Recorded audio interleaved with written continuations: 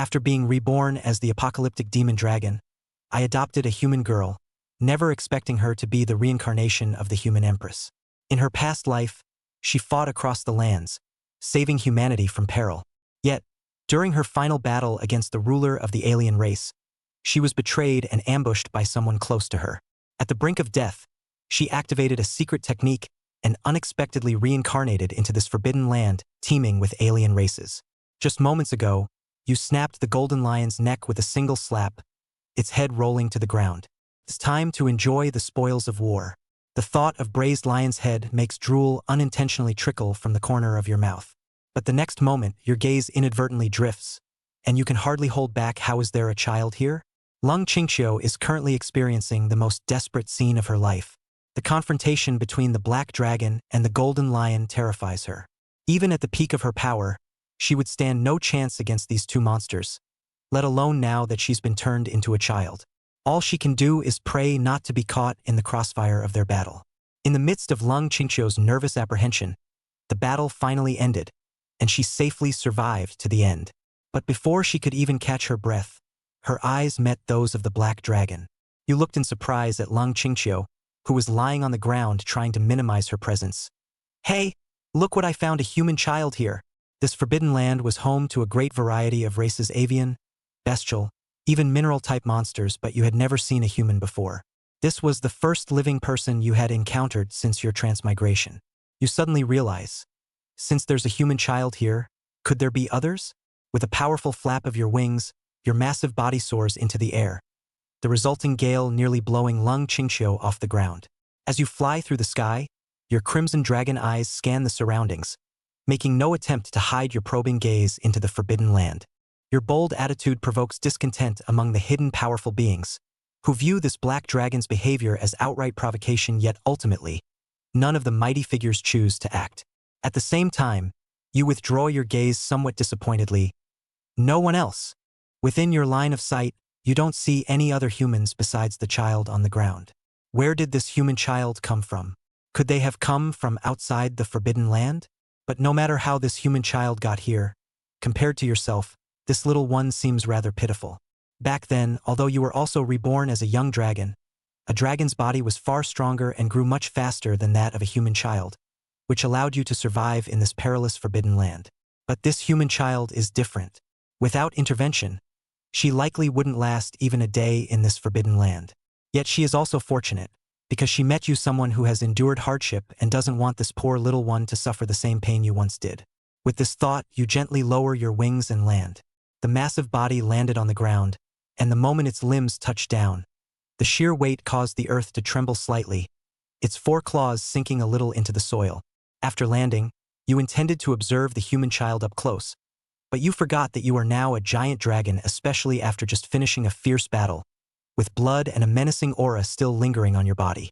The human child stared blankly as you approached, completely unresponsive, as if frozen in fear, before closing its eyes and promptly fainting. "Is it asleep? Or did I scare it unconscious?"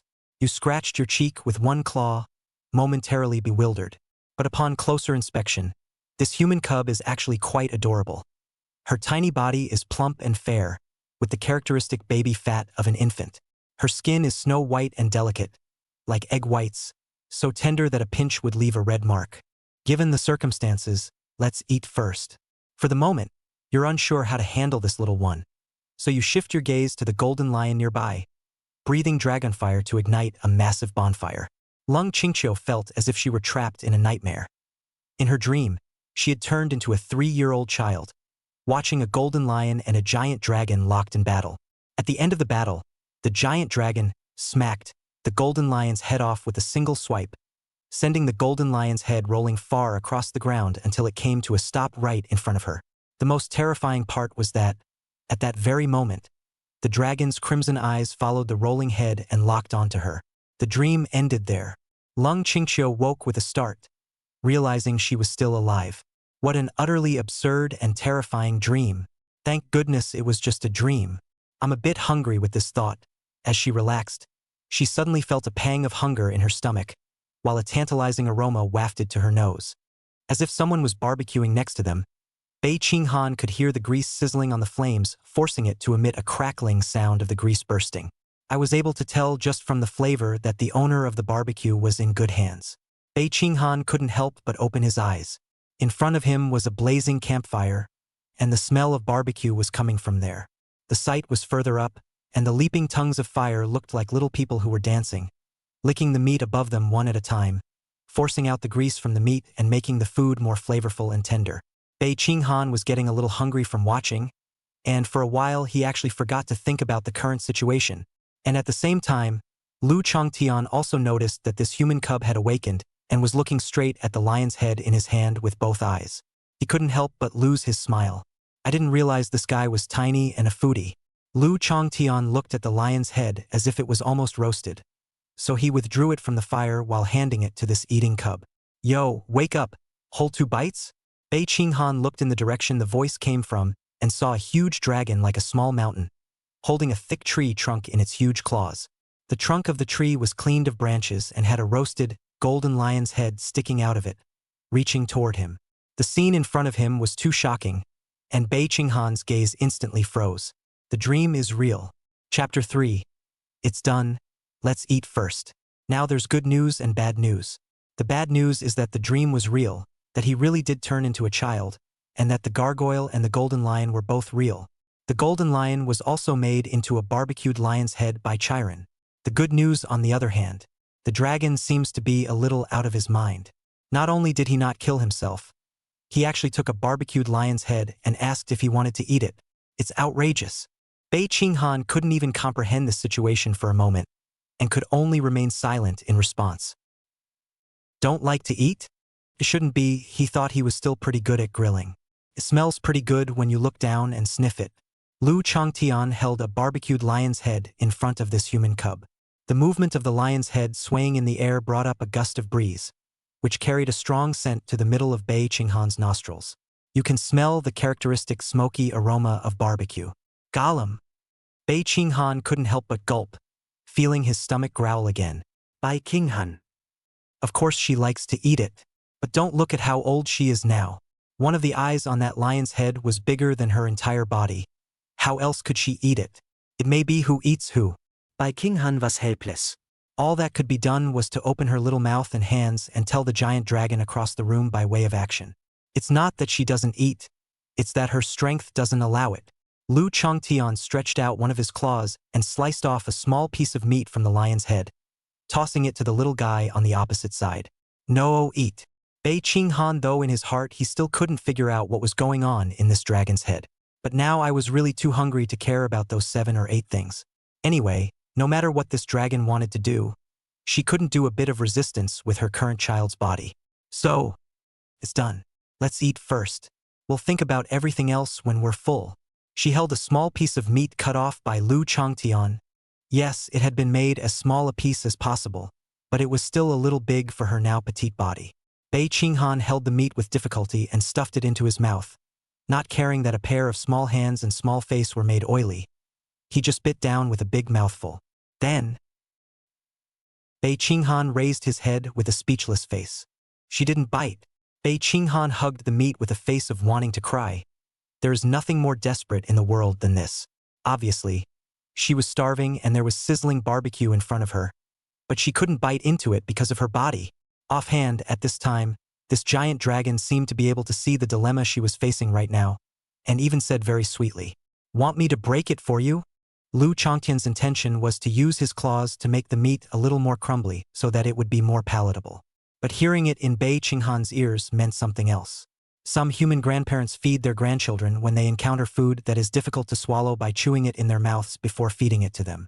At that time, Bei Qinghan felt that this kind of behavior was a bit uncivilized. And if a giant dragon did that to feed her, Bei Qinghan instantly felt numb, and he didn't know whether this guy had brushed his teeth or not.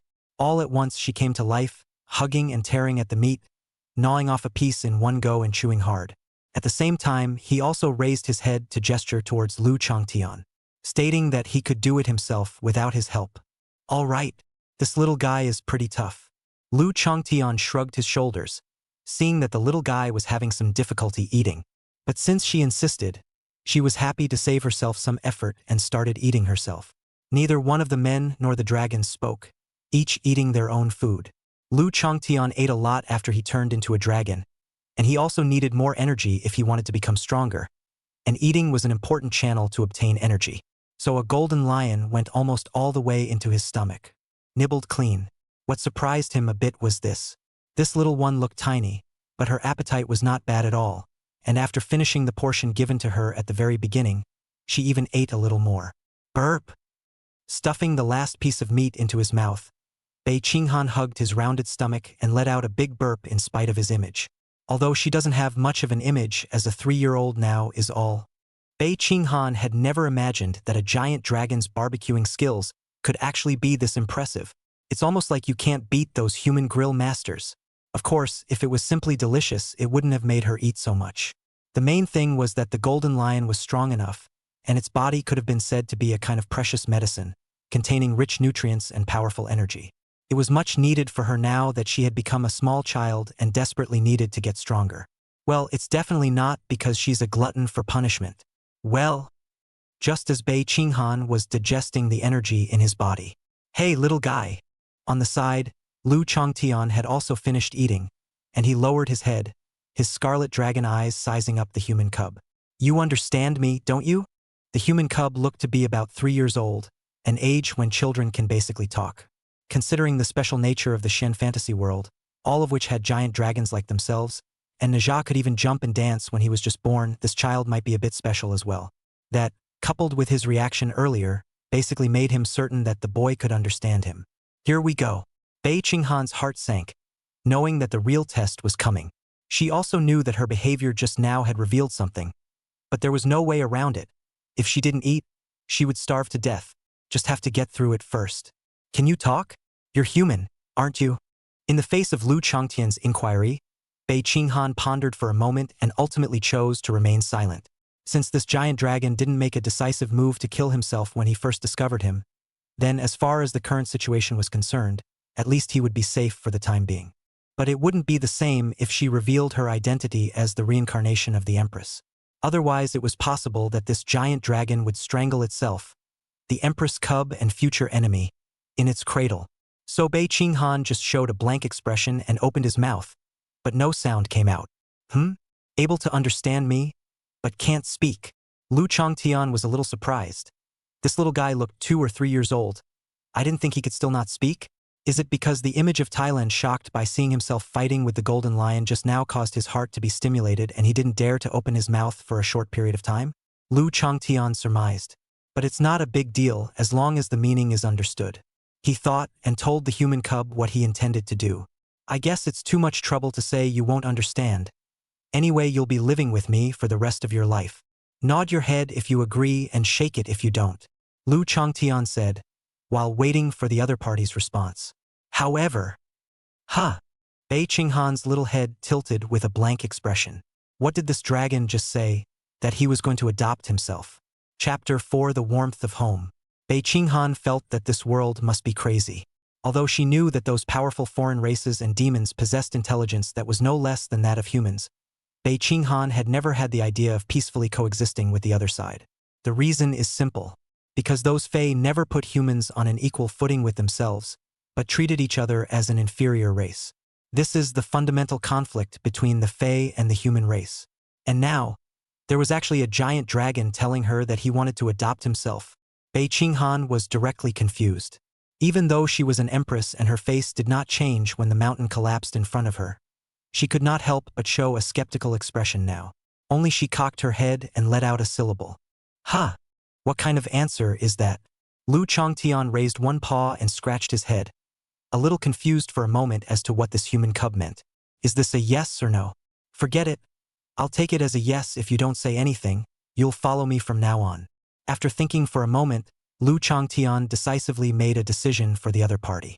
Bei Qinghan just wanted to open his mouth and say no, but suddenly reacted to the fact that his own persona was now unable to speak. He could only swallow the rest of his words into his stomach, watching Lu Changtian's dragon claw get closer and closer to him, grasping himself in the palm of his hand, and then rushed up to the sky. Looking at the ground that was getting closer and closer to him, Bei Qinghan wanted to cry in his heart. Now that the decision had been made to adopt the human cub, the rest of his life couldn't be as casual as before. At least you can't just get down and sleep anywhere like you did before. Otherwise, he himself was fine, but this fragile human cub was afraid he wouldn't make it through the night before he was out of commission. Therefore, Lu Changtian suspended his intention to fly back to the original sleeping place and surveyed the air slightly. The sunset forbidden land was huge, with large forests and mountains within it. After thinking for a moment, Lu Changtian finally chose a mountain range as his next home. This mountain was considered relatively remote amongst the forbidden lands, surrounded by only some weak demonic creatures, avoiding the territory of those powerful existences. Although Lu Changtian wasn't afraid of them, if they found out about the little one's existence, it would ultimately be a trouble. After all, unlike himself, he was able to sense that the hostility of the foreigners within the forbidden land towards humans was still great. Lu Changtian gathered his wings and slowly landed on the mountain. Anon! Lu Changtian let out a loud and clear dragon roar, and the majestic dragon might poured out unabashedly, rising up to the sky. It almost formed a roaring dragon in the sky, flailing its teeth and claws, manifesting itself recklessly.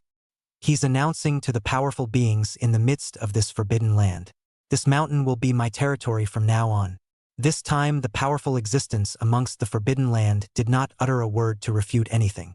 In fact, as long as one reaches a certain level of strength within the forbidden land, they are all qualified to divide an area as their own territory, as was the case with the golden lion before. And Lu Changtian, who was able to kill the golden lion, naturally had this qualification. There were powerful presences secretly communicating and reaching a consensus. It would be nice to let this dragon find a place to live in peace, lest he spend his days wandering around the forbidden land, causing trouble and making a mess. There were quite a number of demonic creatures and foreign races on the mountain, and they all ran out from their nests when they sensed the descent of Lu Changtian, a powerful being.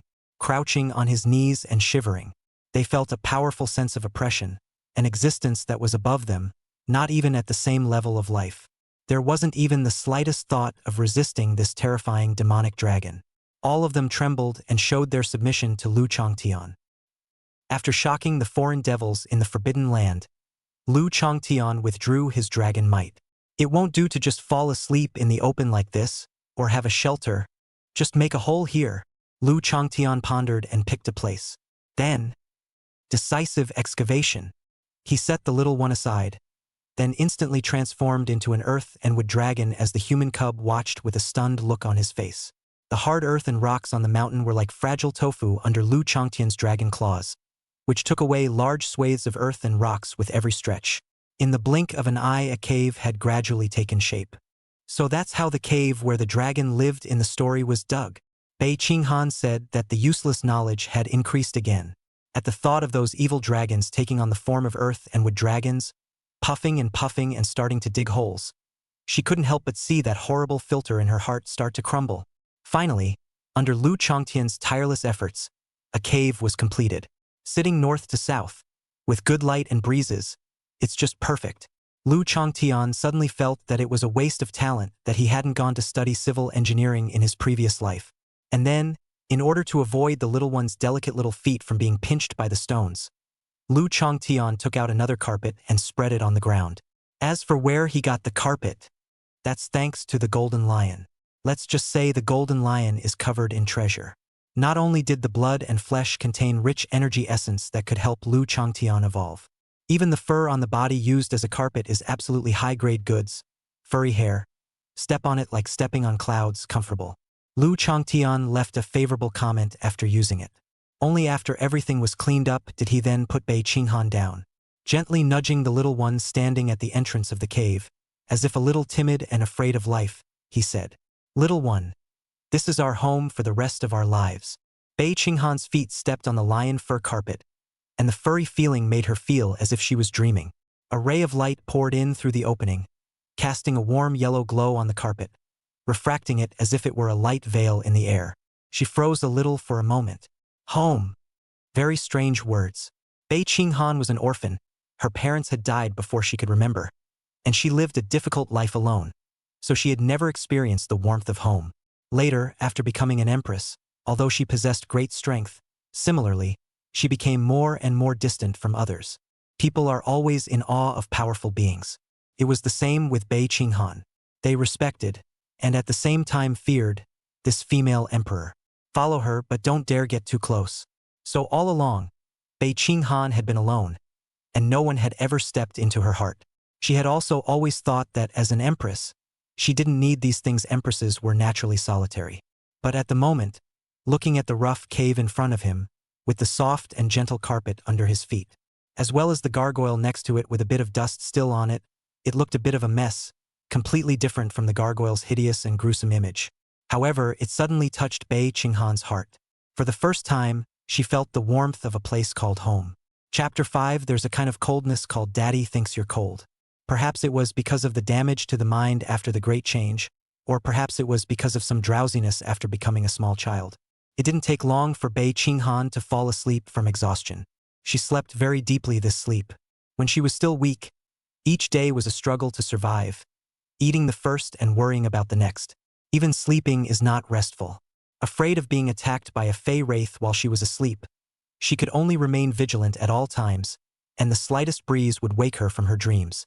Later becoming an empress, she was burdened with the survival of not just herself, but the entire human race.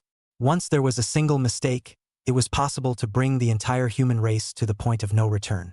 That's why Bei Qinghan was even more unable to slack off in the slightest, frantically squeezing his rest time. But now that I've become a child, I don't have to worry about that, because it's no use worrying about it. Plus, with the presence of a giant dragon beside him, there was no need to worry about being attacked by another demonic creature. That was why Bei Qinghan could be said to be completely relaxed, almost completely loosening his perception of the dangers of the outside world. This is very rare for her. Of course, it's still true to say that there was something wrong with this sleep. Bei Qinghan slowly opened his eyes and looked at the huge dragon that was blocking his body. The expression on his tender face was somewhat helpless. The gargoyle was kind enough to stand between the cave and her, sealing the opening with his massive body and blocking out any cold winds that might come in from outside during the night, leaving only a small gap for ventilation. Feeling that this was not enough, Lu Changtian also specially cut a small piece down from the golden lion's fur and made a small quilt, just enough to cover the little one. An extra kudos to the golden lion here. The fur has such a great texture that it's comfortable to wear as a quilt. The insulation is also quite good. By all rights, such a detailed gesture should give a very warm feeling. Bei Qinghan was actually quite moved at first. Obviously being so large, the gargoyle didn't need to be covered, but the other party was still able to be in a position to notice such a tiny detail. The temperature of the night was not high, but with the giant dragon blocking the wind, Bei Qinghan not only didn't feel cold in the slightest when he covered the quilt, but was even a little hot, wanted to lift the covers to get some air. However, every time she breaks away from the covers a little and sticks out her little hands and feet to cool off, noticed by Lu Changtian, both hardened her covers back. Stretch again. Cover again. This is repeated several times. Lu Changtian saw her lifting the covers several times and thought it was because this human cub's sleeping style was naturally bad. To prevent her from catching a cold, there was an outstretched paw pressed against the covers. This time, Bei Qinghan was completely out of ideas. Sealed in by the comforter, she looked up at the roof of the cave, crying a little. She knew that this dragon was afraid that she would catch cold. But the problem was that she wasn't cold. She was even a bit hot. There's a kind of cold that's called Daddy Thinks You're Cold. The night went by. Early the next morning, when Bei Qinghan opened his eyes, what met his eyes was a huge paw that was gently pressing the small quilt that covered him. The giant dragon's body rose and fell slightly as it breathed, but the claw was the only thing that didn't move at all. Bei Qinghan knew that it was to avoid hurting himself. Seeing this scene, the resentment in her heart towards Lu Changtian for insisting on helping to put the quilt over herself last night also instantly dissipated. This dragon is a little too concerned about me. Bei Qinghan couldn't help but mutter in his heart, like he was complaining, but a trace of warmth flooded his heart. No matter what, he was worried about catching a cold, wasn't he? At best, it was just a bit of an overreaction because the other party was a dragon and was unsure of human resistance to the cold. She was in a bit of a daze as her eyes were slightly vacant, only to find that the big guy in front of him suddenly moved. The huge size of the dragon made it so that even though it was only a slight movement of raising its head, it gave people a sense of oppression like a mountain peak tipping over. It's like having a mountain moving in front of you, and it's visually stunning. Especially since Bei Qinghan had now turned into a small child, he was able to feel this deeply. Lu Chongtian tilted his head, habitually intending to stretch his body, and let out a vicious dragon roar. But suddenly he reacted and stopped himself hard from moving. He lowered his head and realized the little one next to him was awake. He had just made such a big move, but the little guy was not frightened at all, neither crying nor making noise. Instead, he was looking at himself silently with a pair of round eyes wide open, a small pink face that was adorable. As soon as I got up, I saw this scene, and it really made my heart melt. He came forward and tried to soften his voice. How long has the little one been up, hungry? Lu Chongtian was actually just saying it in passing, using it to draw closer to the little guy. After all, they were going to be spending a lot of time together next. He could tell the little guy was still a little scared of himself at heart, which was normal. It was important to realize that he was a dragon, and while this dragon body seemed mighty and dominant to him, it was undoubtedly terrifying to humans. It's remarkable that the little guy didn't burst into tears from the shock. Yet somewhat surprisingly, the human cub actually responded to himself, only to see the little guy with a pair of big black and round eyes wide open, looking straight at himself for a while before he was nodding his head. Although he was able to feel the dragon's goodwill towards himself, but for prudence's sake, Bei Qinghan chose to continue playing his persona of not being able to speak for the time being. Lu Chongtian was a bit surprised, but this proved that his strategy was still effective. He whirled around and said, "If you're hungry, then get up and brush your teeth, and you can't eat breakfast until afterward. Good habits are cultivated from childhood. The little girl can be cute and loving." Lu Chongtian does not want the future of her white teeth yellow and black. He had a toothbrush for this purpose. Lu Chongtian took out 2 toothbrushes, one large and one small. The bristles on it were golden, swaying slightly in the sunlight and refracting the light like a layer of flowing golden sand. I would like to thank the golden lion again. The fur on the body can be used not only for quilts and rugs, but also for toothbrushes. It's really all over the place. Lu Chongtian brought the little guy to a water source. Handing her the smaller toothbrush, he picked up the larger one for himself, signaling her to follow his example. "Do it with me? First rinse your mouth with water, then use a toothbrush."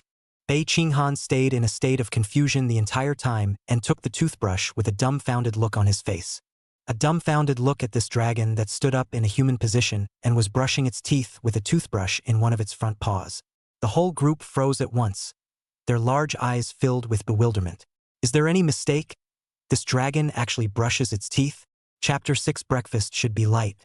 Lu Chongtian's movements were faster, and he left after brushing his teeth first. He's going to get breakfast ready for the little guy. Previously, when there was only one dragon of his own, Lu Chongtian never followed 3 meals a day, and his diet was rather random, all the time going out to hunt for food when he was hungry. After one meal, it lasts a long time without having to eat again. That is, when strength increases rapidly or when fighting, you need to take in a lot of nutrients and energy, and you eat a little more frequently. But you can't be so casual now that you're raising kids. Humans and dragons can be different. They don't have as strong a digestive system as the dragons. They can't go 3 years without eating, and once they eat, they last for 3 years. Especially human cubs. Gastrointestinal function is even more fragile, so 3 regular meals a day are a must. Breakfast, in particular, is almost the most important of the 3 meals. He didn't want the little guy to be so young that he'd have gastrointestinal problems because he didn't eat breakfast. There's no place to heal in this forbidden place. And at the same time, Bei Qinghan had already finished washing up, and she put her own toothbrush together with Lu Chongtian's large toothbrush. 2 toothbrushes, one terribly large and one small and compact. Put together, it's a different kind of cozy. Bei Qinghan returned to the cave. Until now she was still a bit confused, feeling her head spinning a bit. Could this dragon have met other people before and learned to brush his teeth from them? She figured that would be the only explanation. In that case, that means there are other humans here. Bei Qinghan's gaze froze. She had paid attention yesterday when Lu Chongtian brought herself from the sky, and realized that the scene below was incomparably unfamiliar. The surroundings were even filled with countless foreign races and demons, with no sign of human life. She thought she was afraid she hadn't come to a world where there were only fae. But in hindsight, maybe not. There were other humans here besides her. Without letting her think about it much, a sudden gust of wind from outside the cave snapped her out of her musings. The sound of whistling wind was interspersed with the sound of a huge object hitting the ground. The massive mass landed on the ground, causing Bei Qinghan to feel that the entire ground was slightly shaken. She knew that it was the dragon returning. As expected, voices soon came from outside. "Little one, come and eat." Eating. Bei Qinghan instantly threw aside the speculation in his heart. Even if there were other humans here, so what? She's nothing but a little kid now. Is she even going to find out? I'm afraid that if I don't get out of this mountain, I'll be eaten by the foreign devils. So it's better to hold on to this giant dragon's thighs for a while. We'll think about the rest when we're older. When he thought of the barbecued lion's head last night, Bei Qinghan felt that his mouth was so full that he couldn't stop drooling. Eating is the biggest thing in the world. A human child once asked the Empress this, how to become as strong as she was. That was how Bei Qinghan responded at that time. Eat well. Bei Qinghan decisively ran out. As soon as he exited the cave, he saw the huge figure of the dragon appear in front of him. The sharp-eyed Bei Qinghan saw the shadow of food showing behind the giant dragon, which looked like a roasted whole cow. The beef was grilled just right, with a perfect golden brown color emerging on the surface. There were several floury knives on his body that Lu Changtian had scratched with his claws, and Bei Qinghan was able to see through the floury knives to see the perfect lines outlined by the intertwining of muscles and fat inside. The tantalizing aroma gushed out along with the vigorous essence of blood and flesh, crazily seducing Bei Qinghan's hungry stomach that had been starving all night. She was able to tell that the cow must have been quite powerful in its lifetime, or else there wouldn't have been so much life essence in its flesh and blood, all of it spilling out with the air. It's just a shame that it's now on a plate. Bei Qinghan's previous life as a child where he had this condition, with such a good diet, she was confident that her strength would improve by leaps and bounds. The little guy immediately intended to run over and hug the cow. However, "Hey!" Bei Qinghan cocked his head, revealing a syllable filled with doubt. She could see the cow right in front of her, but how come she just couldn't get any closer?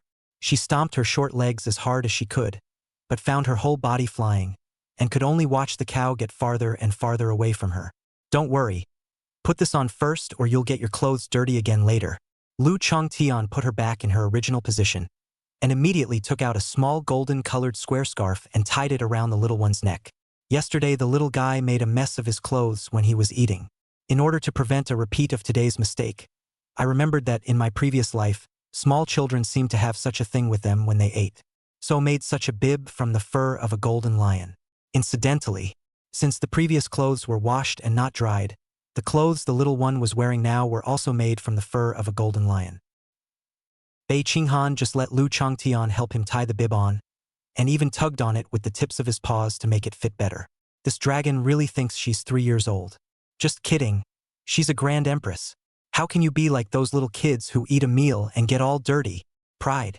Bei Qinghan was disdainful in his heart, and after waiting for his bib to be tied up, he wanted to run for the roasted whole cow again, only to find that Lu Changtian had stopped himself again. She couldn't help but look up at the giant dragon blocking her path with some annoyance. Teeth are brushed, bibs are tied. What more does this dragon want? Little one, this is not something you should be eating. It's not good for kids to eat barbecue in the morning, Lu Changtian said, while stepping aside to reveal the food hidden on the other side, pointing with one paw. "This is mine, your food is here." Bei Qinghan probed and found that there was a table chipped out of a giant tree with all sorts of food on it. Considering that the height of the little one might not be enough, Lu Changtian also thoughtfully made a chair. Can be quite well thought out. But why are all the ones on here vegan? There are a lot of food on the table. It can be seen that the person who prepared it was very attentive, and a lot of the food is even more haze, emitting dense gas. But there is one that counts, all veggies, no meat. Oh no. Bei Qinghan looked to a cup in the corner. If the glass of milk is considered a meat dish, there's barely a meat dish. Considering that a cup of milk for breakfast helps a child's physical development, Lu Changtian specially squeezed a cup out of that cow before making it into a roasted whole cow. While they were baking, they also warmed up the milk on the side. That's pretty sweet, to say the least. She twisted her heads to the side to look at the huge dragon who picked up the roasted whole beef. Ready to eat, her small face expressionless.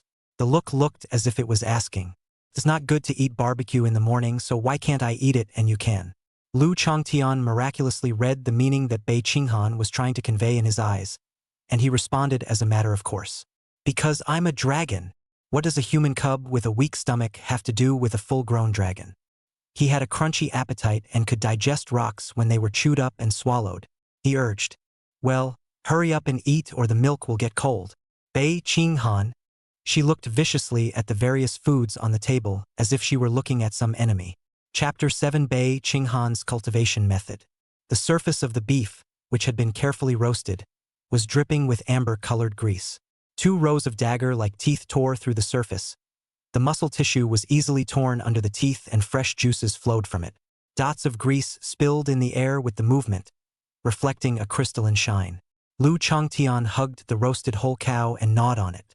Bei Qinghan on the side watched with greedy eyes, but there was nothing he could do about it. Her hallowed empress was certainly not someone who would crave for oral and abdominal pleasures, and had long since departed from such lowly pleasures. It was just that, if you wanted to raise your strength, then sufficient energy accumulation was a must. And the flesh and blood of such powerful creatures rich in life essence is the first choice to replenish the accumulated energy. That's why the more powerful the strongest person is, the more he eats in general. Pity. She can see it, but she can't eat it. Thus, Bei Qinghan could only transfer this emotion to these foods in front of him and ate them with a sad face. These foods were specially prepared by Lu Chongtian, and they were all various kinds of precious medicines that were suitable for a small child of Bei Qinghan's age. It is rich in life essence and helps small children to develop. Of course, it doesn't compare to lion's head and roasted whole beef. After Bei Qinghan realized this, he was somewhat unable to raise his appetite. But with the idea that a mosquito's leg is still a piece of meat even if it is small, he hardened himself and finished all the food on the table, not even sparing the glass of milk next to him. 1 sip. Her mouth was a bit small again due to the overly bold movements. It caused the milk to accidentally spill a little when she drank it, leaving a ring of milk stains by her mouth and running down her chin. It ended up dripping on the bib. "Look at you, being so careless again." Lu Chongtian shook his head as he watched from the sidelines. This little one, who had just acted like she wasn't happy when she tied her bib herself. In hindsight, it wasn't as if I had the foresight or I would have gotten all dirty again. It's all eaten up in a big blob, so don't move. Let me clean it up. He picked up the bib with one paw and swirled it around the little guy's face, wiping the stains off his face. Well, Bei Qinghan only felt that his eyes went black. His cheeks and 5 senses were pulled with force. His whole face was deformed, and it was a little difficult to breathe. She let out a desperate cry of grief at once, and straightened her hands forward with all her might, clasping them vainly in the air and struggling hard. All 20 fingers of the hands and feet combined were taut and spread out hard. Who? After a long time, Bei Qinghan finally regained the light. She gasped violently, as if she'd been through a life and death struggle, feeling how fresh the air was now and how blue the sky was. Well, it looks a lot cleaner that way. Lu Chongtian looked at his masterpiece and was satisfied. Are you going to kill me? Doesn't this dragon have a specific sense of power? I can't believe I pushed so hard just now. Bei Qinghan's entire body was horrified. Her gaze towards the giant dragon was filled with disbelief. She felt like she was just about to go see the dead Teukai. She now suddenly realized a very serious problem. Maybe this dragon didn't mean any harm to him and really wanted to adopt him and raise him as a child. But the two were different races, after all, and caring for human pups was different from caring for young dragons. A human cub's body is not as durable as a young dragon's, and the dragon looks like he's clearly a first-time father as well, and is rife with unreliability in all sorts of ways. Not to mention that he's still raising one of his own. Not a dragon.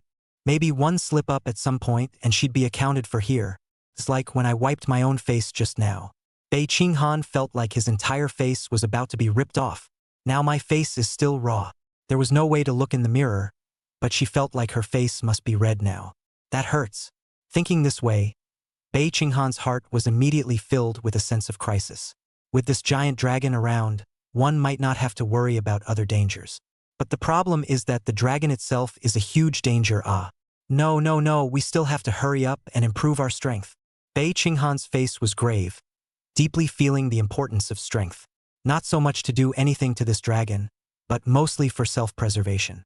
At least, gotta make sure I don't this confused dragon dad accidentally raise it. Bei Qinghan retreated back into the cave after eating. Her heart was now filled with an urgent thirst for strength, and she needed to start cultivating immediately. It wasn't easy and required a long accumulation, and the current Bei Qinghan clearly didn't have the time to accumulate. Good thing there was that barbecue lion's head last night. The golden lion was powerful and could be considered a top-level flesh and blood treasure medicine. Putting it outside was enough to make countless human powerhouses rush for it. Although Bei Qinghan had only eaten a little bit at that time, the life essence contained in it was also immeasurable. It was enough to help Bei Qinghan push open the door to cultivation and make that leap. Bei Qinghan began to cultivate. Compared to the naturally powerful fae and demons, humans had a rather low starting point and could be considered very weak. But such human beings have an extraordinary ability to learn. They observe the behavior of the foreigners, study the gestures of the demons, generalize and summarize what makes them powerful, the way they cultivate. Eventually, based on these, a door-to-door cultivation method was summarized. Enable yourself to cultivate like the fae, or even surpass them. As for Bei Qinghan, as a female emperor of the human race, the name of her gongfu was the Lionheart 9 Havoc conceptualization technique. It was a feeling she had once had when she viewed a powerful lion like fae and eventually created it. Even among all the cultivation methods of the human race, it was definitely considered to be the most top-notch viewpoint method, and it was her greatest reliance in ascending to the position of empress. And after becoming an empress, Bei Qinghan didn't keep her broom to herself, but instead published the Lionheart 9 Havoc conceptualization so that all of humanity could cultivate it. This trip has shaken the world. It's a good thing that even though there is no more strength from the previous life and the Lionheart 9 Threats conceptualization method needs to be cultivated from scratch, the experience that was once there has not been forgotten. This time I'll definitely be able to cultivate the Lionheart 9 Thunders, viewing thoughts faster and stronger than before. Bei Qinghan had this confidence, because it's a viewpoint she created herself and it works perfectly for her. As a matter of fact, even though all of humanity was able to cultivate later on, there was still no one who could catch up to her in terms of attainments in this area. And now that she was recultivating, she believed she could be stronger. Bei Qinghan closed his eyes and began to cultivate. She let her consciousness empty first, and then she sketched a lion on the sea of consciousness. The lion roared up to the sky, displaying an incomparably compelling aura that caused the calm sea of consciousness to ripple. The waves rolled into the sky as if they were going to trample the heavens. And at the same time, the life essence stored in the body was rapidly mobilized at the moment. It was quickly transformed into essence qi by Bei Qinghan, and the essence qi traveled to all her limbs and bones, strengthening her body. It made her body feel as if a lion was roaring. Chapter 8 Bei Qinghan, Ow. The cultivation didn't last long. Bei Qinghan ended his visualization after about an hour of visualization in his mind. Considering that both the body and the mind are still developing at the moment, this is the most appropriate time. She slowly opened her eyes. There was some surprise in her large black and white eyes, but there was also some doubt. Obviously, it's only the first time you viewed it, but you've already managed to get started. This speed is too fast. To be able to become a female emperor, besides the will that was beyond the reach of ordinary people, Bei Qinghan's talent was also top-notch. And according to her original prediction, she would need to cultivate the Guanyu Fa at least 3 times before she could barely make it to the door. That's already pretty scary speed. This was still based on the fact that she had already had the experience of cultivating once, and was also the creator of this sect of viewpoints, and was incomparably familiar with them, in order to be able to do so.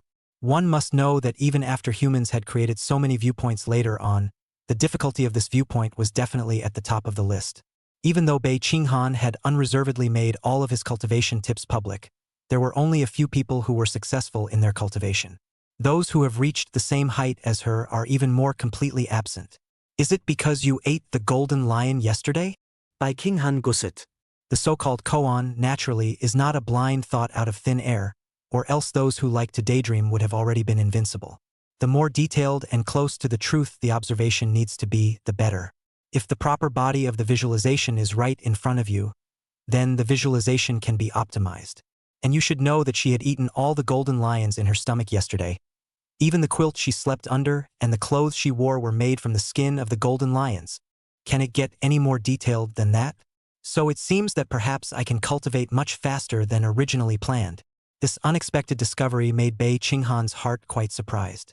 It was as if she could already see the time when she had accomplished her cultivation and returned to the position of empress, then raised her hand to suppress this terrifying demonic dragon. Of course, she wasn't an ungrateful person, and couldn't do anything that would be a favor to her.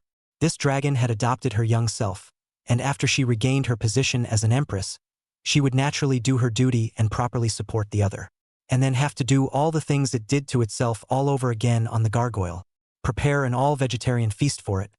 Then cuddle up with a roasted whole cow yourself and eat it right next to each other. Like you not let me eat meat at that time. At that exact moment, Lu Changtian walked in from outside, just in time to see the scene where Bei Qinghan ended his visualization. A sense of familiarity washed over me. Why does it feel like you're a little weird little guy?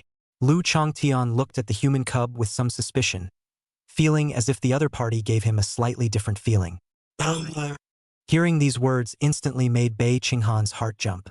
She had just finished visualizing the male lion in her mind, so it was inevitable that the aura on her body would be somewhat affected, with a hint of the dominance that belonged to the Lion King. It's like a human lion. Bei Qinghan was checkreint. After she had achieved success in her previous life's cultivation, she had been able to freely control the influence of her viewpoints on herself, and there would not be this kind of aura leakage. Rather forgetting that now that you've become a child, you don't have the same control you had. That dragon wouldn't have found out, would it?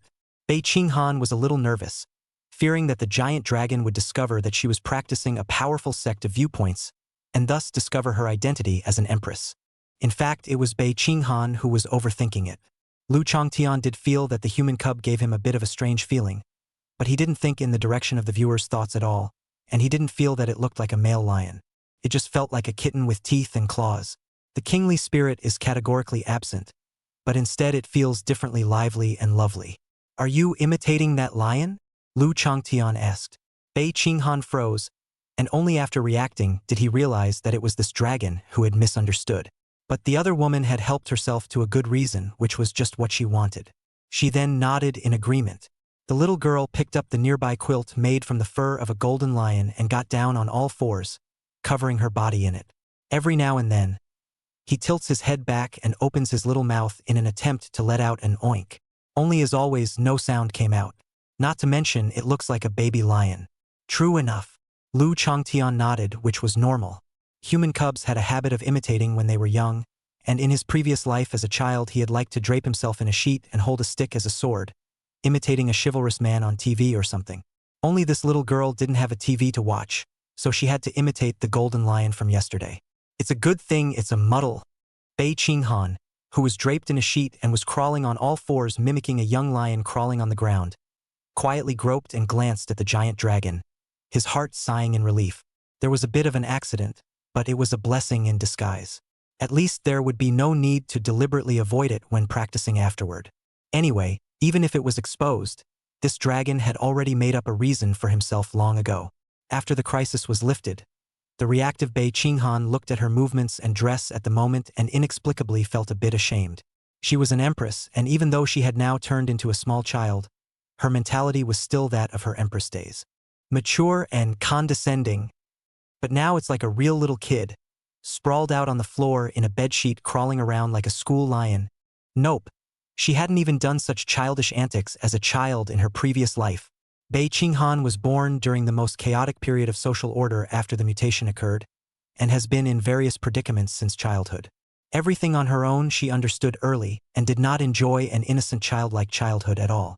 Bei Qinghan felt his cheeks redden a little, but she realized at the same time.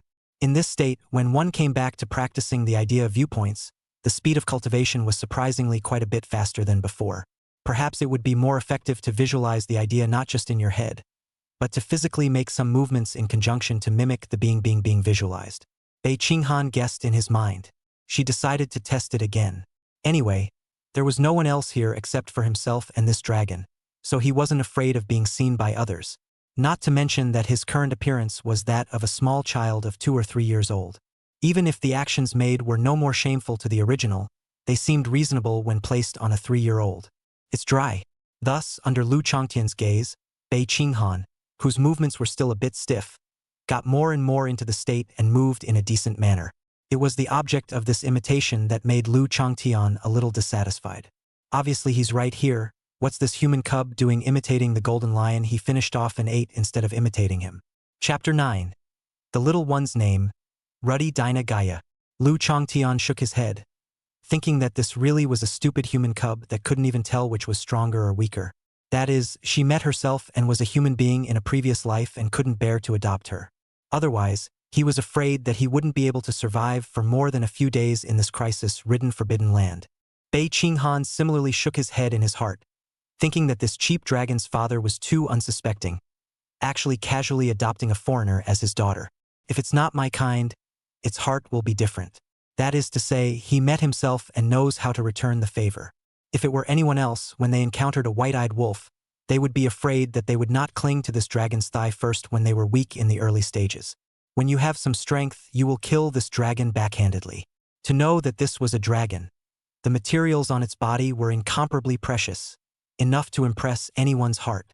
The dragon's teeth and claws can be ground into weapons, the scales on its body can be compiled into armor, and its flesh and blood are used to make into various kinds of precious medicines to strengthen itself. In the age of the Great Alteration, humanity, which was once just the basics to humans, has become something quite precious. Some people may seem honest on the surface, but behind the scenes they are actually capable of doing anything to survive. It has also become commonplace for a fugitive to be saved by a benefactor who then turns around and stabs the benefactor in the chest with a sharp blade in his hand. Not to mention the fact that humans and fae were already enemies. Who knows how many people have perished in your claws? Even if they don't now, they may not later. So killing you now would be a precautionary measure to get rid of the people in advance. Those hypocrites, but they are the best at whitewashing their behavior and making excuses for themselves in this way. In a disaster, humanity and life, which of the two is more important? Bei Qinghan does not want to argue with those people. But she could be sure that she didn't like this world. Naturally, they can't do such things. So she became an empress and led the human race to kill the foreigners, trying to create an ideal world. A bit of a stretch. Both the man and the dragon shook their heads, both feeling that the other was lucky to have met them. Looking at the human cub not far away, clad in a sheet that was rolling on the ground and playing, Lu Changtian remembered something and suddenly opened his mouth. "Come here a minute, little one." Although he told himself in his heart that Lu Changtian was just a dragon, but being looked at so straightly, Bei Qinghan still had a slightly reddened little face and felt a little ashamed. When he heard Lu Changtian's voice, he was relieved and got up from the ground. Dragging a long sheet closer, he tilted his little face up and looked at her curiously. "Look at you, rolling around all sweaty and hot." Lu Changtian noticed that the little guy's white and tender little face showed a subtle halo red color because of the actions just now, and a layer of fine sweat beads appeared on his forehead. Immediately, he reached out a paw and untied the sheet on the little one. "Bei Qinghan. So this dragon knows about warmth and cold and understands that he can be hot. Huh? Then you were dying to keep the covers down last night." "I was dying of heat." Bei Qinghan was speechless in his heart. "Here, let me wipe you down." Seeing this gargoyle take the next sheet, it seemed to be trying to wipe his sweat. Thinking back to this morning at breakfast when the other woman wiped her face and almost ripped her whole face off. Bei Qinghan suddenly winced. She didn't want to go through that feeling, as if she was suffocating again. Hastily, he reached out and refused. Unfortunately, in the end, a thin arm couldn't twist a big leg, especially since this giant dragon's claws were still so big. Lu Changtian completely ignored the other party's refusal, and again affectionately on the little one's face, let the other party experience what is called baptism of love. Who? Bei Qinghan gasped violently, his two already large eyes opened even wider, his black and white eyes filled with joy for life. "That was close. I almost thought I was going to die again just now." At this time, Lu Changtian also spoke of business. "Little one, we are going to live together for a long time next. After all, it's not appropriate to keep calling you by such a title or to have a name." Bei Qinghan, who was immersed in the joy of the aftermath, returned to his senses and looked at the huge dragon next to him. Lu Changtian continued, "Of course, since you can't talk, you'll have to be named by me. The name thing is a big deal. Let's not talk about going bigger for a moment. There's all kinds of calligraphy used as a medium through the name. The name is a name that will stay with the child for the rest of his or her life, and it carries the parents' high hopes and blessings for the child. So some discretionary thought is needed." However, these Lu Changtian recalled the ancient and modern writings of his previous life and various movie and television works, and had already thought about it. He said, "The last name is not necessary, just follow me. It's the first name that's important. As a father, I hope that your future life is full of hope as well as warmth that shines through. Again, I hope your life is not monotonous. It's colorful, full of reds, blues, silvers, and every other color.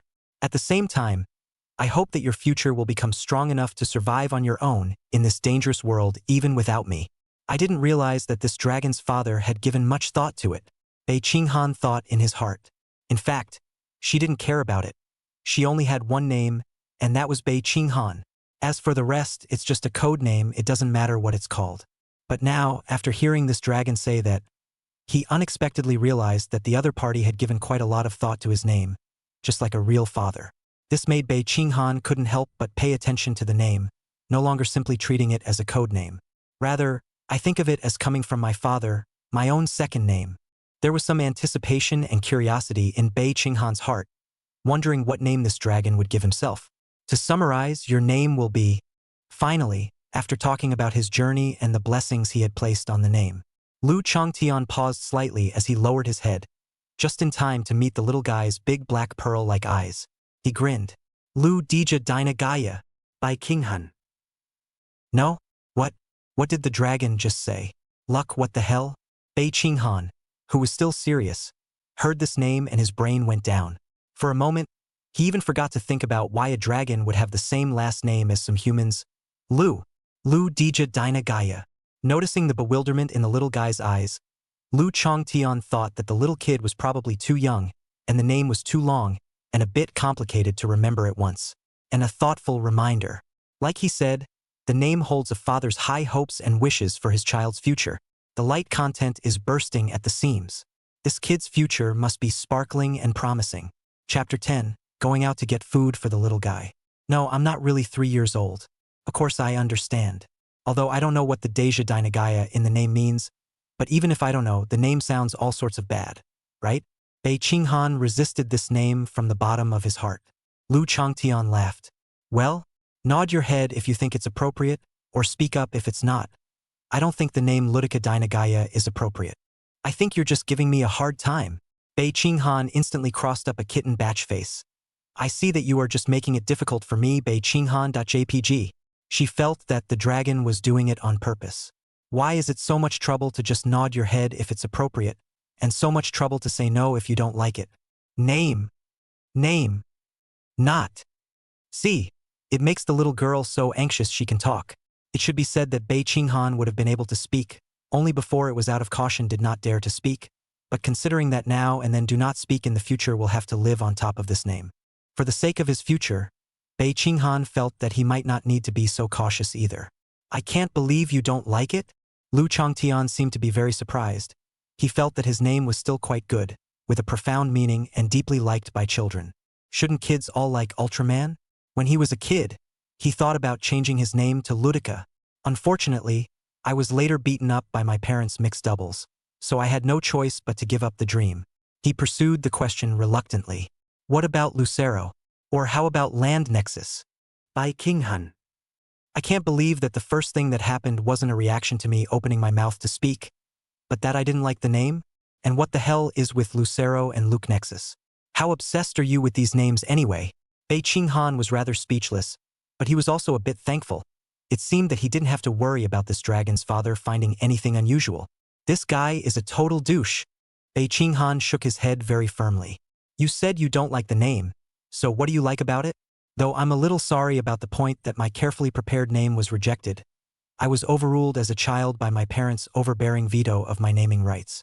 Not wanting to be the person he once hated, Lu Changtian graciously decided to let the little one give her own opinion. Of course, if the little guy can't give it out, hey, that's up to her.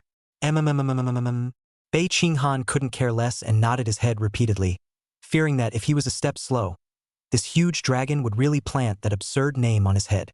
If it were to be rumored, one's reputation as an empress would be ruined. It's actually true?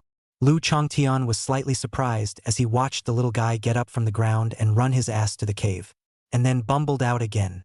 There was also a shirt in his hand, the back half of which dragged on the floor. Those were the clothes she had been wearing when Lu Changtian had picked her up earlier, as they had been washed yesterday when they were stained with grease. Bei Qinghan dragged her clothes to the giant dragon. She stopped and placed them on the ground. Then he tugged up the corner of his shirt again, carefully spreading it out on the floor, before finally, with a fleshy finger, he pointed to an inconspicuous corner of the shirt. Tilting his head, he made a milky sound to Lu Changtian. Name. Lu Changtian looked in the direction of the little girl's finger and really found 3 words on an inconspicuous corner on the inside of the clothes. North, clear, cold. The characters are embroidered in dark patterns, so if you don't look closely, you can't really tell. That's why he hadn't noticed it before. He looked at the little one next to him. No, he should call her Bei Qinghan now. That's your name. Aha!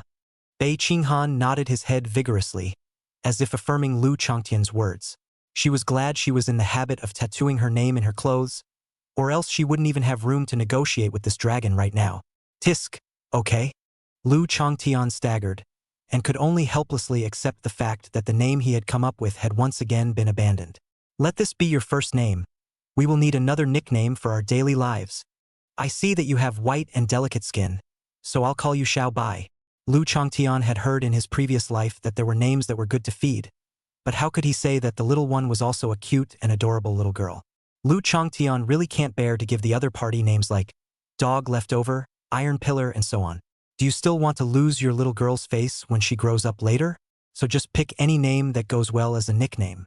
Anyway, as long as he's around, he'll absolutely keep the little guy healthy and happy. What danger? Ask him first. Bei Qinghan was a bit surprised. I was expecting to be given another strange name by this dragon's father, but I didn't expect it to be unexpectedly normal this time. Although the name White sounds a bit like a shout-out to kittens and puppies, but it's barely acceptable. And so the little one's name was settled.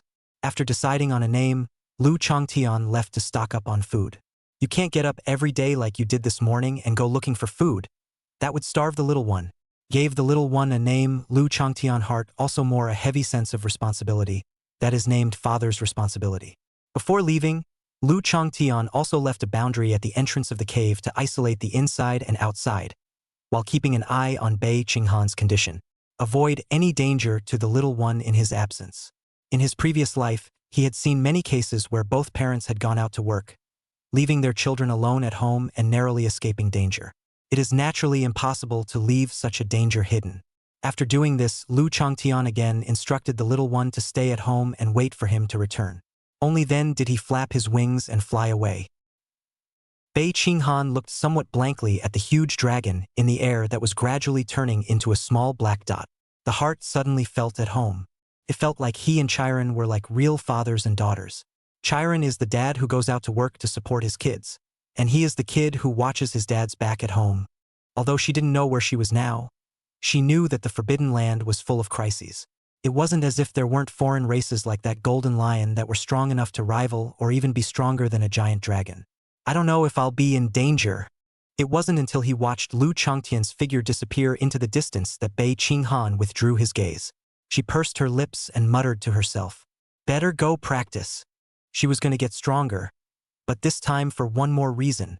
That's catching up with Papa Dragon and stopping him from having to go out on dangerous hunts alone with only one dragon.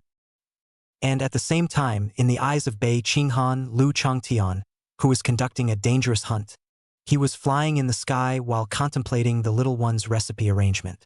Xiaobai is now at the age of rapid development, so nutrition must keep up, and all kinds of vegetables and fruits can't be missing. Barbecues that are too greasy should still be eaten sparingly, with the risk of indigestion and obesity. It can't be all veggies. Eggs should be on the schedule too. In a nutshell, eat more vegetables and less meat. If Bei Qinghan knew about it, he was afraid that he would instantly throw the worries in his heart to the sky. Chapter 11 NMD Egg Thief. Somewhere in the Forbidden Land, Lu Changtian was lying on the ground, a pair of fierce dragon eyes looking at the little white rabbit in front of him. It wasn't any powerful fae, nor was there anything special about it. It was merely an ordinary white rabbit. At best, it's a slightly bigger belly. Well, hold up, not there anymore. It's everywhere. It was also distributed among the Forbidden Land, which was food for those weak magical creatures. Normally, Lu Changtian wouldn't pay attention to these small animals that didn't even have transcendent abilities, containing too little life essence. The energy gained from eating it is not enough to cover the energy consumed in the act of eating. As I said before, considering that small children should have a light diet, Lu Changtian was going to let Bei Qinghan have a vegetarian diet afterward. This little rabbit was the one he caught to help test the poison.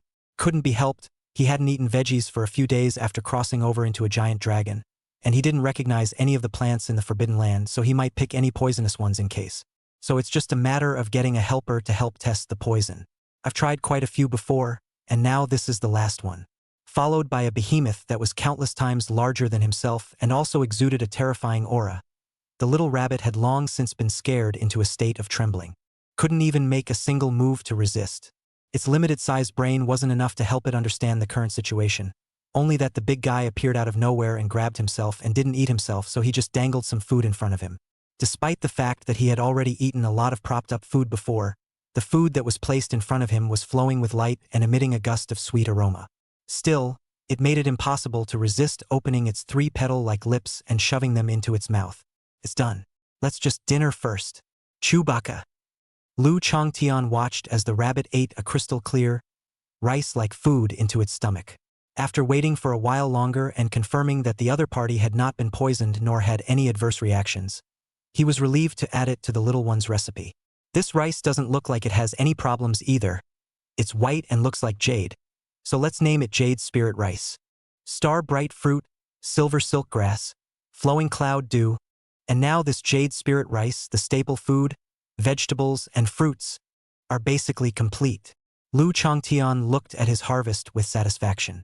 He had collected quite a few of each, including not only ripe fruits, but also some young plants and seeds.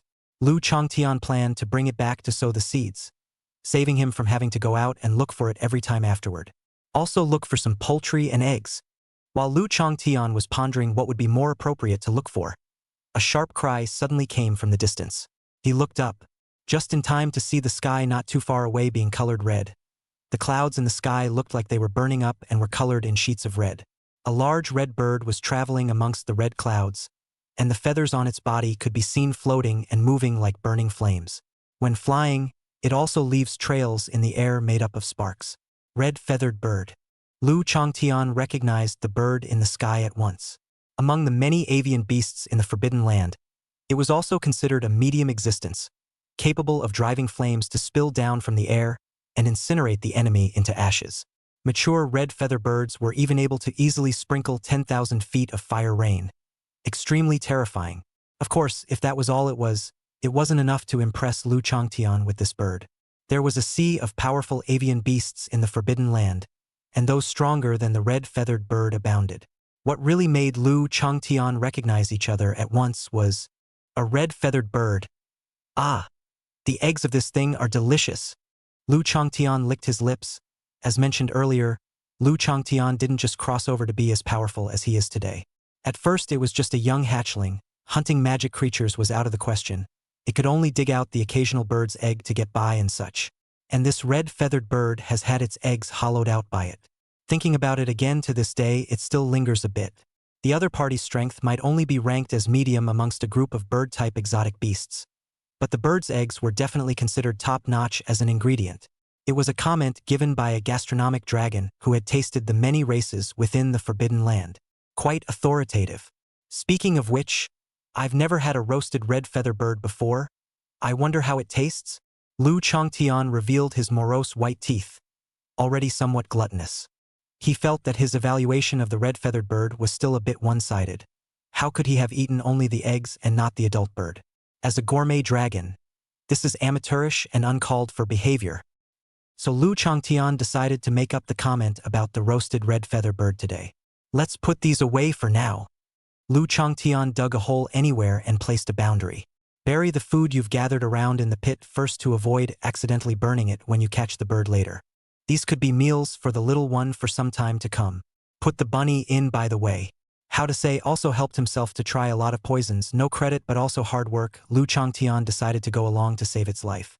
After doing so, Lu Changtian sneakily approached in the direction of the red-feathered bird. A red-feathered bird with a violent and irritable disposition, even more so during breeding time. During this period, the hostility of the red-feathered bird is brought to its highest level and will burn to ashes any living thing that dares to come near its nest, to protect the eggs they lay. And this ruddy bird is clearly different from ordinary ruddy birds in that it doesn't just burn living creatures close to the nest. It even frantically utilized its natural ability to sprinkle red fire and launch indiscriminate attacks. The burning sky caused the sky to be distorted as a rain of fire rained down from the sky, each bit of sparks carrying a terrifying temperature. It burns through solid rock and incinerates trees, turning a 5-mile radius into a black scorched earth and burning all living things around it. Actually, at first this red-feathered bird was not so extreme. It is also just like most red-feathered birds, only attacking enemies close to the nest. Because of this, it caused it to ignore an enemy hiding in the shadows the last time it spawned, one that was very patient. That is, until the other egg thieves lured the red-feathered bird away and snuck out while the other didn't come back for the briefest of moments.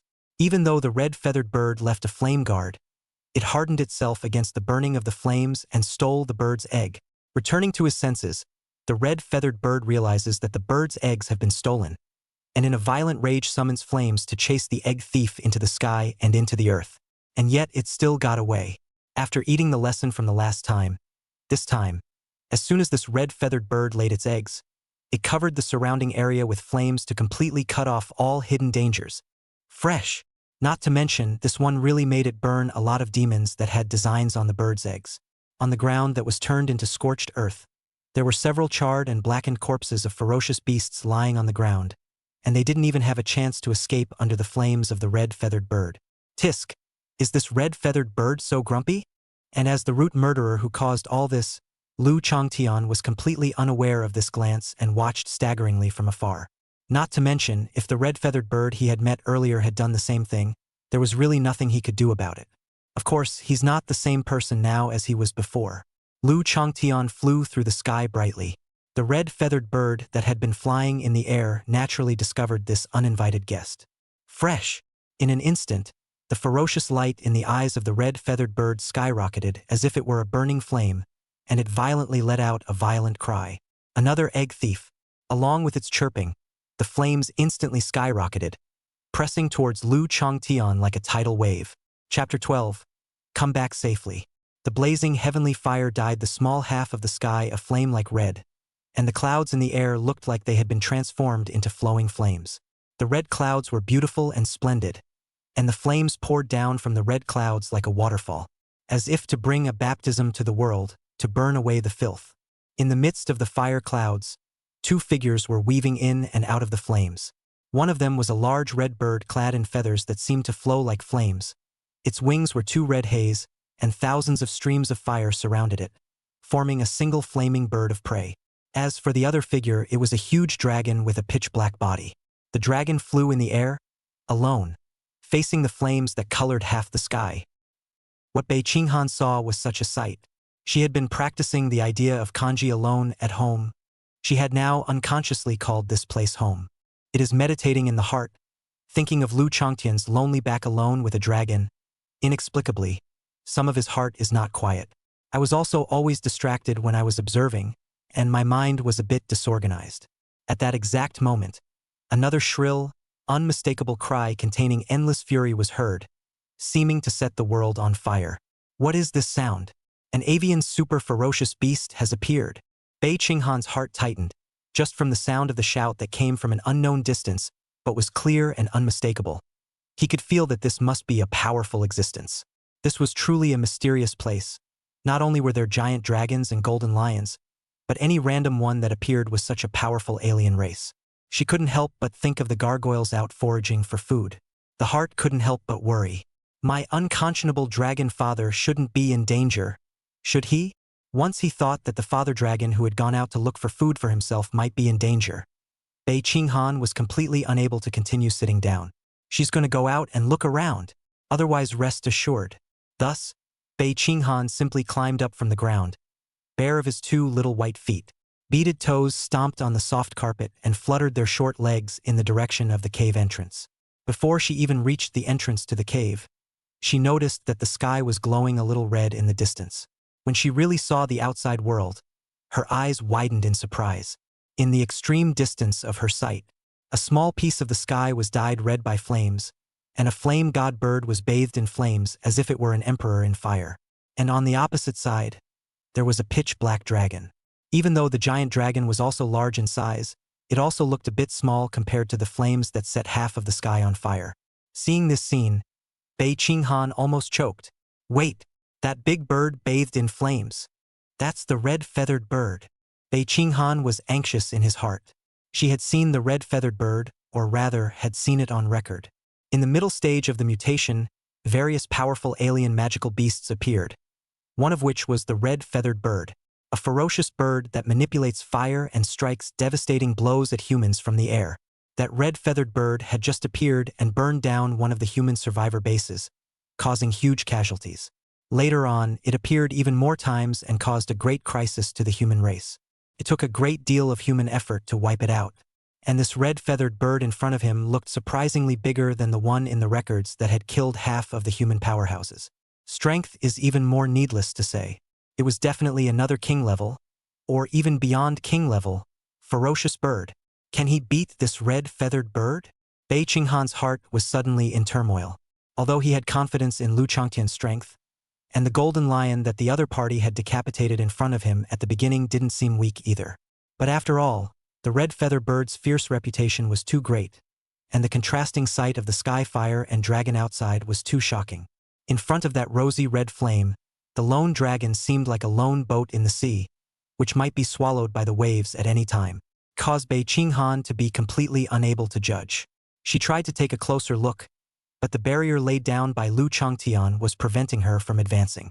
All she could do was keep her eyes open and try to see the battle between the two sides.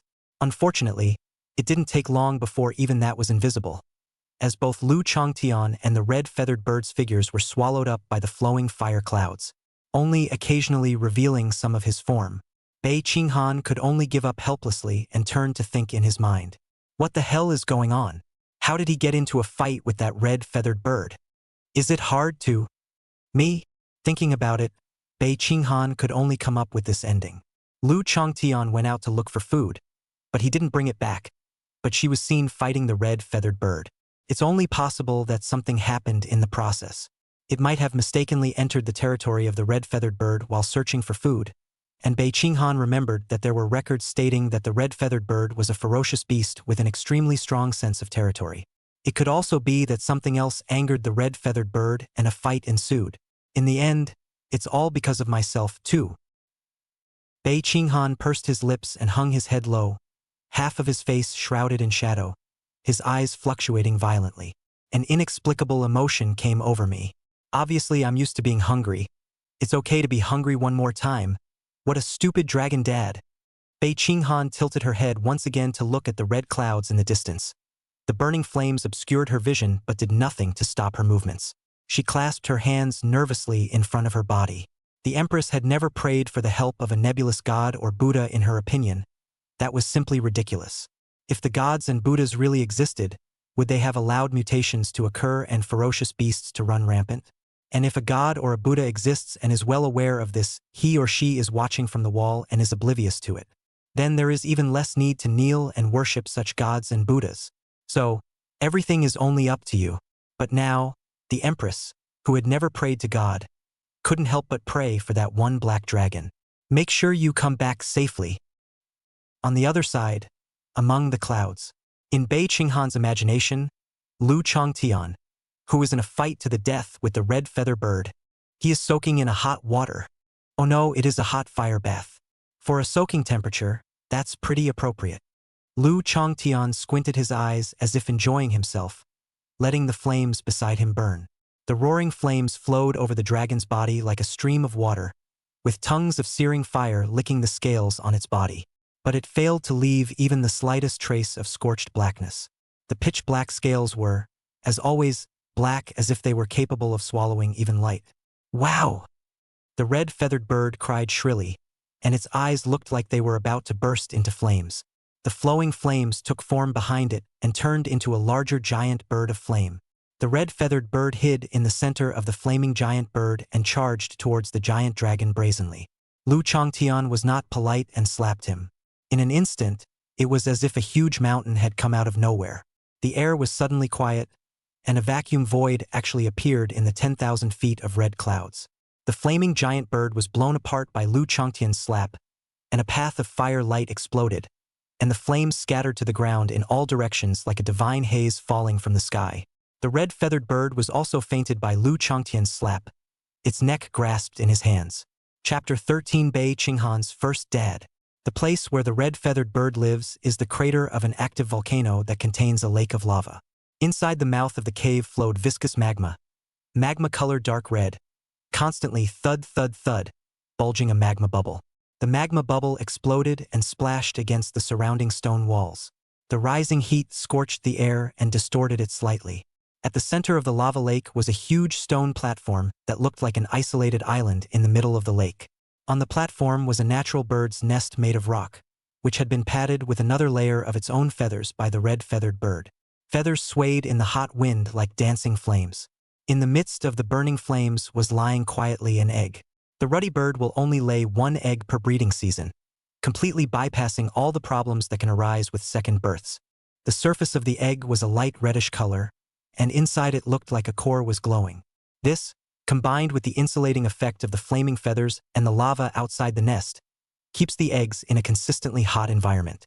The intent was to accelerate incubation. But Lu Changtian didn't think so. All he thought at the time was that the eggs were particularly easy to eat and didn't even need to be processed.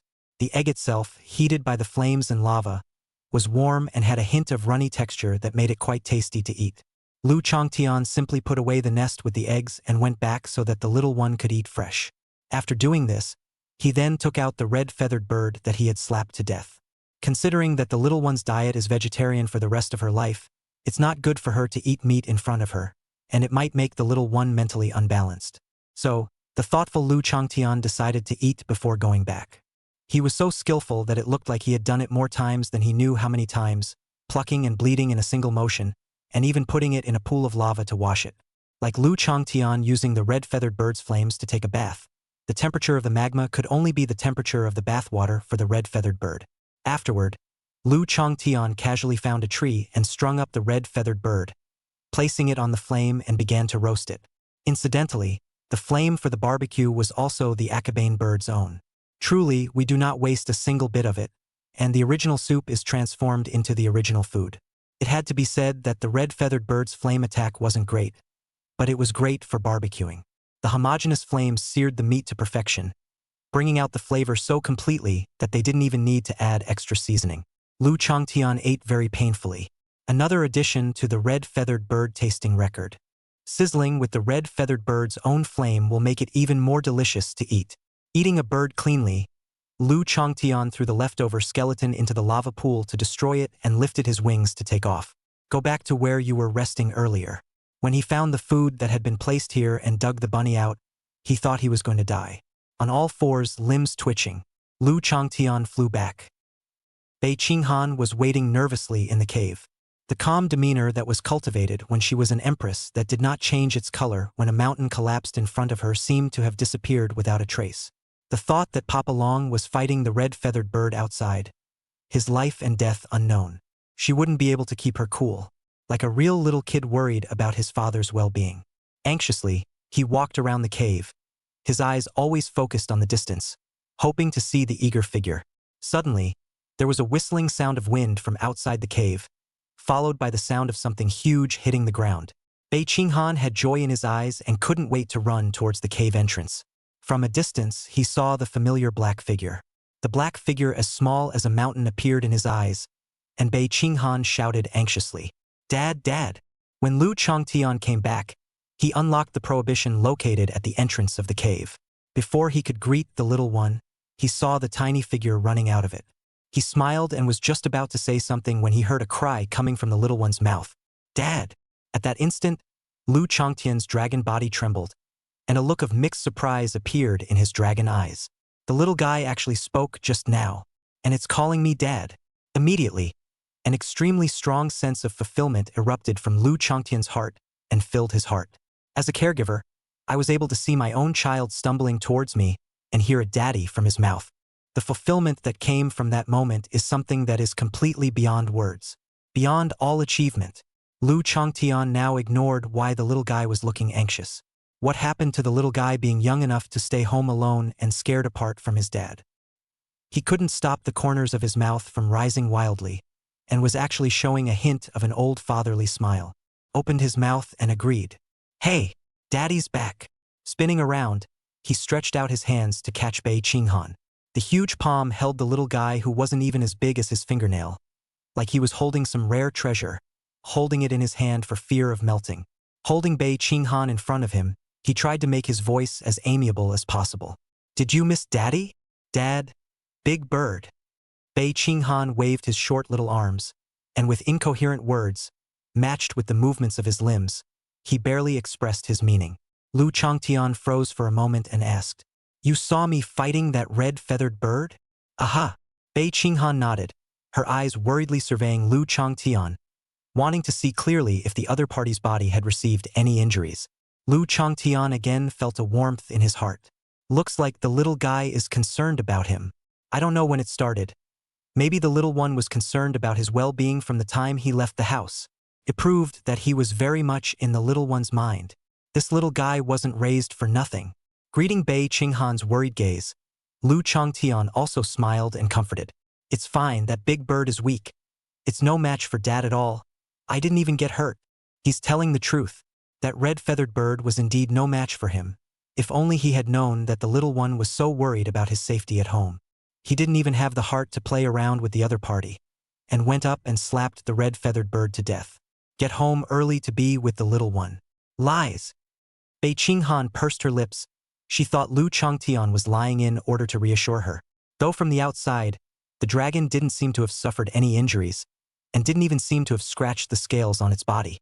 However, Bei Qinghan still keenly noticed that underneath this dragon's left forelimb, there was a burning feather caught in the gap between the scales. The other side didn't notice. That's the feather of a red-feathered bird. Bei Qinghan lowered her head slightly, already picturing a fight in her mind, with the end result being her own dragon father being chased by the red-feathered bird and fleeing in distress. This feather should have been left on the body at that time as well. The emotions in his heart couldn't help but surge and stir even more. However, in reality, that scale was accidentally stuck to Lu Changtian's body when he plucked the red-feather bird's feathers for barbecue. Chapter 14. Bei Qinghan. "I'm a child. Help me blow the rice cold." Seeing that the little guy seemed to be in a somewhat low mood and not very excited, Lu Changtian took out another object from behind him. "Look what it is." Bei Qinghan sniffed and saw a bird's nest. The bird's nest was built of red feathers and looked like a burning flame, and in the midst of the flames, an egg was lying quietly. This is... When he saw that one feather that looked like a stray fire and shook slightly, Bei Qinghan had actually guessed what it was in his heart. And the next words of Lu Changtian confirmed what she thought in her heart. The eggs of the red-feathered bird. Little White is now at the age of growing his body and needs to replenish his nutrients. So this egg is for you to eat, Lu Changtian said, while shoving the red-feather bird egg into her arms. The bird's egg was so large that it looked like a large cuddly pillow when held in the little one's arms. Bei Qinghan hugged the egg in his arms tightly, feeling the warm temperature and heavy weight. Pursed her lips and didn't say anything. She sighed in her mind. Is this really what it looks like? At this moment, she had already constructed all the ins and outs of this matter, in its entirety in her mind. In order to have adequate nutrition for your developing self. This dumbass daddy dragon has his sights set on the eggs of the red-feathered bird. However, he is accidentally discovered by the rightful owner in the process of stealing the eggs, and the furious red-feathered bird instantly launches an attack on Papa Dragon. And in order for him to be able to eat the egg, this idiot dragon father has no intention of giving up even when he is spotted and attacked by the red-feathered bird. Carrying the opponent's attack hard, he escaped all the way. She was already composing a picture in her head. Papa Dragon, holding the freshly stolen egg in his arms, fled frantically in front, while in the rear, the red-feathered bird, caught in a rage, set off a roiling stream of fire and chased after him frantically. The feather on the body should have been left over from that time as well. I couldn't help but feel the egg in my arms getting heavier and heavier. As for why that red-feathered bird gave up later, Bei Qinghan felt that he should have lost him. It was impossible that he was killed by this father dragon. With her understanding of Papa Long, if the red-feathered bird really died in Papa Long's hands, the other party would never let it go. Would bring back the ruddy bird as food. Since we don't see it now, it's probably not dead. What's wrong? Don't like the food. When Lu Changtian saw that the little guy still didn't have any reaction, he inevitably felt a little strange. It shouldn't be. Seeing as how this little guy ate his ass off at the barbecue earlier, could it be that he doesn't like eggs? Not. Bei Qinghan shook his little face hard, only to feel his eyes become a little blurry. How could she not enjoy eating the eggs that Papa Long had brought back only after he had been caught in a trap for her and had been frantically hunted down and burned in a fire? She tilted her head back to look at the gargoyle. Seriously. Eggs? Like, who is Lu Changtian? Certainly could see the glint of words in the little one's eyes. Said on the verge of tears. It felt like this little guy really didn't like eggs 80% of the time. But because he knew what he was doing and didn't want to disappoint himself, he said he did against his will. This made his heart burst with emotion. What a knowledgeable and well-behaved child. I was going to say that even if the little one doesn't like it, I'm going to force her to eat it for the sake of nutritional balance. But now Lu Changtian's thoughts had changed. It's okay. Don't force yourself. If you don't like eggs, we won't eat them. I've got something else for you. Lu Changtian waved his big hand, and in one go, a huge pile of food fell in front of him. Staples, vegetables, fruits, everything. But without exception, they are all vegetarian. Lu Changtian said as he piled various foods into a small mountain. Didn't you eat your food in the morning? I specially prepared some more this time. It's all very nutritious. Come on, eat. By King Han. Looking at the small mountain of food in front of him, but not seeing half of the meat. The sentimentality in the little one's mind was gone in a flash. White, come and eat these as you like. If the eggs don't like them, don't. Saying that, Lu Changtian greeted Bei Qinghan, intending to take the eggs that the other party didn't like and eat them himself. However, hey, where's the little guy? Lu Changtian was stunned for a moment, realizing that Bei Qinghan, who had been in front of him just a moment ago, had now disappeared. Taking another look, he found that the little guy had run to a boulder at some point and was holding the red-feathered bird egg with both hands and slamming it hard against the rock. This little guy. Lu Changtian shook his head helplessly, thinking that it was really a child's heart that was just in a hurry. All right, with your little arms and legs, you can't smash this egg. Let me help you. Lu Changtian said as he walked over and took the bird's egg from the little one's hand, processing it for her in the process. From his mouth, he spat out dragon flame, scorching the red-feathered bird egg. Referring to the red feather bird flame used for barbecuing before, Lu Changtian made some changes to the characteristics of the dragon flame. There's something even more special about baking it. Bei Qinghan stared at the red-feathered bird egg with big eyes without blinking the entire time, fearing that it would be swallowed by Lu Changtian in one bite. After processing, Bei Qinghan couldn't wait to take a bite. Anyone who has ever eaten eggs knows that after they are heated, all the heat is locked inside and it is easy to get burned. Bei Qinghan was like that now. One bite was so hot from the heat inside the egg that it was like being bitten by the egg. The only thing he could do was to open his little mouth and change his breath quickly, making a whistling wind sound to try to cool the egg in his mouth. Hoo. Eat slowly. No one is stealing from you. Let me blow you. Lu Changtian looked at the way the little guy was obviously scalded, but refused to spit out the food that had reached his mouth because he couldn't bear to do so, and found it adorable. He smiled and brought the faucet up to the little one. The big mouth opened and blew out a breath. Phew! A gust of wind blew, carrying away the wisps of white air and a great deal of the heat stored inside the egg. Okay, eat. Lu Changtian blew a few more mouthfuls until it was reduced to a temperature that wouldn't burn people before he said to Bei Qinghan. Bei Qinghan nodded slightly and silently lowered his head, holding the egg, and ate it in small bites. Some human couples also help each other blow hot food cool while eating. At that time, Bei Qinghan was unable to understand this behavior. Think people that old don't blow themselves up? But now she was content to enjoy it. Come on. She's 3 years old now. Is there a problem with needing someone to blow your food cold for you when you eat? No questions. As for the hygiene issue, this dragon had just breathed fire from its mouth, and it was fine, so Bei Qinghan continued to eat. Not to mention, this dragon's dad is really good at grilling. Chapter 15 Parenting Experience Grows. Although he didn't see it with his own eyes, the sight of the little one stumbling towards him with an anxious face when he came home still left a deep impression on Lu Changtian. I'm sure the little one's psyche must have been scared during the time he was gone. After all, alone in this dangerous world, and with the only one he could count on around him, Papa Dragon, gone. Endure loneliness and isolation while worrying about your well-being. That's why the little guy was so excited at the sight of his return. With this in mind, Lu Changtian didn't go out for the next few days. On one hand, it was to soothe the little one's frightened heart, and the other purpose was to further deepen the relationship with Bei Qinghan. When he came back, the little one was so excited that he called out the name, Daddy, for the first time. It made Lu Changtian happy for a while. After that, Lu Changtian repeatedly wanted the little one to call him daddy again. But it never worked out. Where is this North Qinghan to call out ah?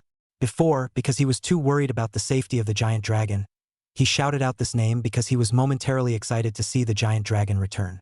It's not like the situation is as unique now as it was then. She was an empress, so how could she be like a 3-year-old and call out daddy to this dragon? I'm not ashamed to say it. So no matter how much this dragon tried to entice with words, Bei Qinghan resolutely refused to open this mouth. The word often was about to reach the edge of his mouth, but was swallowed back by Bei Qinghan. However, Lu Changtian did not feel discouraged by this. It's hard to get started. Even the hardest step came through. He was sure the little one was just too shy to call out that title right now. Once both parties are familiar with each other and their relationship is deepened, it will be much easier to call dad. So these days Lu Changtian had been accompanying the little girl in playing and deepening their feelings for each other. The same is true today. A man and a dragon are playing a game. The general gameplay goes something like this. Lu Changtian made a frisbee out of wood. He threw it out and then asked Bei Qinghan to retrieve the disc. Well, you thought right. It's the same as playing fetch with your dog at the park. Bei Qinghan felt the same way. She suspected that the dragon didn't think of her as a daughter, but was keeping her as a pet. Shoo! The frisbee arced through the air and landed not far ahead. Considering the little guy's physical strength, Lu Changtian didn't throw it too far. Otherwise, he could have thrown it from this mountain to that one. He greeted. White, quick! Go pick up the plate. Bei Qinghan. Damn! With that nickname, it's becoming more and more like a dog tease. Bei Qinghan really didn't want to pay attention to this dragon, but his body still unconsciously walked over to pick up the plate. Switch, switch, switch. This time it's White's turn for you to throw it out for me to pick up, Lu Changtian said with interest. The most important thing about playing games with small children is that you can't just have fun on your own. You have to let the kids have enough participation and experience. Occasionally, children should be allowed to take the lead. All of the above was what Lu Changtian had read in books in his previous life and had never practiced it. Both sides switched roles, and Bei Qinghan's face became serious. This is the same dragon that just walked himself around like a puppy dog, right? Now it was her turn to turn the tables. Lu Changtian laughed when he saw this scene. Ha ha ha. White is getting serious too. Bei Qinghan was silent and stood in place.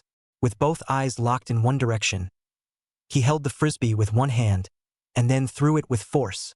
The frisbee traced an arc in the air, and with a crisp touchdown sound, it landed not far in front of Lu Changtian. Snap! One person and one dragon both fell into silence at once, and the atmosphere on the field was very awkward for a while. Bei Qinghan's face was silent, and he couldn't help but lower his head and look at his own small short hands with some baby fat. 5 fingers were laced together. Her body is not yet developed. Her arms and legs are short, so it's a bit hard for her to throw far. Ahem! Seeing that the little guy seemed to be aggrieved and on the verge of crying out, Lu Changtian hurriedly made a sound to attract the other party's attention. Interrupt spell casting in time. Good. Looks like White is feeling a little tired too, so that's enough playtime for today. Rest, rest, rest. With that, he was leading the way to lie down and rest, while still quietly paying attention to the little one's movements. Prevent the other person from actually crying. Bei Qinghan's hallowed empress, of course, could not possibly cry out for such a ridiculous reason.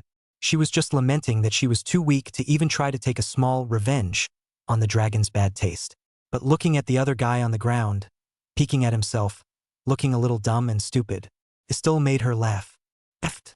Lu Changtian relaxed. Interrupting the spell casting was still useful. Although he had never even had a girlfriend, he felt like he was getting more experienced in parenting.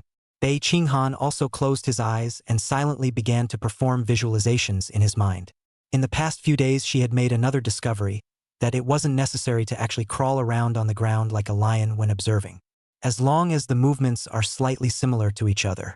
Right now, for example, she's mimicking a lion resting on the ground. This little guy. Lu Changtian shook his head straight as he watched. At a young age, you like to rest on your back and you're not afraid to press on something. One can almost envision what a desperate sight the future holds. The figure of the lion in his mind became clearer and clearer.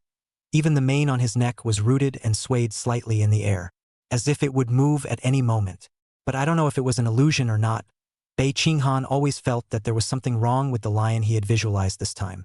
Though outwardly the same, there seemed to be less of that air of defiance that he had before.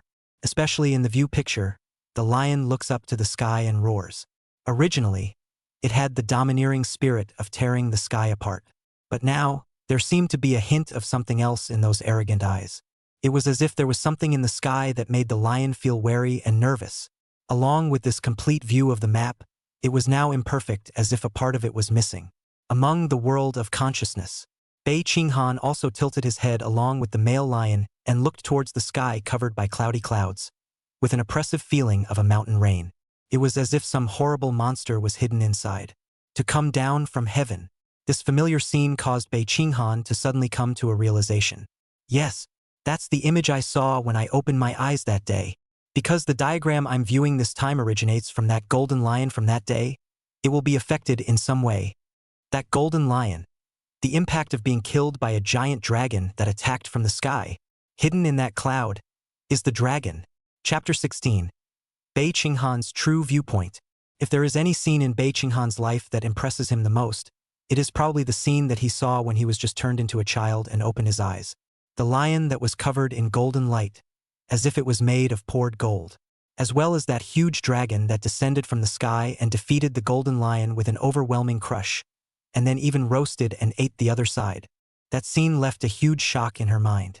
So much so that when he later cultivated the idea of viewpoint, the male lion constructed in his mind couldn't help but lean towards that golden lion. But what Bei Qinghan didn't realize was, though she hadn't included the dragon in her visualization at first, it still unconsciously had an effect. The golden lion in the visualization is not so much looking up to the sky as it is wary of some presence in the heavens. And that being, it was this huge dragon. Thinking clearly about this, the sky of the consciousness world, the shadow that was overcast and gave people a strong sense of oppression suddenly dispersed. As if torn by something, the shadows suddenly split down the middle. From amongst the rift that seemed to tear the world apart, a pitch-black dragon's claw stretched out. As soon as it appeared, it gave Bei Qinghan the feeling that his conscious soul was held in his hands, and his consciousness shook violently. The male lion in the viewer's image couldn't help but press down, grasping the ground with all four limbs and roaring demonstratively towards the sky. The visualization diagram was even trembling violently, nearly collapsing in this way. Bei Qinghan was clear. This is due to the fact that with one's current ability, one is not strong enough to visualize it in one's mind. She interrupted in a hurry and stopped trying to construct the whole body of the dragon, which was barely stabilized. And at this point, the idea of viewpoints has changed radically. There was still the same golden lion on the ground, only its movements and aura had changed, and it was looking at the sky warily. As for the sky, there was an additional pitch-black dragon's claw sticking out from the crack, as if it was going to grab the golden lion in its palm with one hand. It's not quite appropriate to call it the Lionheart 9 Havoc viewing thoughts anymore. Should we call it the Giant Dragon viewing thoughts? Or the Demonic Dragon Jin Lion viewpoint? It always felt like none of it was a good fit. Bei Qinghan pondered. She vaguely had some feeling that she was still capable of becoming even more complete and powerful with this visualization diagram of hers. But it's too far to think about that now. She couldn't even visualize the black dragon in its entirety right now, let alone anything else. More than that, it's better to familiarize yourself with the change in viewpoints and how it affects you. Bei Qinghan quickly quieted his mind and felt the changes in his body. I don't know how much time has passed. She slowly opened her eyes. In this instant, it was as if Bei Qinghan's eyes had changed from black bright pupils to the unique vertical pupils of dragons. The vertical pupils were hideous, emitting a faint dragon's might. The bunny had been lying on the ground happily eating grass when it suddenly felt a strange aura, and it twisted its head to look. A stare-off occurred with Bei Qinghan's vertical pupils. In an instant, the faint dragon's might invaded its consciousness. It made it feel like it wasn't a small human baby that was locking eyes with it, but was being watched by a dangerous young dragon. Couldn't help but let out a scream, curled up in a ball, shivering. Kirik! The scream was like a signal for Bei Qinghan to come back to his senses. The vertical pupils of the dragons also changed back to human pupils, as if what had just happened was an illusion. But Bei Qinghan knew clearly that it wasn't an illusion. Even though it was only a dragon's claw materializing in the visualization chart, it still brought about a great change in himself. That erect pupil, and the dragon's might that was faintly emanating was the best proof. Not only that, the dragon's claw was a symbol of strength, and she felt that her physical strength had become much stronger than before. She raised her right hand slightly, white, tender, and with a little baby fat in his little hands. At the moment it seemed to be clad in scales in her eyes, transforming into the same dragon's claw from the Kanto picture. If I had visualized the dragon claw before, I would have been able to throw that frisbee a long way in one go just now, right? She was still thinking about that frisbee, and was haunted by the fact that she hadn't let the teasing get to Lu Changtian and make him pick up the frisbee. And at that moment, Lu Changtian also opened his eyes. He felt the faint flash of dragon power just now, and thought that some ungrateful young dragon had intruded into his lair. But opening his eyes, the young dragon didn't see it. Instead, he saw a human cub that was learning his movements. I only saw Bei Qinghan learn the movements of jerking his own skewer at times and brushing his own teeth at times. What's with all the weirdness? Lu Changtian's head was filled with black lines. It's nice that this little guy knows how to learn from himself, but how come he learns all the weird moves? He couldn't help but begin to question his usual image in front of the little guy. Unbeknownst to him, this was because Bei Qinghan had just reproduced a dragon's claw in the visualization chart, so the imitation movements were naturally related to the hand. Before Lu Changtian slapped the golden lion to death with one claw has already learned, and now it is just the right time to learn jerking and brushing teeth. In any case, it's always a good thing that the little guy knows to learn about himself.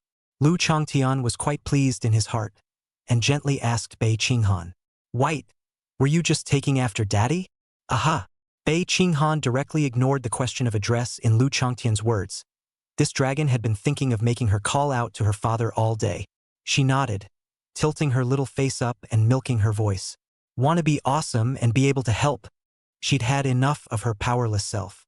"No longer do I want to watch Papa Long leave while I have to pray and worry and wait at home. She's going to help Papa Long." White really knows his stuff. The corners of Lu Changtian's mouth grinned. He didn't really take the little guy's words about wanting to help to heart. The little thing was still so small, not even as big as his fingers. Wasn't he, as a father, there to cover for the other? But it still touched him that the other party could have this heart.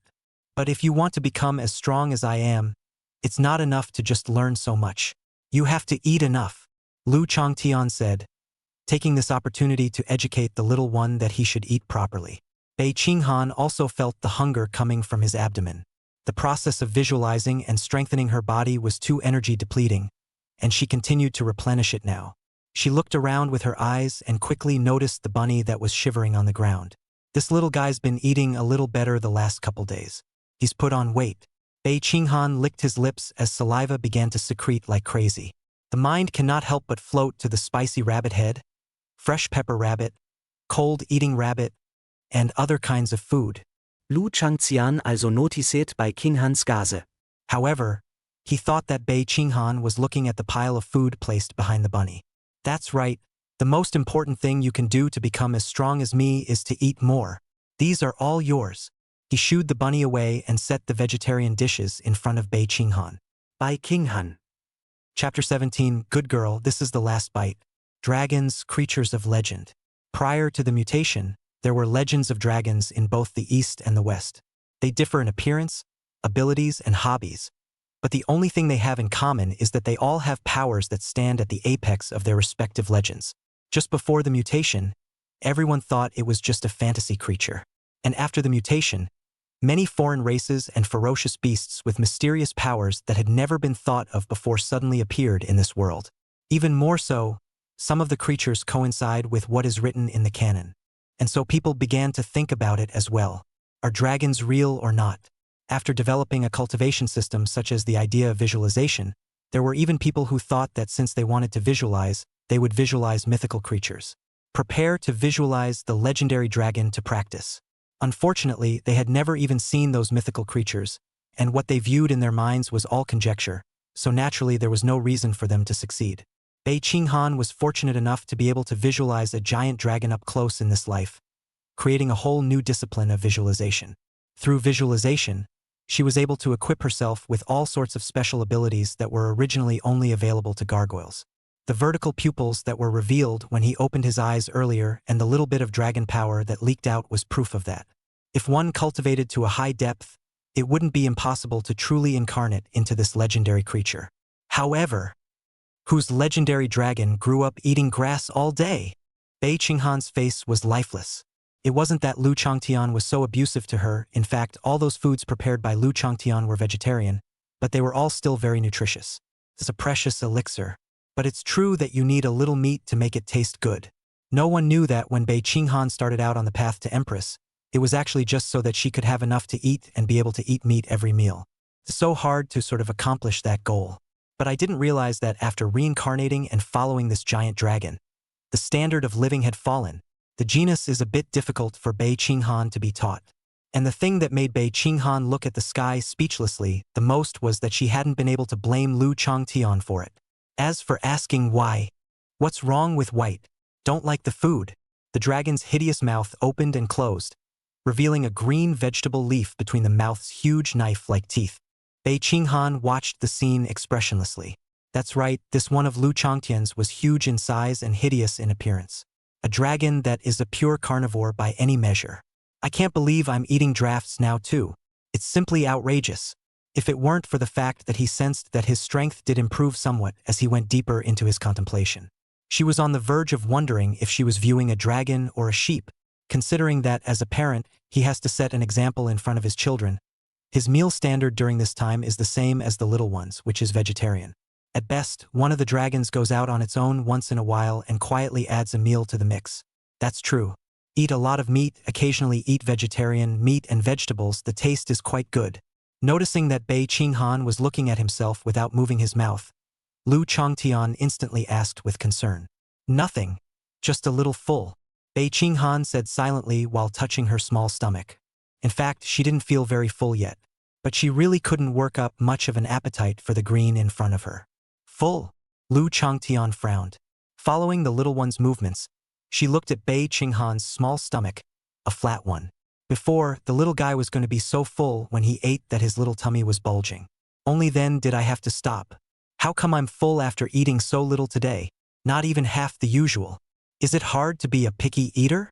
Lu Changtian mused that there was no reason for a small child's food intake to become smaller for no reason, and it was very likely that it was due to picky eating. Thinking along this line of thought, Lu Changtian really saw a look of difficulty on the little guy's face, like he was resisting the plate of food in front of him. So together, the picky eaters didn't run away. It's not good to be a picky eater. Kids can't develop bad habits. Lu Changtian was trying to avoid the child from being a picky eater. That's why he purposely ate only green vegetables in front of the little one, but he didn't expect this situation to still occur. It gave him pause for attention. Once a bad habit is established, it is very difficult to correct him again. That's why it's best to press bad habits to extinguish at the earliest signs of sprouting. Thinking back to my previous life when I was a picky eater, how my parents dealt with me. Lu Changtian realized that when he was a picky eater, his parents didn't care. They just picked up the spoon and shoved the rice into their mouths. If you don't eat it all, you have to stay at the table. This method proved to be quite effective, and even in order to finish eating early to go watch cartoons, Lu Changtian later even took the initiative to finish the dishes he didn't like first. Good experience needs to be inherited and carried forward, Lu Changtian then said decisively. How can you be full with just this much? Let me feed you. Huh? Bei Qinghan casually responded, but only just after the words were spoken. He instantly realized that something was wrong. What did this dragon dad just say? Did he just say that he was going to feed me? The little guy couldn't help but raise his head and look into Lu Changtian's erected dragon eyes, hoping to see even the slightest hint of a joke in the other party's eyes. But alas, no. This dragon is serious. Bei Qinghan realized this, thinking of the terrible force that nearly ripped off his entire face when the other party wiped his face earlier. In looking at that spoon held up by the tip of a giant dragon's claw, Bei Qinghan was instantly horrified. She should not be stabbed to death. No, no need. I'd rather eat by myself. She winced and hastened to say no. At the same time, he stretched out his hands and tried to snatch the spoon from Lu Changtian's claws. But alas, the spoon didn't budge in Lu Changtian's claws. No, I don't know how long it will take if you eat it. It's faster if I feed it. Lu Changtian was well aware of what it was like when a picky little kid ate. A small bowl of rice lasts 2 hours, and a good portion of it is still spilled. Because that's what he did when he was a kid. They say they eat, but in reality they sit and play here and there, picking up the spoon once in a long while and spilling most of it on themselves. Lu Changtian said, "Don't worry. I'll be careful when I feed it." Seeing that the dragon seemed to be determined, Bei Qinghan could only close his eyes and move forward, looking like he was going to die. The spoon gently pried open the lips, leaving the food in the mouth, and then smoothly retreated, not even touching the teeth the entire time. Bei Qinghan opened his eyes, somewhat surprised. This dragon is actually so good at feeding? She was quite relieved. It seemed at least there was no need to worry about accidentally being stabbed with a spoon by the other while feeding. She ate at ease. But I'm full. No, there's so much left here, at least finish these. After a while. I'm really full. There's a little left, finish those. After another period of time. I can't eat. I can't eat anymore. Good girl, that's the last spoonful. Looking at the spoon that was once again handed to his mouth, Bei Qinghan wanted to cry. Liar, that's what you said before. Chapter 18. Bei Qinghan. Me and Papa Dragon Gaga messy kill. Hiccup. Bei Qinghan burped and touched his abdomen, feeling that his entire stomach had become round. That's holding up. She gave the complacent dragon next to her, who was still feeling proud for feeding her child through a meal, a nonchalant look. Is this dragon dad a moron? Did he even realize how much he had just fed her? She's a human, not a dragon. You're going to die if you eat that much. She was feeling a little bloated right now, lazily paralyzed on the floor, not wanting to move at all. It's not even convenient to practice anymore, just to be quiet and wait for digestion. However, Lu Changtian didn't let her just go limp. He didn't want his own little cutie to turn into a little fat girl in a few days. While it's true that kids need to be meatier to be cuter, it's better to be too fat. And it's not good for your health to lie down just after you've eaten. It's not like there's a doctor in the sanctuary, so there's no place to go if you have gastrointestinal problems. Go, go, go. Don't be paralyzed like this when you've just eaten. What if you become a little fat girl? Lu Changtian urged, while extending a paw to push on the little one. The little guy rolled right across the floor like a ball. It was then that Bei Qinghan twisted his body and gave him a lazy look. Realized that too. She is a great empress, she has always been a great beauty. If she becomes a little fat girl, it is really a major impact on the image. But on second thought, she's a kid now. Isn't it normal for kids to be fat? And there were no outsiders around besides this dragon. Thinking this way, the will that Bei Qinghan had just raised instantly loosened up again, lying on the ground and not wanting to move. Little Eyes gave Lu Changtian a smug look. I'm not going to get up, what can you do about it? This little guy, and playful.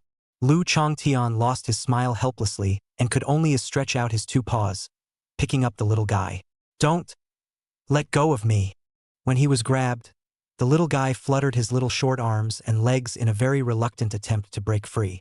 But after realizing that it wasn't going to do any good, the struggle was quickly abandoned. Like the flesh of the back of his neck had been pinched in the flesh of his destiny. His fleshy limbs sagged in the air. A small white face with some baby fat was filled with a raw expression. Being grabbed like a kitten like this, she felt like Her Majesty as an empress was being offended. She's helpless, too. Lu Changtian set the little one down on the ground. As soon as her feet landed on the ground, Bei Qinghan immediately moved her two small white and tender feet and flew away from Lu Changtian's clutches. Before he left, he even pulled his left eyelid with his right hand and spit out his little tongue to make a face at him. And ran out. Be careful, don't go too far. Lu Changtian reminded loudly. The powerful demons near the dragon's lair had basically been expelled by him, so he wasn't too worried about the little guy encountering any danger. It's not good to stay cooped up in the cave all day, so it's good to let her go out and have some fun and get some fresh air. Although he had been kicked out by Lu Changtian, but having come, Bei Qinghan did not intend to just stay idle. Bei Qinghan slowly consumed his food nearby, while his eyes were not idle. Looking around. First have to figure out where I am now. On that day, when she had just been reborn, there was a dragon and a golden lion fighting in front of her, and then she was picked up by the dragon and raised as a pet. Never even left the door. Never even figured out where I was now until now. However, totally indistinguishable. Bei Qinghan looked into the distance. The eye is full of rolling mountains, huge rift valley, its height and depth, simply far more than the so-called world's highest peaks. The rift valley was also as if it went straight to the 9 ghosts and yellow springs, so deep that it seemed to swallow the soul. The ancient trees looked like dark green tenglongs, bigger than a mansion, and the vines hanging down from them were half a meter thick. It's almost like being in a mythical world. But the red-feathered bird she'd seen earlier yanked her consciousness back again. Two worlds yet the same race, something that is simply too coincidental, the chances are so small as to be almost impossible. If you throw out the possibility that the odds are extremely small. So, I'm here in a strange place, but this place has the same foreign beasts that appeared in the original world? Bei Qinghan muttered to himself, and a term quickly surfaced between his mind. Forbidden Land. No one knew what was in the Forbidden Land, only that they appeared when the mutation began, and even the Fae didn't dare approach. There have been times when some clans have tried to figure out the mystery of the Forbidden Land, and perhaps use it against the Fae. But those who went deep into the Forbidden Land were all gone, and the name of the Forbidden Land has since become a haze in the hearts of countless people. Bei Qinghan was also cautious about this. The intention was to exterminate most of the foreign races in the outside world, and only come to explore the mystery of the Forbidden Land after the human race was sufficient to defend itself. I just didn't expect to come in first and be reborn as a small child. There was suddenly some excitement in her heart. If that's the case, I might be able to get out of the Forbidden Land alive. The strength of those human experts who had once entered the Forbidden Land were not bad, and it wasn't as if there were even those who were close to her during the time of the Empress. Not to mention the 3-year-old she's turned into now. Even them, encountering those powerful foreign races within the Forbidden Land was a dead end. But Bei Qinghan was different. Although she was now turning into a child, she had a wonderful advantage over those humanoids. She meets a dragon dad. With the shelter of this dragon father, the crisis-ridden Forbidden Land would not be half as dangerous as an amusement park for her. He himself could also quickly become stronger with the resources within the Forbidden Land. Even Bei Qinghan thought a little further ahead. If at that time he really went out from among the Forbidden Land, he also brought this dragon father along with him. It's hard to say inside the Forbidden Land, but in the outside world, with her and Papa Dragon's strength, that's still a crunchy mess to kill? Yeah. She's in charge of Gaga and Papa Long is in charge of messy kills. Most importantly, outside, she wouldn't have to worry when Papa Dragon went out to hunt for food. Simply the best of both worlds. No, calm down first. Bei Qinghan slapped his cheeks and forced himself to calm down. It's still too far to think about this now. We still don't know exactly what's going on in this Forbidden Land and how to get out. The strength of the foreign races in the base and the outside world were simply worlds apart. Even if they were of the same race, their strength was more than one layer different. The most intuitive is the red-feathered bird from before. However, she had never seen a foreign race outside that looked like such a powerful one inside the Forbidden Land. Seeing this, there must be some reason that caused them all to stay in the Forbidden Land and not go out. And these were the next things that Bei Qinghan had to figure out. Chapter 19. Bullying my daughter and still want to run away? A white, tender fist with a hint of baby fat. The fingertips were chubby and the grip looked a little strained. The little guy pursed his lips, a pair of big black and round eyes full of seriousness as he looked at the opposite ferocious beast and swung out his fist. The ferocious beasts on the opposite side revealed a contemptuous reaction. Although he didn't know what kind of race this two-legged beast in front of him was, the other party didn't even have a bit of scales, armor, claws, and teeth on his body. It just doesn't look like it has any offense at all. Like this kind of punch, it doesn't even bother to dodge. In fact, the beast did. Completely ignoring the little one's swinging fists, he lunged at his opponent, sharp claws outstretched and grimy teeth drooling saliva. This two-legged beast is white and looks delicious. However, the tender white fist made contact with the ferocious beast's body. The seemingly unkillable and light fist made a dull thud the moment it made contact. Pong! A black shadow flew out backwards and crashed into a tree not far away, directly snapping the waist-thick tree. Gating! The tree slowly fell, sending up a cloud of smoke and dust that drowned out the ferocious beast's figure. The ferocious beast struggled to break free from the trunk of the tree pressed on its body and shook its head. A pair of eyes actually appeared extremely humanized and dumbfounded at the moment. Who am I? Where am I? What am I going to do? The intelligence possessed by low-level ferocious beasts was not high, so it's completely incomprehensible. Why was it that this two-legged beast in front of him, with what seemed to be a light and harmless attack, was able to nearly break its waist with a single punch? Even Lu Chongtian, who was secretly hiding in the shadows and observing, was staggered as his eyes jumped at the sight of the scene. Tisk, TSK, TSK, TSK, TSK, TSK, TSK, TSK, TSK. This punch goes down. This little guy has a lot of strength. When he saw a ferocious beast appear in front of the little guy just now, he was on the verge of striking out with nervousness, worrying that the child was in danger. Unexpectedly, this little guy actually punched his opponent away. How come he wasn't really this good when he was a kid? Nice one. Human cubs evolve on the sly, don't they? However, Lu Changtian did not think too much, such as this child is actually the future reborn back. Just think. Worthy of the child I raised. This child classes me. Lu Changtian laughed loudly, his heart very satisfied. Just kidding. It had only been a few days, but this was his cub, brought up by his own hands. Is there a problem with being that little bit more powerful than a normal human cub? No questions.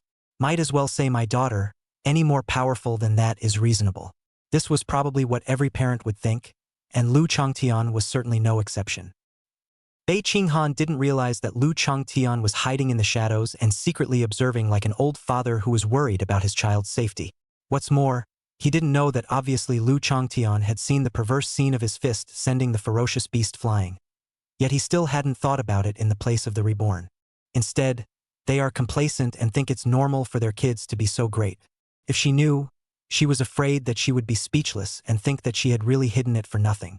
After all, this dragon's father is a moron. After sending the ferocious beast flying with a single punch, Bei Qinghan looked at his white fist. His fleshy 5 fingers slightly opened and closed.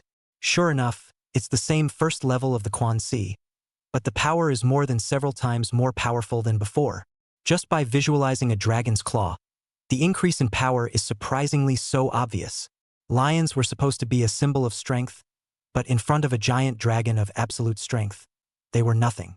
Bei Qinghan was getting more and more excited about the future results after completely perfecting the idea of the viewpoint. Think it will be a big surprise. She looked afresh across the room at the ferocious beast that had broken free and climbed up from under the tree, wanting to take this opportunity to familiarize herself with her brand new power and subdue the other party. Of course, there was another reason why she was allowed to stare at this ferocious beast. She's a little hungry, and for once, Papa Long didn't follow, and there was nothing to stop himself from eating the meat. So now Bei Qinghan's gaze towards that ferocious beast was like looking at a pile of moving roasted meat that was beckoning to seduce him. Lower-level ferocious beasts didn't have much intelligence, so they would be more obedient to the instinct of sensing danger. And at the moment this ferocious beast felt that the 2-legged beast across the street was very wrong. Looking at himself as if he were looking at food, the instinct to avoid harm was frantically reminded in his mind. So the ferocious beast decisively twisted its head, burrowed into the forest and ran away. Bei Qinghan? No. How to run away? Bei Qinghan was dumbfounded. That's not right. According to her experience, ferocious beasts shouldn't all be incredibly brutal and aggressive.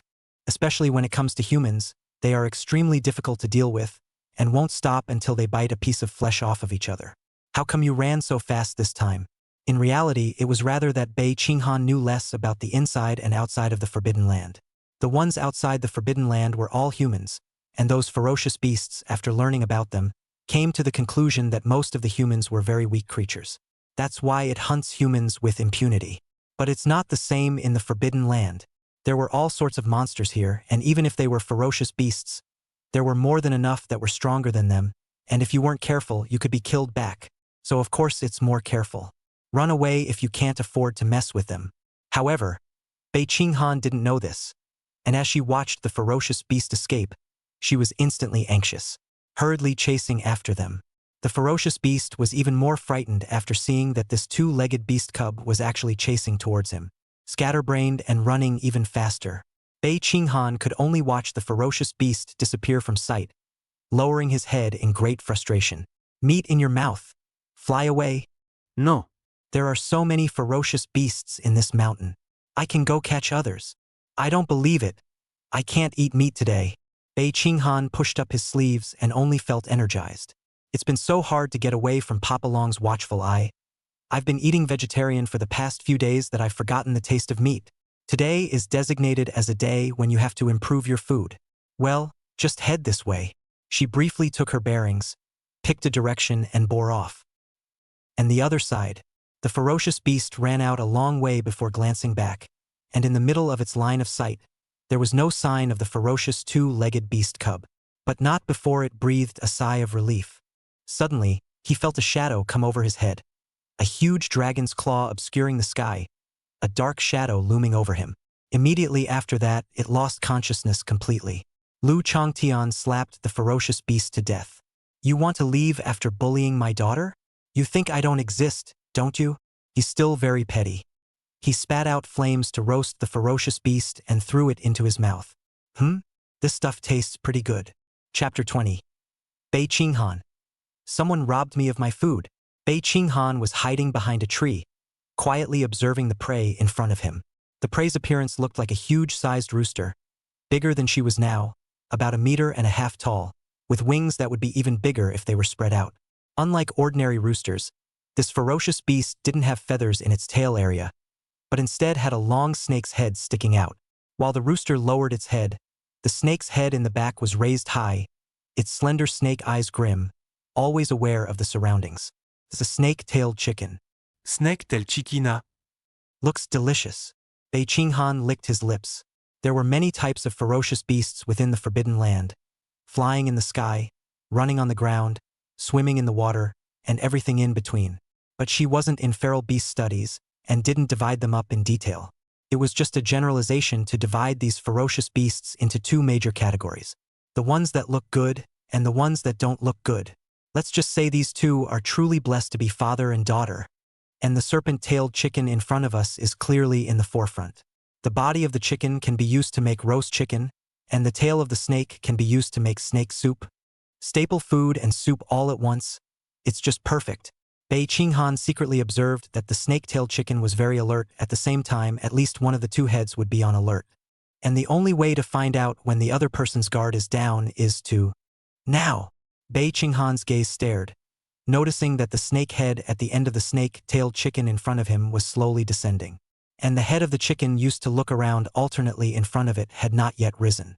The moment the 2 heads were exchanged was when the snake-tailed chicken's vigilance was at its lowest, and it was also the most appropriate time to launch a sneak attack.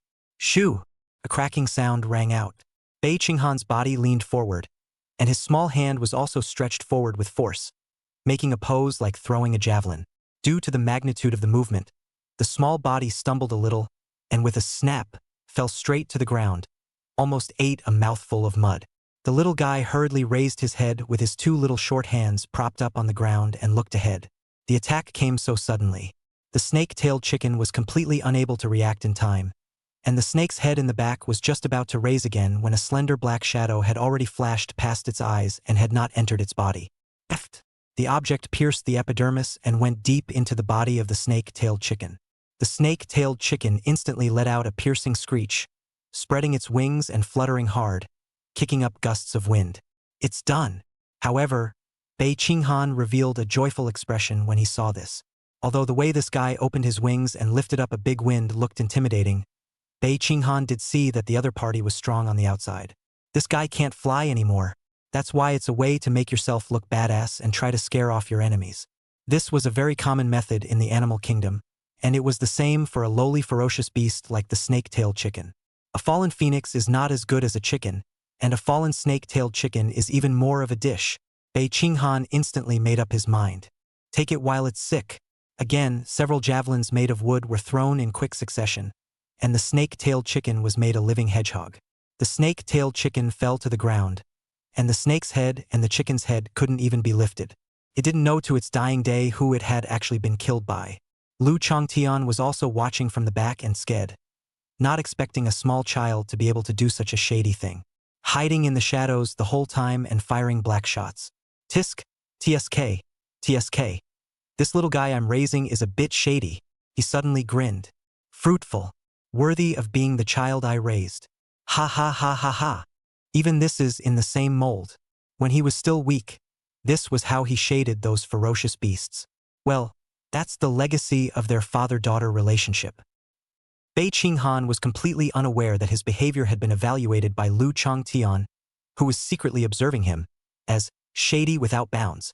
Obviously he, the guy hiding in the shadows and watching, is the more shady one, right? Now she was clearing out her loot. Bei Qinghan came out from his hiding place. She surveyed the spiked and bloodied snake-tailed chicken and frowned. It's completely inedible.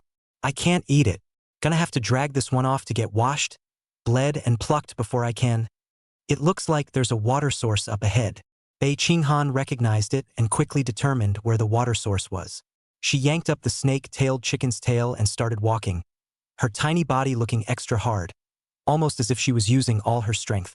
Lu Changtian wanted to make a move, but he eventually stopped, silently rooting for the little guy. Hey Shu! Hey Shu! Perhaps it was because his body had become smaller. Bei Qinghan actually sounded like a child with his mouth even as he pulled the snake-tailed chicken forward. Like it was a pep talk, it sounded extra cute. Making Lu Changtian look at it could be described as sprouting a mouthful of blood. My daughter is so cute. After dragging the snake-tailed chicken some distance further, a river was indeed seen ahead. The river was excessively clear and you could clearly see the small stones at the bottom. Can't even see a fish. It made Bei Qinghan, who still wanted to catch a fish to add to his meal, disappointed for a while. But it's enough chicken to eat. She placed the large part of the snake-tailed chicken in the river before pulling out the wooden gun that had been stuck in it. Instantly, a stream of blood gushed out of the wound and into the river. The originally clear water of the river was instantly dyed red with blood. The blood flowed downstream and was diluted by more river water, gradually turning into a light red color, and then it was even more so that only filaments of blood could be seen interspersed in the clear water. In the end, it was more like you couldn't even see this little bit of blood. However, although to the naked eye it had looked like normal river water, but the smell of blood that blended into it remained. In the lower reaches of the river, a ferocious beast sensed the smell of blood mixed in the river water and opened its gloomy eyes. The huge body swayed and moved quickly through the river, disappearing in the blink of an eye. The other side, Bei Qinghan did it very vigorously. Before becoming an empress, she needed to fend for herself on her own, like cooking ingredients, plucking a hair or something, naturally at her fingertips. The feathers on the snake-tailed chicken were so cleanly plucked by her, revealing the tight, stretchy chicken underneath. When he thought that soon this juicy chicken would be in his stomach, Bei Qinghan couldn't help but be happy. The hands moved faster too. Along with that, he didn't even notice the shadows that were approaching this way at breakneck speed downstream. Boom! What? The sudden turn of events caused Bei Qinghan to snap back to his senses. She looked up and realized that the originally calm river in front of her suddenly exploded into a huge splash. A huge black shadow broke through the water while opening its bloody mouth and swallowing her freshly plucked snake-tailed chicken in one gulp. Bei Qinghan? What the hell? Her empty hands scratched in the air, as if she hadn't reacted yet. Half a beat slower, he looked again at the culprit in front of him who had just eaten his food. Eventually, the sight settled on the other man's thus bulging belly. Someone is robbing this empress of her food. Chapter 21. The fierce beasts of the Forbidden Land are too impolite. Bei Qinghan's small hand maintains the position of two hands in a false grip, fat little short hand, still grasping the two chicken feathers that have just been plucked off. But the chicken that was the subject is gone. The little guy froze for a moment before responding. She looked up with a confused expression at the behemoth that sprang out of the water in front of her. The elongated body was a full 7 or 8 meters long just from the part that was exposed to the water, and it was thick with a bulge that protruded from the top of its head. It was a giant snake of frighteningly large size. The original bucket-thick body was now bulging from swallowing the prey in one gulp. Even the fine and smooth scales on the surface of the body were thus risen and warped, and one could see the flesh exposed underneath the scales. The little guy clenched both of his empty hands and snapped his head up to stare angrily at the giant snake in front of him. This snake actually robbed itself of food. The giant snake that suddenly appeared swallowed the snake-tailed chicken in one gulp, its body standing tall, its slender snake eyes looking down at the tiny figure below. The color of contempt flickered in the slender pupils. A two-legged beast cub is not very nutritious to eat, plus I just ate a whole snake-tailed chicken and now my stomach is a bit bloated. Measured. The snake twisted its body and dug into the water again, accompanied by a thump sound. The water splashed as the giant snake's figure quickly moved away. The Forbidden Land's ferocious beasts are too impolite. Bei Qinghan was on the verge of exploding with anger. She breathed violently, her small breasts rising and falling rapidly. A small face flushed red, and the top of her head looked like hot steam was rising. Her hallowed empress. In the outside world, which alien ferocious beasts did not tremble and run far away when they saw her, lest she capture it for food.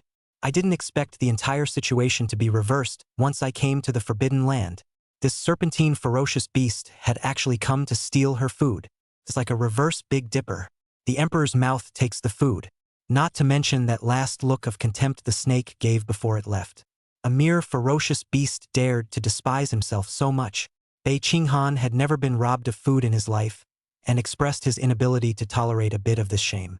She made a snap decision and chased the giant snake all the way down where it had fled. That big snake, despite its size, didn't move at all slowly in the water, and was gone in the blink of an eye. But Bei Qinghan was not in a hurry. A big guy of this size, now that he had eaten a whole snake-tailed chicken of his own, his movement was bound to be greatly restricted. The only way to move fast is to use the river. If you follow the river yourself, you're sure to find your target. The little guy held his breath and chased him all the way down. She chased the river all the way downstream, where she found a huge cave into which the river flowed, with no outflow in sight. Bei Qinghan cautiously stopped at a position some distance away from the cave entrance. In order to avoid being discovered by the giant snake, Bei Qinghan lightened his steps and carefully approached the cave entrance. She showed half of her tiny head slightly, peering in through the edge of the hole. The inside of the cave wasn't dim. Instead, it was unexpectedly bright, allowing Bei Qinghan to see the inside at a glance. The river comes in through the mouth of the cave and impregnates the entire cave, creating a huge amber. The only place where a piece of ground protruded from the center of the cave was in the middle of the cave, like a lonely island in the middle of a lake. There was a gaping hole in the cave above the lone island, and light shone through it like a pathway of light. That said, what effect is this coming from? I think it's called the Darley Park effect. Thinking of this term, Bei Qinghan immediately felt a rumbling sound coming from his stomach. It was a name she had stumbled across in a book and remembered because it was the same as a certain food. She felt that the scientist who created the term was 80% also a foodie. Otherwise, how could he create such a name that made people feel hungry at the first sound? And the big snake, the culprit who had robbed him of his food just now, was resting on his back on an island in the middle of the lake. Bei Qinghan swept his gaze and soon found the snake's trail in the cave that wasn't small but didn't have much clutter to affect his vision. The golden sandy sunlight poured through the skylight and fell on the giant snake. "You're quite enjoying yourself." The little guy gritted his teeth. When he's full, he basks in the sun and sleeps. This snake is quite good at life. Wait, that's... Bei Qinghans Gase suddenly froze. She was just looking at the fat snake with a secret hatred, when she inadvertently glimpsed something beside the snake. The giant snake was seen coiled in a circle in the center of the island in the lake, looking like it was guarding something. And in the center of that circle, a strange plant was radiating a bit of light under the sunlight. It wasn't reflected sunlight. It was light emanating from the plant itself. It's the dragon transforming grass.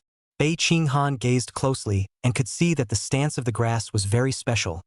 Winding and looking like a dragon, the posture was lifelike, and a breeze blew, and the dragon grass shook slightly, as if it would turn into a real dragon and take off at any time. It was said that the dragon-transforming herb was a precious spirit herb that, after being tainted with the body fluids of a true dragon, was affected by the powerful dragon chi contained in the body fluids and eventually turned into this appearance. As for the effect, as the name suggests, it helps ferocious beasts transform into dragons. Bei Qinghan had read such a record. A human had seen a plant shaped like a young dragon and could tell at a glance that the herb must be extraordinary. There was a desire to pick it, but due to a powerful ferocious beast guarding it next to him, he could only retreat helplessly. By the time he gathered his strong men to go again, the ferocious beast and the dragon transformation grass were gone. Only after asking around later did I hear that a dragon had loomed in the clouds on a stormy night some time ago. It made the man feel a pang of regret that he had missed out on the treasure. Memories end. This dead fat snake, it has the dragon transformation grass, and it still comes to steal my food?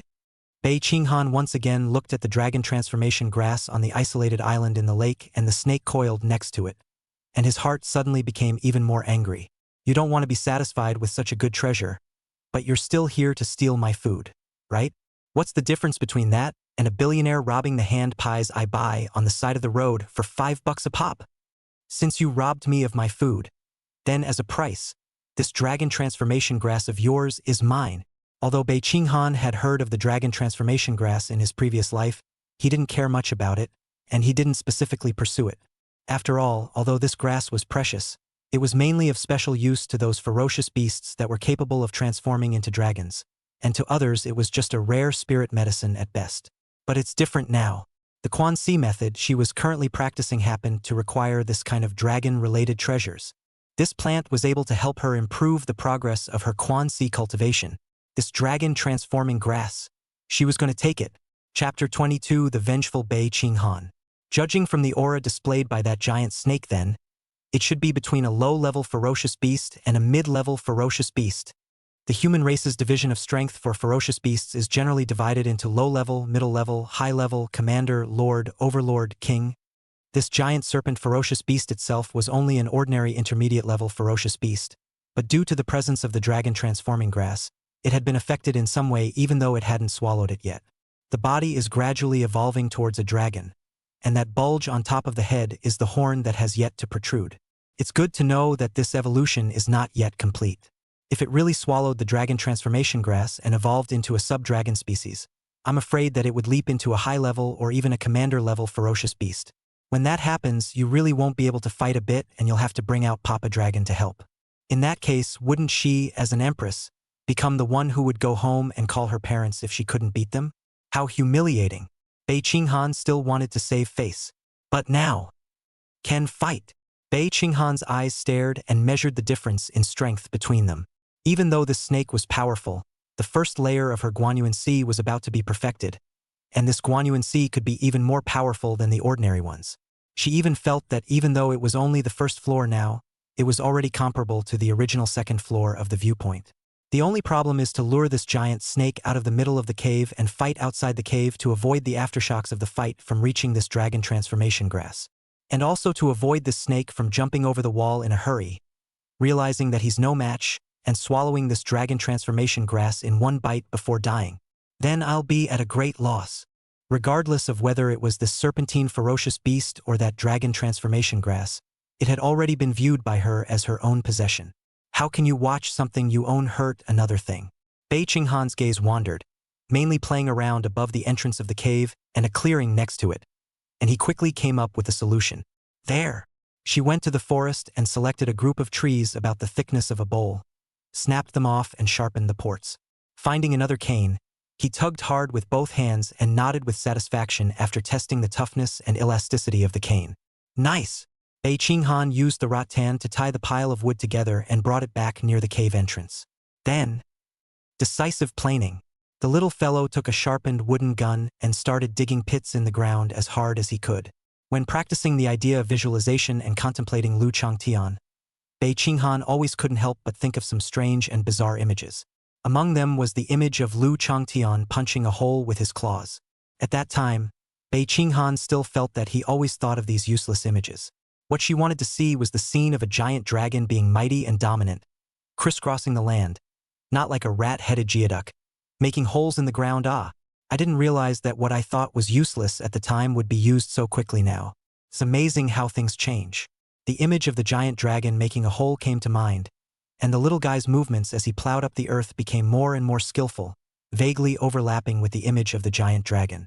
Soon enough, a pit large enough to bury an entire giant snake in was completed.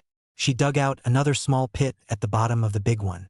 The pit was just big enough to put those bowl-thick wooden guns in. Bei Qinghan turned the wooden spears with the tips facing upwards and inserted them one by one into the small pits underneath. After doing this, Bei Qinghan went to pick up some more tiny branches to lay across the large pit, laying down some leaves and soil, cover up the big hole. Soon, a trap was completed, and from the surface, it was surprisingly indistinguishable from the normal land next to it. Bei Qinghan watched this scene with satisfaction. After becoming an empress, she hadn't used this kind of trap to deal with ferocious beasts for a long time. Using it once in a long time, her skills still hadn't regressed well. Bei Qinghan picked up the rattan and a wooden gun that had been specially left beside him and climbed above the cave entrance.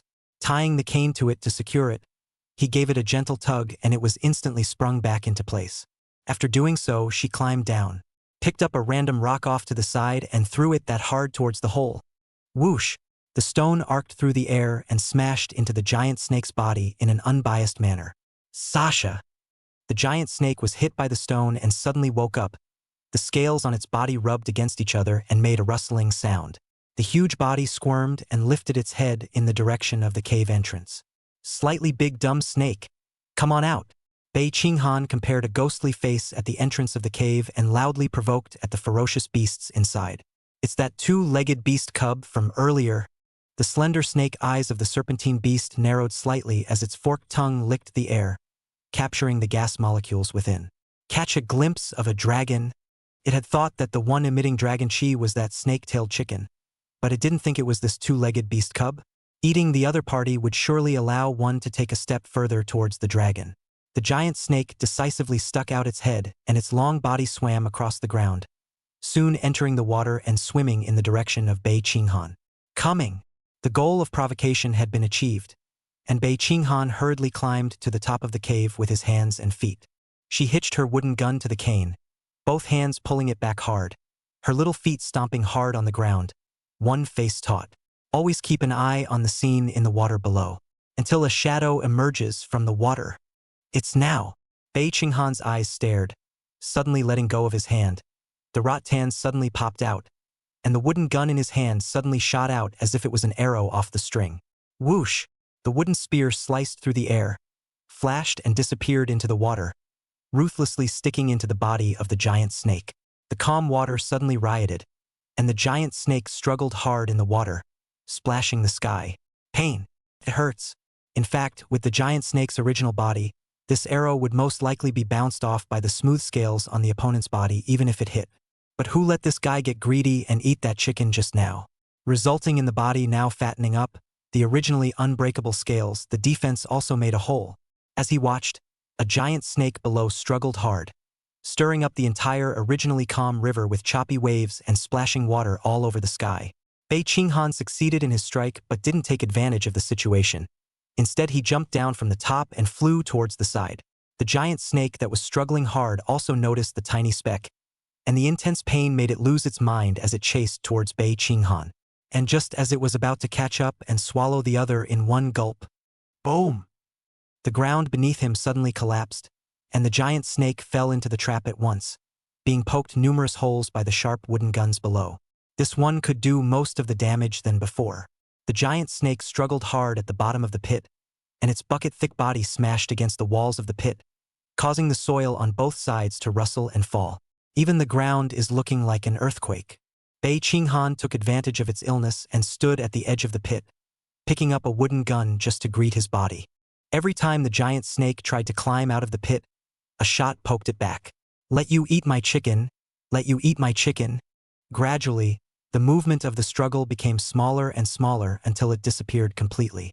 This serpentine, ferocious beast was also lying in the pit with no breath. Chapter 23 was the dragon grass watered with urine? The battle outside didn't affect the interior of the cave in the slightest. The middle of the cave was still a scene of age. The calm lake looks like a mirror, with a lone island in the lake dotting it. A ray of light spilled down from above. The misty light was like a dreamy veil, and spirit plants shaped like dragons danced amongst this hazy veil. The patterns on the leaves were somewhat special, looking as if they were pieces of dragon scales, and the roots rooted in the ground were the dragon's claws. The dragon's whiskers swayed as if it was about to take off at any moment. Bei Qinghan reached out his hand towards the dragon transformation grass that was shaped like a small dragon. As he was about to grab that grass in his hands, he suddenly felt the world steeply become dim, with light appearing and disappearing, like a flickering light bulb. Immediately after that, the earth began to tremble, and the calm water first rippled, and then the ripples became stronger and formed waves. The wind was howling all around, and even more sand and rocks were falling from the stone walls around the cave, and the rocks fell into the water, splashing even bigger waves. The roars of ferocious beasts were even heard from outside the cave, mixed with fear and exuberance, rising and falling one after another. For a moment, it was as if the entire forbidden land was caught up in it. What's going on here? Bei Qinghan was suddenly startled in her heart. She had heard of a saying, divine medicines have spirits, and those who pick them hastily will be rebelled against by them. Could it be that the dragon transforming grass in front of him was actually that high of a spirit medicine? Thinking this way, the eyes that looked at that dragon transformation grass were suddenly out of place. Even the body that swayed in the wind looked much more mysterious. It was as if it wasn't an elixir, but a real dragon. And just then, Bei Qinghan felt like something appeared above his head. At that same time, a familiar voice came from above. I said, why does this place look so familiar? She looked up and through the skylight above the cavern saw a large familiar head appear behind it. The whole thing froze. Dad! Dad! Lu Changtian kept his figure hidden and followed behind Bei Qinghan, maintaining a distance that wasn't too close. Both make sure you don't get caught out and give your little one a sense of adventure out on their own. He's still paying attention to the little guy's gaming experience. At the same time, it was guaranteed that it wouldn't put the little guy in danger and that he would be able to strike in time.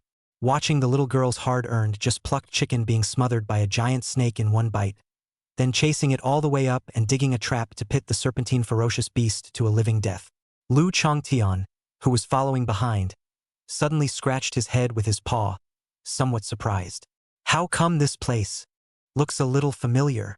Lu Changtian surveyed his surroundings, always feeling that there was something familiar about the scenery around him, as if he had been here sometime before. Suddenly, his dragon eyes moved slightly, as if he had sensed something. Only Lu Changtian lifted his wings and flew, chasing the little guy to the cave at the same time. He also saw a strangely shaped grass on the island inside the cave. In a flash, as if a bolt of lightning had crossed his mind, Lu Changtian recalled it all at once. I said, why does this place look so familiar? Isn't this where I went to the restroom before? He had just picked the dragon transforming grass into his hands when he suddenly saw Lu Changtian appear. Bei Qinghan at this moment had a lot of thoughts in his mind. The cheap dragon father of his own family is a dragon, and this strain of dragon grass happens to also be a spiritual medicine with special effects on the dragon race.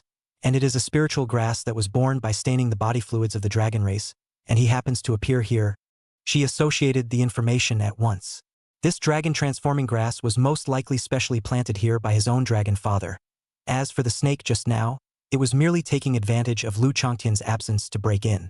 And he had just picked the dragon transforming grass himself before he attracted Papa Dragon. She wasn't worried about her being in any danger.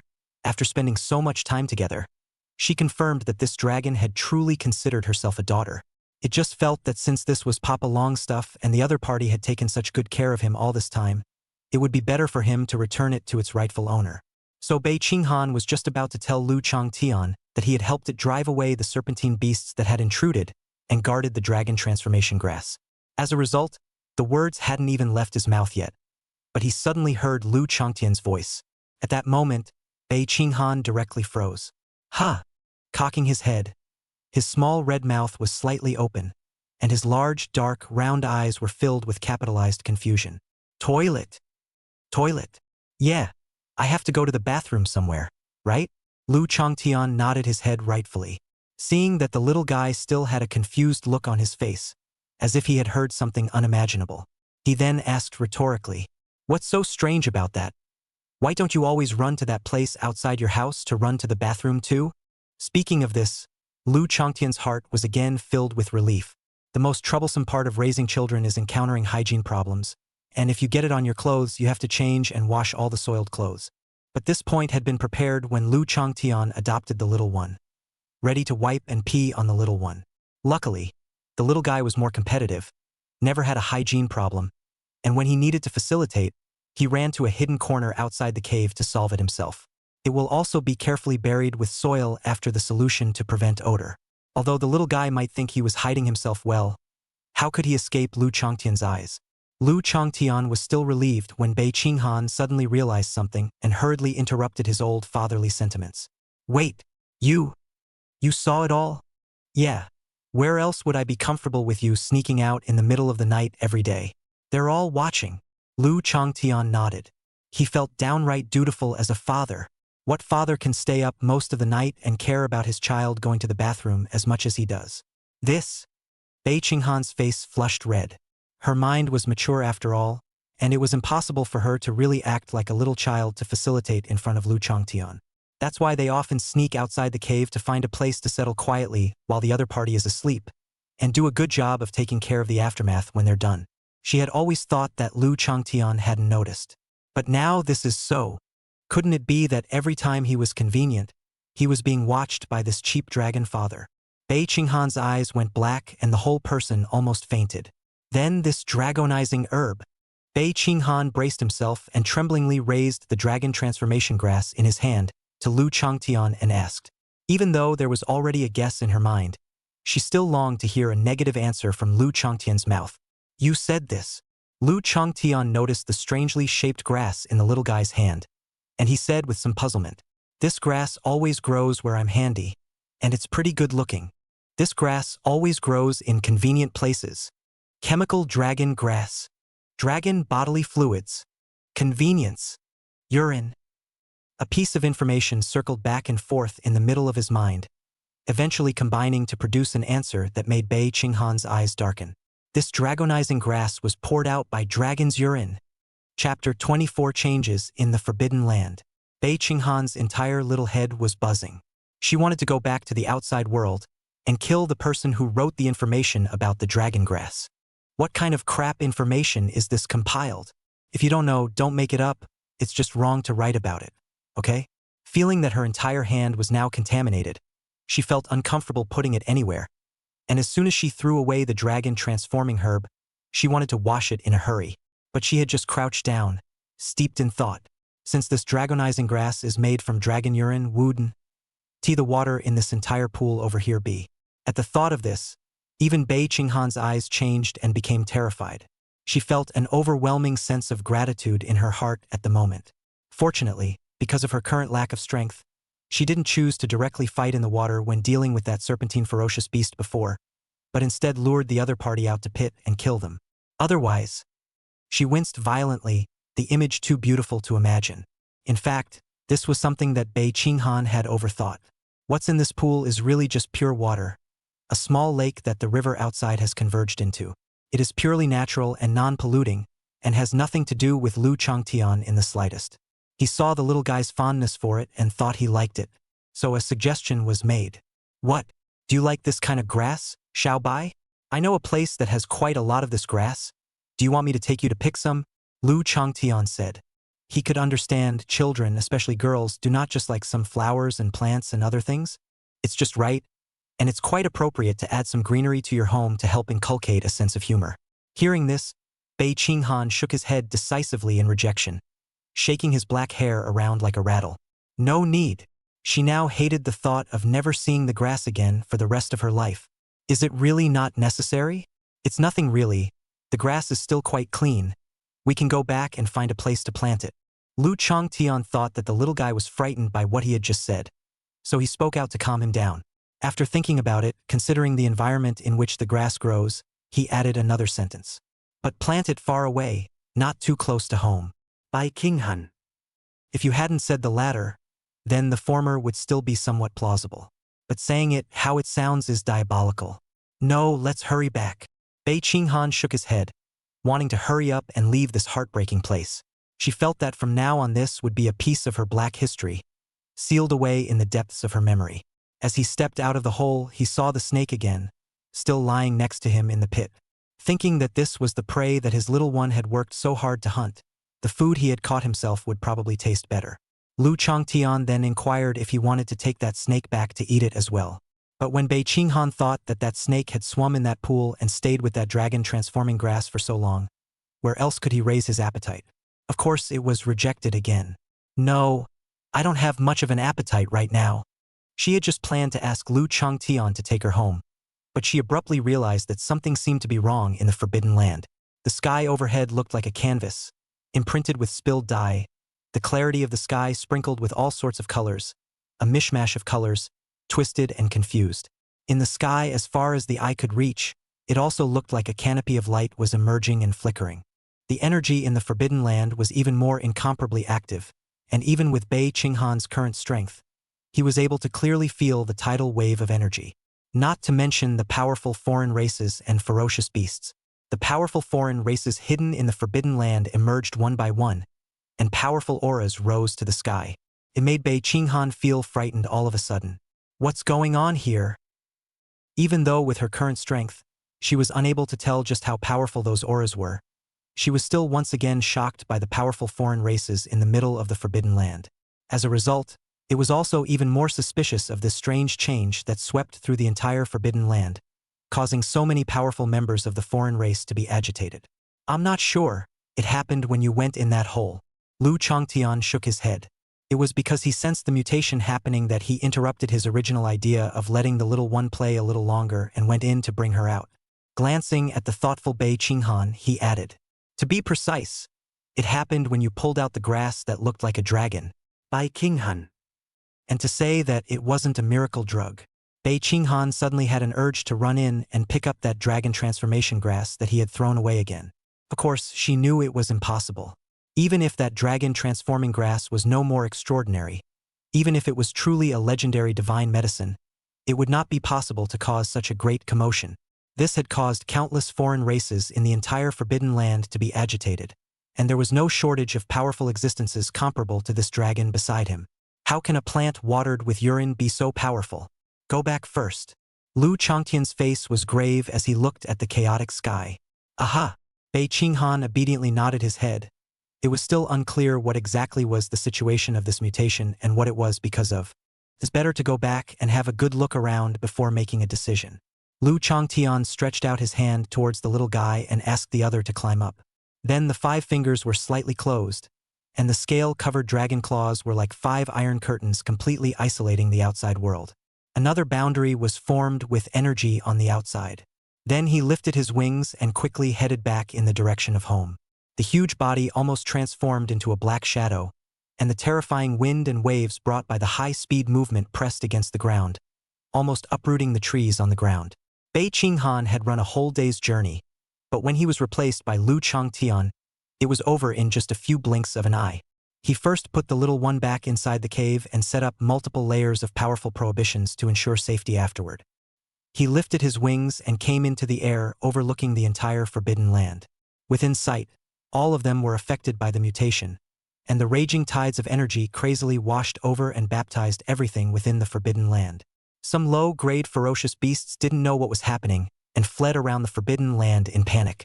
It made the already agitated sanctuary seem even more chaotic. As for those powerful auras among his senses, they were all observing in the dark and did not come out into the open, like he was waiting for something. Lu Chongtian narrowed his eyes slightly, his slender dragon eyes scanning several directions. Those old guys who have been rooted in the Forbidden Land for a long time might know something. He thought for a moment.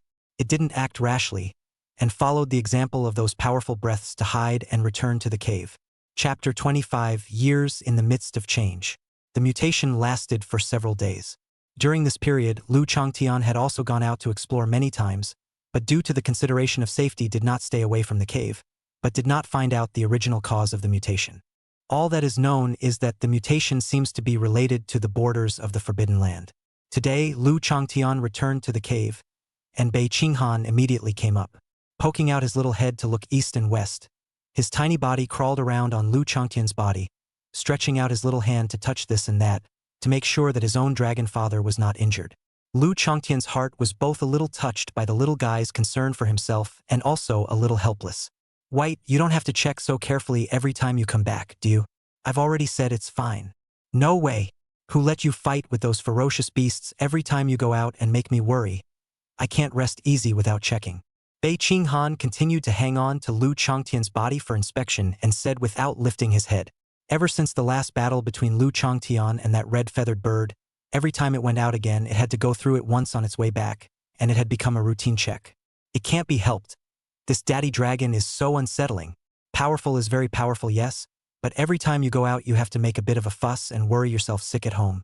It caused her to seem like she had turned into an old mom who was always concerned about the safety of this dragon despite her obvious status as a daughter.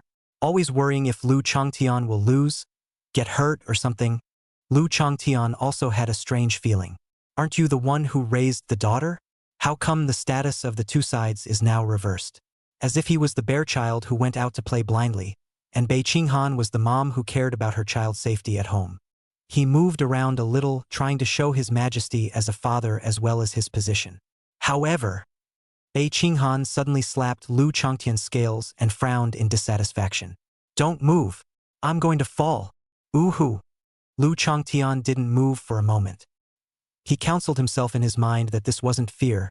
This was fear that White would fall off his body and get hurt, a sign of concern for his daughter. Finally, after Lu Chongtian felt uncomfortable all over his body, as if the scales on his body were full of chaos worms, feeling itchy and uncomfortable everywhere. Finally, Bei Qinghan's inspection was over. The little one got on his hands and knees and climbed down from the gargoyle's body, looking over at him with a satisfied nod. Very well. The inspection is complete. I don't see any signs of battle on my body. So it seems that you have obeyed properly this time and didn't go around fighting. Why do you make it sound like I go out and cause trouble all over the place every time? I'm obviously very peace-loving. Lu Changtian complained with dissatisfaction. Compared to those brutal and ferocious beasts in the Forbidden Land, he felt that he was already a great lover of peace. It's just that there aren't many peace prizes in the Forbidden Land, or he'd have to go get one. The earliest golden lions, long river buffalo, red feathered birds, and snowy willow demons. Bei Qinghan read out one name after another without retorting, just quietly looking at Lu Changtian, but it made him sweat a little. Those are all the ferocious beasts that have been eaten by him during this time of fighting with him. When you think about it, it seems like you do, indeed, fight quite often. Oh. Lu Changtian was a little short of breath, but he still talked tough. That can't be helped. A dragon is iron and rice is steel. A dragon this big always needs to eat, right? And there's still you. It doesn't matter if I'm starving for 2 meals without eating. Xiao, you're just developing and growing right now. I can't let you starve.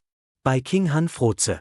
She hadn't expected that Lu Changtian's fighting so frequently was mainly because of herself. For a moment, a warm current flowed into Bei Qinghan's heart, causing her heart to be greatly touched, and there was no way for her to maintain her original didactic appearance. Even the little face that was boarded up was slack, although she had originally hardened into a serious look. Bei Qinghan slightly lowered his head, not wanting this dragon to see his humiliating side. I know. So be careful when you go out there. Are you still not assured of my strength? Which one of those ferocious beasts is my opponent? Lu Changtian clawed his chest, raised his dragon head and looked proudly at the sky, with a look of, I'm the number one in the Forbidden Land, who can do anything about me, giving Bei Qinghan a laugh. The little one covered half of his face with a pair of tiny hands and laughed out loud, his adorable eyes squinting into crescent moons. Looks like a muddle. Lu Changtian sighed in relief, although he did do it for the little guy, right? And his words just now didn't lie to Bei Qinghan. But the little beasts he fought with basically didn't eat a bite, and all of them went into his stomach. Luckily, the little guy didn't realize it. What did you say? Bei Qinghan vaguely seemed to have heard this dragon say something, and instantly raised his head in confusion, looking at the other party in surprise. Nothing. Lu Changtian hurriedly denied it, followed by looking at Bei Qinghan with a smile on his face. Why you care about me so much? Isn't it time you opened your mouth and called me dad? Don't. Bei Qinghan lowered his head and misplaced his gaze.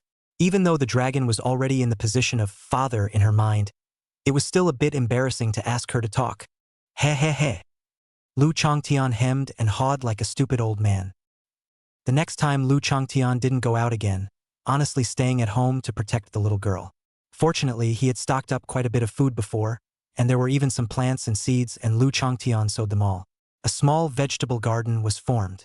There were vegetables as well as various kinds of spiritual fruits in it, which could be said to be quite nutritious, taking care of every aspect. The only thing that made Bei Qinghan feel a little regretful was that, as always, it was all vegetarian dishes without much meat. But she couldn't possibly let Papa Long risk going out just for a little bit of a mouthful. A little bit of patience was all. The surrounding haze floated.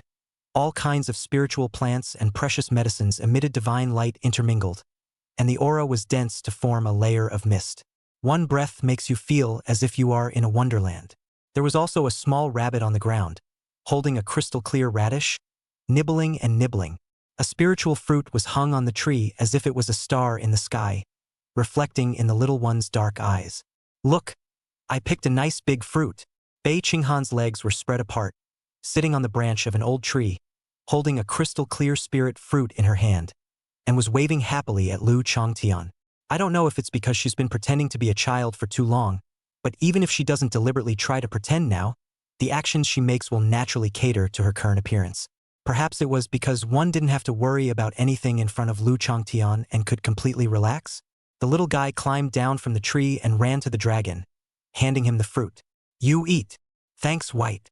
Lu Changtian knew not to break a small child's motivation, so he took it and nibbled on it, Bei Qinghan also climbed onto Lu Changtian's back and pulled out another fruit from behind him.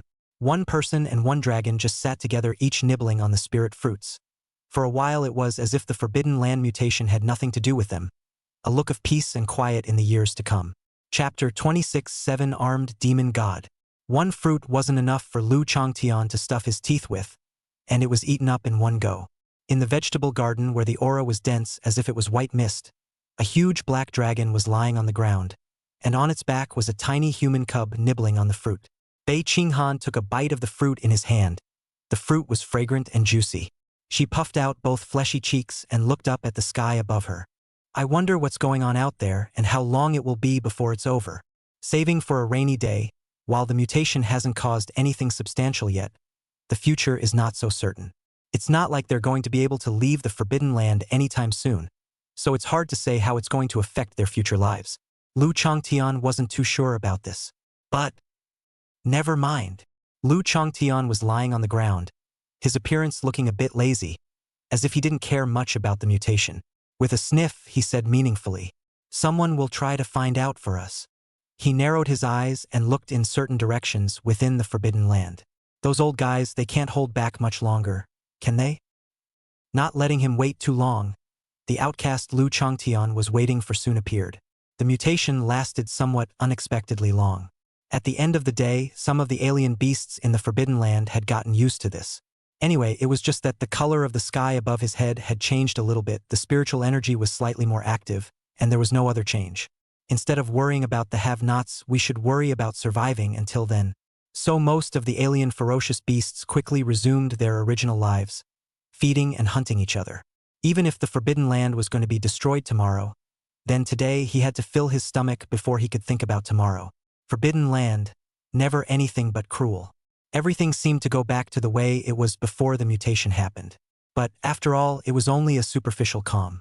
While those low-grade ferocious beasts were fighting each other, in the middle of the Forbidden Land, those giants were somewhat unable to hold back.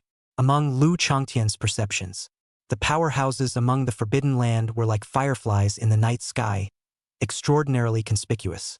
And at this moment, there were a few of those fireflies among them, and their brightness was gradually increasing, as if they had been raised from fireflies to stars in the sky all of a sudden.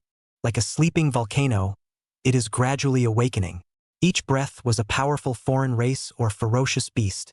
Finally going to hold back? The corners of Lu Changtian's mouth grinned in an arc, revealing the steel blade like dragon teeth inside. He had been waiting because he knew that there were definitely other presences in the Forbidden Land that wanted to figure out what the mutation really meant more than himself. And now he waited. What couldn't help it? Bei Qinghan, who was lying on the ground in a strange position with his eyes closed next to him, froze when he heard this, and couldn't help but open his eyes. She was just now learning the posture of Lu Changtian lying on his back while practicing the idea of viewpoint. Needless to say, it did work well to practice this way, and the speed of visualization was significantly improved. "Nothing, we just have to be here and watch quietly," Lu Changtian said. "Oh!" The little guy still didn't understand what Lu Changtian meant. But soon, without Lu Changtian's explanation, she had already figured it out herself. Rumble! In the middle of the Forbidden Land, a mountain range exploded with a loud bang, and the debris rose up to the sky and then sprinkled all around like meteors. In an instant, the area centered on that mountain range looked as if it had been bombarded by a swarm of meteors all over again. The ground was littered with huge craters, and as far as the eye could see, the forest trees were destroyed, and there was not a single intact place to be found. And in the middle of that blasted mountain range, a tall alien race was unfolding itself from the shattered peaks. His figure was lofty, like a mountain, and he grew 7 hands, each of which seemed to be able to pick the stars and catch the moon, as if the world could be held in his hands. The head was double-horned, but one horn was stumped, as if something had snapped it off from it. As he appeared, the illusions all around him were affected. Frost, flame, darkness, thunder.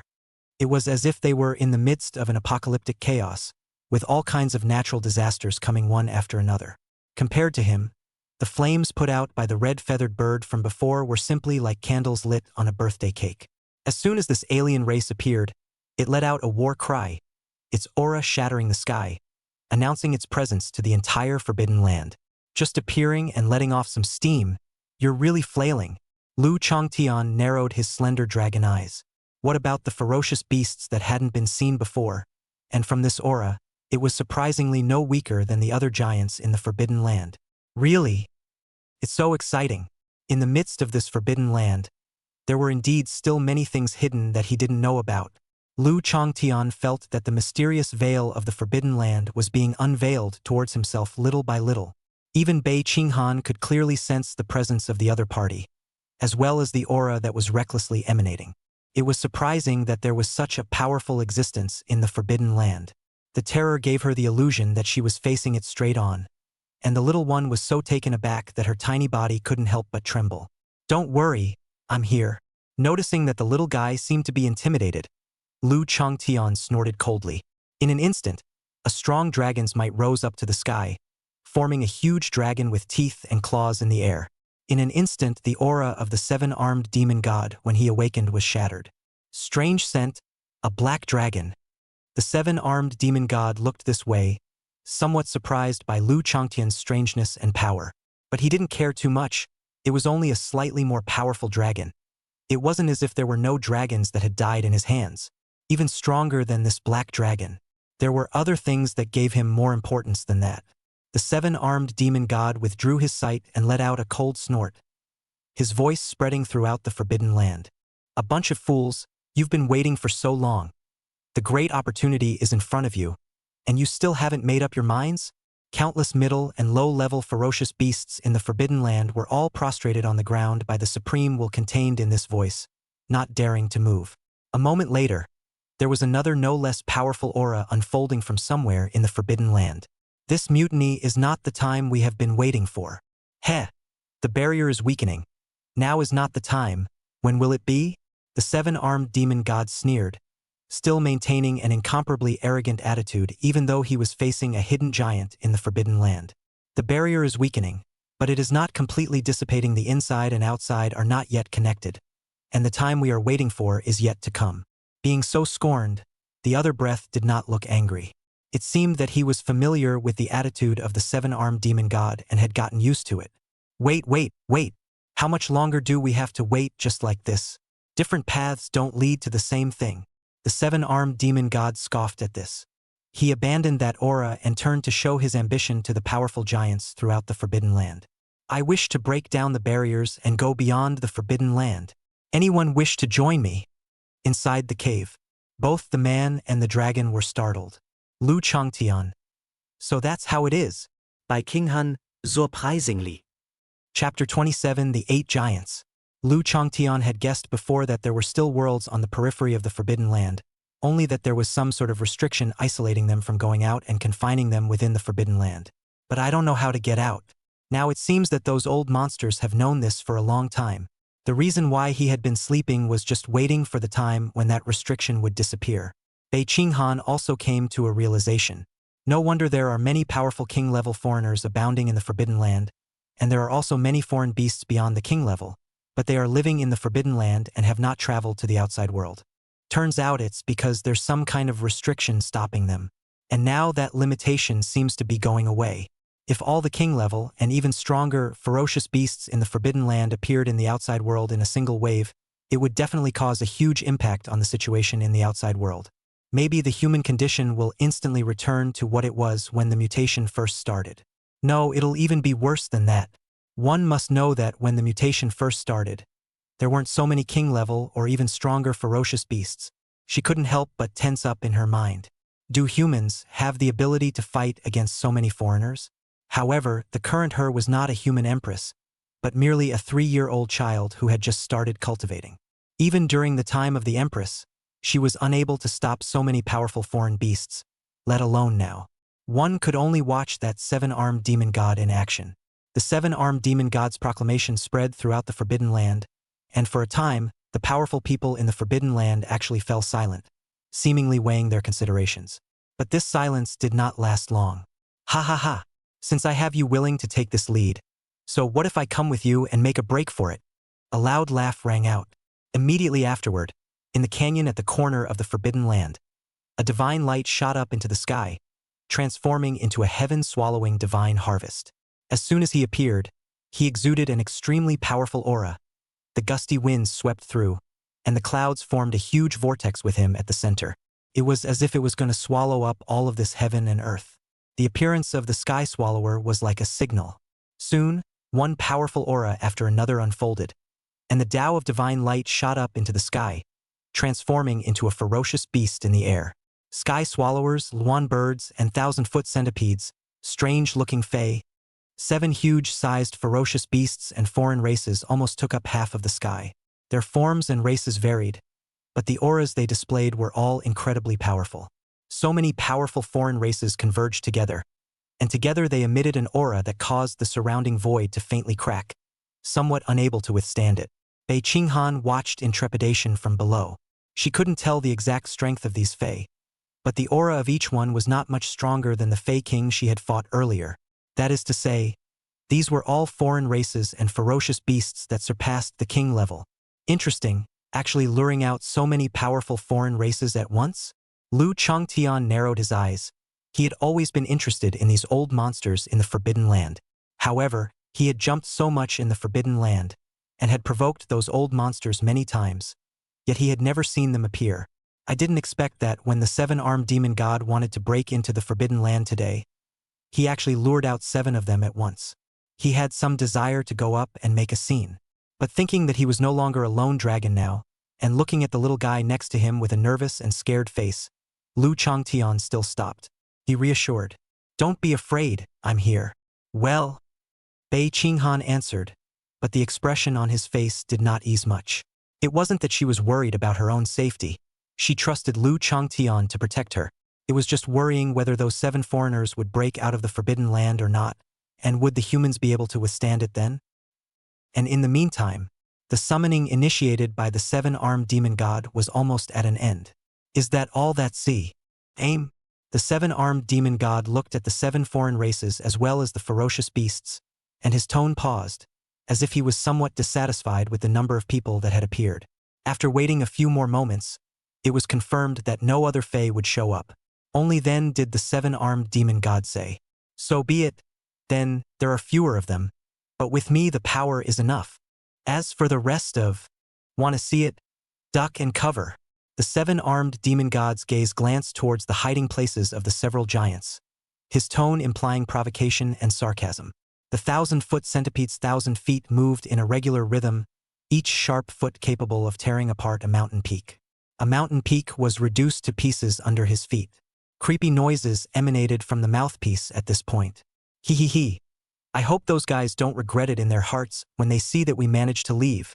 It's not that easy to get us to scout for them. Rats hiding in the shadows are not to be feared. The heaven-swallowing harvest roared up to the sky, swallowing heaven and earth. The luan bird flew in the air with a lofty and sacred posture, its divine light shining like a godly bird, emitting a cool cry. The other foreign races all made noises as well, and the degree of shock was evident as 7 beyond king-level existences intimidated at the same time. The giants remained silent. "It's not that I'm afraid, I just don't have to be." If they could really leave the Forbidden Land, not to mention them, even if it was the 8 foreign races including the 7-armed demon god, who could guarantee that there wouldn't be infighting among them? Completely ignoring the luan's warning. Ha. In that case, let me go first. I'm already tired of seeing the sky in the Forbidden Land. Heaven-swallowing harvest laughed out loud. His clan from its name was the heaven-swallowing and earth-devouring great fierce of the ultimate generation, but now he was locked up in the middle of the Forbidden Land. Looking up, he could only see the unchanging sky of the Forbidden Land, like a frog in the bottom of a well. Long ago, I wanted to leave the Forbidden Land for the outside world. Now someone else had joined forces and directly unleashed this clan's proud natural ability. Swallow the sky.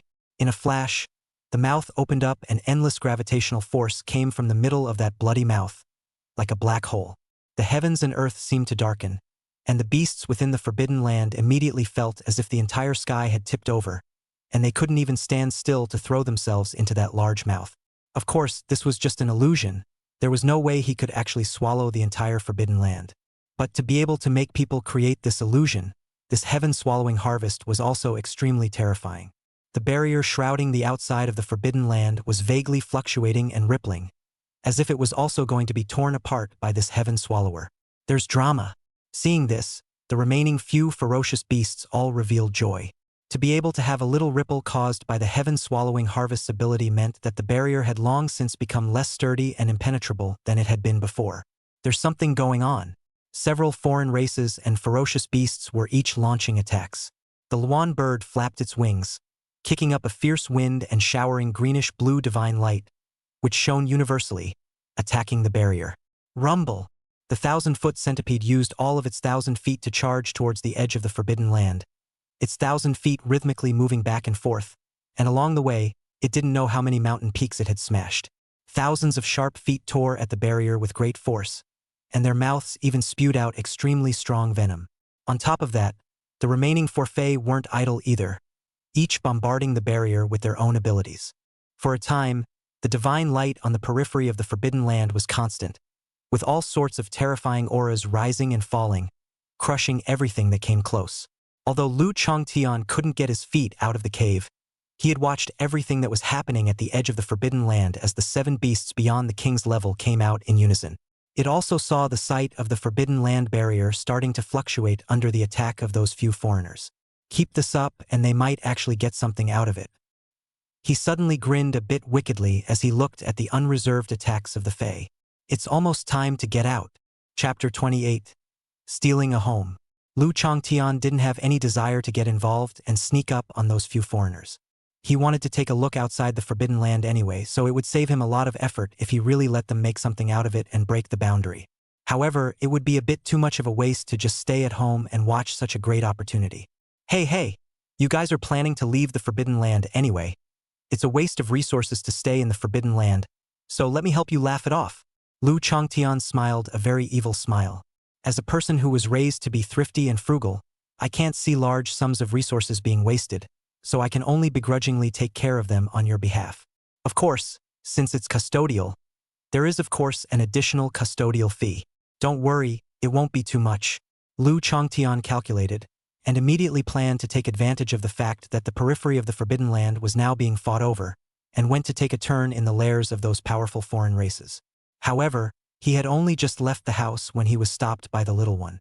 Bei Qinghan wasn't clear about Lu Changtian's intentions, just considering that this idiot father had to make a scene every time he went out. Now it's so dangerous out there, so it's just that I don't trust him to go out by himself. She pursed her lips and looked at the huge dragon in front of her. What are you going out for? I'm coming along. Now Lu Changtian is a little difficult to take a small child to copy other people's homes, steal things and so on. It'll spoil the kids, right? Of course, this was purely his overthinking. Bei Qinghan was an adult in his heart anyways. How could he be brought down so easily?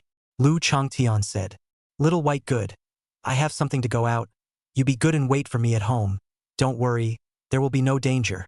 If it won't be dangerous, then why can't you bring me along? I'm also very powerful now. It can help you out." Bei Qinghan wasn't so easily fooled and instantly caught the loophole in Lu Changtian's language. During the time of the mutation, the tides of spiritual energy in the Forbidden Land fluctuated particularly violently, in order to avoid what happened during the mutation from dragging Lu Changtian down. During this period of time, she had practiced hard and managed to cultivate the idea of visualization to the second level of the realm, being able to visualize 2 dragon claws. A huge improvement in strength. Of course, in Lu Changtian's opinion, it was still the same as before is all. One finger can push the little guy around. He just wanted to use "your strength is still too weak to be of much help," or "it's too dangerous outside. You'd better stay home for safety's sake," as an excuse to refuse the little guy's request. "You!" However, Lu Changtian had just opened his mouth, and before the words could come out, Bei Qinghan snatched them up and blocked his words in his throat. "Besides, didn't you just say it wouldn't be dangerous? Why can't I follow? Does it mean that?" Speaking here, Bei Qinghan's words stuttered, and she smiled wryly, as if she had succeeded in some plot.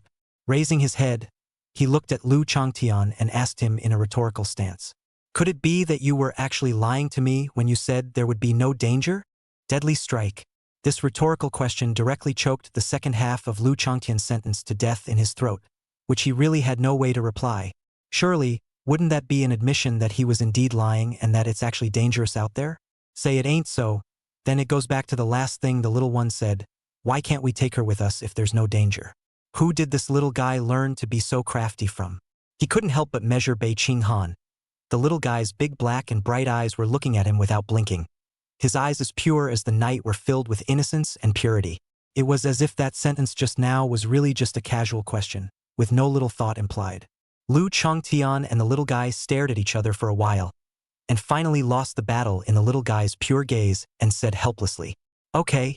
You got me down, I promise." "Yeah." Bei Qinghan made a sound all of a sudden and jumped up happily, as if he had gained some great victory. The district's dragon father. Easy to take. But Lu Changtian's voice suddenly grew a few degrees louder, attracting the little one's attention. His eyes also became much more serious as he looked towards Bei Qinghan and urged in a serious tone, "Make sure you stay close to me at all times when you're out there, and feel free to just wander off. You hear me?" "Aha." The little guy nodded his little head like a chicken pecking at rice, looking extremely cute. It's not like she's one of those stupid female characters in movies who doesn't have any pussy and doesn't listen to directions and likes to run around. Bei Qinghan was still clear about how many kilograms he had, and knew that with his own strength daring to run around in the Forbidden Land, especially in the current situation, was definitely looking for death. Stay close to Papa Long and hug your thighs and you're done. That's good. Seeing that the little guy was so cooperative, Lu Changtian completely ran out of reasons to refuse anymore, and could only agree with a pinched nose.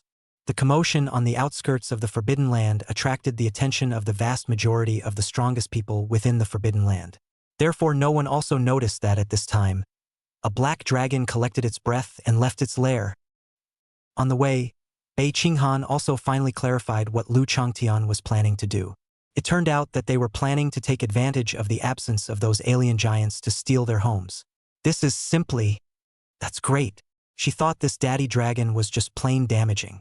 If the Fae knew, yet someone was stealing their home, I'm afraid I'll be so angry that I'll explode on the spot. Thus, both the man and the dragon smiled sinisterly as they advanced towards the lair of those alien ferocious beasts. For his first target, Lu Changtian chose the nest of that heaven-swallowing harvest. As for why swallow the sky, it is said that this kind of ferocious beast to the dragon is food, although Lu Changtian did not see in this forbidden land in addition to their own dragons is it. But before he grew up, he did have some trouble with the race and was hunted down for a while. It was only later on, after he became stronger and realized that they couldn't afford to mess with him, that those heaven-swallowing hollows either hunkered down or hid far away, leaving him with little chance to recover. That's why this time, he chose the heaven-swallowing harvest to be the first target. He actually preferred to raid the home of that seven-armed demon god, who looked to be the strongest among those 8 foreigners. But unfortunately, the seven-armed demon god had just awakened and blew up the mountain that served as his old home, and the fragments were scattered and thrown throughout the Forbidden Land with the explosion. Guess there's nothing left of that place but a pit. There was no way around it, so Lu Changtai retreated to the next best thing. As he neared the territory of the heaven-swallowing harvest, Lu Changtian's figure suddenly flickered slightly, his body gradually becoming hazy. The whole dragon became like a mist, and it was like an indistinct phantom, like a dream or a fantasy. Entering the territory of the heaven-swallowing harvest silently. Chapter 29. I'm proud of being brutally beaten. Bei Qinghan opened a pair of big eyes and looked curiously at a heaven-swallowing harvest that passed by her side. They were now deep into the territory of the heaven-swallowing harvest. Just now, when he heard that Lu Changtian was planning to take advantage of the chaos to raid the homes of those few foreign races, Bei Qinghan thought that Lu Changtian was planning to kill them all the way in. After all, it was in keeping with the impression he, the dragon, had always made of himself. As for what Lu Changtian said about sneaking into the north, Qinghan understood it this way. Wouldn't it be the perfect infiltration to just kill all the Fae in sight? Unexpectedly, the other party actually shifted and completely asteringed his aura and presence. Just walk in with a straight face. On this journey alone, Bei Qinghan had already encountered no less than 2 hands of heaven-swallowing harvests, and the closest one had almost brushed past Lu Changtian. But spare me. The other party still didn't realize that just a hair's breadth away from them, such a huge dragon existed. It made Bei Qinghan greatly shocked. So there was such a method of infiltration? Maybe that's Papa Dragon's natural ability? Bei Qinghan thought thoughtfully while looking down at his own hands. At this moment, her body seemed to be covered with a layer of phantoms, and her pair of small hands seemed to have turned translucent, with a faint glimmer of light flickering on them, as if they were a layer of luck. Unreal and ethereal, beautiful and dreamy. It was this particular state that isolated her aura, making it impossible for the heaven-swallowing harvest passing by to detect her presence. Bei Qinghan felt that this dragon father of his was giving him more and more mysterious feelings. Powerful strength, not to mention a very different attitude from the other Fae, even adopted himself as a human cub. And now there is this weird as a dream-like ability. If this kind of ability was placed on top of other foreign races, Bei Qinghan would inevitably regard it as a great enemy. But in the case of Lu Changtian, it's your own dragon father. The more powerful the better. It's as if Lu Changtian would think, it's normal for my children to be so powerful. The fact that Lu Changtian was so mysterious and powerful also gave Bei Qinghan an inexplicable sense of pride and honor in his heart. The little guy couldn't help but raise his little face and puff out his little chest with a little bit of pride. The gazes towards those heaven swallowers changed a lot, like they were looking at a bunch of scum. This little guy. Lu Changtian didn't know what Bei Qinghan was up to again, but he couldn't help but lose his smile when he saw this confident and cute appearance of his own child.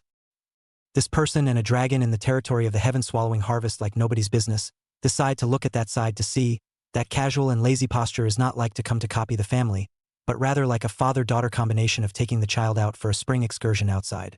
Without realizing it, the two had already arrived at the deep core of the territory. In front of them was a magnificent gate with arcane patterns engraved into a prohibition, and two heaven-swallowing harvests were guarding each side of the gate. The door was so big that Bei Qinghan felt like a small ant in front of it, very much in line with the size of the heaven-swallowing horde. Two more king-level aliens. Bei Qinghan was already numb.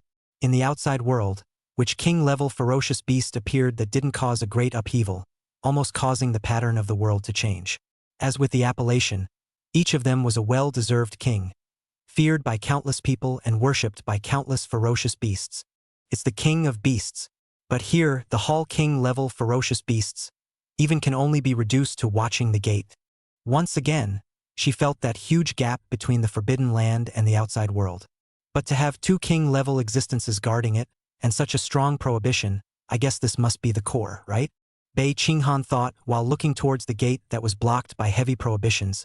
Other places were not so tightly guarded. Behind there, I think it must be the treasury of the heaven-swallowing harvest clan. She looked down at Lu Changtian, curious as to how Papa Long planned to keep sneaking in after all this time. However, he realized that Lu Changtian's expression was a bit strange. This is really not an enemy. Lu Changtian's face was a bit subtle as he looked towards one of the heaven-swallowing harvests. It had been said before that when Lu Changtian was still a young dragon, he had once been targeted by the heaven-swallowing harvest clan that claimed to feed on dragons. He came here this time with a bit of revenge in mind. And one of the heaven-swallowing harvests in front of him was the one that had chased him back then. Following Lu Changtian's gaze, Bei Qinghan quickly noticed what he was looking at and asked in a low voice, "Do you recognize that sky swallower?" Lu Changtian nodded. "Sort of know each other. This guy has come after me before." "What?" Bei Qinghan was instantly startled. Although she wasn't sure of Lu Changtian's strength, she knew that the other party was definitely a powerful existence that surpassed the king level. But this heaven-swallowing harvest had actually chased and killed Lu Changtian. Could it be that she had misread her eyes, and that this heaven-swallowing harvest strength was more than just the king level? Bei Qinghan's heart was solemn. She had still underestimated the other party before. The heaven-swallowing harvest deserved to be a major race in the Forbidden Land. Its depth was surprisingly so deep. Lu Changtian's mood at the moment felt incomparably pleasant. When he was chasing after him, this heaven-swallowing harvest strength wasn't at the king level, but it was still much stronger than him. But when they met again, the strength of both sides had been completely reversed. The gate was right behind the two heaven-swallowing harvests. Trying to enter would inevitably startle them. Lu Changtian happened to think of a good idea. Only to see him maintain his stealthy stance, silently approaching the body of that heaven-swallowing harvest, while the other party did not notice Lu Changtian's presence at all. Is taking a nap. The other heaven-swallowing harvest even reminded him of this when he saw it. Don't snooze, buck up and stay alert. The snoozing heaven swallower was not amused. This is the territory of our heaven-swallowing harvest clan. Which ungrateful one dares to intrude? They swallowed the heavens, but the forbidden land a hegemon. The clan's strongest person is now even bombarding the forbidden land barrier. Once successful is the dragon into the sea, the horde swallowed the vault of heaven. What ungrateful person would dare to touch them at this point in time? Even if it's that black dragon from back then, do you think he'll dare to come near our place behind him? Not without pulling off all his skin. Lu Changtian happened to hear this sentence as he approached, and his dragon eyes instantly narrowed, revealing a hint of regal divine light. Bei Qinghan couldn't help but rub her small arms. She did realize that being stronger than Papa Long at one time didn't mean she was stronger than Papa Long now. Hadn't she herself surpassed many enemies far stronger than herself? Bei Qinghan's eyes were filled with pity when he looked at that heaven-swallowing harvest. Hiss! Why does it suddenly feel a bit cold? That sky swallower was oblivious to this and only felt a bit cold. He climbed down, speaking lazily to his kinsman, and promptly buried his head. Okay. Go ahead and keep watching, I'm going to rest. His kinsmen were helpless, but they couldn't call him, so they had to let him be. Still want to sleep? Here's your collection. Lu Changtian's eyes were fierce as he lifted his foot and kicked this heaven-swallower's ass viciously. Ouch! This heaven-swallowing harvest immediately let out a miserable scream and was kicked out a long way. He covered his ass and climbed to his feet, screaming and cursing angrily. Who the hell kicked me? He craned his head to see that the door was empty, with only his own kind standing off to the side. This heaven-swallower's eyes instantly sharpened and questioned. Did you kick me? What am I kicking you for? You don't have nothing to do, I tell you. The other sky swallow frowned and chided. He didn't pursue the other party for slacking off, and sleeping is already a very good face. But I didn't expect this guy to find trouble with him in return. That's you. There's no one else here but you. That sky swallower was unforgiving, and quickly found a reason to do so. You must be jealous of me being valued by the clan leader, so you took the opportunity to take revenge. The other sky swallower snorted. Jealous? Jealous that you're getting attention from the matriarch because you were brutally beaten by that black dragon? So what? It's my skill to survive. That heaven-swallowing harvest was not ashamed but proud. Looking like I'm proud that I was brutally beaten. Go fight that black dragon and come back alive if you can? Wanna fight, don't you? The other heaven-swallowing harvest was infuriated and glared back angrily with both eyes. Just fight. The two heaven-swallowing harvests both looked at the opposite side in their hearts, and at the drop of a hat, they directly fought. Chapter 30. Bei Qinghan. Getting rich. Outside the doorway, the two heaven-swallowing harvests directly fought at the drop of a hat, and the scene was unusually intense. Bei Qinghan quietly glanced at the father of the dragon underneath him, not realizing that the father of the dragon looked like a domineering and reckless person on the surface. I can't believe they would use such a dirty trick. Surprisingly, without moving, he made the two powerful heaven-swallowing harvests fight. It's true that a dragon can't look like a dragon, but who made this his dragon father? Feeling safer all of a sudden, right? Getting back to the point, originally, these two heaven-swallowing harvests were unable to see through Lu Changtian's concealment, not to mention the fact that both sides were now fighting. Even if Lu Changtian took advantage of the chaos to go up and kick a few more times, they would only think that it was the other party who had moved and then hit harder. As a matter of fact, Lu Changtian really did. Looked for an opening and went up for a couple more to add to the fire. Only after doing so did he drift back to the door and scrutinized it. The lines on it were arcane and complex, vaguely forming the shape of a giant heaven swallower. So that's how it is. It's through the array pattern that the bloodline is screened, and only the bloodline of the heaven-swallowing harvest clan can open this gate. When other races try to force their way in, the ripples on the gate will summon a heaven-swallowing harvest that will come out and swallow the intruder, and even though the intruder will be able to break the formation, the commotion caused will be enough for the heaven-swallowing harvest clan to react. From this, it was evident that the heaven-swallowing hollow that built this treasure trove had indeed considered every aspect. As for if that intruder could even defeat the heaven-swallowing harvest that had been attracted to him, then why not just stop struggling and just give away everything in the treasure trove? Of course, that predecessor of the heaven-swallowing harvest clan must not have considered the current situation. Isn't it the bloodline of the heaven-swallowing harvest clan? Aren't there two of them here now? Lu Changtian turned back to look at the two heaven-swallowing harvests that were writhing together and revealed a wry smile. Huh? You're gonna ask them to help open the gate? That can't be right. Bei Qinghan was a bit puzzled, although these two heaven-swallowing harvests looked a bit stupid. But how could they say that they wouldn't be able to open the door for them two intruders? Isn't that really a bandwagon? In response, Lu Changtian didn't explain much and just gestured for the little guy to take it easy. See for the work. Only to see Lu Changtian keep his sneak up and go up and ruthlessly slap a claw on the ass of that heaven-swallowing horde that he had a conflict with. Ow! That heaven-swallower immediately let out a miserable shriek, feeling like his butt was about to crack. You actually beat my ass. Who the beat your ass? The other heaven-swallowing harvest immediately denied it, and he felt that this fellow was just deliberately picking a fight. First they say he kicked his ass, now they say he beat his ass. It's not like he has any special fetishes. Well, well, well. Still not admitting it, are you? The heaven-swallower with a grudge said. The two of them fought, but they more or less left each other some face and didn't lay down a hard hand. But since it was now the opposite side that had made the first move, he couldn't be blamed. This heaven-swallower's eyes were ruthless as it turned around and bit down on the opponent's ass, blood splattering everywhere as the bite went down. Spread out. Spread your mouth. No spread. In the face of his fellow clan's chiding, the heaven-swallowing harvest had a mouth that was bitten to death, with no intention of letting go of its mouth at all. The teeth were hard into the flesh. Seeing this, the other heaven-swallowing harvest also became anxious and similarly bit down on the others, but ow! In pain, both sides bit harder. The blood of the heaven-swallower gurgled out, staining a large portion of the ground red.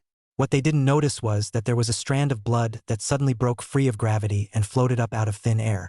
It flew in the direction of the gate and disappeared into the formation. Lu Changtian withdrew his gaze and said to the little guy, "Look, isn't this a done deal?" Bei Qinghan. She retracted her previous guess. These two heaven-swallowers were even more retarded than she thought. As the blood of the horde entered, the array pattern on the door glowed faintly, recognizing the bloodline, and the thick doorway slowly opened. Lu Changtian took advantage of the opening of a crack and darted in as the door closed once again. During this process, the two heaven-swallowing harvests did not notice at all. Inside the treasure trove, Bei Qinghan had tried his best to imagine it. After all, even the ones looking at the gate were two king-level sky swallowers, so one could imagine that the contents of the treasure trove would definitely be quite rich. Still, when she saw it with her own eyes, she realized that her imagination was still too lacking. As far as the eye could see, there were all sorts of bright haze, dense mist, and a mixture of precious medicines and divine gold. All kinds of precious and rare materials from the outside world were piled up into small mountains. Even the ground underneath his feet was paved with precious stone, as if it could breathe, rising up in gusts of mist. Taking a puff gives you the feeling of being in a wonderland. This is too ho-hum, Bei Qinghan muttered. During the time she had been by Lu Changtian's side, she had grown a lot, and the meat she ate was all ferocious beasts or foreign races that surpassed the king level. There were many spiritual medicines in the vegetable garden, and there were even more that she had never seen before. She had thought that was the limit. Still, this today she couldn't help but freeze on the spot. If everything around Papa Long was of high quality, then the treasure trove in front of him was inferior in quality, but surpassed in quantity by a lot. The little guy froze as he walked towards the front, his eyes reflecting the treasures so much that he could barely fit the rest. Although Lu Changtian was also a bit surprised, he felt normal. After all, this was the accumulation of the heaven-swallowing harvest clan for an unknown number of years. While he was just a loner, it was normal that he could not compare. But seeing the little one acting like a little fortune hunter, he was about to lose even his ability to speak again, which he had managed to regain. Couldn't help but smile too. I didn't realize that Xiaobai was only so young, but still a little fortune hunter. He reached out and grabbed the little guy by the back collar of his shirt, letting him stride across the floor on his two short legs, but unable to advance a single inch. Bei Qinghan's eyes were anxious, and he twisted his head to pass a puzzled gaze that seemed to be inquiring, "Why are you stopping her?" Lu Changtian then was laughing. "Easy, little one. These are ours now. Take as many as you want. What if they set up some kind of restriction up there and destroy all these treasures?" Bei Qinghan instantly sobered up, his eyes clearing. It was so hard to get in. "You can't let a cooked duck fly," urged Lu Changtian to check. Lu Changtian examined it carefully. Perhaps the heaven-swallowing harvest clan didn't expect to actually be broken into here by outsiders, and the clan actually didn't react at all. So no ban at all. He signaled that the little one was fine. Bei Qinghan relaxed at once, and as soon as she planted herself into the pile of treasures, she swam around in it like a little human fish. And at the same time, in another part of the heaven-swallowing harvest clan land, an aged heaven-swallowing harvest opened its eyes, and in an instant, as if a thunderbolt had flashed, its electricity-like eyes fiercely looked in the direction where Lu Changtian was. Chapter 31: The Poor Empress. It was rare to see the little guy so happy. Lu Changtian didn't bother, but happily watched from the sidelines. It wasn't until he felt it was almost time that he spoke up and interrupted the other man. Amidst Bei Qinghan's puzzled gaze, Lu Chongtian pulled out a small pocket and said, "All right, take all this stuff home and play with it as long as you want afterward." Bei Qinghan's eyes lit up and suddenly reacted. "They're here to raid the house this time." She hastily reached out to take the small pocket Lu Chongtian handed over. When the pocket was placed in Lu Chongtian's hand, it could barely serve as a finger sleeve, but when it was placed in Bei Qinghan's hand, it became a pocket big enough to fit her whole person in. "Hey!" When he received his pocket, Bei Qinghan touched it with his hand and let out a cry of surprise. She looked down at the pocket, which was a brilliant golden color and looked like it was made from the fur of some creature with a layer of soft, natural hair. Bei Qinghan ran his hand over it. It was smooth to the touch and it felt familiar. She compared it again to what she was wearing. Well, it's confirmed. It's a pocket made from the skin of a golden lion. The gold content of the golden lion is still rising. I've refined this pocket a bit, and there's quite a bit more room in it than it looks, so you can fill it to your heart's content. Lu Chongtian said, "Since we all came out together, naturally we have to let the little one participate a little," so Lu Chongtian pulled some lion skin on the road and made this pocket. Utilizing the method of the Sumeru Nasuko, the space inside was enlarged, which was the legendary storage bag. "This is the storage bag." Bei Qinghan revealed a surprised look and curiously surveyed the bag in his hand. She propped open the pouch and peered inside, and realized that there was more room than she thought. "Woo-hoo!" The little one suddenly struggled, pulling at the pocket with one small hand grasping it. She had just stuck her head so far inside that her whole body was about to be swallowed by the pocket. Two small hands tugged hard on the bag, the golden color of the bag being pulled with a protrusion here and a protrusion there. Phew! Phew! Phew! After a long time, Bei Qinghan, who had finally won the battle with the pocket monster, pulled out his head and gasped for air. After slowing down, knowing the space of the storage bag, she ran towards the various treasures with gusto. What kind of ore? Divine gold? Precious medicine? Just put whatever can be put into the pocket. Just put it into it. Anyway, nothing that could enter the heaven-swallowing Harvest Clan's treasury was bad. Bei Qinghan was also used to being poor, although she was an empress, but the human race had only just gained a foothold in the mutation after all, so where could she save up any resources? She even prepared her own resources for cultivation, and even had to pay backwards. It was even more completely incomparable to an ancient race like the heaven-swallowing harvest. Under Bei Qinghan's almost unceasingly small hands, the storage bag bulged up all of a sudden. Lu Chongtian didn't interrupt, but just watched from behind like an old father, reminding from time to time, "Don't pack too much. Just pick some favorites and stay. We have to go somewhere else later." Well, looking at the small mountain in front of him that had barely gotten any smaller as before, with all sorts of rare materials on it. Then he looked at the storage bag that was already bulging in his hand. Bei Qinghan furrowed his brows, and an extremely obvious tangled expression appeared on his tender little face. She tried to pack more, but she couldn't fit anymore, and Papa Long said he was going somewhere else. So ungrateful. Bei Qinghan pursed his lips. However, they could only selectively pull out a little bit from their storage bag and then immediately call it quits. Lu Chongtian looked at the still bulging storage bag and asked out loud, "Is that all, and not some more out?" Bei Qinghan immediately shook his head vigorously. Although just a little bit, it already made him feel like his heart was bleeding. "These are all her and Papa Long's family's money." "All right." Lu Chongtian was non-committal and didn't force the issue. Anyway, he was sure the little guy would automatically make room in the bag when he saw something good again later on. Letting Bei Qinghan stand back with the storage bag, Lu Chongtian opened his mouth wide. In an instant, as if a strong suction force was emanating, the various treasures in the treasury looked as if they were attracted by a black hole and were thrown into Lu Chongtian's mouth. Bei Qinghan's mouth was about to water as he watched from the side.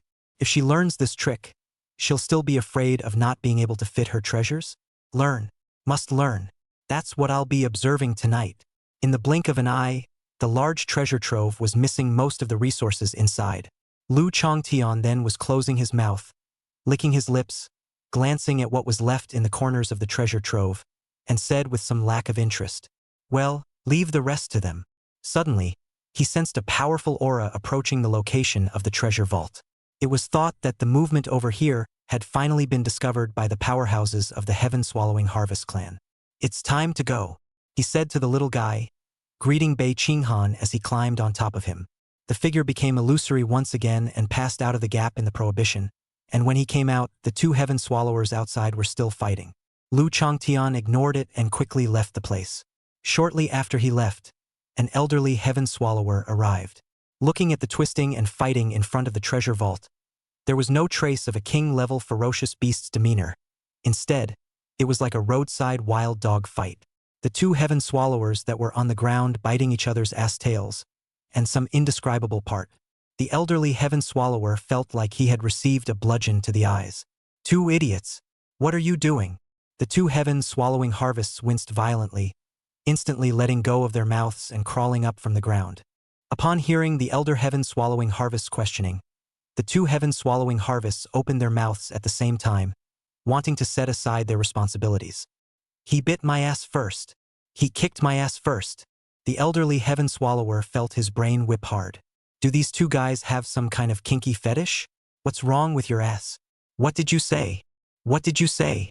Noticing that the other party was trying to dump the pot on themselves, and even the content of their speech was not even close to the same, the two heaven swallowing harvests instantly became furious. Looking at each other, showing their teeth interlocked with each other, looking like they were about to bite again at the drop of a hat. Shut up, all of you. The elder heaven swallowing Han was enraged, letting out a thunderous, angry ho-ho, instantly stopping the two heaven swallowing Hans. He looked to one of them and asked, "You first." After the two heaven swallowers explained to each other, the elder heaven swallower finally figured out what was going on. Is it possible that these two guys don't know what's going on themselves, and they both think it's the other guy who has a crush on their asses, and then they get into a fight? The elderly heaven swallower felt his longevity draining drastically. He and the sky swallower outside were the strongest in the clan, but he was in his old age and the other was in his prime. So they divided the labor among themselves, letting the older one stay with the clan to retain the living force, and the strong aged Tuntion how to go out. But now it seems, might as well let him out and keep the other one. No! The elderly heaven swallower suddenly realized something and jerked his head up to look at the large door. As expected, a trail of blood was seen on the gate. He quickly went up to open the treasure vault and found that it was empty, and the resources and treasures that had been accumulated for countless years had disappeared into thin air. Chapter 32. Exposed. Inside the treasure trove, the elderly heaven swallower had a gloomy face, and with him as the center, an invisible pressure enveloped the surroundings, and the space within the treasure vault seemed to freeze. The terrifying sense of oppression caused the two heaven swallowing harvests that were in the doorway position to curl up. Both front paws were clutched to the top of his head, and his head was on the ground, shivering. There was absolutely no hint of a king-level ferocious beast's domineering appearance. Instead, it looked like two frightened puppies.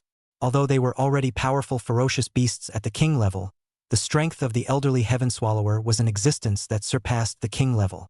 What's more, even without looking at strength, the other party's seniority within the clan was quite high, and the two of them had almost been watched from a young age by this elderly heaven swallower. The feeling of oppression was almost engraved in his bones. In the end, that fellow dared to break in and steal my clan's treasure trove. If I find him, I'll definitely swallow him in one bite. The two heaven swallowers cursed in their hearts. Elderly heaven swallower had watched these two untalented fellows grow up. You're welcome. These two guys puckered their asses and he knew what flavor of they were going to pull next. It was natural to guess what was going on in the minds of the two guys. He asked, "What? No?" The two heaven swallowers nodded in unison. Although he acted like a panicked puppy in front of the elderly heaven swallower, he was ultimately a king-level existence and had his own arrogance and full confidence in his own strength. They felt that the unknown intruder was no match for them, and only used some bizarre means to avoid the guards of the two men before sneaking into the treasure vault. Don't even think about it. Even if you always keep an honest guard, you won't be able to spot that intruder, much less be a match for the other side. The elderly heaven swallower unceremoniously shattered the two's fantasies. At the same time, his own mind was speculating on the origin of the intruder. The other party's sneaking ability is definitely extraordinary, being able to go all the way deep into my clan's forbidden land without letting a single member of the clan discover it. At the same time, its own strength must not be weak, at least it is also a king. No, to be able to secretly provoke these two fools and still not be discovered, at least it is also an existence beyond the king. Are there races like that in the forbidden land? He frowned in thought. It wasn't as if there were no races in the Forbidden Land that were good at stealthy sneaking, but strong people with such sneaking ability and strength that was equally up to par. It didn't exist in his memory. That's just it. Let's buy a lesson. In the end, the elderly heaven-swallowing harvest only had to be the one to eat this dumb loss. Resources can be saved up again, and it's good that nothing else is lost. He looked to the two clansmen in front of him. Hopefully he could use this to make these two idiots grow a pair. He doesn't have much life left. If he can successfully leave the Forbidden Land, these two in front of him are the next mainstay of the clan. You guys! He sighed and was just about to open his mouth to instruct something for the two clansmen to pay attention to next. However, he felt that the prohibition he had laid down was touched. The elderly heaven-swallowing harvest instantly became furious. His powerful aura exploded, as if causing the heavens and earth to topple over, and the hairs on his body exploded. How dare you, harpies! The voice exploded like thunder, containing endless anger. Before the words fell, the figure of the elderly heaven-swallower had already disappeared. Although the two heaven-swallowing harvests didn't understand what exactly had caused this one to become furious, they were originally the ones who had committed the mistake. He was planning to take the credit for his crime and vent it out in the process, so he rushed to keep up with the situation. And meanwhile, on the other side, oops, what a pain in the ass, accidentally caught. Lu Changtian withdrew his claws, a slightly helpless expression on his face. While leaving the territory of the heaven-swallowing harvest clan, Bei Qinghan on his back glanced out of the corner of his eye and happened to see a place that was extremely well hidden. There was a special prohibition covering the place, completely shielding Lu Changtian's perception, and could only be seen with the naked eye. If Bei Qinghan hadn't happened to glance at it, even Lu Changtian would have overlooked it. With the idea that he had come all the way here, Lu Changtian stopped by to take a look. However, he hadn't thought that this seemingly inconspicuous place's prohibitions were even tighter than the treasure trove in the depths of the Forbidden Land. Lu Changtian had inadvertently triggered a prohibition that was not very powerful but had a warning effect. I'm sure it's been discovered by now. Who made you so careless? Bei Qinghan lay on top of Lu Changtian's head, somewhat at a loss for words. This dragon was sometimes very careful and prudent, such as when he was in the treasure vault just now. He was able to come up with that method of entering without a sound. And yet sometimes it seems reckless, like now. It's simply a collection of contradictions. Bei Qinghan didn't know much about men, or else he would have realized that it was a normal thing for men. Hey, there's nothing going on anyway. Lu Changtian hemmed and hawed, but he didn't really care about it. It was confidence based on strength, and even if they were discovered, they were confident that they would be able to get out in one piece. Ugh! Bei Qinghan sighed helplessly. This dragon father really doesn't let people worry about him. But who let this be the dragon father of their choice? It could only be that she had taken the extra trouble to help pay attention. Well, what if there's something good hidden here? It's a lot less easy to find than a treasure trove. Lu Changtian felt that his image in the little one's mind had been dealt a serious blow, and in order to salvage his image, he hastened to change the topic. Said something that might interest the little guy. Aha! As expected, Bei Qinghan's eyes lit up and his attention was instantly drawn. Instantly, he tossed aside Lu Changtian's unconsciousness, having gotten used to it all. A pair of large eyes looked like two searchlights, swirling around in their sockets, their gaze intent on finding hidden treasures. Go on a treasure hunt. Seeing this, Lu Changtian brought his little girl forward and searched. There were quite a few prohibitions on the road, but after they had already been discovered, Lu Changtian didn't even bother to act. Who cares what kind of prohibition he had? A slap down blasted it to pieces and nothing was left. Finally, one person and one dragon broke the last prohibition. What appeared in front of them, however, was not the expected variety of precious treasures. Instead, it was a young sky swallower. The juvenile heaven-swallowing harvest has not yet fully grown. There is no adult kind of domineering and heroic gas-swallowing-the-world posture, but rather quite cute. A small, fluffy ball of fur was rolling around on the ground without a care in the world. Noticing the movement coming from Lu Changtian's side, the rolling movements of the small clusters came to a halt, and due to inertia, many of the small tundra hollows crashed together and fell to the east. There was one cub that even accidentally rolled too far and directly hit Lu Changtian's feet. Lu Changtian and Bei Qinghan saw such a sight. A bunch of little furry clumps were gathered together, and a pair of eyes were curiously surveying the big guy in front of them. Chapter 33. It's the same for all fathers. This is The scene in front of him greatly exceeded Lu Changtian's expectations, and both the man and the dragon froze in place, looking in amazement at the hordes of heaven-swallowing harvest pups in front of them, especially Bei Qinghan. I felt my mouth watering as I looked at the little furry clumps. Giggle! Bei Qinghan sucked in his saliva. It's so furry. It looks like a little dumpling. Air! Lu Changtian was speechless for a moment and glanced at the little one next to him. That's a bit of a wrong reaction. Did the little guy associate it with something strange? He had originally looked at the little heaven-swallowing harvest and thought about whether or not to abduct one to go back to the little guy as a companion. Don't all little girls like these furry things? But now it seems, forget it. But it's really unexpected. What's hidden here is actually a cub of the heaven-swallowing harvest clan. Lu Changtian said to himself. Hidden so secretly and with so many prohibitions outside, it was even more than the treasure trove in the depths. I thought it was some kind of treasure, but it turned out to be a bunch of cubs. Outsiders. How did you get here? There was a chortle from up ahead, interspersed with the demonstrative low humor of a sky-swallowing hobgoblin. Lu Changtian looked up and saw that it was a heaven-swallowing harvest with only one leg left, not born with a disability. The 3 legs looked like they had been torn off hard by some strong enemy. The aura wasn't strong or could even be described as weak, and he could tell at a glance that the other party's lifespan was running out. Well, not just the cubs, but some of the old and infirm as well. Seeing that Lu Changtian didn't respond, the one-legged heaven swallower had an ominous feeling and thought of a bad sight. How did you guys get in here? How are the clansmen out there? He questioned as he popped up and pulled the cub that had bumped into Lu Changtian behind him, commanding the clan to gather the cubs for protection while looking at Lu Changtian warily. A small furry mass was surrounded by the old, weak, and sickly heaven swallower, and was still poking its head out curiously to look at the movement over here. Bei Qinghan came back to his senses and grabbed the dragon's horn on top of Lu Changtian's head, reminding him in a low voice, "They're treating us like the enemy." Obviously, Lu Changtian responded, his tone still as casual as ever. In fact, in a way, the Sky Swallowers guessed correctly. He had just emptied this clan's treasure trove. Wasn't he their enemy? Don't get me wrong. We're just passing through and we'll be leaving soon. He continued, indicating that he meant no harm. Bei Qinghan, that's something even she, as a 3-year-old, doesn't believe.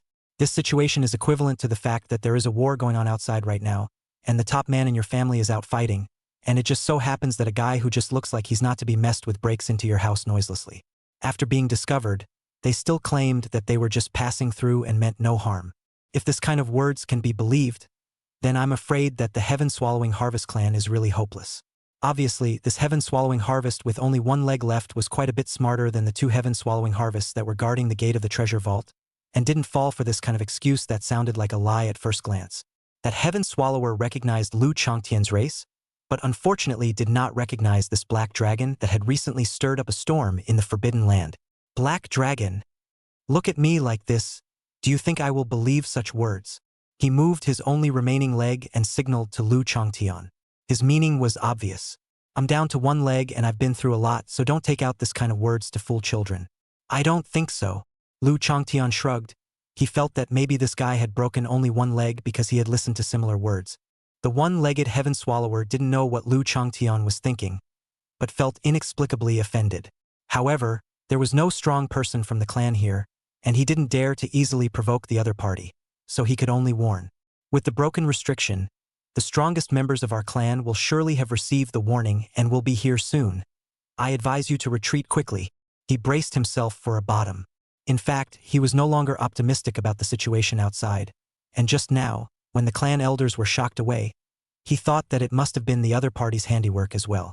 Don't worry, we'll be leaving soon. Lu Changtian could see that the other party was pretending, but didn't point it out, instead picking up the reason. But before we go, there's something else for you. Lu Changtian slowly opened his mouth, revealing his bloody mouth and the circle of sharp teeth. My people are resting. Seeing this scene, the one-legged heaven swallower despaired in his heart and was already prepared to die. Black dragon, how dare you? A furious snarl came violently from the rear, only to see that the elderly heaven-swallowing harvest that had left earlier with 2 gatekeepers was looking this way at an extremely fast speed. But in the end, it was too late. The elderly heaven swallower's eyes were wide with rage as he knew of the conflict between this black dragon and the first clan. But I didn't expect that the other party would be so cunning. Taking advantage of the patriarch's bombardment of the Forbidden Land and the emptiness of the clan, he not only emptied the treasure trove, but also laid his hands on the clan's cubs. This is to break the roots of the heaven-swallowing harvest clan. That's right, the moment he saw the black dragon, he had guessed who was responsible for the theft of the treasure vault. Elderly heaven-swallowing harvest's gaze is morose, to imprint all of the black dragon's figure into his soul. Even if he spells out this old life, he will make him pay for the generation of, just as the elderly heaven swallower was ready to die. Lu Changtian also opened his mouth. But unexpectedly, what spewed out from the mouth was not the extinct dragon's breath, but rather the same divine materials and precious medicines that emitted a haze of light. Various precious treasures fell to the ground. For a time, the room was filled with fragrance, haze all over the place, and dense breath rose up to the sky. The elderly heaven swallower's angry howl was instantly stuck in his throat, and his figure was instantly nailed to the ground. The two heaven-swallowing harvests in the back couldn't break down and rushed up, and the elderly heaven-swallowing harvest didn't even look back, slapped one, and slapped both of them against the wall, turning them into two-door gods. The elderly heaven swallower was ignoring them. Looking at the various treasures on the ground, all of them were stolen from the previous treasury. The eyes finally settled on Lu Changtian. Black Dragon, were you the one who stole the treasury before? Nice. Lu Changtian directly admitted it. Then why are you? The elderly heaven swallower was a bit confused. He had thought that this black dragon had come to seek revenge, so he first stole the treasure trove and then came to lay his hands on these cubs. But now it seems, that doesn't seem to be the case. Is it possible that they are seeing that the strongest of our clan are about to break through the Forbidden Land, so they have come to show goodwill and dispel their hatred? But that doesn't make sense all the same. Elderly heaven-swallowing harvest was full of complexity, and at the same time, he also noticed that when Lu Changtian spat out those treasures just now, he was clearly using the heaven-swallowing of their clan. Where the hell did this dragon learn to do that? Their clan has really had even their family's wealth stolen by this dragon. Don't get me wrong, it's just that I'm a father too, and when I saw these cubs, I felt something in my heart, and returned some of them to you. The big head is still with me. Lu Changtian said. He didn't have any thoughts of laying his hands on these heaven-swallowing harvest cubs. The strength has been different. Even if he really wanted to find trouble with the heaven-swallowing harvest now, he would still be going to those kings and the powerful heaven-swallowing harvests above kings. Wouldn't lay a finger on these cubs. The kooks are still talking about a woe is me family. Only when he saw these heaven-swallowing harvest pups, Lu Changtian suddenly thought of Bei Qinghan. The side of the heart that is a father is touched. That's why he took out another portion of the treasures, which were considered to be reserved for the use of these heaven-swallowing hollow pups. This is true for all fathers. Chapter 34. Lu Changtian. Picked up, no mom. The heaven-swallowing harvest pups were not able to understand the meaning of these words. They just saw that there were suddenly so many more things on the ground, and some of them were emitting an extremely tantalizing aura. Many of the heaven-swallowing harvest cubs had their mouths watering. The little fluffy lump looked at the elders next to him and saw that they didn't seem to be paying attention to themselves. So the dog sneakily ran up and reached out his little paws to rake the food that made his mouth water in front of him. The old and weak heaven-swallowing hollows actually saw it, only to see that the clan elder didn't say anything, so he didn't stop it. Just silently, he stepped in front of the cubs, stopping in the middle of the two sides. On the other hand, the elderly heaven-swallowing harvest was shocked in his heart at the moment, looking at Lu Changtian in surprise. Did this black dragon just say, "It's just that I'm a father, too"? In other words, this black dragon actually has a child. As a person in the know, he knew exactly how notable this black dragon had recently become in the Forbidden Land, already having the qualifications to go up against those giants. There were countless eyes watching him, curious as to which race he would fall to. With the black dragon's strength, no matter which race it fell to, it would cause a huge boost to that race's strength, and was even able to break the balance within the Forbidden Land. Himself, including the other giants within the Forbidden Land, and the seven-armed demon god who was currently outside, etc., had all existed when the Forbidden Land was first formed. And if in such a situation, there was an additional strong person like Lu Changtian who was young but possessed unlimited potential by his side, one could imagine how much of a help it would be. In the end, however, this black dragon did not move closer to any of the races, but rather had a Me Too stance. It made the races that made advances toward him hate him with a sigh of relief.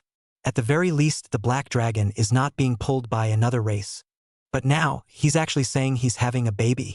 The elderly heaven swallower couldn't help but think about a lot of things, such as which race the black dragon's child was actually born with, and whether or not his infiltration this time was signaled by that race behind him. Is it harmful to my people or something like that? Although he thought a lot, but in reality it was only a flash of lightning and fire, the old age tundra reaction is not slow at all. I didn't expect that the black dragon would actually become a father as well. Congratulations, in that case. Let's consider those resources as my clan's congratulatory gift for the birth of your excellency's child. Getting it back is out of the question. He wasn't afraid of the black dragon. He didn't have a few years to live anyway. If he could put this black dragon together, it would be considered removing a possible great evil for the clan. It's just that there are so many little tundra hollows next to them right now, and if they angered the black dragon, these little tundra hollows would be in danger of losing their lives. Instead of that, it would be better to go along with it and simply give all the stuff to the black dragon, which would be considered a good karma. You guys are generous, giving away so many treasures when you say so. Lu Chongtian looked at this old heaven-swallowing horde, whose hair had grown long and whose eyebrows almost covered its eyes with a smile. He rushed at Bei Qinghan, who was hiding above his head. Hear that? You've got a lot of face, little guy. Well, a muffled voice came from overhead. Bei Qinghan tried to hide his body as much as possible, so that he wouldn't expose himself to the gaze of onlookers.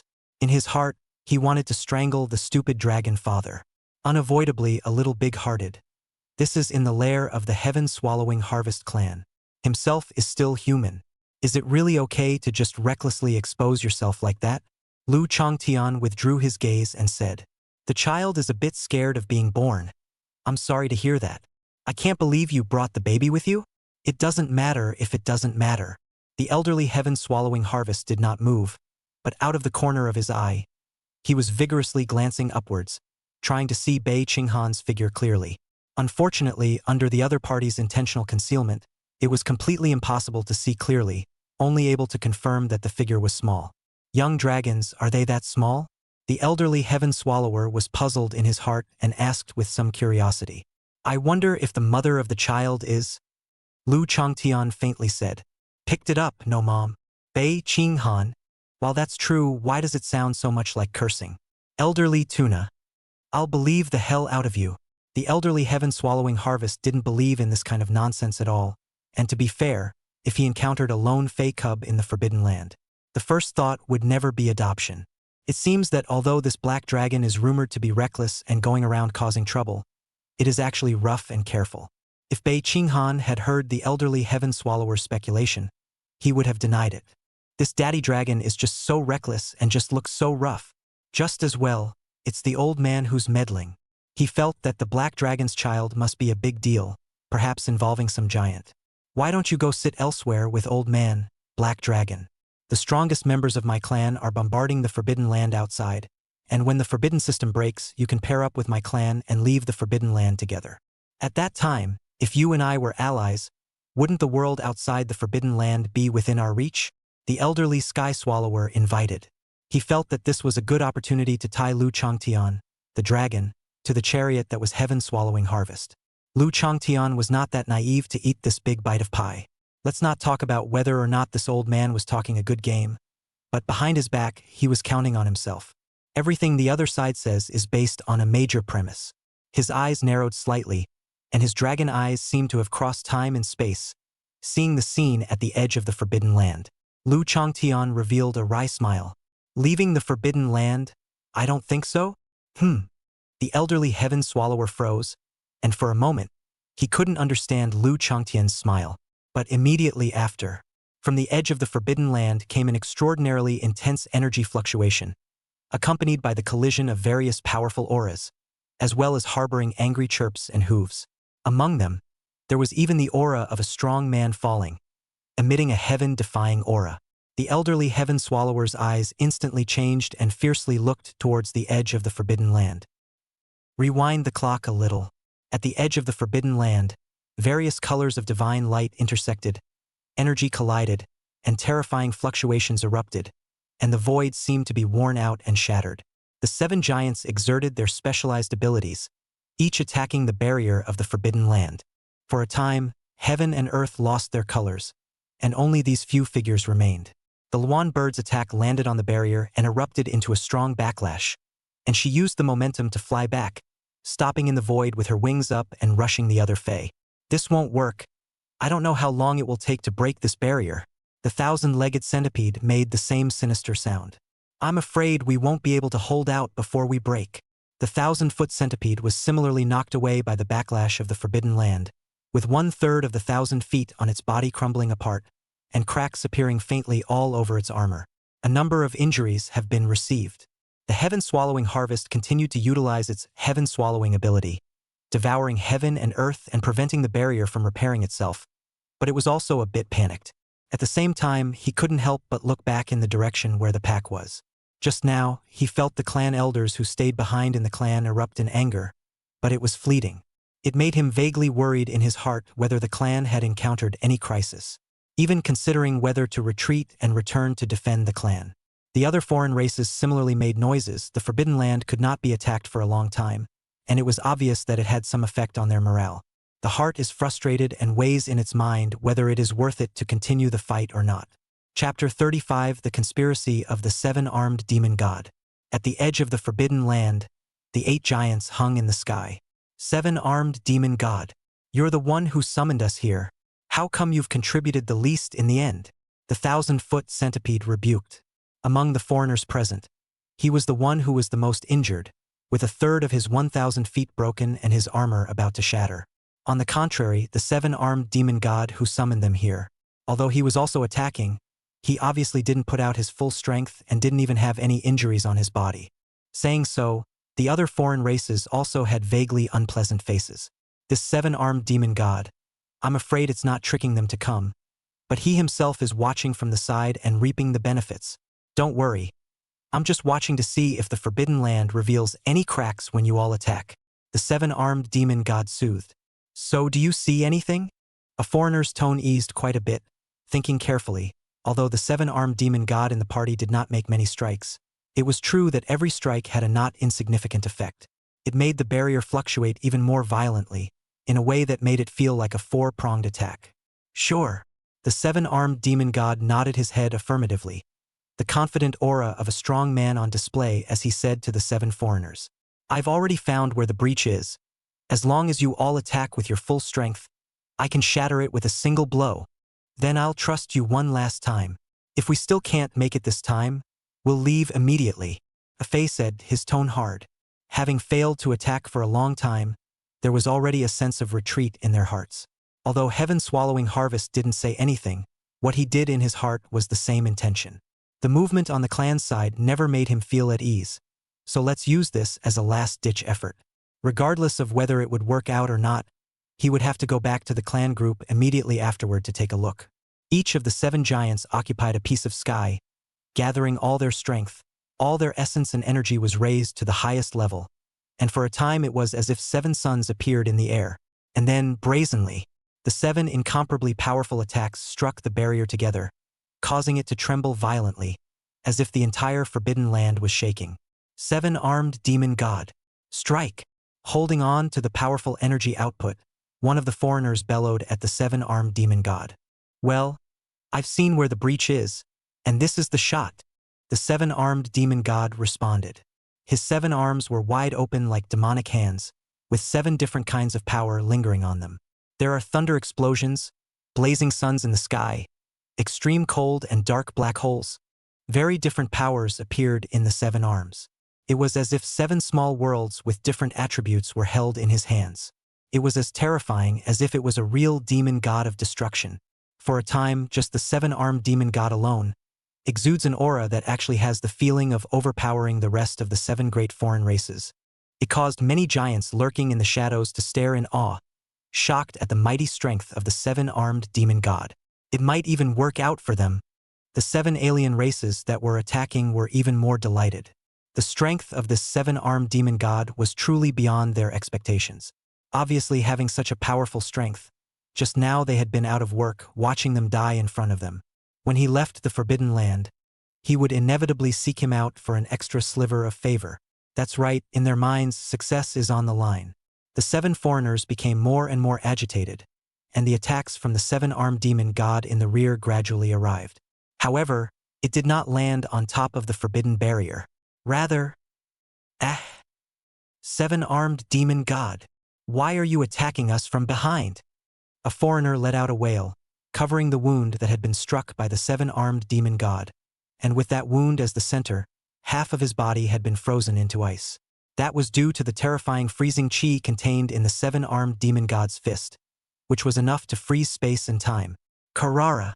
Mori cold freezing chi eroded, accompanied by a toothsome freezing sound. Frost spread rapidly across the surface of this alien giant's body. He blasted down with his fist, his breath rippling up and shattering the ice, the frost on the surface turning into debris and falling. But it was already seriously injured. Looking to the side, the other 6 foreign races had also been attacked by the seven-armed demon god, with light or heavy injuries on their bodies. 2 of the Fae were injured in much the same way as he was. The injuries of the heaven-swallowing harvest and the Luan bird were considered to be the lightest, one because of its thick skin and meat resistance, and the other because of its heart. Only one side of its wing was hit. The 1,000-footed centipede had half of its body blasted to pieces, but fortunately, the 1,000-footed insect died without breaking down, and its vitality was tenacious, so it didn't perish on the spot. The alien giant with the heaviest injuries had even been blown away on the spot. At this moment, in the face of the 6 remaining foreigners' fury as well as their rebuke, the seven-armed demon god was completely devoid of any shame. Instead, he looked at his fists and said, rather regretfully like, "Tisk, it's actually only just killed one, and the rest are only seriously injured at best? What a disappointment." He was a little glad now that these were the only 7 fools he'd summoned, just so he could sneak up on one with one hand. If we get a few more, I'm afraid we'll have to reweigh our plans. Seven-armed demon god? What do you mean? Could it be that you had planned from the beginning that breaking out of the Forbidden Land was a lie, and that the actual target was us? A terrifying speculation came to mind as a light flickered in the minds of some of the Fae. The other Fae instantly realized this and recalled the various signs from the party. Keeping out of the fight and watching from behind. At that time, the seven-armed demon god said that he was observing the barrier's brokenness. But it all seemed like bull now. It was clear that they were observing their weaknesses. The seven-armed demon god raised his head, slightly surprised, and looked at the foreigner who spoke in surprise. To be able to think of that, it seems you're not that stupid, but it's a pity that the strength is still a bit weak. In fact, if you guys are really able to break out of the Forbidden Land, then I won't take it lightly, but who made you guys not compete? The seven-armed demon god clasped his 5 hands together and made a spreading motion with the other 2. The gesture was casual and filled with contempt. He wore a grimace full of malice. Since there's no way to help me break out of the Forbidden Land, then you'll all die here. Damn! In the face of the seven-armed demon god's belittling expression, as well as his wild words of completely annihilating the 6 foreign races, the 6 foreign races all revealed their anger. They can all be giants. How can they allow someone to be so contemptuous? But there are 6 of us. Do you really think you've got us? One of the Fae threatened angrily. 6 against 1, advantage to them. Well said. The seven-armed demon god's voice exited, but his figure had already disappeared in place. When he reappeared, he had already arrived in front of the half-centipede's body, and an arm filled with darkness, as if it were a black hole, slammed down heavily. The half-centipede's heart was alarmed by the crisis, and it tried its best to resist. But under that arm there was absolutely no resistance, was crushed inch by inch, broken limbs, armor juice scattered all over the place. It was then that the latter half of the seven-armed demon god's words came out lightly. Now there are only 5 left. Several of the Fae were chilled all over. Meanwhile, the territory of the heaven-swallowing harvest clan. That's it. Lu Chongtian withdrew his gaze and looked at the elderly sky swallower, both hands spread out. It looks like the cooperation you spoke of will have to be put on hold for a while. Chapter 36. Lu Chongtian. Yellow hairs all give master death. Lu Chongtian still left the territory of the heaven-swallowing harvest clan. As he was leaving, he noticed that the elderly heaven swallower had an angry expression on his face as he looked at the 2 indomitable juniors in front of him. Voices were also heard faintly on the wind. Look at you guys. You can't match the strength, not to mention the fact that that black dragon even has a child. What about you guys? Especially you. You're bigger than that black dragon, so you can't compete? The voice in the back wasn't very audible, but from the look of it, it must have been urging that heaven-swallowing harvest as well. Lu Chongtian remembered some not-so-fond memories and hurriedly flew away.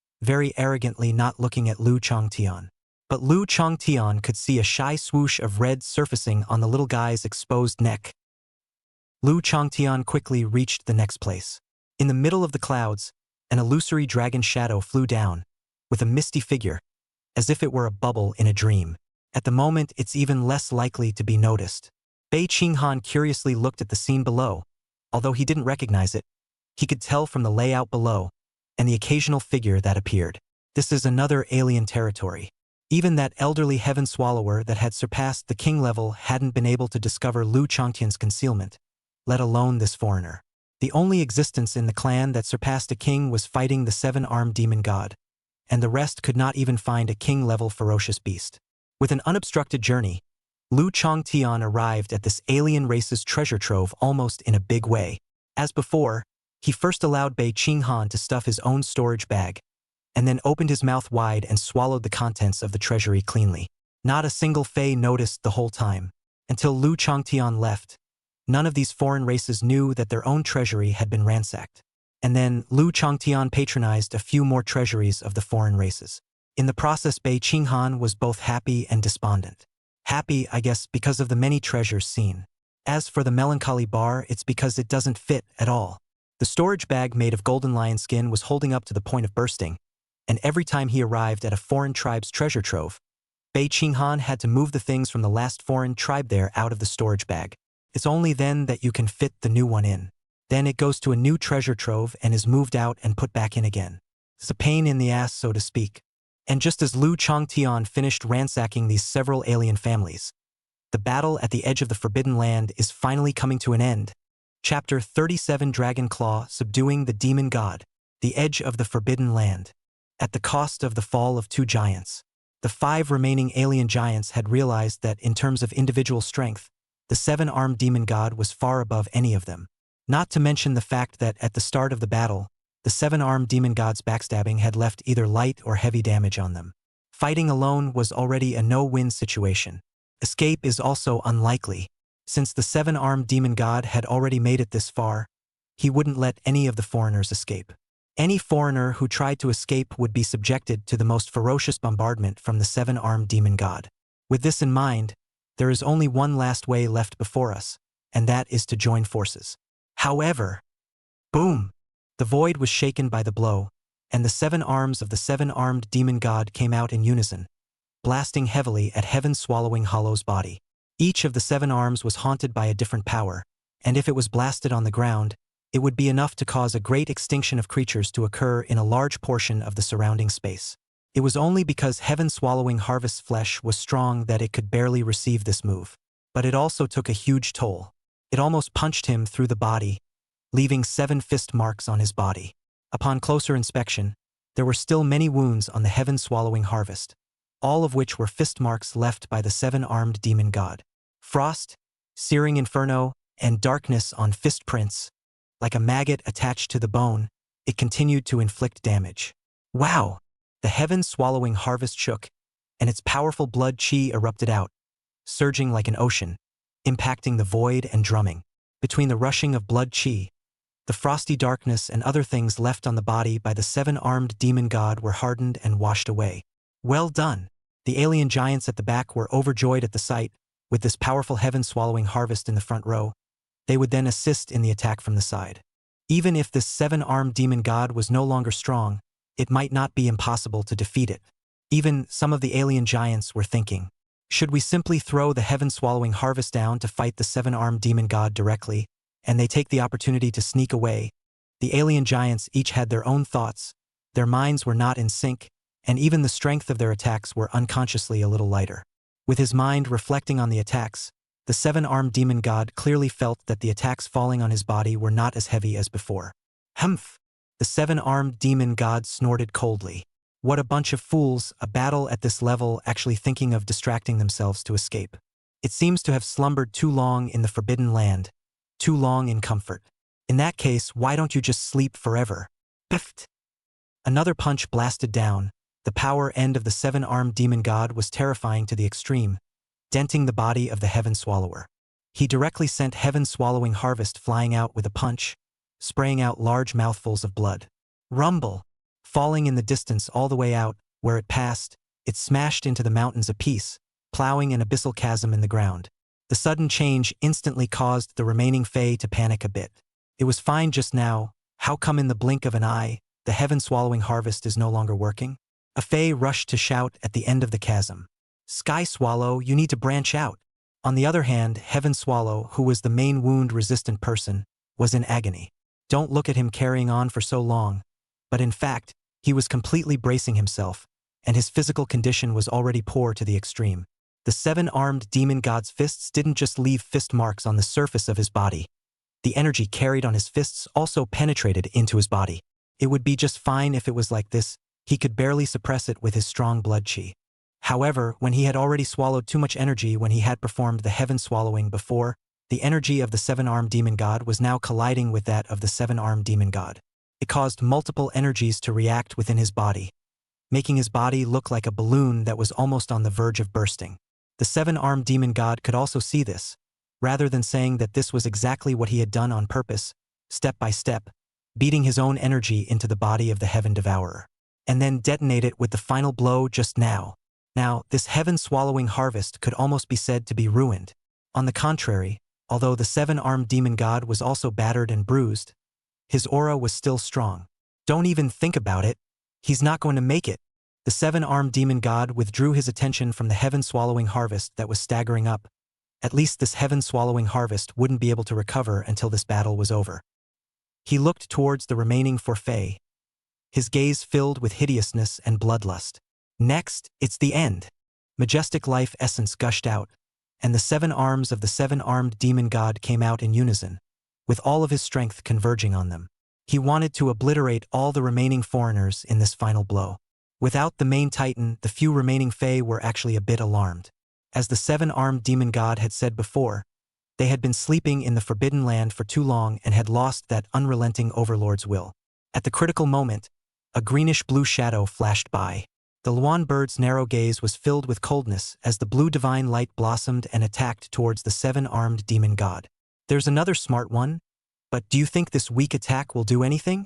The seven-armed demon god allowed the Luan bird's attacks to fall on him, blue divine light spilling out, but only causing damage on the surface. Can't hurt it at all.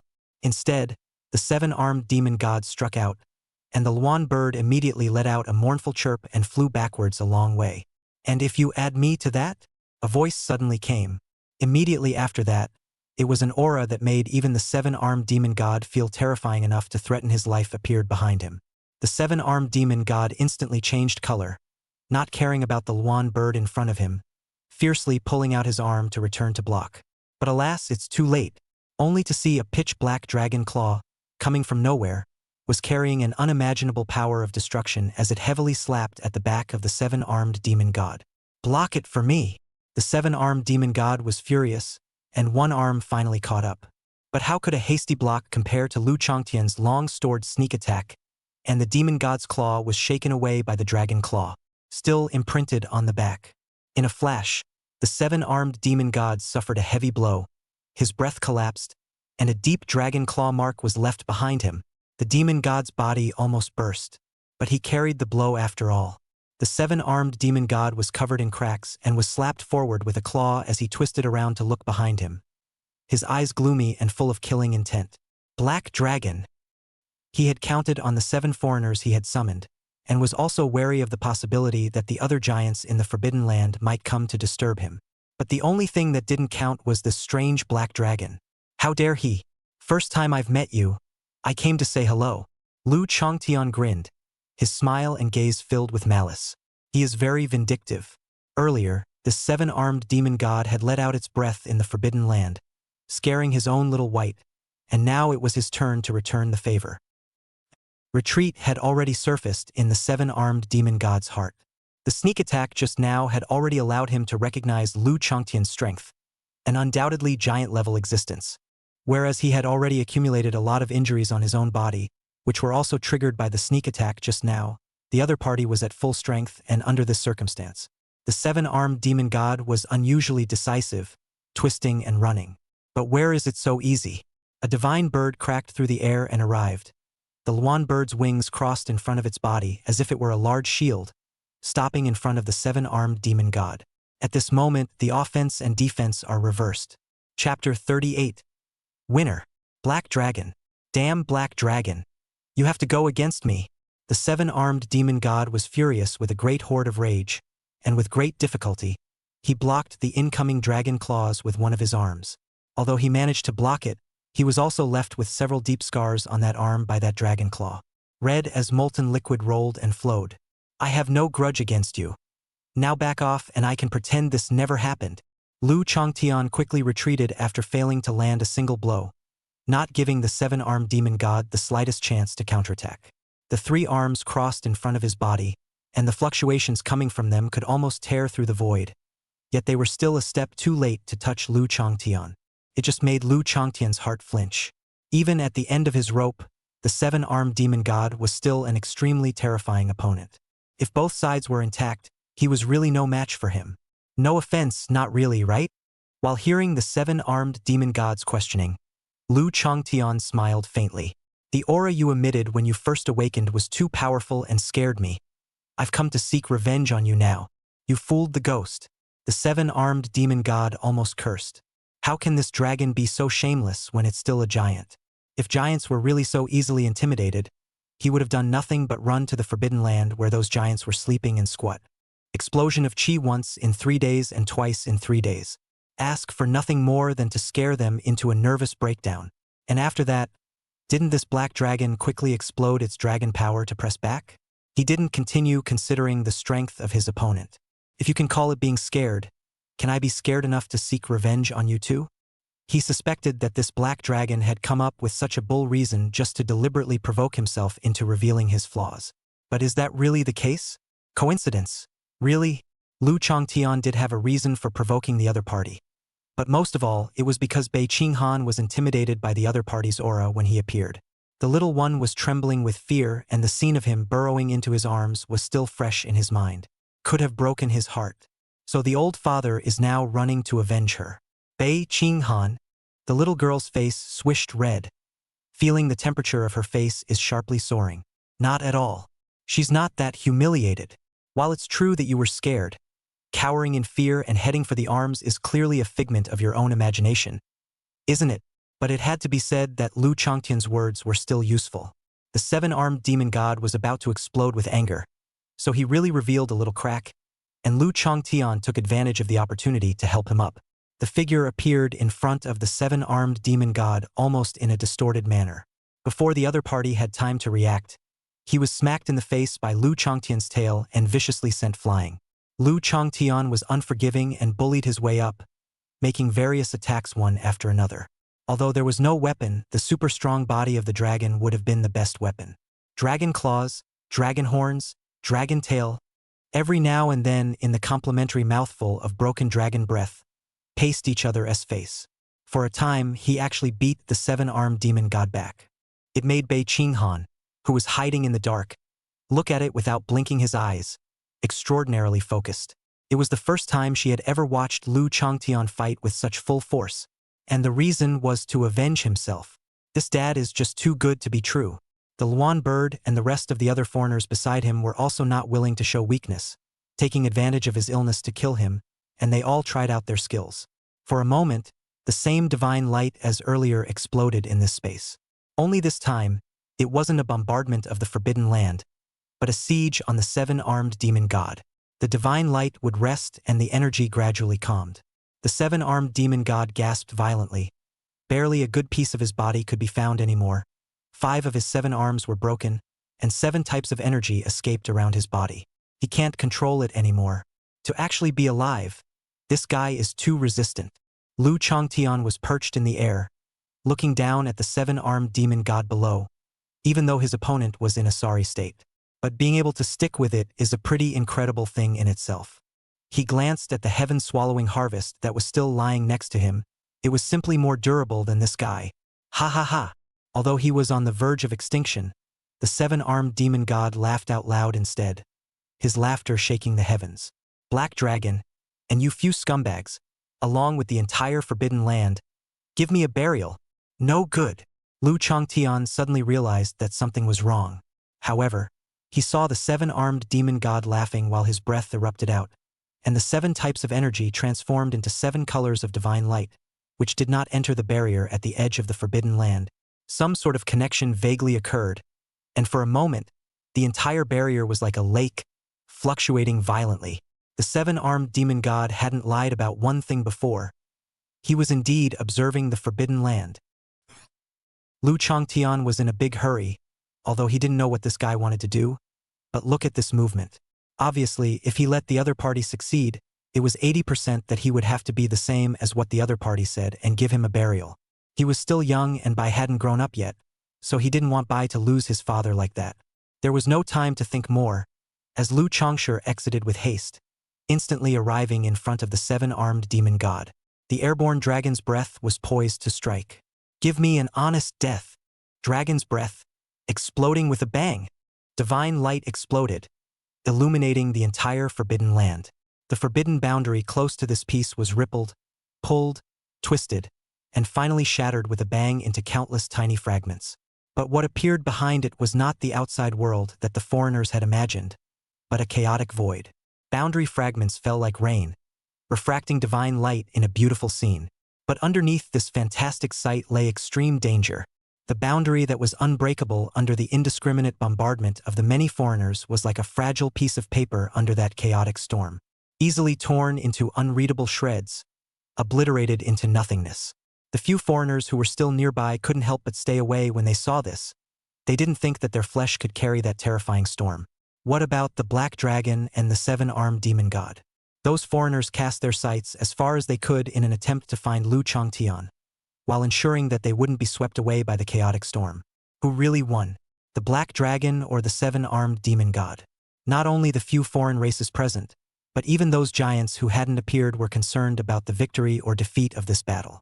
Finally, some of the foreigners noticed that a black figure had appeared in the middle of the chaos and nothingness. There! Gradually, the black shadow gradually enlarged, getting closer and closer to the gap. A black dragon, rising up into the sky, emitted a loud and clear dragon roar in the air, recklessly releasing its strong dragon power. For a while, the forbidden land was in an uproar. Black dragon. It's Black Dragon. Black Dragon came out alive. Chapter 39. This guy has no heart, right? A black dragon. His body was crippled, and one of the dragon horns on his head was broken, and the scales and armor on his body crumbled inch by inch, as scorching dragon blood flowed out of his wounds. It converged into a river of blood on the surface of the body, looking more and more hideous and horrible. The 2 dragon wings were like rags that had been torn apart with force, covered with large and small gaps that leaked air when they were flapped. But he had come back alive from the chaotic void after all. And that 7-armed demon god, who once had a great reputation in the forbidden land, fell in the middle of the chaos. The 7-armed demon god had traded his fall for Lu Changtian's ascension to the throne. Ong! Lu Changtian let out a loud and clear dragon roar. Although his body was full of wounds and the blazing dragon blood couldn't stop flowing out, his breath didn't decay in the slightest. Instead, it has grown more and more exuberant as a result of this fight to the death. It also completely cut off the minds of certain giants who wanted to take advantage of the opportunity. The giants within the forbidden land retreated, showing their importance to this rising star. And in the meantime, a giant took notice. That dragon seems to be biting something in its mouth. Following the sound, as expected, he saw that Lu Changtian's mouth was holding a severed hand. From the shape, that was clearly the severed hand of the 7-armed demon god. Only to see Lu Changtian flinging his broken hand upwards, his mouth spewed out broken dragon breath, incinerating and devouring the broken horn. It's brutal. Many giants looked on with palpitations. Lu Changtian's behavior is really some stimulation to them. That is the severed hand of the 7-armed demon god, actually so roasted and eaten. This guy's recipes are a little too wild, worthy of being a 7-armed demon god. It's only one arm, and it actually contains so much energy essence.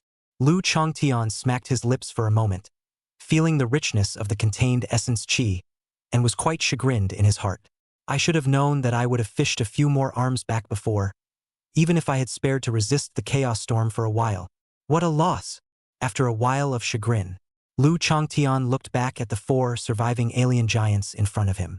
Tap! The scene was too intimidating, and by Lu Changtian's gaze, the several alien giants instantly couldn't help but take 2 steps backward. No way. A black dragon that killed a powerful enemy that had hung himself and ate one of his opponent's arms is suddenly looking at himself at this moment. Anyone who sees this scene will be careful. A few of the alien giants began to worry if they might have fallen for the other side's recipe as well, especially the Luan. It always felt like there was something wrong with the way the black dragon was looking at her, scanning up and down like he was trying to look through her whole bird. It was uncomfortable to look at her. At the critical moment, it was still heaven-swallowing Harvest that stepped forward. Ha ha ha.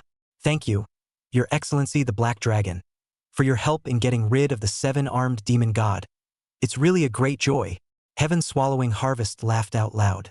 It's a pity that the 7-armed demon god's corpse is missing, or else I'd want to eat it to relieve my anger. Let's see what this guy tastes like. The 2 Fae next to him glanced at him. Is this heaven-swallowing Harvest not an idiot with nothing but food on its mind? And chatting with the black dragon about the flavor of the 7-armed demon god? But with this silly dog at the front, they rushed up to thank him. I've heard that there is a black dragon in the Forbidden Land, and I've seen it today, and it really lives up to its name. It's really better to meet than to smell. Yuck. It's better to meet than to be known. Bei Qinghan hiding in the shadows? Was this really an alien giant that surpassed the king level? How come there's no kingly majesty at all? That's not the right picture. This was the reason why the objects faced were different.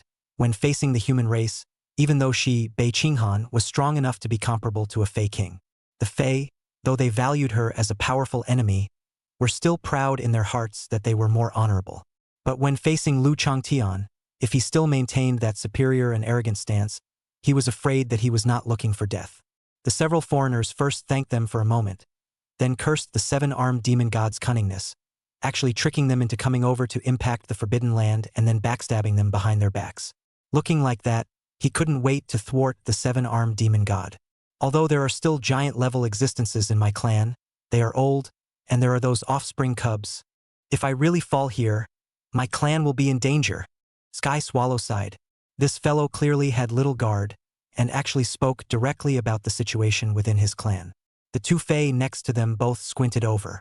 One wonders how in the world such a stupid clan could have made it this far in the cruel Forbidden Land. Just because the race is gifted? Damn. Talent is amazing. The 2 Fae hated it with a passion.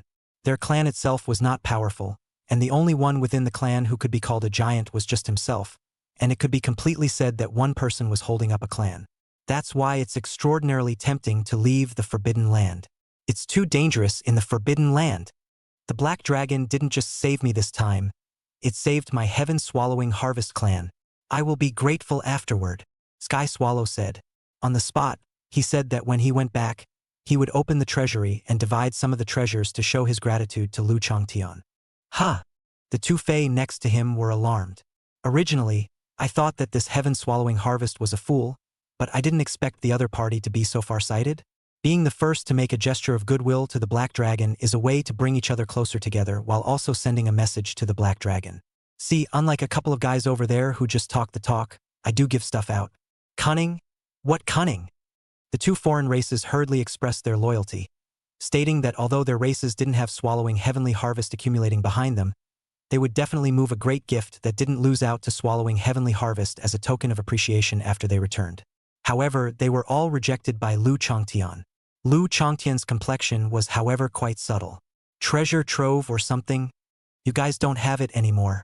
After looking at the treasure trove of foreigners that he had swallowed into his stomach, Lu Changtian flatly rejected the other party's goodwill. I appreciate the kindness of all of you, but forget the thanks. I've already collected them beforehand. Like this. Heaven-swallowing Harvest was very surprised. I didn't expect the Black Dragon to be so high-minded. Truly a great model for the Forbidden Land. Since this was the case, he wouldn't need to use those mundane things to insult the Black Dragon. Just keep the great favor in his heart. Anyway, if the Black Dragon needed help afterward, he would be the first to rush. On the contrary, the other 2 foreign races, when they saw that heaven-swallowing Harvest really gave up his thanks just because of a single word, when they despised it in their hearts, they felt that this was just the right opportunity for them to show their performance. How's this?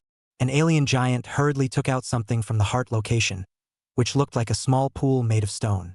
He introduced, The talent of my hollow heart race is not comparable to the powerful races within the Forbidden Land, and a large part of the reason why I have been able to cultivate to my current realm is thanks to this Nirvana pool. The Hollow Clan, as the name suggests, this clan has no heart. Although there was one less weakness, this clan was also limited by this, making it difficult to reach the top. But now Lu Changtian felt. This Hollow Clan may not refer to the lack of a heart, but to the lack of heart in this clan. Chapter 40 Lu Changtian. That bird? Be conscious and pull out your hair. This is something I happened to explore in an ancient relic, and it can make up for my race's innate deficiencies by soaking in the blood of foreign races. It works best on cubs that are still young and have undefined bodies that are still developing. The Hollow Clan giant pushes the pool of stone he is holding. He was actually a bit apprehensive in his heart, although this Nirvana pool was indeed a rare and supreme treasure, as he said. It works best on young pups, and the more mature the Fae, the less effective the Nirvana pool will be. As a matter of fact, if it wasn't for the fact that the Nirvana pool had no effect on him nowadays, he wouldn't have given it to the Black Dragon so decisively. Afraid that the Black Dragon wouldn't like it, the Hollow Clan giant had masterlessly learned the true meaning of salesmanship and spoke. Although with your strength today, you may not be able to use this Nirvana pool, but if you have offspring in the future, the flesh of the dragon race is already extremely powerful. And with the addition of this Nirvana pool, it might be comparable to those innate sacred in the legends. Legend has it that in the ancient times there were some innate holinesses that were comparable to commander-level ferocious beasts when they were born, and their strength could open mountains and break rocks. They are truly the favorites of heaven and earth. Lu Changtian had wanted to refuse, but the Hollow Clan giant's words instantly spoke to his heart. This Nirvana pool was really useless to him, but it could be used for Xiao Bai. But the Hollow Clan giant was wrong about one thing. His child was not a dragon, it was a human. Human flesh was still a little weak after all. When he wiped Xiao Bai's face by himself, it was clear that his strength was already very light, yet he still managed to rub his face red. Bei Qinghan. So you know. So Lu Changtian's words that were on his lips changed again. In that case, I'll take it. Well, well, well. The Hollow Clan giant was overjoyed. Trading a pool of little use for the friendship of a black dragon comparable to a 7-armed demon god was a deal that was simply too good to pass up. The other giant beside him had his mouth wide open and his eyes glazed over. Not buddy. What happened to the promise that we'd work together? What am I supposed to do with a gift of this caliber? The Nirvana pool though only works on Fae pups, and is a bit of a hit or miss for existences beyond kings. But this thing is high grade. Where would he find such a high-grade vase to give to Black Dragon at a moment's notice now? Don't you have a guilty conscience for screwing me over like this? And in the face of the gaze from his companion, the Hollow Clan Fae merely looked askance at him, his gaze unfluctuating. Just kidding. He's a Hollow Clan. Where is the conscience? Besides, if there is no comparison, where can I set off the goodness of my gift-giving? Completely ignoring the grief of his partner at his side, the Hollow Clan Fae tried. I'm glad you're satisfied, so I'll leave you to it? Aha! Lu Changtian waved his paw, full of concern, and sent off. The Hollow Clan Fae were like amnesties and hurriedly turned around to leave. The pressure Lu Changtian gave him was still too great, and it wasn't because of harboring enmity, it was just a simple matter of unequal strengths and weaknesses on both sides. Then, Your Excellency the Black Dragon, I will also leave first, and I will definitely offer my thanks within 3 days. The other Fae saw this and likewise excused himself, leaving quickly. Gotta hurry back and rummage through the treasury to see if there's any suitable treasures. It doesn't matter if it works or not, but it must look high-end. Better have to match that Hollow Clan guy's pool of Nirvana. Haha, then I'll return to my clan first as well. Black Dragon, come and sit in my clan when you have the chance. The Heaven Swallower laughed out loud. This guy was completely unaware of the tit-for-tat and downward spiral hidden in the words of the two foreigners just now, and still had a big grin on his face. As he watched several of the Fae take their leave one after another, only himself and the Black Dragon remained on the field. The Luan bird also had the idea of leaving in his mind and did not want to stay here any longer. She said, "If it's okay, then so am I." "Wait, you can't leave." Surprisingly, Lu Changtian stepped in to stop it. Luan looked at the Black Dragon suspiciously. The other Fae weren't stopped when they left, so how come they weren't allowed to leave when it was their turn? Only Lu Changtian, while speaking out to stop the Luan bird, stretched out a paw to fumble with his chin, looking curiously at the opposite Luan bird. There was some tension in Luan's mind. Why was this dragon looking at himself like that? What does he want? Well, you do look pretty, Lu Changtian mused. The definition of beauty is actually different among different races. However, Lu Changtian had both human and dragon aesthetics, and in his opinion, the greenish-blue Luan bird in front of him was definitely quite good-looking. The sound of the song is clear and crisp with gorgeous feathers and elegant and sacred posture, just like a god bird in the sky. The other races, on the other hand, may not think the Luan is very good-looking. For example, the sky swallower. He hadn't gone far yet and happened to hear Lu Changtian's words, so he stopped walking. Pretty? I don't think so. It just looks skinny and has such fancy fur on it.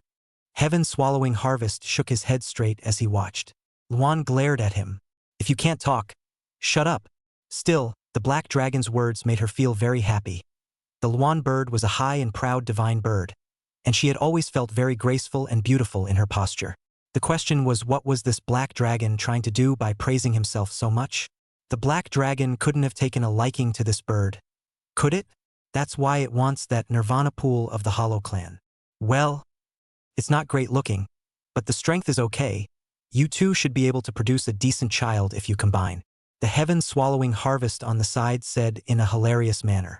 He still kept his opinion, but what about the fact that it was a black dragon thing anyway, and people just liked it? Luan gave him a hard stare, itching to catch him and feed him to the fish. But what should we do if it's really like what this heaven swallower said? He glanced at the black dragon, and although it was covered in scales, the aura emanating from its body was extraordinarily exuberant. It wouldn't be impossible if it was this black dragon. If they could spawn an offspring with him, coupled with the Nirvana pool, their offspring would surely become one of the top existences in the Forbidden Land, right? Even Bei Qinghan couldn't help but get a little nervous. No way. Papa Long can't really have his eyes on this Luan, right? Don't. She doesn't want Papa Long to be snatched away. Nor does she want a stepmother. Black dragon, if you... Luan finally made up her mind, her voice clear. Luan birds were a steadfast race that would only choose one mate in their lifetime, and upon reflection, this black dragon was indeed a good mate.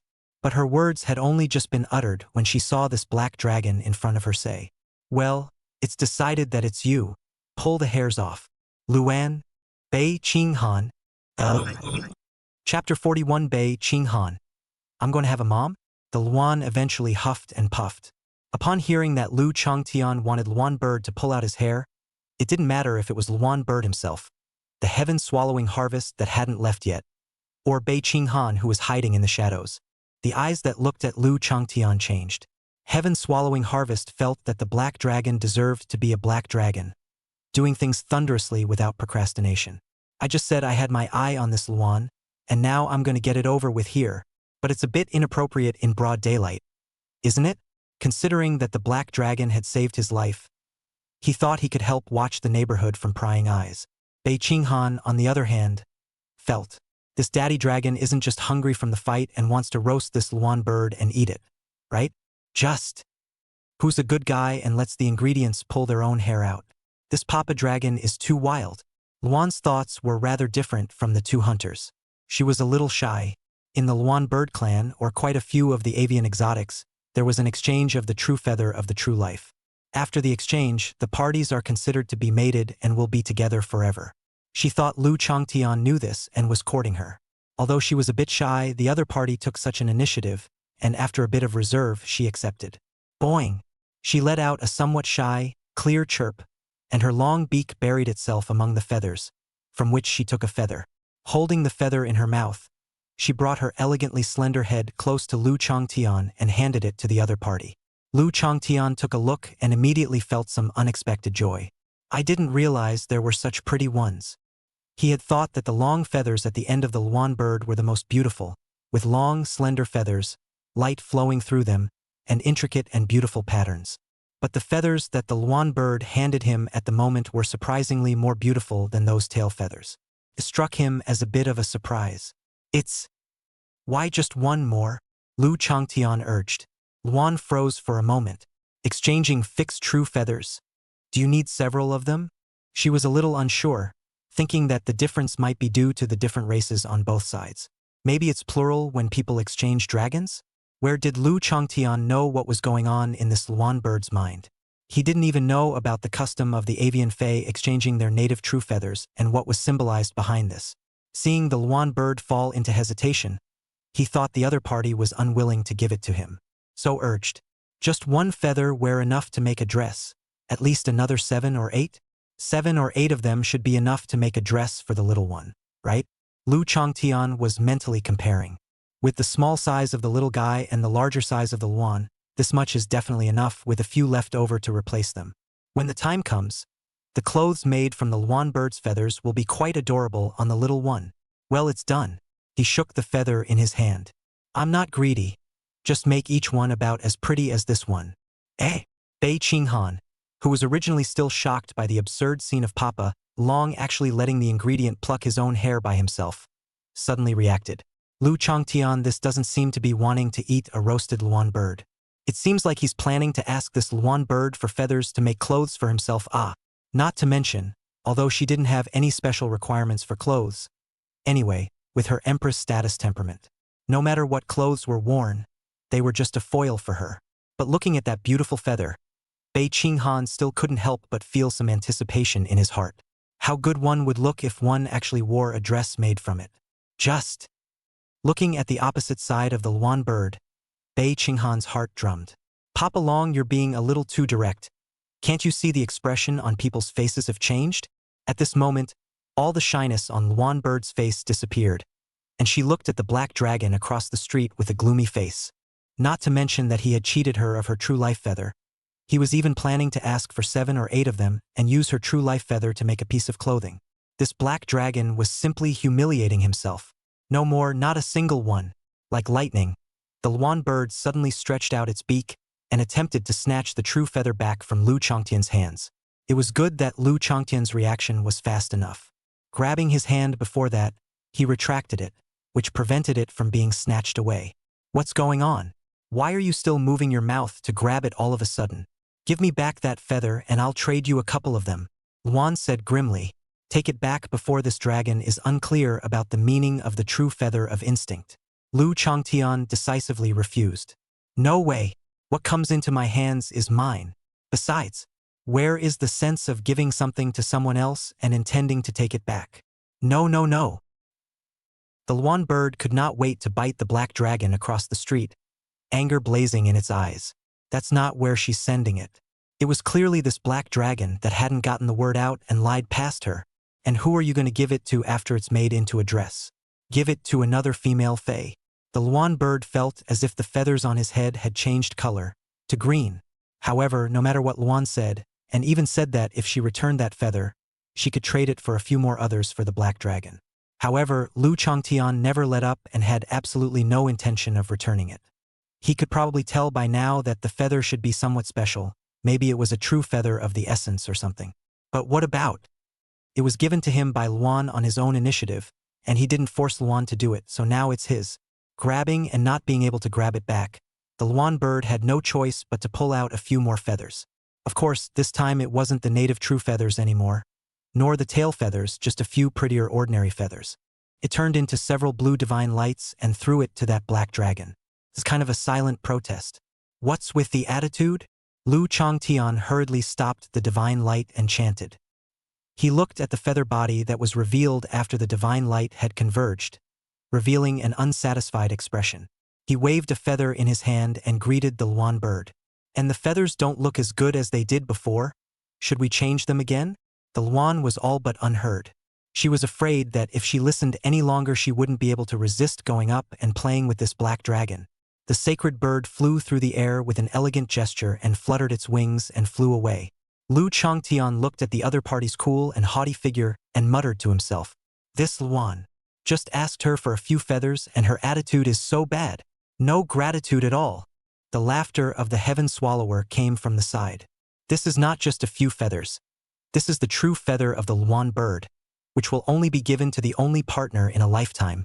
This guy has been planning to leave for a long time, only to see that there seems to be a good show over here, so he has been inking and refusing to go far away. Now seeing the Luan leave, it sprang up." And Lu Changtian explained the meaning of the true feather of the origin. Bei Qinghan's little mouth was slightly open as she listened, and her cute little face was frozen. "So," She's really going to have a mom? Chapter 42 Rabbit this time really want to send it. Although the battle of the Forbidden Land had ended, the repercussions caused had only just begun. Including the seven-armed demon god, a total of 4 alien giants had fallen. And after the fall, the territory that originally belonged to them naturally became unowned. In the Forbidden Land, the middle and low-level foreign races were originally languishing in the middle of the gap between the forces of the major giants, struggling to survive. And now, suddenly, there were 4 less giants, and that was equivalent to a great deal more land available to them. For a while, countless foreign races swarmed here, wanting to occupy this paradise, to set off a storm of bloodshed. Not only that, even the surviving giants like the heaven-swallowing harvest had suffered considerable injuries on their bodies, and the strength of the pack had been affected. Need to go back and sit in the clan to deter foreign enemies. The land of the heaven-swallowing clan. Harsh!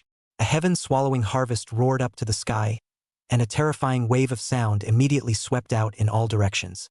The intangible sound seemed to turn into substance at this moment, forming a sound wave ripple on the ground. Rocks shattered wherever they passed. Countless ferocious beasts were shattered by the waves of sound and exploded into a sky of blood mist. Even those ferocious beasts that were lucky enough to survive from it were captured by a powerful attraction. One could only watch in despair as he threw himself toward the maw that seemed to swallow the sky and the earth. If it was Lu Changtian here, he would be able to tell. This was the very same heaven-swallowing harvest that he had a grudge against, only compared to when he saw it in the treasure trove before. This heaven-swallower's aura had changed quite a bit. Simply put, it's a pendulum that was mucking about and now has suddenly become diligent and hardworking. Heaven-swallowing harvest stood on the ground with an imposing aura, instantly startling away countless ferocious beasts and foreign races. Retreat quickly. The heaven-swallowing harvest clan is too deep. There are still multiple king-level existences within the clan. Not for us to covet. Go to the Hollow Heart clan. There's only one giant within their clan, not even a king. Seeing that there was no bargain to be taken here by the heaven-swallowing harvest, the numerous foreign races instantly scattered as birds and beasts, intend to go for the soft pickings. The same is happening elsewhere. Luan here, as with that cool and haughty aura, the Luan bird's nest was also located in a very remote place, far away from the forbidden winds and dust, and was situated on a divine tree that towered over the clouds. Even so, it had attracted the covetousness of many foreign races. Too bad they ran right into the gun, because Lu Changtian teased, but also cheated away the true feathers. The Luan bird had been in a bad mood for a while, and now a bunch of ungrateful low-grade ferocious beasts had popped up. It became a scapegoat for her anger. So these ferocious beasts left again in ashes. It led to a sudden increase in pressure on the Hollow clan and the other Fey clan. The 2 giants didn't know how many times they had blocked the incoming enemies, and both felt as if they were being targeted by the entire Forbidden Land. Couldn't help but crack up. I'm not the only one who came back alive from under the 7-armed demon god. Why are they all coming to my side? Think I'm easy to bully? However, cursing is cursing. After cursing, they still had to honestly continue fighting in the face of yet another batch of incoming foreigners. Of course, all of the above had nothing to do with Lu Changtian. As the only and most notable victor in that great battle, Lu Changtian had demonstrated his unquestionable strength to the entire Forbidden Land. The Fae are avoiding him now. Naturally, no ungrateful foreign race would dare to mess with him. However, in the hearts of the countless foreigners in the Forbidden Land, the world-destroying demon dragon, who had returned from the chaotic void, was ranked first on the never-to-be-messed-with list. Coaxing a little bitty one at the moment, Lu Changtian was helpless too. Heaven knows that in the end, that 7-armed demon god would be so crazy, completely wanting to die with him, even going so far as to use the Forbidden Land barrier to blast out the chaotic void. Even if his physical body was strong, it was impossible for him to remain unharmed. Bei Qinghan was so shocked that he almost thought he was going to become an orphan again. Took a couple days to get that one out of the way. It so happened that during this time, another Fae's thank you gift arrived. Bei Qinghan curiously looked at what the other party had sent and blinked his eyes. This is what that Fae sent? It's not very good, is it? The little guy was still looking forward to it, but the moment he saw the thing, he instantly revealed an expression of disgust. That's it? Not as good as what's in her lion's purse. She seemed completely oblivious. A large portion of what was in her belt was from this Fae collection. That alien giant was helpless too. He had just returned to the clan when bad news ensued. First, the clan's treasure trove was stolen by who knows who, and then it was learned that a foreigner had come to violate the law, injuring and killing many people in the clan. So again, he went to battle in a row. With the double interference of internal and external troubles, and having already been seriously injured, this alien giant almost fell on the spot. Although he was already busy, he was afraid that the black dragon would misunderstand.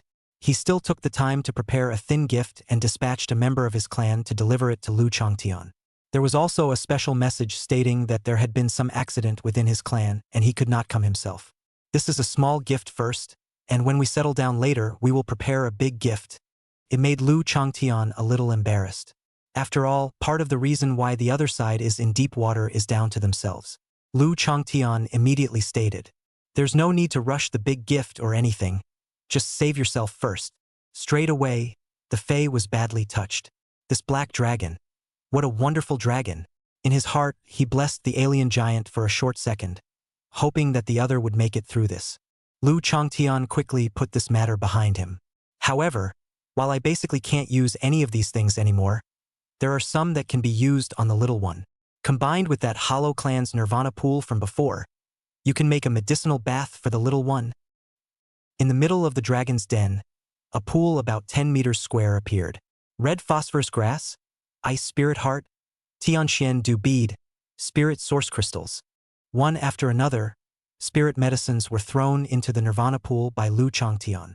Taking a closer look, one could find that there were already quite a few spirit medicines floating on the surface of the Nirvana pool, and each one of them, when placed in the outside world, was a rare treasure that could cause countless people to scramble for it.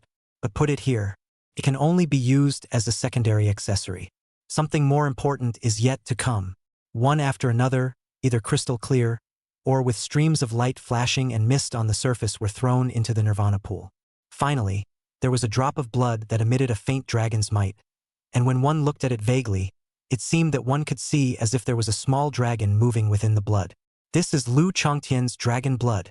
The dragon's blood was dripped into the Nirvana pool and instantly overpowered the rest of the auxiliary materials, turning the entire Nirvana pool's water red. In the Nirvana pool, the pool of blood boiled and raised waves.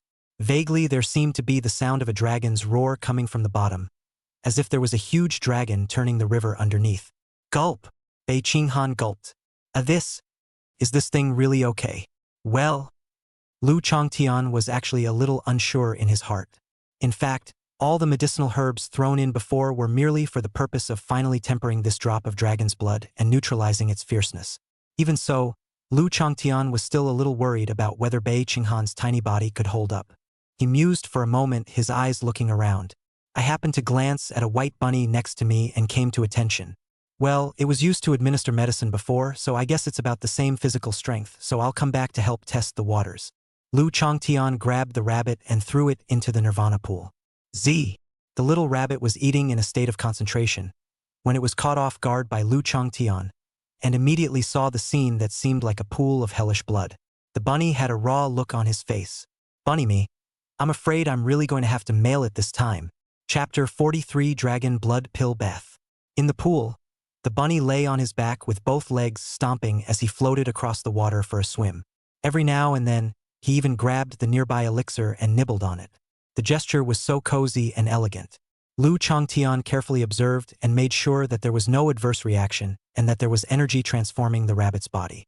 Only then was he relieved to say to Bei Qinghan next to him, "No more questions, white you go in too." Aha! Bei Qinghan nodded. She wasn't worried about Papa Long harming her.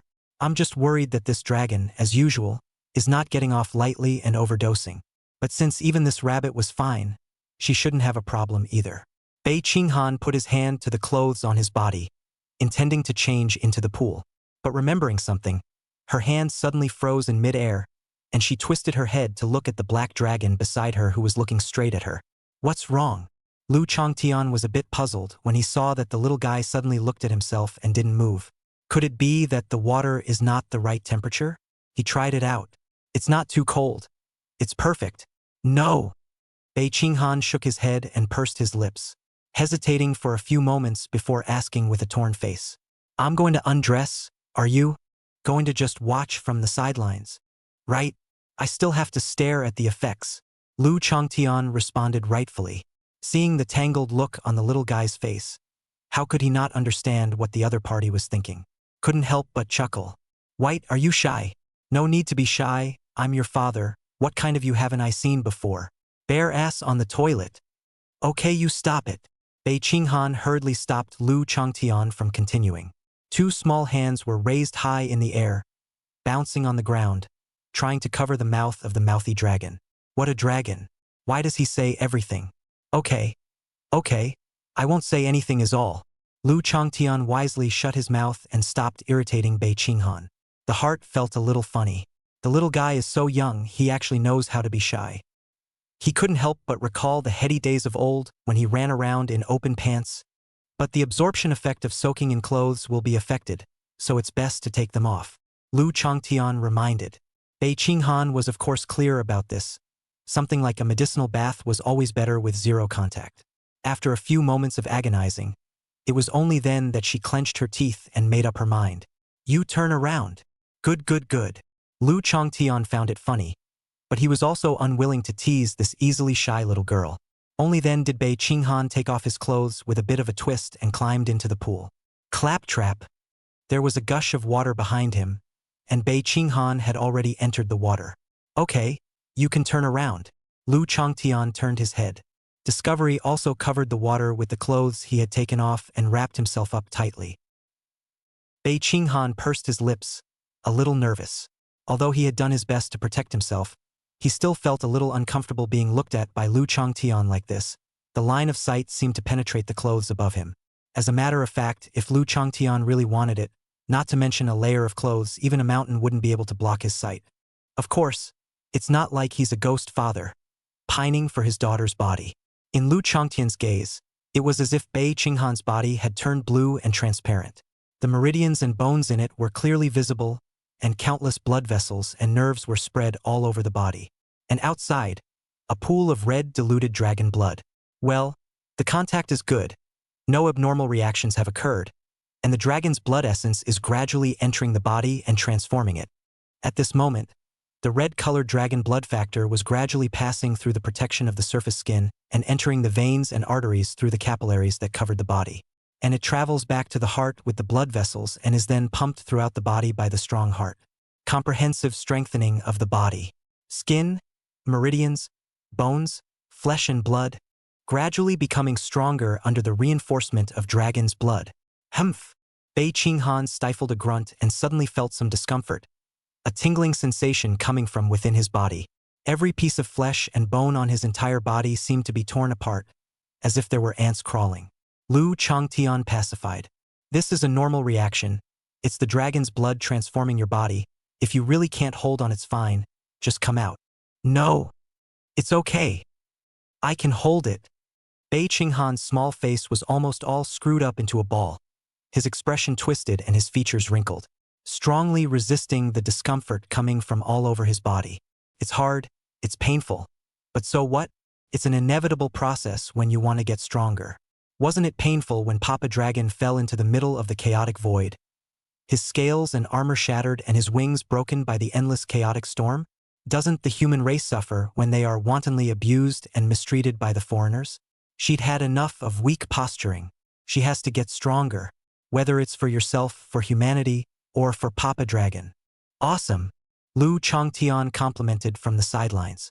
The little guy was strong, at least he wasn't as strong as the little guy when he was so young. You have to have a disco when the water is too hot for a shower. Squeak! At that moment, there was a scream from the side as well. It's from that rabbit. The little white rabbit was originally comfortably soaking in the nirvana pool and occasionally nibbling on the spiritual herbs that were used as auxiliary materials. It was called a free and easy. But as the dragon's blood took effect, it began to transform its body. The bunny couldn't help himself and squealed, jumping right up. But with it, Lu Changtian was not so patient. What do you call me? Go back and keep soaking. Lu Changtian's eyes crossed, and he slapped the rabbit that had jumped in mid-air back into the nirvana pool. Biffed! Although he was still soaking, Bei Qinghan couldn't help but laugh at the scene. The attention was distracted, and even the pain in his body seemed to have eased considerably as a result. Oh! Lu Changtian's heart fluttered, and he scooped up the bunny from the pool again. Gollum! The little white rabbit had just floated up from the pool water, when it was instantly grabbed by Lu Chongtian's paw again, and then thrown back into the water, and so on and so forth. Engaging the white rabbit had no energy left. His limbs were slack, his eyes were lax, and he looked like he had given up struggling. Love it or hate it. Looking at Bei Qinghan, he was a bit intolerant and spoke out to discourage him. I'm all right now, just let the rabbit go. She felt that this rabbit had simply sinned when it met Lu Chongtian. In fact, Lu Chongtian wasn't purely tossing this rabbit, but instead was helping it. In the end, this was just an ordinary rabbit that couldn't even be considered a ferocious beast, and being able to immerse in a dragon blood bath was a heavenly chance for it. In the midst of the conversation, the medicinal bath immersion had also reached its end, and it had to be said that the Nirvana pool was very effective. A drop of dragon's blood, using it directly had the risk of bursting, not to mention. Borrowing from the Nirvana pool and these supplementary materials not only made it easier to absorb, the effect was also several % better. Bei Qinghan clenched his palms and felt his body change radically. Chapter 44. Above the King. Totem. Heavenly Tribulation. In the Nirvana pool, Bei Qinghan slowly opened his eyes. The moment his eyes opened, those large black round eyes seemed to have turned into the unique vertical pupils of dragons for a moment. A faint dragon's might escaped. The little rabbit next to him was startled and looked at Bei Qinghan with some uncertainty. This two-legged beast cub suddenly gave her a feeling as if it was the same as that giant dragon. Luckily, this dragon's might was only a flash and soon disappeared, and Bei Qinghan's eyes changed back to their normal form. The bunny's simple brain couldn't comprehend what had just happened. Lu Chongtian naturally discovered this as well, and seeing the little guy's delighted face, he couldn't help but urge him. Well, get out of the pool first, you're still naked. Don't catch a cold. Yikes! Bei Qinghan let out a scream at once before she came back to her senses that she was now naked, and was a bit annoyed at how Lu Chongtian didn't remind her. Like a tiny, angry young dragon, he made Lu Chongtian turn around and not allowed to look. Hastily, he grabbed the clothes floating on the water and wrapped his tiny body in them. Claptrap! There was no beauty out of the bath flavor. Bei Qinghan was now flat in front and flat in the back. A little girl. Much less like in some novels. Because of the shedding of strength, control is not good to pinch the bath, thus falling to the hero to send benefits and whatnot. Let's not talk about how Bei Qinghan's hallowed empress couldn't control her strength. Just this Nirvana pool was also a rather rare and supreme treasure. Even the attack of that hollow race giant from before hadn't been able to destroy it. Not to mention Bei Qinghan. Kick will only hurt you. The little guy changed out of his soaking wet clothes and put on a fresh outfit again, which was the finishing touch. Let Lu Chongtian come back to his senses. Upon closer inspection, the exposed skin took on a light pink color, which was caused by the medicinal bath he had just soaked in. Lu Chongtian asked, Well, White, how are you feeling? It feels great. I feel all energized now. It's like my body has been transformed. Bei Qinghan moved his body slightly, feeling this body that could almost be said to be as heavenly as it was. His eyes filled with joy. She had one more thing to say. The effects of this dragon's blood medicinal bath simply far surpassed any medicinal bath she had ever taken in her previous life. The human body was still weak after all, and even though there was the idea of viewpoints that could be cultivated, it still tended to be a weak point. As a result, the method of medicated baths was developed. By soaking in the blood of ferocious beasts, and then quenching their own bodies, their bodies would become as strong as ferocious beasts. By the late stages of the mutation, what's more, some people have developed a reinforcing original liquid on this basis, which can strengthen the body through injection or direct drinking, and the effect is even better than a medicinal bath. It is sought after by countless people. That man also used it to gain massive wealth and sit at the apex of humanity. As an empress, Bei Qinghan had naturally used all kinds of medicinal baths as well as reinforcing liquids, and there was no shortage of them extracted from king-level existences as raw materials. But even those original liquids extracted with all kinds of high technology and said to have many efficacies. The results, however, were not as good as this unpretentious medicinal bath. That's for sure, after all, it's my blood that's used in this. Lu Chongtian was quite proud. Don't look at this medicinal bath as if it's ordinary, but it's actually a hidden gem. Not to mention the auxiliary ingredients, each of which was a rather precious medicine, and the Nirvana pool, which was even more talented enough to compare a foreigner with originally inferior roots and bones to a giant. And most importantly, the last drop of dragon's blood, put in the Forbidden Land, Even those king-level ferocious beasts and foreign races would go crazy over it. This drop of blood was enough to help them break their shackles. But now, it's actually being used to give a human cub a medicinal bath. It could be said that if other giants were to see this, they would definitely loudly reprimand Lu Changtian for this waste. But who made the little one their daughter? For your own daughter, it's natural to use the best of everything. Of course, there's another reason beyond that, and that's too much blood was shed when he fell into the chaotic void with the seven-armed demon god before, and it would be a waste not to use it. He's got a lot more saved up, and he can make a few more medicinal baths for the little guy. Of course, the later ones didn't work as well as this first one. Seeing Lu Changtian like this, Bei Qinghan couldn't help but be a little curious. Although she had long known that Lu Changtian's strength was bound to be above the king's level, she still didn't have an accurate figure in her heart as to what the exact strength was. Before entering the Forbidden Land, she had always thought that the king level was the apex of the Fey fierce beasts, just the right time to ask. The little guy blinked his eyes and showed an innocent expression. Just how powerful are you now? Stronger than a king? That's for sure.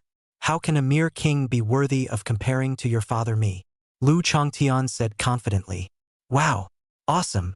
Bei Qinghan applauded rather cooperatively, a look of marvelous admiration on her small face. But Lu Changtian, who was his father, was so pleased that his face was full of triumph. Seeing that Bei Qinghan seemed to be very curious, Lu Changtian asked, "Why, do you want to know?" "Aha." Bei Qinghan nodded without hesitation. Lu Changtian stretched out a finger in front of Bei Qinghan and guided him. "Call me Daddy, and I'll promise you." Bei Qinghan, damn, how over the top are you with that title? Bei Qinghan was shy in her heart, but she was really curious about this question in her heart, so she could only endure the shyness in her heart. Only to see the little guy biting his lower lip, showing a shy look, his little mouth slightly opened, spitting out a few words. "Dad. Dad. Eh." Lu Changtian immediately felt that his entire dragon was soothed, and his muscles and bones were opened up by an invisible force, as if he was about to ascend to immortality. The image of Bei Qinghan shouting out these two words filled his mind. He's going to remember it forever. Anyway, the first "dad" has already been shouted out, and after crossing the threshold in the heart, it will be much easier to say it again. Seeing Lu Changtian looking intoxicated, Bei Qinghan couldn't help but urge him on. "I'm calling Dad, so just say it." "Okay, okay." Lu Changtian smacked his lips and couldn't tease this easily shy little guy too much. He organized his mind and the whole dragon became a lot more serious. The dragon's eyes perked up and said to Bei Qinghan, "Little White, you should know some of the ranks of the Fae, right?" "Well, I know," Bei Qinghan replied, knowing that the point had been made. Her small mouth opened slightly and she spoke fluently, spelling out the hierarchy of the Fae. It's categorized into low level, medium level, high level, commander, lord, overlord, and king. Not bad. Seems to have some understanding after all. Lu Changtian nodded his head in satisfaction, but his words changed and said, "However, the so-called low-level intermediate and high-level is just a division of those low-level ferocious beasts. For the Forbidden Land, no matter whether it's low-level intermediate or high-level, they're all called low-level ferocious beasts. No different than a normal beast. Commanding lords are only slightly stronger than lowly, overlords have a foothold, and kings are barely considered high-end combatants." Lu Changtian said, and Bei Qinghan listened carefully. This was the first time Lu Changtian dissected the strength plan among the Forbidden Land to her, and it also let her know how vast and terrifying the Forbidden Land was. The most top-notch kings in the outside world were, surprisingly, only middle-of-the-roaders here. As for the commanders and lords, in the outside world they could command quite a few men. In the Forbidden Land, it was considered good to be able to defend themselves. Bei Qinghan didn't say anything. She knew that the next was the point. Only to see Lu Changtian continued. And above the king is the totem level, which is also an absolute powerhouse within the Forbidden Land. Many of those sleeping giants, including me, are in this realm. Totem level? Bei Qinghan blinked her eyes as a name she hadn't heard of appeared in the middle of her mind. Beyond the worldly divisions, above the king, able to exist as a race totem-like. She looked at Lu Changtian again as she thought about it. Only a distant voice could be heard. And on top of the totem, the natural disaster. Chapter 45 said a small goal first, not to be cannon fodder. For the next period of time, Bei Qinghan was burying his head in the sand and practicing hard. That conversation after soaking in the dragon's blood medicinal bath had greatly broadened and refined her knowledge of the cultivation system. It also slowly unfolded before her a magnificent scroll belonging to the Forbidden Land. Numerous grades flashed through Bei Qinghan's mind. Commanders and lords can only survive in the cracks, and overlords have a foothold. Even if she had once been a king, she was nothing more than ordinary in the middle of the Forbidden Land, and the same king was not worth much in the Forbidden Land. There was one or even more kings within almost every great clan. To become a giant, it takes an even stranger realm. Totem. As for the natural disaster above the totem, that, not to mention, was still too far away for her to even think about. But just by looking at the name, one knew that it must be quite a terrifying realm. Like that name says, like a walking natural disaster, Bei Qinghan also finally understood. Why was it that the black dragon was so dismissive when he heard her comparing herself to the king level earlier? Because the two sides are completely out of sync. I'm afraid that the drop of dragon's blood that the black dragon had given himself to soak in the medicinal bath was enough to make them break through the realm and tend to it. But this didn't make Bei Qinghan stumble. Instead, he became more and more positive and full of fighting spirit. It was true that there were strong hands within the Forbidden Land, but so what? She was an empress. Wouldn't she be afraid? Kings were just ordinary in the Forbidden Land, so wouldn't it be fine to surpass them and achieve totem? Bei Qinghan's kingly will was like a piece of gold, and after being hammered by the blazing fire that Lu Chongtian's words transformed into, it became more and more glittering and dazzling. In order to be king, besides the accumulation of strength, the most important thing was to have a kingly will that was sufficient to be king. And in the Forbidden Land, honestly speaking, it was extremely hard to even stay alive anymore, and there were so many kings and old monsters that surpassed kings in the area. Where else can the will of the only king be born so easily? Ran into an old monster and got honest. The earlier heaven-swallowing harvest that had had trouble with Lu Chongtian was like that, except that he was also lucky to be stronger than Lu Chongtian when he met him. Later on, Lu Chongtian rose to fame and saw that his former underdog had become a giant on the side of the Forbidden Land, leaving himself behind. His kingly will was shaken and he had degraded himself over the years. The good thing is that lately, for a variety of reasons, there has been a tendency to recover. From this point of view, Bei Qinghan was still a lot ahead of the forbidden alien race. After 2 lifetimes, 1,000 refinements, and 10,000 dangers, her kingly will had matured. As long as there was enough accumulation, breaking through to the king would be a matter of course. Of course, these are all afterthoughts. Now in front of Bei Qinghan is, hurry up and break through to the commander level. Bei Qinghan held his breath. Among the Forbidden Land scrolls described by Lu Chongtian, no matter whether it was the so-called low-level intermediate or high-level ferocious beasts, they were all just the lowest level of scum cannon fodder in the Forbidden Land. Where does that leave her? She was a female emperor. How could she say that she was something in the outside world? How could she be instantly downgraded from an empress to cannon fodder as soon as she arrived inside the Forbidden Land? Where does that leave her face? If those Fey kings who had died at her hands knew about it, they would be afraid that they would laugh out loud on the spot. Returning to the throne was still too far away, so Bei Qinghan set a small goal for himself first. Let's get rid of the cannon fodder first. Rumble! A boulder instantly shattered, turning into countless tiny pieces of debris that exploded, sending smoke and dust in all directions.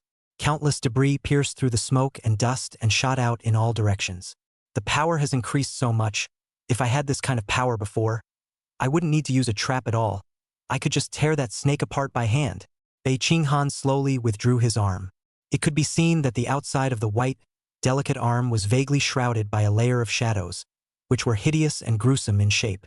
The 5 fingers took on a strange and twisted stance, like a pitch-black dragon's claw. After the dragon's blood bath, although her realm of visualization hadn't broken through, it had risen quite a bit. The figure of the giant dragon in his mind became more and more solid, especially those arms. Each of the scales on them seemed as if they were real. Fong was attacking by visualizing Lu Chongtian's clawing stance in his mind, and the effect was remarkable. Her 5 fingers closed slightly, and the air seemed to burst apart as it was pinched in her palm, emitting a subtle surge of sound. Although my realm is not yet at the commander level right now, in terms of the strength of my flesh alone, it's already enough to go up against a commander-level ferocious beast. And this is not a one-time thing. When I really break through to the collar level in the future, perhaps my flesh body is already enough to rival the lord level. This is the effect of the dragon blood bath. Bei Qinghan's heart was quite agitated. But actually, when you think about it, it feels normal. After all, it was the blood of a totem-level ferocious beast, plus countless rare treasures blended into a medicinal bath. It was only natural that it would have this effect, even if it is not tempered to weaken the raging properties of the blood. This drop of blood alone was enough to sustain a lord-level ferocious beast. Well done, but still a little too deliberate. Lu Changtian complimented from the side. Seeing that Bei Qinghan looked somewhat familiar, he asked, "You were just imitating the claw that I slapped out when I fought the seven-armed demon god, weren't you?" Bei Qinghan nodded his head. Aha! To be able to seriously injure a totem-level seven-armed demon god with a single strike, Lu Changtian's claw was the strongest she had ever seen in her life, so of course she wanted to observe and learn.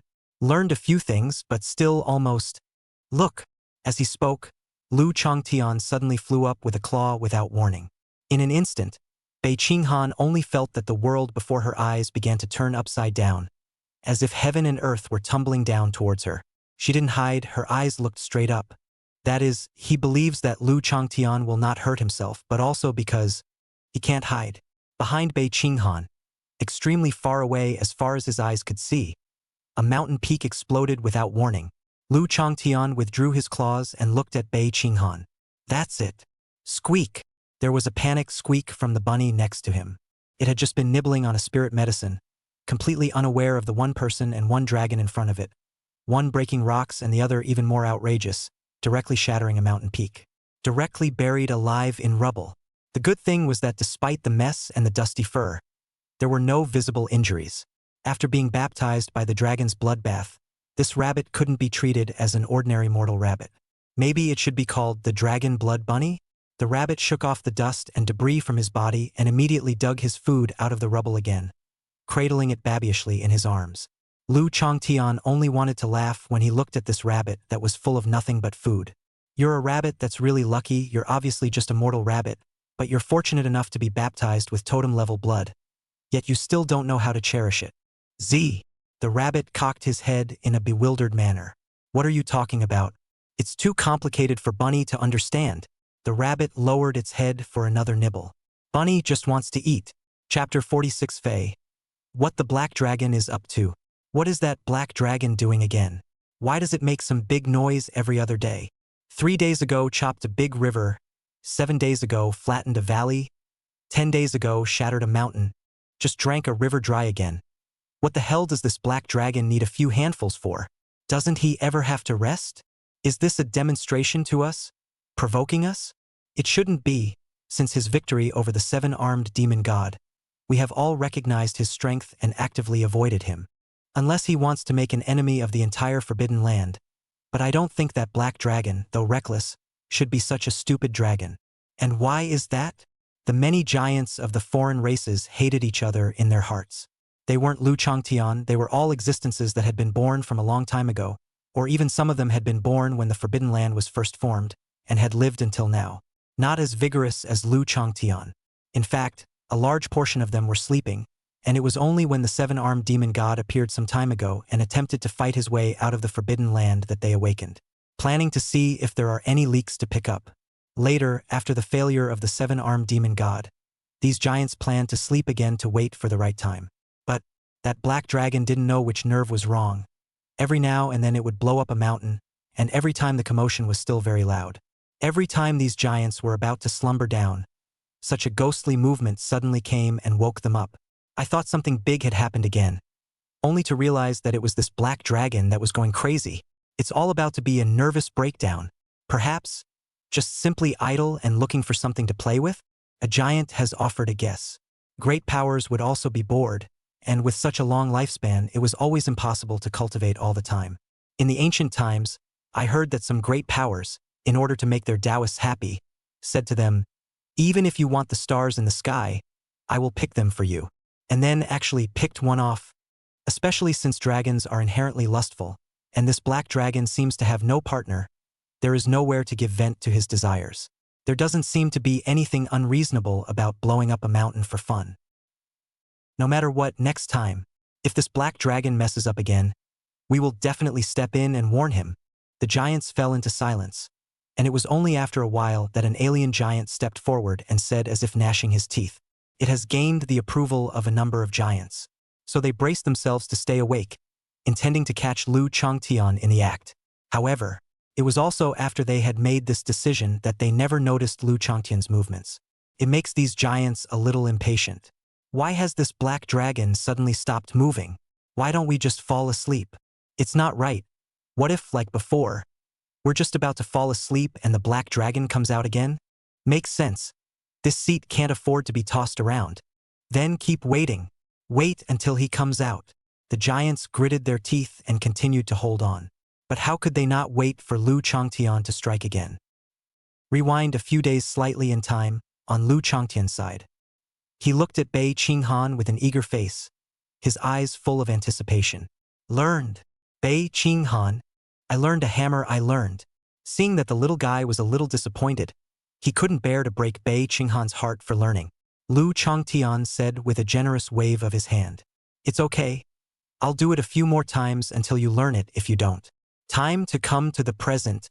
After Lu Changtian transformed into an earth and wood dragon and destroyed an unknown number of mountain peaks and river canyons in just a few days, redrawing the map of the entire Forbidden Land. Bei Qinghan finally did give up on this unrealistic request. She felt that there really was still an insurmountable gap between humans and dragons.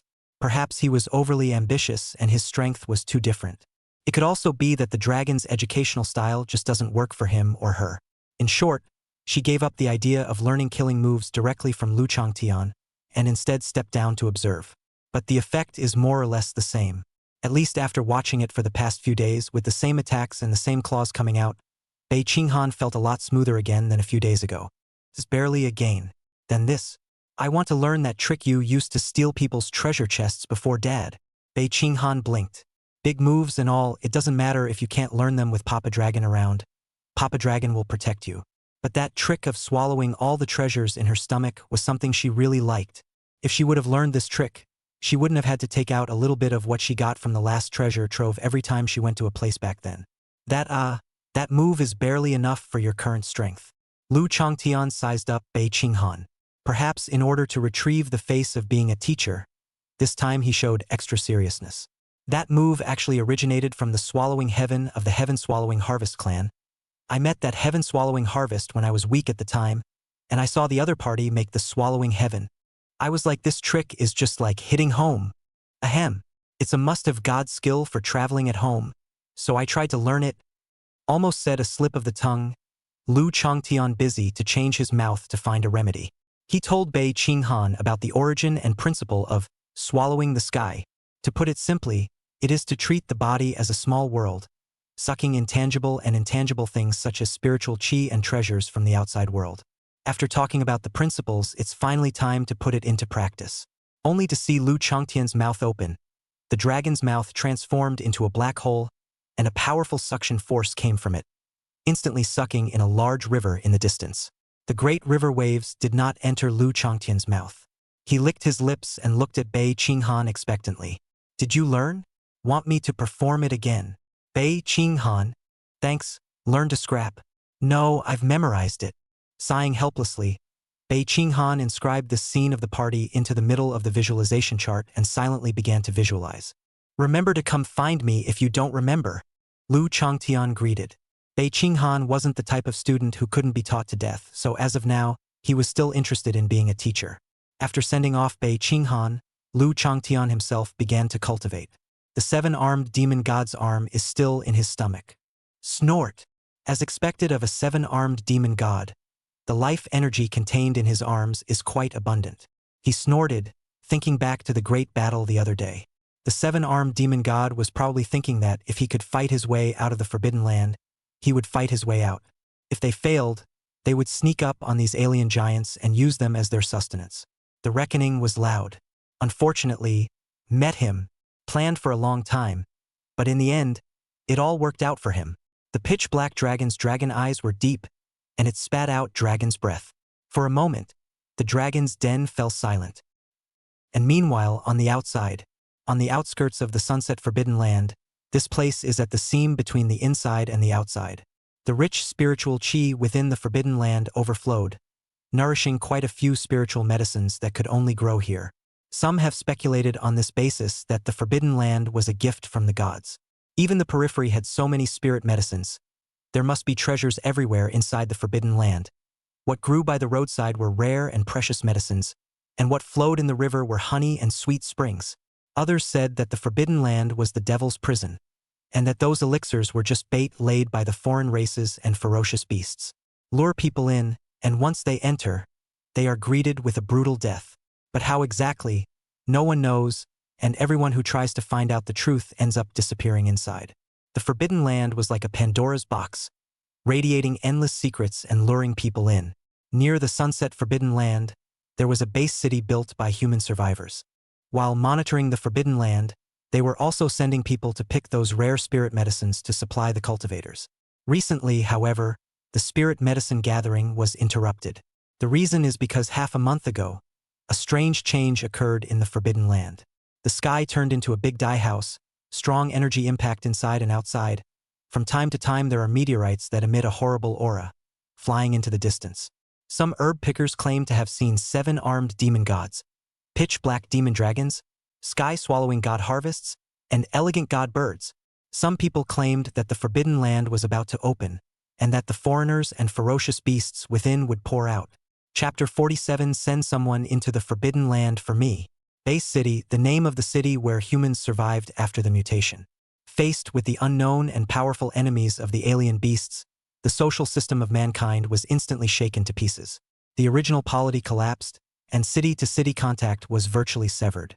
After a good deal of confusion, a portion of the survivors have finally banded together, abandoning the bloated organizations of the past and forming survivor bases on a city-by-city basis, also known as Base City. It wasn't until after Bei Qinghan became a female emperor that things changed.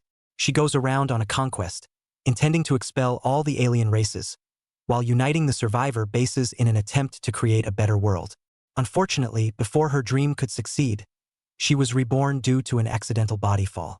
Some of the base cities that had been so hard to unite also split up again and went their own way, but those are afterthoughts.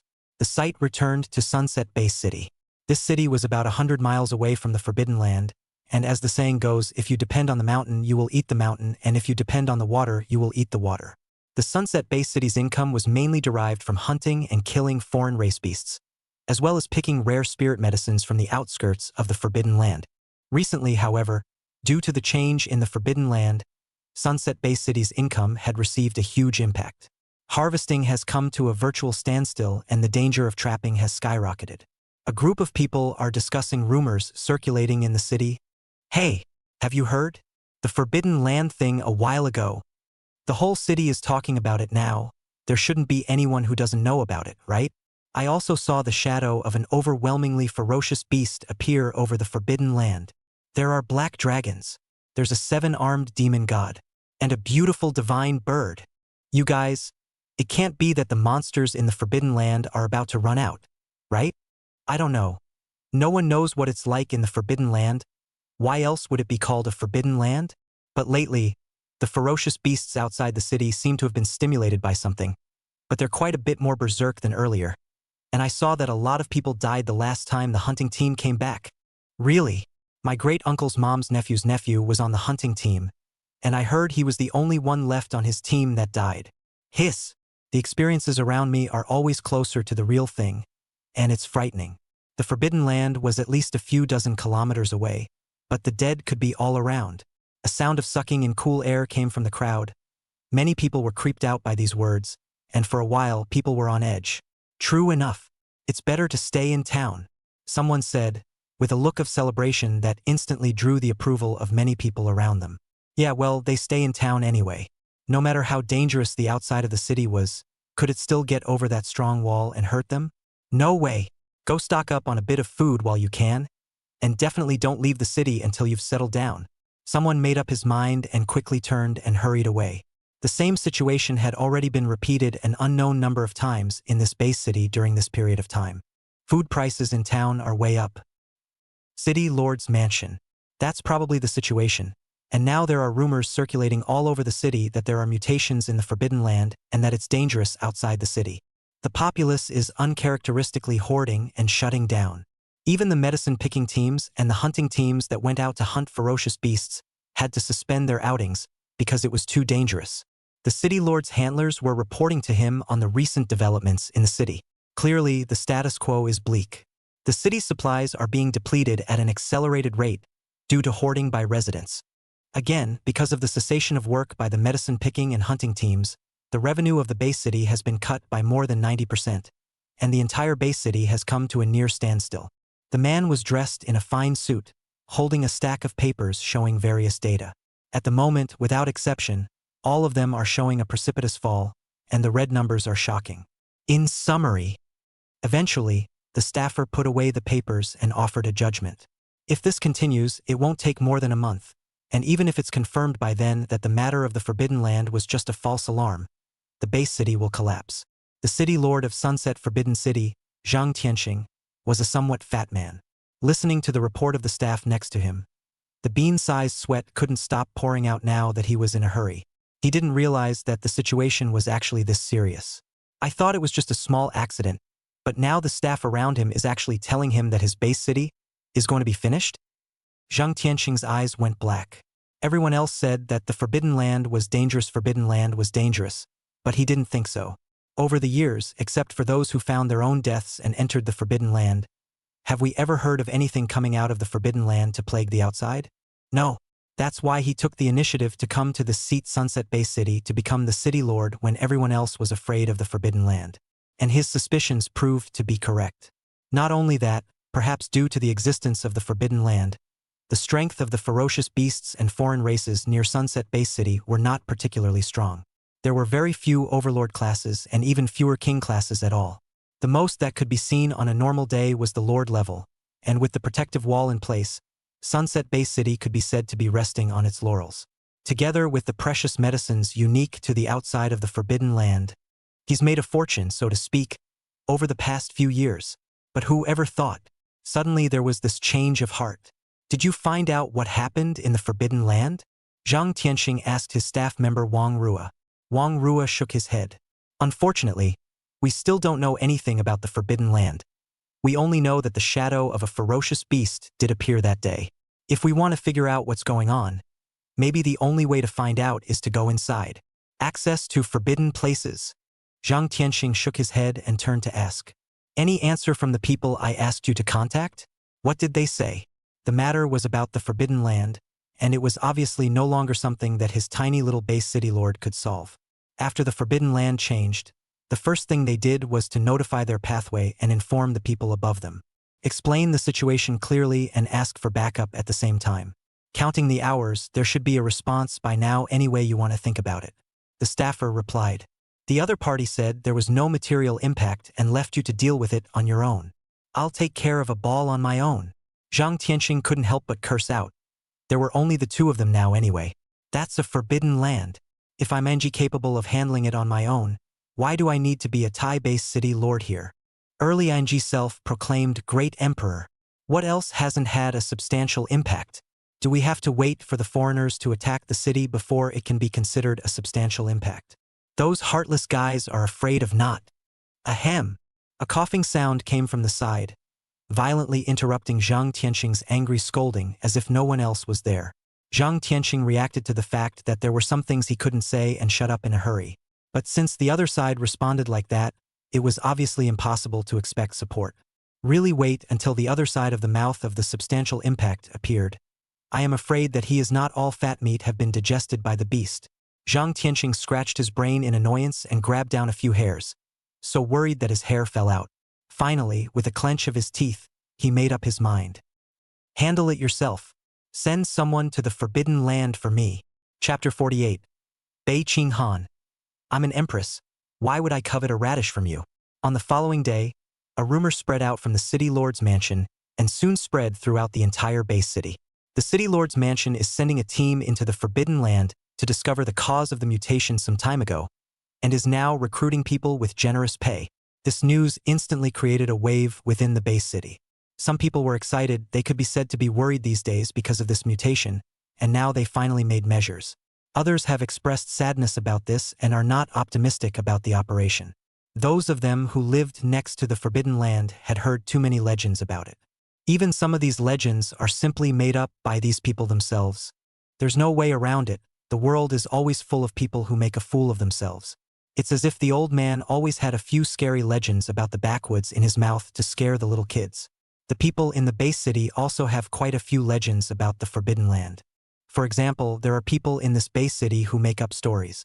There were only a handful of king-level ferocious beasts and foreigners in the outside world, and they were everywhere inside the Forbidden Land, only worthy of being used to look at the gates. Of course, such legends are generally considered too outrageously made up to be realistic. After all, the king level was equivalent to the king among the ferocious beasts of the foreign races, respected by thousands of foreign races and holding vast territories. How could they all be crammed into a small forbidden place? So this outrageous legend only appeared for a moment before it was replaced by other, more reliable legends. Either with the intention of seeing what's going on, or with genuine curiosity about the Forbidden Land.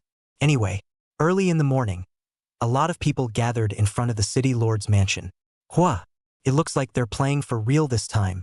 It's actually sending a high-level lord powerhouse to lead the team. So what if it's a high lord? Didn't a king-level powerhouse enter the Forbidden Land before? Didn't they still not come back? That's true. High lords, there were only 2 of them in Sunset Bay City. In addition to leaving one to guard the city, 3 junior lords, 10 commanders, and numerous low-level cultivators were sent this time. Almost half of the base city's forces were drawn. Zhang Tianxing is also spelled out, adhering to the reasoning that if you want to do it, you have to do a big wave. Winning the clubhouse tender, losing to go to the clubhouse as a tender. In case these peoples folded in the Forbidden Land, then it's not too late for him to run away again. As he watched, someone suddenly exclaimed, "Wait, aren't we going to explore the Forbidden Land? Why are ordinary people being drafted in addition to the protectorate? Haven't you heard of it? Isn't there a rumor that there are treasures everywhere in the Forbidden Land, and that there are spirit medicines everywhere? Maybe they want to let them go in to pick spiritual herbs to collect treasures. That's just a rumor too. But it's a genuinely good deal, 30,000 for just going and 100,000 for coming back alive. That's only if you come back alive. Here, didn't that say $500,000 for dying? Bay City also gives relatives a certain monthly allowance. Che, what's the point of giving money when you're dead? So your woman can take your money and spend it on another man? Stop it. My wife really took my money to get a man. Dude, I'm sorry for your loss. Many people beat a retreat. At the end of the day, you have to have a life to spend even if you have a lot of money. Of course, there were many who looked at the lucrative offer and were moved to think about trading their lives for a tomorrow for their families. The following day, a team set off from the base city and headed towards the Sunset Forbidden Land. In the middle of the Forbidden Land, Lu Chongtian was not aware that the great battle the other day had not only affected the interior of the Forbidden Land, but had even created a storm outside of the Forbidden Land. It almost brought the operation of a base city to a direct halt. It was even less clear that there was a team of explorers that was coming towards this side of the Forbidden Land. He is now teaching Bei Qinghan, Dragon's Den. It was originally just an ordinary cave, but because Lu Chongtian lived here, it was tainted with the dragon's qi that he exuded. The cave could already be called a veritable dragon's den. If it reached the heavenly calamity level, that every move, moreover, would be as terrifying as a moving heavenly calamity. Creates almost permanent changes to the topography of the landscape. Of course, the current Lu Chongtian hadn't reached that level yet. But even if they left, the dragon energy here would endure and exist for a long time. From this point of view, he was not far from this realm. At this moment, Lu Chongtian was lying on the carpet made of golden lion skin, watching Bei Qinghan's performance with interest. Bei Qinghan stood on the ground and looked at the opposite side of the hill piled up by all kinds of spirit medicine treasures. She took a deep breath and adjusted herself. Afterwards, Bei Qinghan's small mouth opened slightly and her chest cavity bulged. A not-so-weak suction force came out of the mouth. The pile of treasures shook slightly, and then immediately began to collapse, flying towards Bei Qinghan's position and being swallowed by that small mouth. Splat! There was a crisp thud from the side. The bunny looked at this scene and froze straight away, his hands unclasping and letting the radish he was holding fall to the ground. Froze at the scene in front of him. It was somewhat incomprehensible why that 2-legged beast cub over there just opened her mouth, and these spirit medicine treasures automatically flew into her mouth. If she could, wouldn't she be able to eat a lot in one bite? It's freezing. The radish elixir that it had just dropped to the ground was also captured by the gravitational force and flew towards Bei Qinghan. Squeak! The little rabbit was in a hurry and grabbed the radish, but unfortunately its own weight was too light, and it flew together with the radish towards North Qinghan. In the nick of time, the gravitational force disappeared, and the rabbit fell to the ground with the radish in his arms. Puff! Z! She squealed at Bei Qinghan, and it looked as if she was accusing. You've eaten so much. Why did you come and grab a radish from me? Only then did he hug his turnip, babying it and patting the dust off of it to see if he had gotten a couple of stolen nibbles. After confirming it, this was the only way to eat the radish at ease. Bei Qinghan, I am an empress. As much as to covet a radish from you? Heartless thing. I might as well just eat you up just now. It's a pretty fast learner, and I've already basically mastered the swallow part. Lu Changtian complimented. Bei Qinghan also found it very difficult.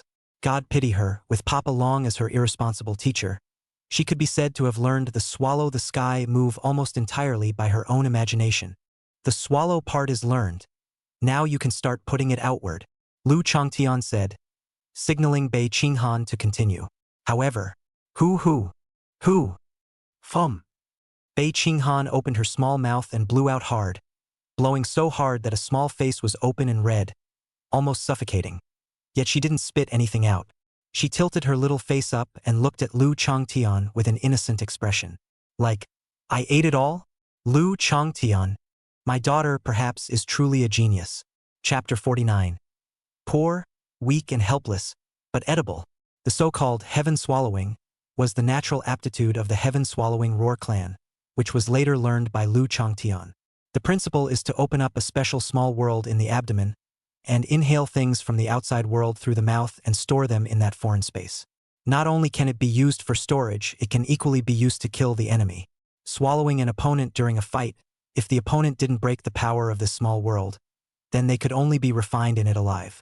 Of course, with Bei Qinghan's current strength, it was still almost hot to use it against the enemy. It can also be used simply as a storage space at the moment.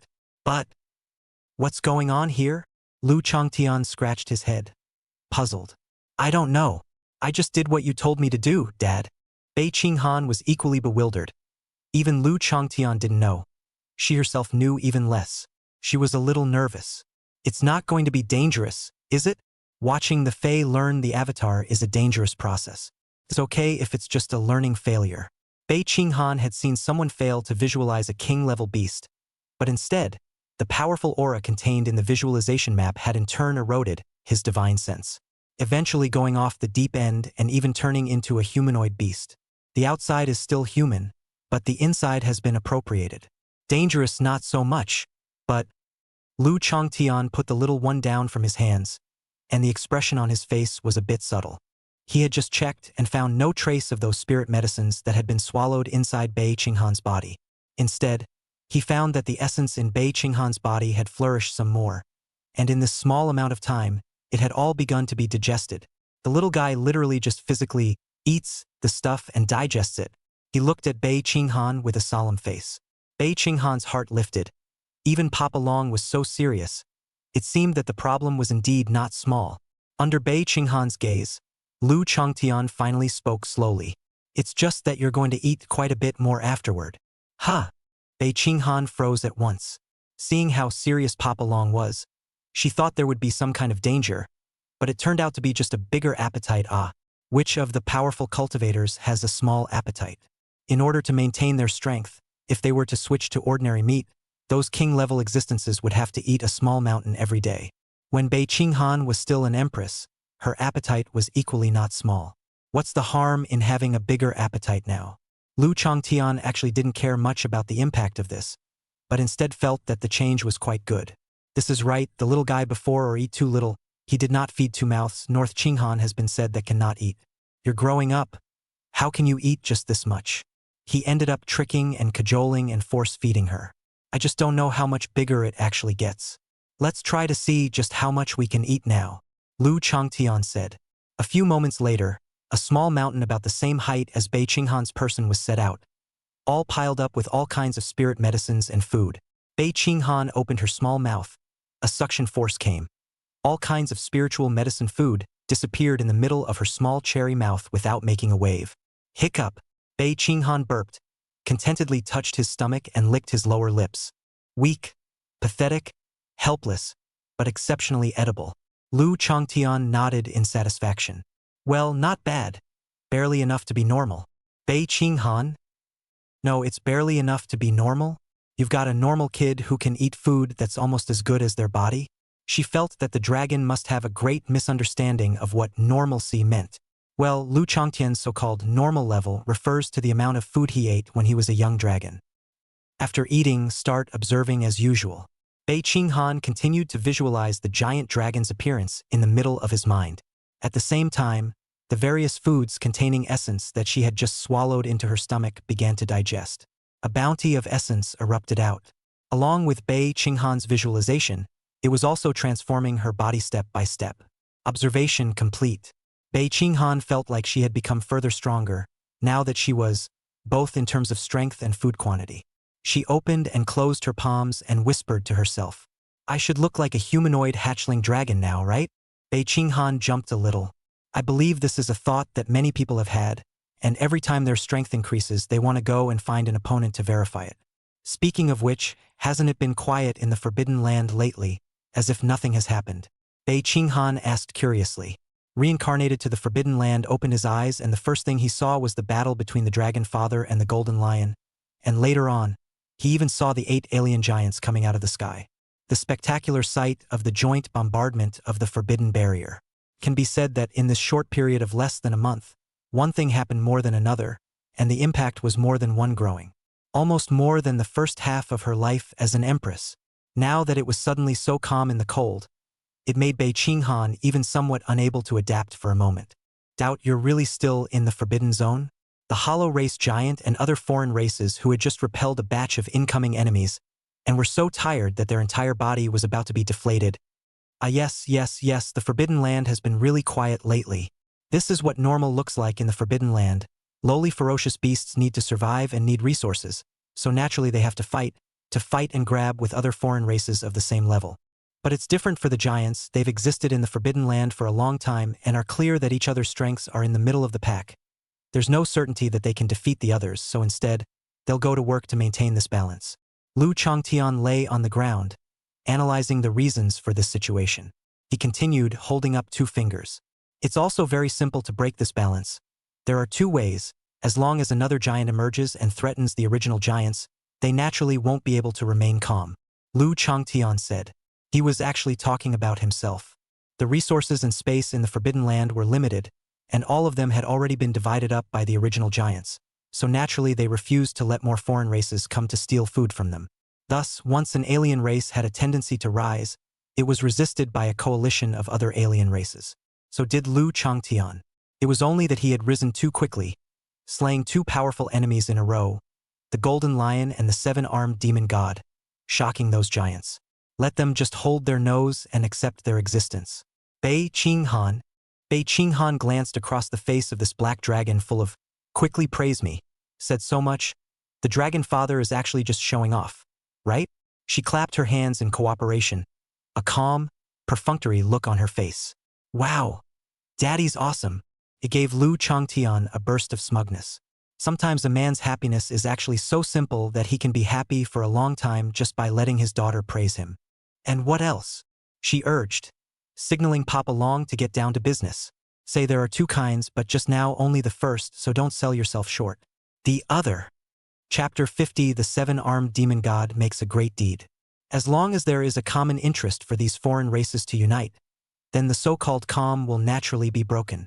For example, before, the 7-armed demon god used the goal of striking the Forbidden Land to draw out 7 foreign giants. Lu Changtian didn't hide it and said directly, the only thing that can make those old guys do it is the word interest. The bullying of newcomers is motivated by profit, and the beating of the Forbidden Land is equally motivated by profit. Hearing Lu Changtian's analysis, Bei Qinghan was a little nervous for a moment. Earlier, she had already understood that there was the totem rank above the king rank. Originally, he had thought that even if there were numerous kings within the Forbidden Land, the strength of humans today was not what it used to be. Together, even if they were not defeated, surviving should not be a problem. just like during the first mutation. But the totem level, honestly speaking, after seeing the battle of those 8 giants before that heaven-destroying scene, she then felt pessimistic in her heart. It was definitely not an existence that today's humans could handle. It was worthy of being able to serve as a totem for a clan. It was good that the 8 giants failed later on, allowing Bei Qinghan to breathe a sigh of relief. But now Lu Chongtian said this. That is to say, there's still a possibility that those foreign giants will join forces and rush out of the Forbidden Land together? Bei Qinghan couldn't help but ask after him. Lu Chongtian, however, smiled and shook his head. Unfortunately, that's not possible. Although the actions of the 8 giants last time proved that the option of forcing their way out of the Forbidden Land was possible, because of the 7-armed demon god's final betrayal, even if this possibility was greater, it was impossible for these foreigners to go through with it. Imagine if it were you. Would you still dare to attack the barrier with all your strength without any reservations when there is a possibility that your companions around you might sneak up on you? Not to mention that they're not exactly companions themselves, and while it may seem like everyone's making peace right now, that's merely limited by the Forbidden Land. Once they leave the Forbidden Land, they will instantly become enemies. In this case, I don't think the giants would mind cutting themselves a little bit of competition afterward before they leave. A certain empress who has been betrayed by someone close to her and who wishes to remain anonymous. Thanks, that makes sense now. Although they were all referred to as foreign races by humans, that was actually just a general term, and the so-called foreign races actually encompassed countless races. The saying, "If it isn't me, it's not me," also exists among the other races. It was because of the discord between the alien races. In the early days of the descent of the mutation, humanity was able to struggle to survive in the gap between the alien races. And so did the foreigners in the middle of the Forbidden Land. Everyone seems fine now, but only on the surface.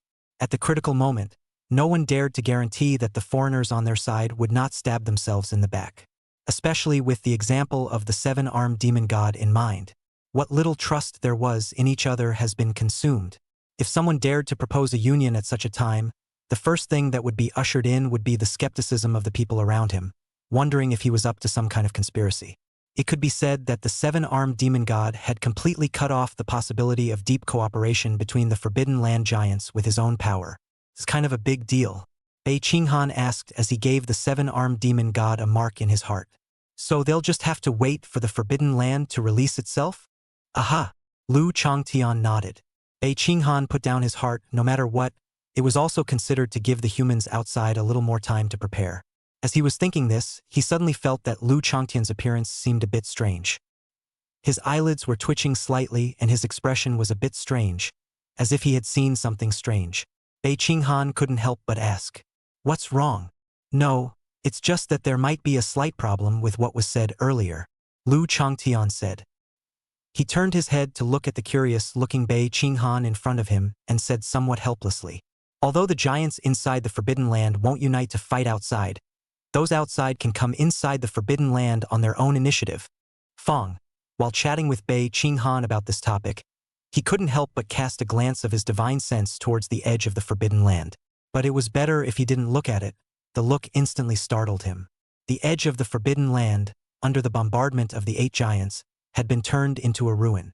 Even the living beings within the Forbidden Land instinctively avoided there. But, where nothing alive should have appeared, a group of small, moving black dots appeared at the moment. Divine sense pulls in. Lu Chongtian realized that those small black dots were actually a single human dressed in modern clothing and holding a weapon. Bei Qinghan. What? A little further back in time, beyond the Forbidden Land. The base city and the Forbidden Land weren't far apart, but due to the ferocious beasts that were all over the outside of the city, the exploration team could only try to take a detour to avoid them, and their speed received a great impact. But spare them the manpower of a jeep that was missing by the time they reached the outskirts of the Forbidden Land. "Captain, we encountered a Lord-class ferocious beast on the road, and although it was destroyed in time, vehicle number 8 was still destroyed by the beast because it was too close. None of the people up there survived."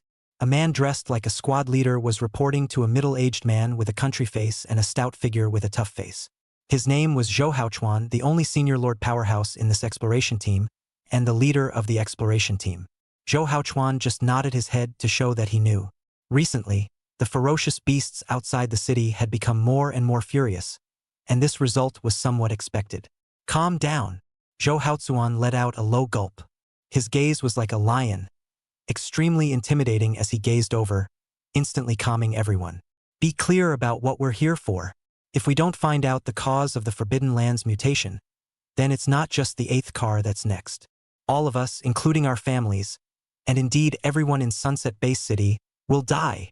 No encouraging words were said in the age of mutation. Those words were so tired of being heard that they were no longer useful. Zhou Haozuan just put the bloody reality in front of everyone's eyes. Go forward and maybe die. But if you retreat, then everyone behind you will die together. The results are already obvious. Those who were able to be sent here had prepared themselves psychologically and written a suicide note, and the base city promised to take care of the families of the victims. Well, there's only one answer. Forward. Even if you die, you must bring back even the slightest bit of useful information. Under Zhou Haozuan's command, the group split into 3 squads, led by 3 Lord-level powerhouses, and slowly walked into the Forbidden Land. Chapter 51 First Entry into the Forbidden Land. Although there was a prohibition outside the Forbidden Land that imprisoned the many foreign races inside and prevented them from leaving. But in reality, the ban itself is invisible to the naked eye. The only time it was impacted by powerful energies, such as earlier when the 7-armed demon god led the 7 alien giants to jointly attack the Forbidden System. It was only then that the prohibition manifested itself and offered resistance. All of the above were only known to those giants in the Forbidden Land, and even those hegemonic-level foreign races might not know about them. They didn't even have the concept of a forbidden place. These foreigners who had been inside the Forbidden Land since they were born thought that the Forbidden Land was all there was to the world. Even they were like that, and this group of exploration teams from the base city were even less aware of the existence of the Forbidden System. The process of entering the Forbidden Land was exceptionally smooth, and not even a single foreigner was seen on the way. They didn't realize that it was because of the prohibition. The range where the prohibition was located naturally didn't have any foreign races present.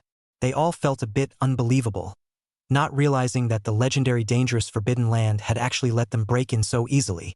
An inexplicable confidence even rose in many people's hearts. Thinking that the Forbidden Land might not be as scary as the rumors, maybe they would be able to raid it. The thought that his name might appear in a future textbook and become legendary. These people have become much more relaxed and bold even as they walk carefully. Haha, I don't think this Forbidden Land is a big deal. We've been traveling for so long and nothing has happened. In my opinion, those legends are simply made up by people in the city to fool those who don't know any better.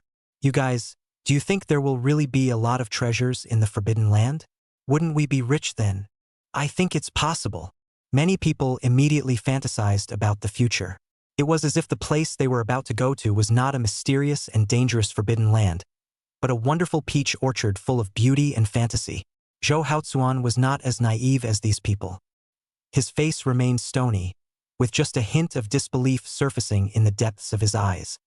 He didn't believe in the Forbidden Land that had spread countless legends since its birth and had engulfed countless human powerhouses from the beginning of the mutiny to the present, making them go and never return. It would be as simple as it seems now. It was just that the quieter it got in front of him, the more uneasy he felt in his mind. Between conversations, the exploration team had already crossed the shroud of the Forbidden System and officially stepped on the land of the Forbidden Land. Of course, the exploring team didn't notice anything special. They felt as if they had just taken the same step as before. However, there was a sudden heart-rending scream beside his ears. Zhou Haozuan turned back violently, his pair of angry eyes like tigers, lightning-like, looking in the direction from which the scream came. The one who made the sound was one of the 3 Lord-class powerhouses on the trip. Seemingly stepping on something, a cluster of purple smoke suddenly emerged from underneath that Lord-class powerhouse's feet. The mist was misty, but it was extremely corrosive. In just an instant, the calf of this Lord-level powerhouse was corroded to nothing, and the hard bones were corroded and melted before turning into black mud slag and falling off. This Lord-level powerhouse dodged in time and used his other leg to stomp hard on the ground, quickly leaving the range covered by the purple mist. But the questing party following him wasn't so lucky. They didn't have the quick reflexes of a Lord-level powerhouse, and their physical abilities were much worse. There was no time to react. A few members of the team were instantly submerged by the purple mist and melted cleanly in the mist. The entire process was completed in a very short period of time, and they didn't even have the chance to let out a single scream before they turned into dirt on the ground. Hiss! Instantly, the exploration team all sucked in a breath of cold air, only to feel chills all over their bodies. Many people were even scared out of their wits, fleeing around in panic, away from the area where the purple mist was. For a while, the scene was chaotic. Calm down. All stand still and don't move. Zhou Haozuan suddenly let out a bellowing cry, exuding a powerful aura that instantly subdued everyone. He scanned the crowd and spoke in a heavy and swift tone. All of you stay put, or you'll likely hit other traps. Now at least the place under your feet is safe. With these words, the exploration team instantly stiffened in place, not daring to move at all, afraid to take one wrong step and follow in that person's footsteps. Ah! The wailing sound came once again, and that Lord-class powerhouse looked at his leg, his gaze filled with horror. The leg that had only been corroded by the purple mist to the calf, the corroded part was actually rapidly moving upwards at this moment. In a short time, it had actually crossed the knee and corroded and melted half of the thigh cleanly. Swish! A snowy blade flashed by.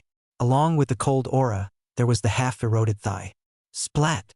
The thigh fell to the ground, and within moments, it was surprisingly already cleanly corroded. All that was left was a filthy, still bubbling mass of bizarre black sludge on the ground, which continued to erode the ground. The bubble exploded as if on everyone's heart, causing the hearts of those present to pound. Hiss! They were so creeped out that they only felt cold sweat on their backs. How powerful is the body of a lord-level powerhouse? It could be said that it had completely transcended the mundane ground. The blood and flesh were tough and incomparable, and the bones were even tougher than steel. However, in front of that bizarre purple mist, it was actually corroded cleanly without the slightest resistance at all. What the hell was that? The sound of a sword being sheathed came.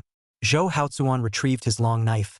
It was his decisive decision to cut off the corroded thigh with a single slash, avoiding the corrosion from further harming his body. He quickly stepped forward and helped the Lord-class powerhouse stop the bleeding. Thank you, Captain. The Lord-level powerhouse revealed a grateful gaze, knowing that it was because of Zhou Haozuan that he was able to retrieve his life. After stopping the bleeding, Zhou Haozuan patted the other party's shoulder. Get well. With a broken leg, at least in the midst of this quest, this person was considered to have been wasted.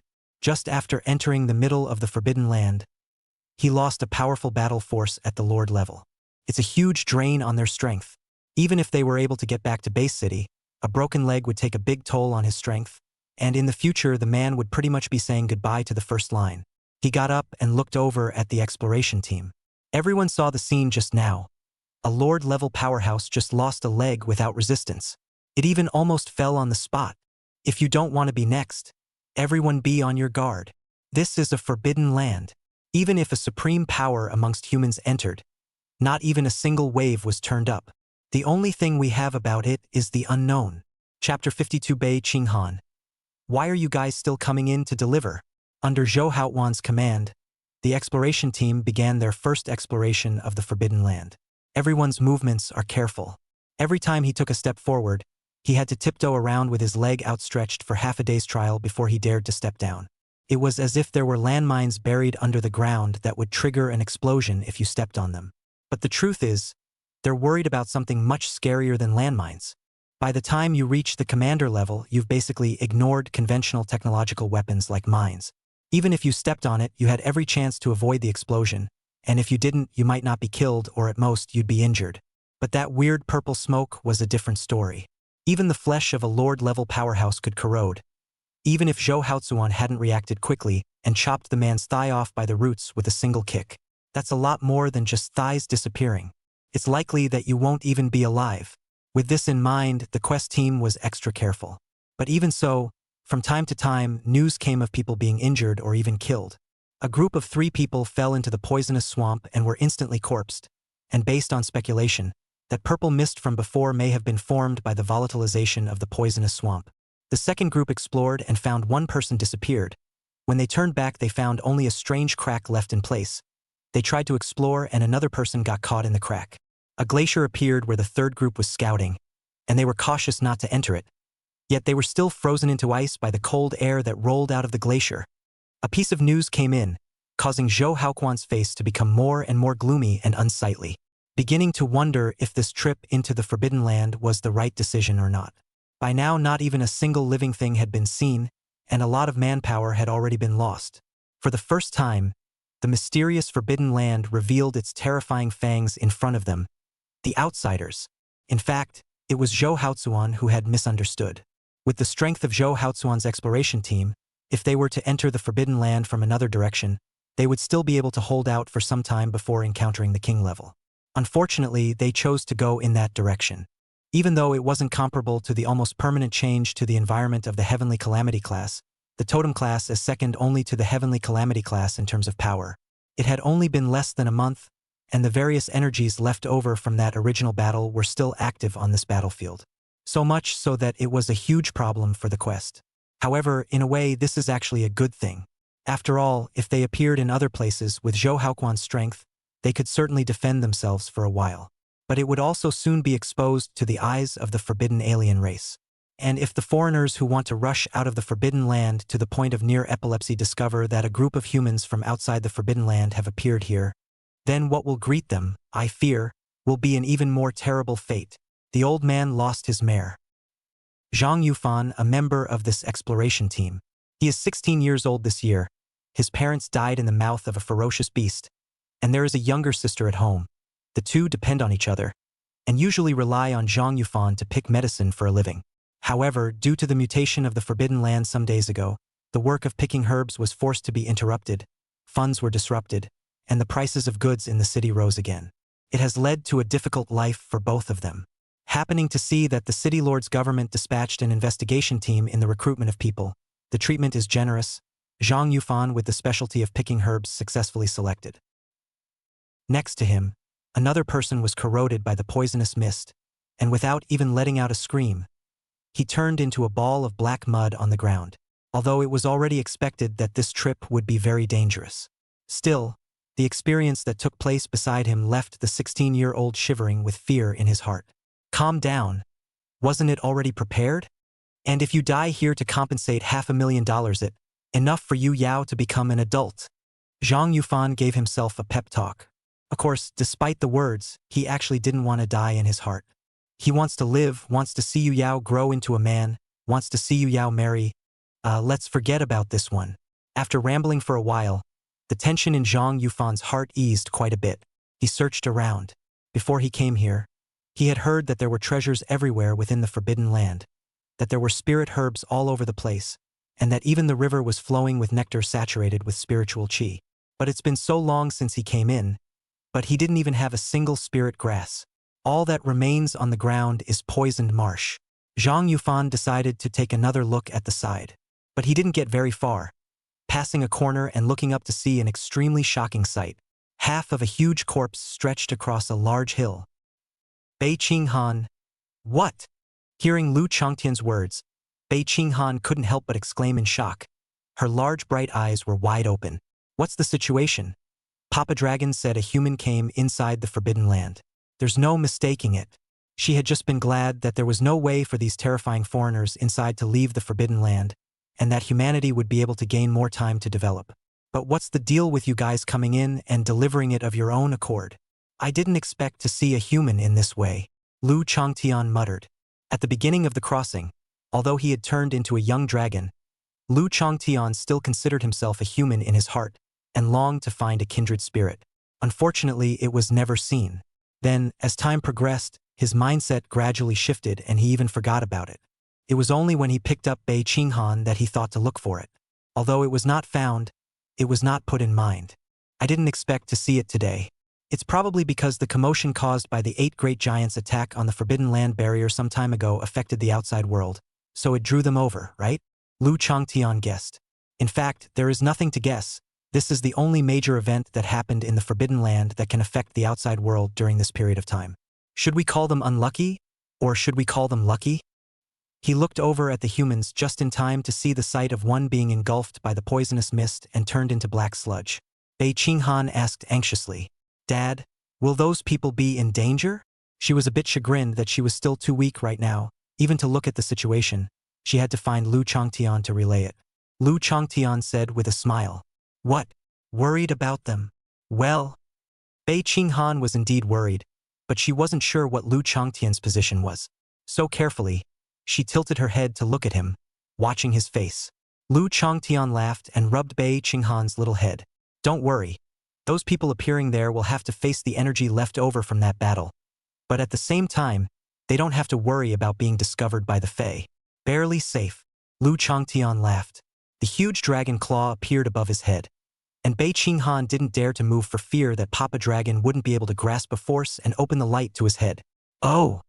At the same time, he was mentally relieved that he wouldn't be found out, which was fine. She thought in her mind, I hope that these people will leave the Forbidden Land before it is discovered by the foreigners. Chapter 53 Half a Corpse. The Terrible Forbidden Land. The Edge of the Forbidden Land. Zhang Yufan was filled with shock as he looked at the distant peaks, which towered over him and stretched for an unknown length. And on top of the stretch of rolling peaks, a huge corpse was lying. The surface of the body is covered in a dark purple hard armor and has a large number of feet on either side.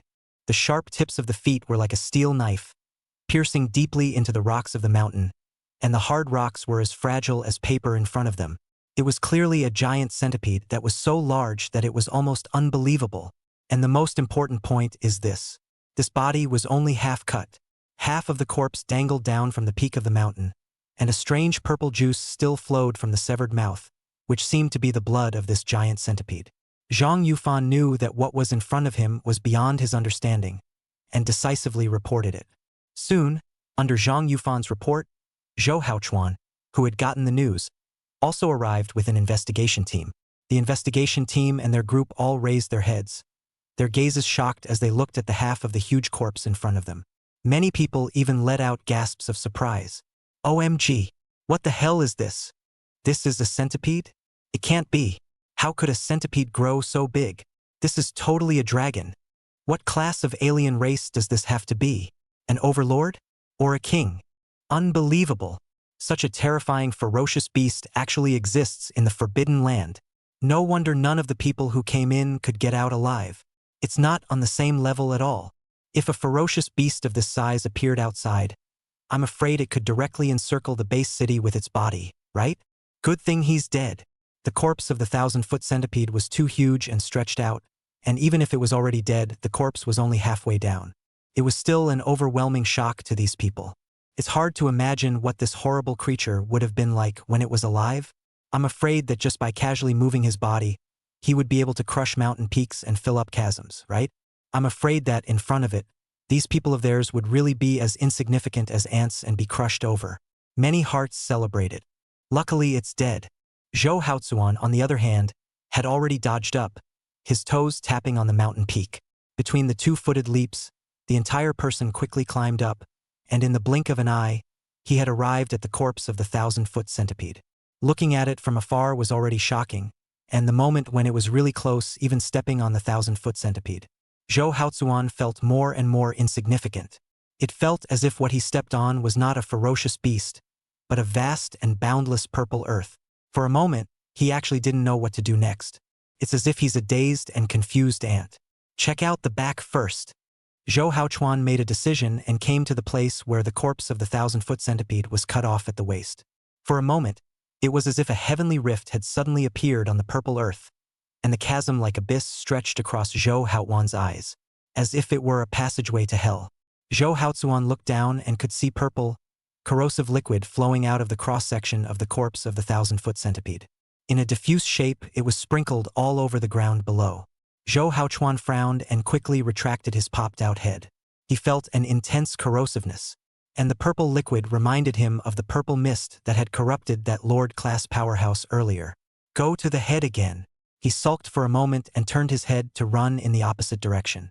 The corpse of the 1,000-legged centipede was simply too big, and although it was now only halfway down, running to the head still took quite a bit of Zhou Haochuan's physical strength, especially since this body climbed the peak and made him repeat the movement up and down the mountain. After a long time, he finally climbed to the top of the corpse's head. Here, an even more shocking scene is seen. Only a huge depression was seen in the centipede's head at the Tianling location, and centered on the depression, the armor on top of the head explosively shattered apart, splashing the slurry underneath in all directions. And in the middle of the depression was an immense and incomparable fist print. In the fist print, it was even filled with an extremely destructive energy. This fist mark is the fatal wound of this giant centipede. Zhou Haozuan instantly made a judgment. He filled in the general story in his mind and sketched out a picture. This centipede was first chopped off half of its body by an unknown and powerful enemy, but by virtue of its strong vitality, it did not die on the spot. Instead, they struggled desperately on the ground, smashing many mountains. The corrosive liquid that he saw at the back of the party, which showed a diffuse shape and spilled all over the ground, must have been the body fluids that flowed out of the giant centipede when it was struggling. And just then, the unknown enemy attacked again. This time, he shattered the centipede's heavenly spirit with a single punch, shattering the armor and splashing the juices, killing the incredibly strong giant centipede on the spot. Although he had probably already brainstormed the battle, Zhou Haozuan's heart was getting more and more shocked. This centipede is so big, its size is comparable to a mountain. Then how powerful should that unknown existence that was able to blast the centipede to death with a single punch be? What is going on in the Forbidden Land? This is a question on which there is now too little information to obtain any results in a short time. As Zhou Haozuan pondered, his eyes inadvertently looked at the corpse of this centipede at his feet, and the purple armor on it. Speaking of which, this centipede's body. The corpses of ferocious beasts can be used to make weapons or defense. Although when facing that unknown enemy, these purple armor shells didn't seem to play much of a defensive role, allowing their owner to be decapitated and have his body blasted to pieces by the heavenly spirit. But that's because the enemy is too powerful. To them, these purple armor shells are still of considerable value. It wasn't just Zhou Haozuan, the others in the exploration team had also thought of this. Wasn't the purpose of their trip, besides finding out the truth of the mutation, to rush for the treasures that might be inside the Forbidden Land? Though as far as I've seen so far, there's no treasure to be seen. However, the corpse of this giant centipede was originally a supreme treasure of incalculable value. Many people were foolish in their hearts, and there were even quite a few people who immediately just climbed onto the giant centipede's corpse and tried to dismantle it. However, with their strength, how could they break through the defense of a totem-level ferocious beast? I couldn't break a piece off of it even with all my strength. Some people see that the hard way won't work, and then they get the wrong idea. Running to the place where the 1,000-legged centipede had been cut off, he saw the broken armor. The man reached out and attempted to remove it, but inadvertently stained himself with the body fluids that flowed out of the 1,000-foot centipede, and his entire body was instantly melted. Zhang Yufan likewise acted, but instead of running up and fighting the men, he just looked around the neighborhood. Hopefully I can find some pieces that were chipped away during the battle. Not to be outdone, this did lead him to a purple shard in a small gutter. Chapter 54. Traces revealed. It's much easier to search with a target in mind. Guessing that there might have been a big battle in this area before, Zhou Haozuan ordered the exploration team to try to search in this direction. This search did lead them to a body of a foreigner, or a field of alien corpses. Broken corpses fell all over the land like a meteor shower, and chunks of broken flesh could be seen everywhere. The shattering was so complete that the questing team was completely unable to recognize the alien from the shattered flesh that covered the ground. In the middle of the glacier, a large-sized alien was frozen to death under the solid ice that would not melt for 10,000 years, the heavy snow burying everything. If it hadn't been for a chance glance in that direction by someone in the exploring party, I'm afraid it would never have been discovered. The scarlet pool of blood was set on the earth like a ruby, and a rich blood-devouring aura floated about. However, whenever someone approached, the calm pool of blood instantly boiled, and the water rose up, transforming into a mighty god. One could hear the godly harvest sky-shattering roar, as well as the terrifying aura that swallowed the heavens. Zhou Haozuan listened to a piece of news gathered by the exploration team and only felt his mind getting heavier and heavier. He held a purple shield in his hand, about half a meter square, with the edges of the shield taking on an irregular shape. This was a small fragment that he had just used all his means to barely obtain from the edge of the fist seal. Tried it and the defense is amazing. Even his own personal weapon didn't manage to leave a mark on it. The heart also felt more and more shocked. It was hard to imagine what kind of enemy was able to kill the 1,000-foot centipede that possessed this amazing armor defense. It was meant to be a search to see if there were any traces of that unknown enemy nearby, but hadn't thought about it. The powerful enemy who killed the 1,000-foot centipede had yet to be found, but other fallen foreigners were discovered, and it's still a full 3. One was frozen in ice, and one was blasted to pieces. There was another one, and although there was no body in sight, a pool of blood that lingered with a terrifying aura of death was discovered. The 3 foreign races, none of them were below the strength of the 1,000-foot centipede. Definitely a king-level terrifying existence. He wasn't aware of the existence of the totem level, and only felt that the 4 foreign races that had fallen here were probably all extremely powerful king level. Zhou Haozuan had probably guessed the truth of the Forbidden Lands mutation. There are 5 powerful king-level aliens. There could be more, but there are at least 5. For unknown reasons, those few foreigners had a big battle here. The great battle was extremely loud, even allowing people from the base city, which was 100 miles away, to see it, and the fluctuations that were emitted stimulated the nearby ferocious beasts. So much so that the ferocious beasts became berserk. In the end, the battle ended with the fall of the 1,000-foot centipede and a few other foreign races, declaring the end. But, although he had already surmised the general course of events, Zhou Haozuan didn't feel relaxed because of it. Instead, he was getting heavier and heavier. Because... And where is that enemy who killed them? Zhou Haozuan's face was ugly. Since battles have losers, there are bound to be winners. The 1,000-foot centipede and the other foreign races had obviously fallen. But he didn't see any traces here that would reveal the identity of the winner. If you don't know, it's okay. But now it was known that there was another foreigner who was so powerful that he had even shaken 3 foreigners like the 1,000-foot centipede to death was in the Forbidden Land. Zhou Haozuan's heart wouldn't be able to stay calm. Hence, he looked beyond the battlefield to the even more vast Forbidden Land. After exploring the ruins of this battlefield and confirming that there was no way to get any more useful news from here, the people of the exploration team finally looked away. Looked out over the entire forbidden area. Under Zhou Haozuan's instructions, the Lord-level powerhouse with a broken leg was left behind, as well as a portion of his people to stay behind at the battlefield ruins. The remaining people were led by him and 2 other Lord classes respectively, heading towards the Forbidden Land. The 3 teams advanced cautiously, and as soon as he left the battlefield ruins, the scene that appeared before him was really different. This is Dunlingress. It's gonna sell for $50,000 a plant in the outside world. It's actually growing here like this.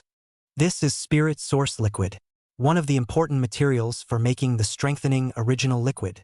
And this. There were frequent exclamations of surprise from the exploration team. Although it wasn't as exaggerated as the rumors had it that even the weeds growing by the roadside were rare and precious medicines, the resources in the Forbidden Land were indeed quite rich. All kinds of elixirs are coming out of the woodwork. Of course, in addition to the precious medicines, foreign races also began to appear. They then encountered a Fae. However, the strength was not strong. It was only at the commander level, and with a flash of cold light, it was chopped under the knife by Zhou Haozuan. The other 2 teams were in a similar situation. The alien races they encountered were not very strong, and they were all able to deal with them easily. There wasn't even any damage to the personnel. However, as time progresses, the enemies encountered become stronger and stronger. Soon enough, a Lord-class alien was encountered. The Fae looked strange, with a body close to humanoid but with insect-like compound eyes, 2 curved blades in the place of his hands, and a pair of thin wings on his back. The alien's compound eyes swiveled, observing the group of unknown creatures that had suddenly appeared in front of them. Strange scent. Never seen race. Strength seems okay. Without warning, the alien's wings soared and vibrated, and the alien's figure almost turned into a stump. The double knives fell. Swish! Leading this exploration team was a Lord-class powerhouse named Xiang Huayan. Experienced in combat, a large spear danced with a tigerish and intimidating sound, and managed to block the alien's twin swords. In an instant, fire erupted, and the shadows of swords and spears were frequently intertwined. Both sides of the battle forces fully open, the sword gas gun awnings burst, touching the surrounding trees and rocks directly as a whole. After pestering them for a while, they realized that they couldn't seem to take this strange race anytime soon. And there's a lot of people behind the other side. It was nearly as strong, but it could pose some threat to himself. And in the middle of the Forbidden Land, being injured was almost equivalent to death. Weighing the pros and cons, this foreigner chose to withdraw his hand. With his wings vibrating at high speed, the alien's figure quickly retreated before disappearing between the dense forests. Team 3, what's going on? Answer quickly. Zhou Haozuan's voice came from the communicator. Xiang Huayan picked up the communication and replied. It's fine. I just encountered a Lord-class alien that was fighting just now. Zhou Haozuan immediately inquired. A Lord-class alien? What's the situation now? There were no casualties.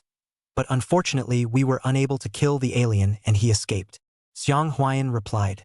Zhou Haozuan sighed in relief and continued to order. It's good that there are no casualties, don't rush after them. We're very unfamiliar with the Forbidden Land.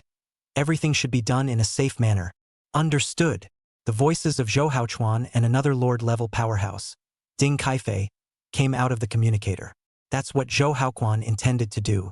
Their purpose was to find out the powerful alien that had killed the 1,000-legged centipede and triggered the mutation.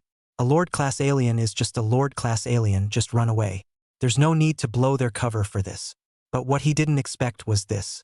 It was this decision that completely exposed their information. With the departure of that Lord-class Fei, news about the appearance of humans in the Forbidden Land. It is also being spread in the Forbidden Land. Chapter 55. If you can't beat the Black Dragon, you can't beat you? With the activity of this Lord-level alien race, many of the alien races in the Forbidden Land were aware of the appearance of an unfamiliar race. The storm intensified and even reached the ears of a portion of the giants who had not yet fallen asleep. Some Fey giants initiated contact with other giants about the news. I just got a message. What? Is it news about that Black Dragon? A foreign race giant immediately responded, and since it was divine sense communication, he was able to clearly perceive the emotions in the other party's words. Even a gnashing of teeth was outlined in the divine sense. You can imagine how irritated the heart was. What the what? There's news of the Black Dragon. Where? Where is that Black Dragon? I can't wait. Black Dragon, after making me wait for so long, I finally caught you in the act. Ha ha ha. Finally. Finally I can sleep. The other foreign races were also unusually exuberant at the news, and they all spoke out to ask if there was any news of the Black Dragon. For the past few days they had been waiting for that Black Dragon to continue his evil ways and then catch him in the act. But it hadn't occurred to them that since that day when they swallowed a large river, the Black Dragon had completely stopped moving, leaving them to sit and wait. Many giants were rubbing their fists. Even their shriveled spirits were quite active, just waiting to learn the news from this giant's mouth and go out to make their move. There were even tears of joy from the Fae, lamenting the fact that they could finally sleep. However, the alien giants who initiated the communication fell silent, as if they hadn't anticipated the reaction of these people. These guys, just how much have they been tortured by that Black Dragon? He tugged at the corner of his mouth, only to feel that these giants, who were the source of fear in the Forbidden Land, looked surprisingly pitiful at the moment. Though he couldn't bear it, he could only break these giants' illusions and spit out two words. Is not. The atmosphere of the lively divine sense liaison was suddenly dispersed. Upon hearing these two words, the originally exuberant foreigners suddenly became disinterested and disillusioned. Same as a withdrawal reaction. Break it up. Break it up. It's okay. There were even giants who directly and loudly rebuked the giant who initiated the contact. Why did you even come to contact us if it wasn't news of that Black Dragon? Let old me be happy for nothing. Old me only wants to hear news about that Black Dragon now. Don't bother me with anything else. It's no fun. I'll continue to wait for the Black Dragon. I mean, you guys, you're not following the example of that Black Dragon and waking us up on purpose to play, are you? A speculation was raised by a Fey giant. He suspected that this giant was doing it on purpose, knowing that they were recently distracted by the Black Dragon, and deliberately came to tease and stimulate them. Most likely. Speaking of which, the Illusory Spirit Clan's giants are best at spiritual influence, come to think of it. The Illusory Spirit race, the very race of this giant who had spoken first, was a special race between matter and spirit. The ability to infiltrate the spirits of other races. By virtue of perturbing the spirit, get the special energy you need. The spiritual worlds of so many giants were in a state of mental turmoil because of the Black Dragon. It was simply a wonderful food store for the Illusory Spirit Clan. Good. The matter of the Black Dragon hasn't been resolved yet. And here comes another one who isn't afraid of death. Illusory Spirit Race's giant. If you don't give a reasonable explanation today, all of you present won't be convinced over so easily. If I can't beat the Black Dragon, I can't beat you? I'm going to your house to find you. Take me one. If you don't give some color, you really think that giants are all made of clay. There are foreigners who are stupid. The last few days happened to be so distracted by the black dragon that there was no place to vent. Now the appearance of this illusory spirit race giant was just the perfect excuse for them. Still, if I can't beat the black dragon, I can't beat you, can I? For a while, the illusory spirit race giant looked as if he had committed a public offense. He didn't even react himself. Obviously just came to ask about the giants. How did they become accomplices of the black dragon? Seeing that a foreign race's aura was rapidly approaching towards his location, the illusory spirit race giant was instantly anxious. Their clan's special form of existence was indeed tricky, giving them a unique advantage against many enemies. But these giants are all old monsters, which one doesn't have some special means in hand. More importantly, there's a lot of them. Yes, it's that simple and brutal and unpretentious. Facing the wrath of the crowd, this illusory spirit race giant decisively chose to slide to his knees. I'm sorry. I was wrong. I really didn't mean to. There really is something I need to ask you all. No way. It was definitely impossible to fight. He was neither the black dragon nor the seven-armed demon god, and he was considered relatively weak amongst the giants. At best, the ability is a bit special. As for running, just kidding. All the giants in the Forbidden Land are here. Where can you run to? Fight and can't fight, run and can't run, so the illusory spirit race giant admitted his mistake quite decisively. It was called a swashbuckler. Cut! The illusory spirit race giant didn't know if he hadn't heard it himself, as if he had heard a disgruntled staccato sound at the same time as he recognized his mistake. The divine contact continued. To actually give in so easily. Does this guy have any backbone as a foreigner? It's no fun. I'm still looking for a chance to vent. Illusory spirit clan. As a giant you can't be so weak. At least wait until I punch you in the face. Right? Phantom giant. Okay, confirmed what we just had was not an illusion. And what the hell is that back there? Totally revealing what's in your heart, So, you guys just couldn't find the black dragon, so you're just looking for a random opportunity to beat me up and let off some steam. Right? The illusory spirit race giants felt that these giants were really shameless. So, what are you going to say? We're a busy bunch, and if we're disturbed for no reason, we'll... A fey giant said. The illusory spirit race giant bristled. Disdain in his heart. Busy? Busy my ass. Aren't you guys just squatting in the cave every day, waiting for that black dragon to emerge? But having just narrowly escaped being beaten up by an offline group, he didn't dare to touch that now, and instead got down to business. I've gotten word that an unfamiliar race seems to have appeared at the edge of the Forbidden Land, right at the place where the black dragon and the seven-armed demon god fought in the first place. It's just a strange race, not worth the fuss. A fey giant responded in a breezy manner. There were many races within the Forbidden Land, and it was common for communities to rise and fall. Today's Forbidden Land, and the original Forbidden Land, the foreigners inside had long since changed a large number. Even the giants could not know all the races by heart, and there was no need for that, because it might be extinguished at some point. They just need to remember the races of the giants. Only clans with the presence of giants could prosper in the Forbidden Land for a long time. Of course, it doesn't have to be. These giants suddenly remembered that a giant's clan had been exterminated some time ago. Well, yes, it was the alien giant that was backstabbed by the seven-armed demon god. It's not worth caring about at all when it's still the case for communities with giants, let alone others.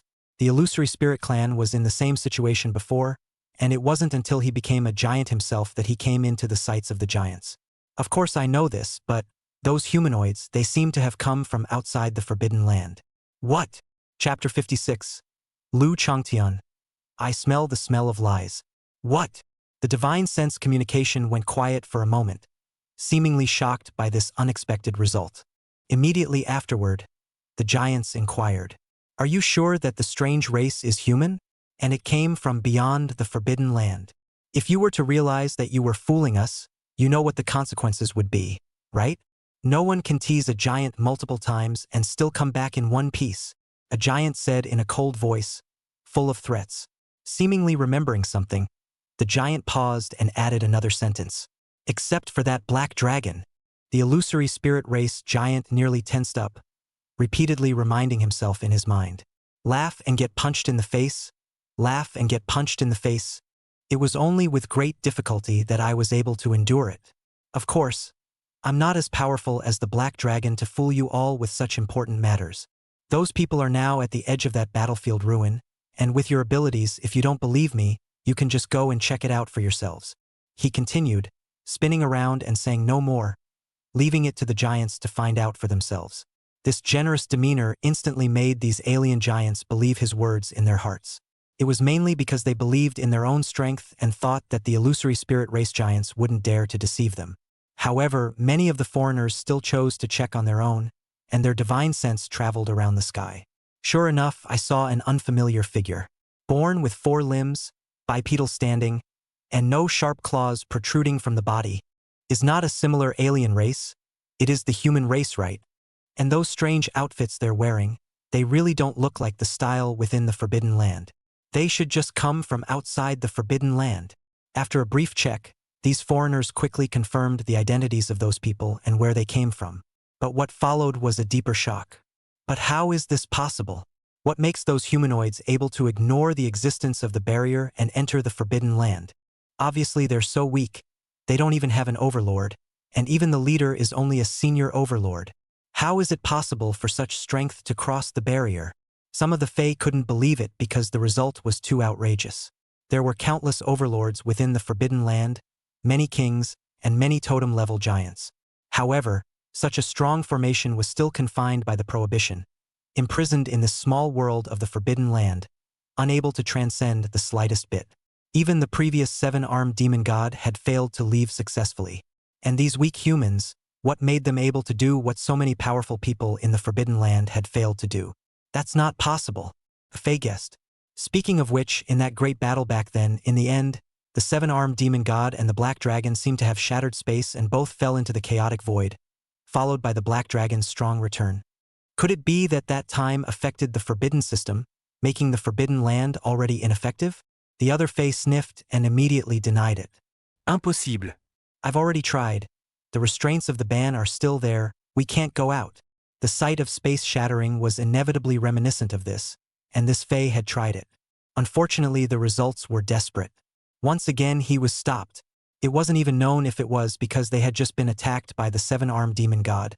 The suppression of the prohibition was extremely intense. Could it be that the ban spared these humans because they were too weak? Another Fae giant offered a guess. That's a real blind spot and there's no way to attempt it.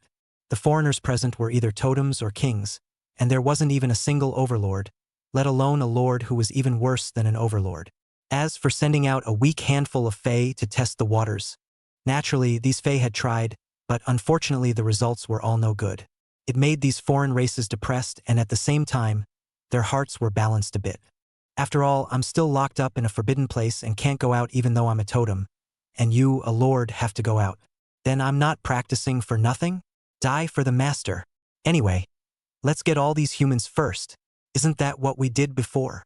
A giant of the foreign race made an immediate decision, which quickly gained the approval of the other foreign races. Occasionally, humans had appeared in the Forbidden Land before, but their numbers were very sparse, only 1 or 2. It was then that they captured those humans and tried to force them to find out how they had gotten through the barrier. Unfortunately, those people's reply turned out to be that they were completely unaware of the existence of the prohibition and just walked in. It made these foreigners think that it was not a failure of the prohibition, and they went to try it out, nearly being shaken to death on the spot by the prohibition. The wolf fled back. This time, although the number is a bit large, but the strength is also much weaker, all captured just. A giant immediately asked for help. I'm closer to there, so I won't bother you all to do it. Arrest these humanoids now. Hee hee. Talking so nicely. I think you want to monopolize this group of people, right? That's not good. Everyone wants to leave the Forbidden Land. It's only right that these humanoids should be divided equally. On what grounds? I'm stronger. It's only right that I should get more. My clan should share some as well. Although quantity doesn't mean anything, but if there are more of them, then they can have more opportunities for trial and error when they experiment. Finding a way to traverse the ban was also more likely. For a while, many of the foreign races were all excited. The exploration team's people were like meat on a plate in their eyes, and could only be slaughtered. Alas! An unfamiliar divine sense suddenly inserted itself into the conversation. The voice was soft, like someone sighing in their ear. However, when it fell on the ears of these foreigners, it was as loud as a thunderous explosion, rattling their ears. The divine sense trembled chaotically. They were using their divine sense to communicate privately now, but they had been invaded by outsiders. Who? Who is it? The many alien races trembled. This divine sense was unfamiliar, obviously not any of the foreigners present. Who, exactly, has been hiding in the shadows and eavesdropping for so long? Even if the other party hadn't taken the initiative to make a sound, none of the giants present would have realized it until now. And just as the giants were speculating as to who this unfamiliar divine sense actually belonged to, that divine sense appeared once again. This time, there was a lot more information coming from the divine sense to analyze. Some giants recognized the owner of the divine sense from this fluctuation and instantly revealed shocked expressions. Black Dragon. You're the Black Dragon. How did you know we were communicating with divine sense? How many things have you heard? The giant was a bit alarmed. They had been discussing here before, stating that they would settle the score with this Black Dragon. Turns out it's okay now. The rightful owner came to the door. When? Probably just when there are giants rushing to the illusory spirit clan's territory. Lu Changtian said, and then his eyes narrowed slightly. The divine sense also became extremely aggressive with this action. Look at you guys, you look like you're panicking, huh? It seems like you're afraid of me. Did you guys say something you can't let me know? Chapter 57. I can't thank you enough. Lu Changtian knew that the giants had a way to contact each other. After all, they were also living in the middle of the Forbidden Land. It wasn't much of a relationship, but it was kind of heads up. To a totem-level existence, this bit of the Forbidden Land was really just like their own backyard. In order to minimize friction between each other and avoid unnecessary damage in the Forbidden Land, the giants would occasionally communicate with each other when something happened. Take this incident for example. Logically speaking, with Lu Changtian's strength today, he was also strong enough to enter the circle. However, the speed of his rise was too fast, and those foreign races didn't even react before achieving the totem. Coupled with some of the things that had happened some time ago, these giants all hated this Black Dragon with a passion right now. It was even more unlikely that he would take the initiative to contact Lu Changtian. As a result, Lu Changtian didn't know much about the liaison between them. However, the party had considered the subtle attitude towards the human race in the Forbidden Land when they had discovered those alien humans. Lu Changtian also couldn't help but curiously focus on the giants' reactions. That look really made him realize something. A few giant auras were active in the Forbidden Land, flying towards the illusory spirit race's territory. One could sense the presence of giants that were talking through divine sense. Curious. Lu Changtian then infiltrated and eavesdropped on the conversation of these giants. Sure enough, I heard it, and the giants were discussing what they were going to do about the alien humans. Upon hearing this, the giants in divine sense communication were furious and gritted their teeth, revealing threatening accidents towards the illusory spirit race giants.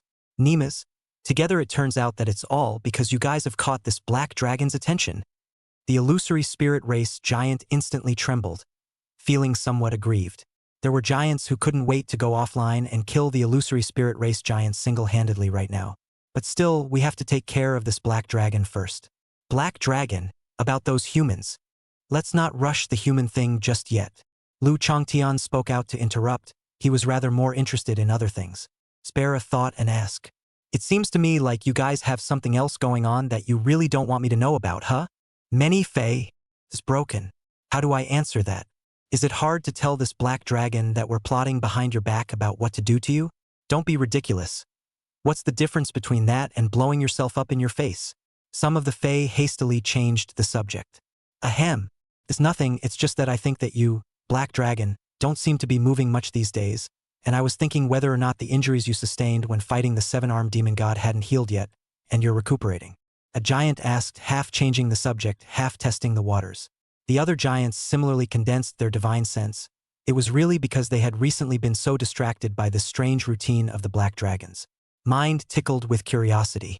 Couldn't figure out how the dragon was making a lot of noise one minute, and then completely silent the next. Schizophrenic? What the Black Dragon's mental state is like is unknown, but they know that if this keeps up, they're going to be schizophrenic themselves. Injuries? Wouldn't an injury of that magnitude be cured by a good night's sleep? Lu Changtian didn't realize that these foreign races had been tossed around by themselves in the past few days, and only felt that they were testing their own strengths and weaknesses. It must have intended to use his injuries to sidestep his current level of strength, right? And he said it casually. It's just a matter of bragging. Who doesn't know how to do it? Many Fei. They all saw the sight of Lu Changtian rushing out of the chaotic void that day. though the aura is astounding and oppressive. But bathed in blood and with a mangled torso. Even for giants, that kind of injury couldn't be repaired overnight. It needed to be recovered over a long period of time. A bad one would even leave behind an intrinsic damage that could even lead to a fall. But this black dragon actually said it would be fine after a nap? Damn. The dragon's body is amazingly powerful. Some of the Fae were so envious they were on the verge of separating their plasmic walls. Even at the totem level, the talent gap between races still existed. As for being quiet lately, it's just that I was experimenting with some tricks some time ago, and I stopped recently, so naturally there's nothing going on. Lu Changtian added. He didn't want to expose the matter of Bei Qinghan to these giants. It was clear from their party's conversation that perhaps they weren't so hostile to humans, but they definitely didn't think of them as a living being either. The crowd of alien giants fell silent once again. No wonder they had waited for so long without waiting for the black dragon to reappear as a demon. Hopefully it's the guy who's finished experimenting with his means and has taken a break. Then they're waiting for. The giants have the feeling that their full hearts are waiting, and in the end it all goes down the drain. What's gotten into these guys? All of them?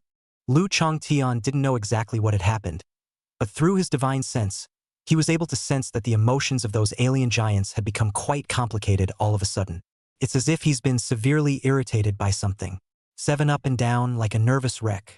Is it possible that he's been locked up in the Forbidden Land for too long and has gone insane? Lu Changtian pondered, and could understand why they were so frantic when they discovered those alien humans. The attitude of looking at these giants also became somewhat compassionate all of a sudden. What some great giants. Too bad it's already crazy. Alien giants? I don't know why, but I always felt offended by the black dragon's divine sense. Who do you think this is all because of? It's all because of you. The many foreigners only felt that they had accumulated a full of grievances in their hearts, but they couldn't take it out on this black dragon, so they became more and more depressed. Turning to the original question. Better talk about the humans. I don't think you know, Black Dragon, that there are worlds outside the Forbidden Land, and these humans are from the world outside the Forbidden Land. They are able to pass through the Forbidden Land's prohibitions. You should know what this means. We might be able to find a way out of the Forbidden Land from them. A Fae said, trying to change the subject. But talking about it was unconsciously exciting. I know that better than you do. Lu Changtian replied. It is estimated that the 7-armed demon god's impact on the Forbidden Land's prohibition some days ago, as well as the subsequent impact on the outside world when the 7-armed demon god and I blasted the Forbidden Land space to pieces, has attracted these humans. So, in a way, you should be thanking me for giving you hope to leave the Forbidden Land. What the hell? These people were actually lured here by you? The Fae, who had been getting more and more excited, all of a sudden froze and froze. Then I can't thank you enough. Chapter 58. Lu Changtian. You're dead. I said. For the giants, they had been in the Forbidden Land for far, far too long, and were incomparably eager to travel to the world beyond the Forbidden Land. And now, there are some humans from beyond the Forbidden Land that have appeared on the horizon and may have on them a way to help them traverse through the Forbidden Land. This could be the only chance in countless years. Enough for these giants to make a move for it. Since the Black Dragon also knew that these people were still here because of him, it was much better. Black Dragon, you should be eager to leave the Forbidden Land as well. If we study anything from those humans, it will be beneficial to both you and me. Why don't you join forces with us and go out to the Forbidden Land together? And the outside world will be at your fingertips. Although this Divine Sense chat group was initially established in retaliation for this Black Dragon tossing them out of their slumber, the group was also victimized. But one size fits all. The giants are all feckless. Just like what Lu Changtian had analyzed earlier, enough benefits could instantly turn the positions of these giants upside down. Enemies can become friends. These giants were feeling right now that they had slept a little too much, and the Black Dragon had woken them up just enough to move around. Lu Changtian didn't take this seriously. They would now unite with himself because they wanted to leave the Forbidden Land. Maybe they'll turn against him again later because of his words. He said, if you really want to leave the Forbidden Land, you'd better keep these humans. If they really let these giants run amok, they were afraid that even after all these humans died, they wouldn't be able to find a way to leave the Forbidden Land. Lu Changtian's words caused many of the foreign races to furrow their brows, pondering over Lu Changtian's words. What does this mean, Black Dragon? How are they going to get out of the Forbidden Land if they keep these humans? There were also some foreigners who were delighted in their hearts to see this and said in a hurry, So you're here to stop us. Gentlemen, what's the point of wasting words with this black dragon? Just take him down directly. We have so many giants here. Can a black dragon still turn the tables? We'll split this dragon then. A dragon's corpse is a good thing. A foreigner with a hidden identity provoked the other giants, trying to pull the other giants together to put pressure on Lu Changtian. A few giants were spoken to by this foreigner. For a while, in the divine sense communication, the atmosphere changed again and again, and several of the foreigners were showing hostility towards Lu Changtian. Several powerful auras poured in, making it seem as if the sky was about to collapse, to bring Lu Changtian, the rebellious dragon, to its knees. It was as if there were flashes of electricity in the middle of the dragon's cave, and the divine sense oppression was wildly intertwined. The Ereshur Horn clan, the Falling Sky clan, and that Blood Break clan that has been deliberately hiding its breath. Although he felt that he hid himself well, in front of Lu Changtian, that active divine sense was bouncing around like a clown. Lu Changtian didn't expect there to be any unexpected gains, and he took this opportunity to memorize each and every one of these giants who had shown hostility towards him, intend to settle scores in the fall. Humph! A bunch of rotten and decaying old men. Don't take yourself too seriously when you don't even dare to appear before me. He let out a cold snort, and the dragon's might rose to the sky. The astonishing aura transformed into a huge dragon with teeth and claws, tearing the oppression of these few giants to shreds. It was clearly just a vain chi contention, but it caused a loud sound as if it was a thunderous boom. ANG. A loud and clear dragon's roar resounded, and a vast dragon's might swept out in all directions from the dragon's lair. Heaven and earth submit, and all spirits bow. Even the giants in divine sense communication couldn't help but re-examine Lu Changtian. They would have been unwilling to be hostile to the black dragon. After defeating the seven-armed demon god, this black dragon has become even stronger. It actually forcefully tore through the oppression of multiple giants. The black dragon's strength today is considered to be at the forefront even amongst the giants. Could he have continued his breakthrough in the Forbidden Land? No way. Some of the Fae asserted that he was one of the oldest giants and knew some hidden secrets, so it can be so sure. But even so, there is definitely a place for him in the great world to come. However, he was also shocked at how powerful Lu Changtian was and how quickly he had improved. Recognize each other's future. It was too fast, the black dragon was getting stronger too fast. Seeing that the other foreign races were vaguely thinking of retreating, the blood kraken race giant who was hiding his breath cursed in his heart.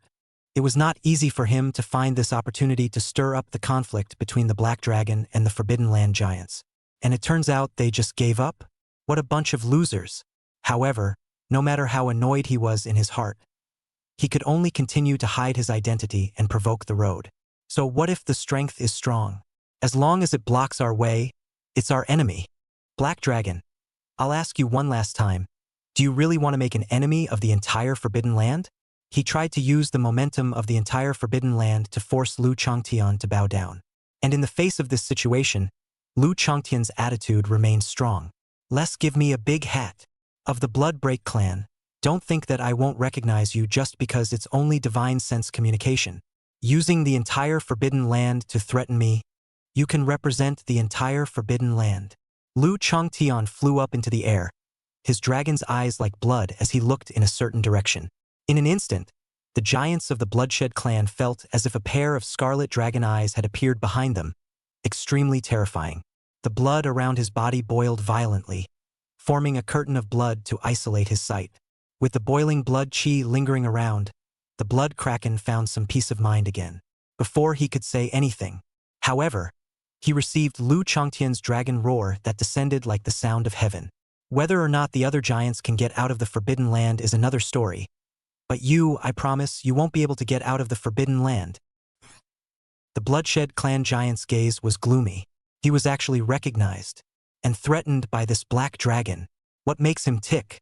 He was clearly on the verge of becoming a public enemy of the Forbidden Land, so who was he to threaten himself? After ignoring the angry Bloodshed clan giant and placing a death declaration on him, Lu Changtian turned his attention back to the rest of the giants. Coldly, "And you guys, a bunch of fools. Do you really think you can leave the Forbidden Land with those humanoids? Black Dragon, don't be too arrogant."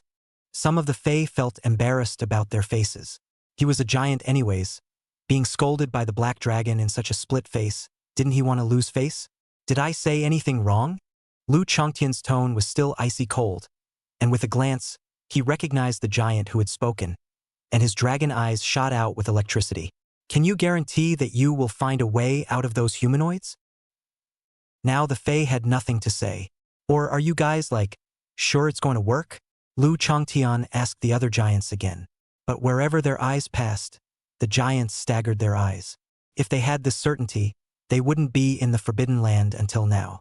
It's true that we're not sure. Are you sure, Black Dragon? That's right. In any case, this is an opportunity not to be missed. That's right. Some giants are yelling again.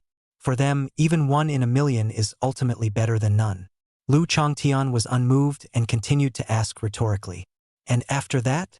What will you do when you've killed all these humans? Continue to wait in the Forbidden Land? Or do you expect the humans out there to be as stupid as you are? Stupid enough to keep sending people to die when they know there's no return? Alien giant. It was as if he had been insulted by the Black Dragon, but there was no way to refute it. They had really forgotten about it. What if all those humans are dead and they still haven't figured out a way out of the Forbidden Zone? And so on. After all these years with no movement, hell knows how much longer we'll have to wait. Waiting for someone to keep coming from outside?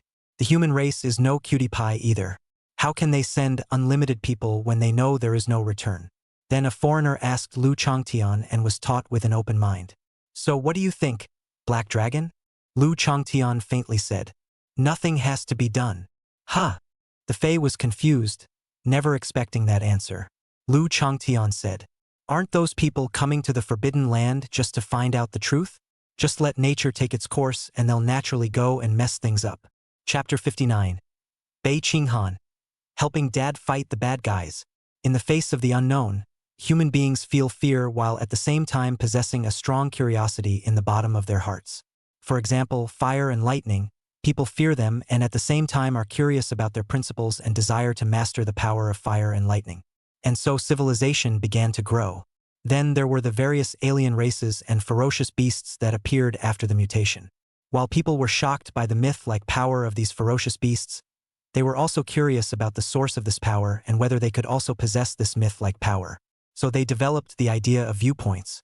And now, an unknown, forbidden land full of mysteries lay before them. Whether out of preservation of the city or out of curiosity, they are motivated to continue exploring. Lu Chongtian was clear about this, because that's what he's done before. When he was still a young dragon, he was wandering around the Forbidden Land, causing trouble everywhere. An example of a death wish.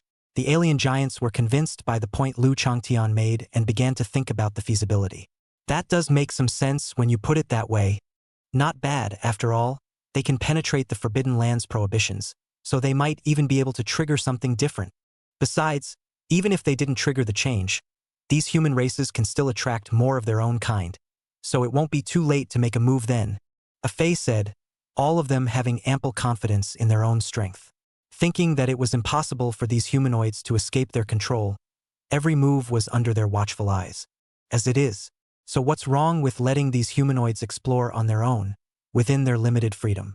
In that case, set a limit. The most powerful of those humans is only a high-level lord, and in my opinion, king level and above, including us, should try not to show up. But an overlord-level existence can still touch base with them, giving them some proper tension. The specifics will be controlled when the follow-up is done. Lu Chongtian said. He didn't force all the ferocious beasts in the Forbidden Land to shun those humans, because it's completely unrealistic. It wasn't like there were only giants within the Forbidden Land. What about all the races? It couldn't be completely restricted. Besides, it's like playing a game. You can't just open the game and have bosses blocking doors. It would make for an unplayable experience, and you can't have no enemies at all. Proper fighting is a must, and if it goes on unimpeded all the way, it will only make the enthusiasm fade quickly. That's fine for now. That is, it can ensure a certain level of safety and prevent huge injuries to the people in the exploration team. It was also able to maintain the veil of mystery of the Forbidden Land and give them some sense of urgency. Black Dragon's proposal is good. Old me is in favor of it. If there are no other comments, then this matter is settled.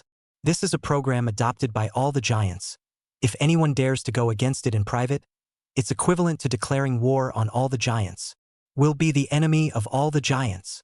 A giant suddenly sounded cold and threatened the rest of the giants.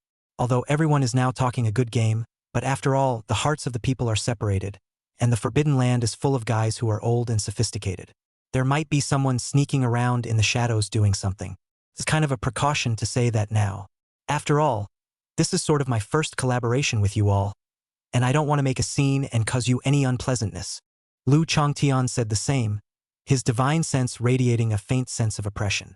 As for why only you would be unhappy, because as long as you are unhappy, then Lu Changtian will be very happy. For a moment, a portion of the foreigners who still had some small-mindedness suddenly felt as if they were being watched by a huge dragon with narrowed eyes. It was as if there were two blood moons rising behind them, sending chills down their spines. Hastily, he said that he would strictly abide by the organization's decision and resolutely follow the line discussed by the giants without wavering. God's consciousness is firm and unshakable. After dispersing his divine sense communication, Lu Changtian met Bei Qinghan's somewhat worried gaze head-on. Seeing that Lu Changtian seemed to be done, Bei Qinghan asked worriedly, "Dad, is everything okay?" When he thought of the wind and clouds over the dragon's lair just now, a powerful aura descended and poured down towards the bottom. The sight that was like becoming a public enemy of the Forbidden Land gave Bei Qinghan a general feeling of suffocation. Lu Changtian gave her a reassuring look and smiled. "Don't worry, I'm fine. Those guys are really bad. How dare they join forces to bully Daddy?" Bei Qinghan said with an indignant face, clenching her small pink fists, feeling righteous indignation for Lu Changtian. He felt that those foreigners were really too shameless. Obviously they were all giants, but as a result, when they faced Papalong, there were actually several of them who joined together and jointly used their aura to oppress Papalong. Not at all the demeanor that a giant should have. Lu Changtian laughed and didn't tell Bei Qinghan that he hadn't actually been bullied just now, and had even turned the tables and threatened that blood-cracking clan giant. He said with a feigned look of pity, "It can't be helped, who made Dad only have one dragon and they have so many. If you don't want to see Daddy being bullied, you have to hurry up and become stronger, then protect Daddy in turn." "Aha!" Bei Qinghan nodded with a serious face. "I'll hurry up and get strong. Strong enough to beat those bad guys and protect Papa Dragon." Bei Qinghan was serious. "He raised me young, I provided for him old. It was Papa Dragon who picked himself up in the midst of a crisis-ridden Forbidden Land so that he could grow up safely. Then when she grows up, she must protect Papa Long as well." Even though it was still weak now, Bei Qinghan believed that there would be this opportunity. Lu Changtian happy was just a casual joke to tease the little guy. Did not expect this little guy also took it seriously. Ha ha ha. The little guy is still serious. Where's the sense in being a father and needing your daughter to protect you? Just settle down. Lu Changtian pulled Bei Qinghan's cheeks with his fingertips, causing the corners of her mouth to rise slightly and reveal a smile. "Well, don't pinch my face. Ouch." Bei Qinghan was somewhat unable to tense up the expression on his face, slapping away Lu Changtian's hand and rubbing his somewhat reddened cheeks. This daddy dragon. Does he even know how serious she was just now? It was a good thing that her cheeks had been strengthened by the dragon blood bath, or else she would probably have been pinched by her stupid dragon father by now. "Hey!" Lu Changtian hemmed and hawed, nonetheless not angry at being grumbled at by the little guy. Showing a silly old father-like smile, he happily watched Bei Qinghan's movements as he rubbed his cheeks. Chapter 60. What will a dragon and a bird produce? Ha ha ha. I said why those old guys have been acting out of character lately. They don't even sleep anymore. So it's because someone from outside has appeared in the Forbidden Land, planning to find out the way out of the Forbidden Land from these people? With that brain of theirs, can they find out them? Sky Swallower was purely a forceful faction and scoffed at the idea of these foreigners. Really want to get out of the Forbidden Land, then directly with him to fight out not on the line, still need to engage in these miscellaneous? If there had been a few more giants, they would have gone outside by now. Lu Changtian was silent. He felt that this heaven-swallowing harvest didn't have much of a position to say such words. At least they were not backstabbed by the seven-armed demon god, which was like this heaven-swallowing harvest. If he didn't happen to make a move, he might have become the seven-armed demon god's sustenance by now. And the reason these alien giants don't slumber isn't because of the questing party. It's purely because he's too noisy to sleep. Of course, there would be no need to say these things to slap his face, saving face for heaven-swallowing harvest. That's right, he was now talking to the heaven-swallowing harvest. Inform each other of the results of previous negotiations with other giants. As for why heaven-swallowing harvest is clearly a giant, yet he doesn't even know about this news, it was mainly because the reason why those alien giants had gathered together was originally to find trouble with Lu Changtian. And this heaven-swallowing harvest had been on pretty good terms with Lu Changtian since the last incident with the seven-armed demon god. It was natural for those Fae to not drag him into this. Likewise, alien races such as the Luan and the Hollow are not there. Don't worry, Black Dragon. I'll restrain those little brats underneath me and let them be peaceful for a few days. Heaven-swallowing harvest agreed with a full mouth and immediately spoke of another matter. On the contrary, you, Black Dragon, how's it going with that bird these days? If you ask me, people even give you the true feathers of their own lives. In fact, it is a promise you directly get things done. Cubs for life. Just like every dog-headed military advisor, the more heaven-swallowing harvest talked, the more energized he became, pointing out the mountains and mountains over there, stirring up the words. Can't wait for the Black Dragon to be on the spot. He even has an accompanying gift ready.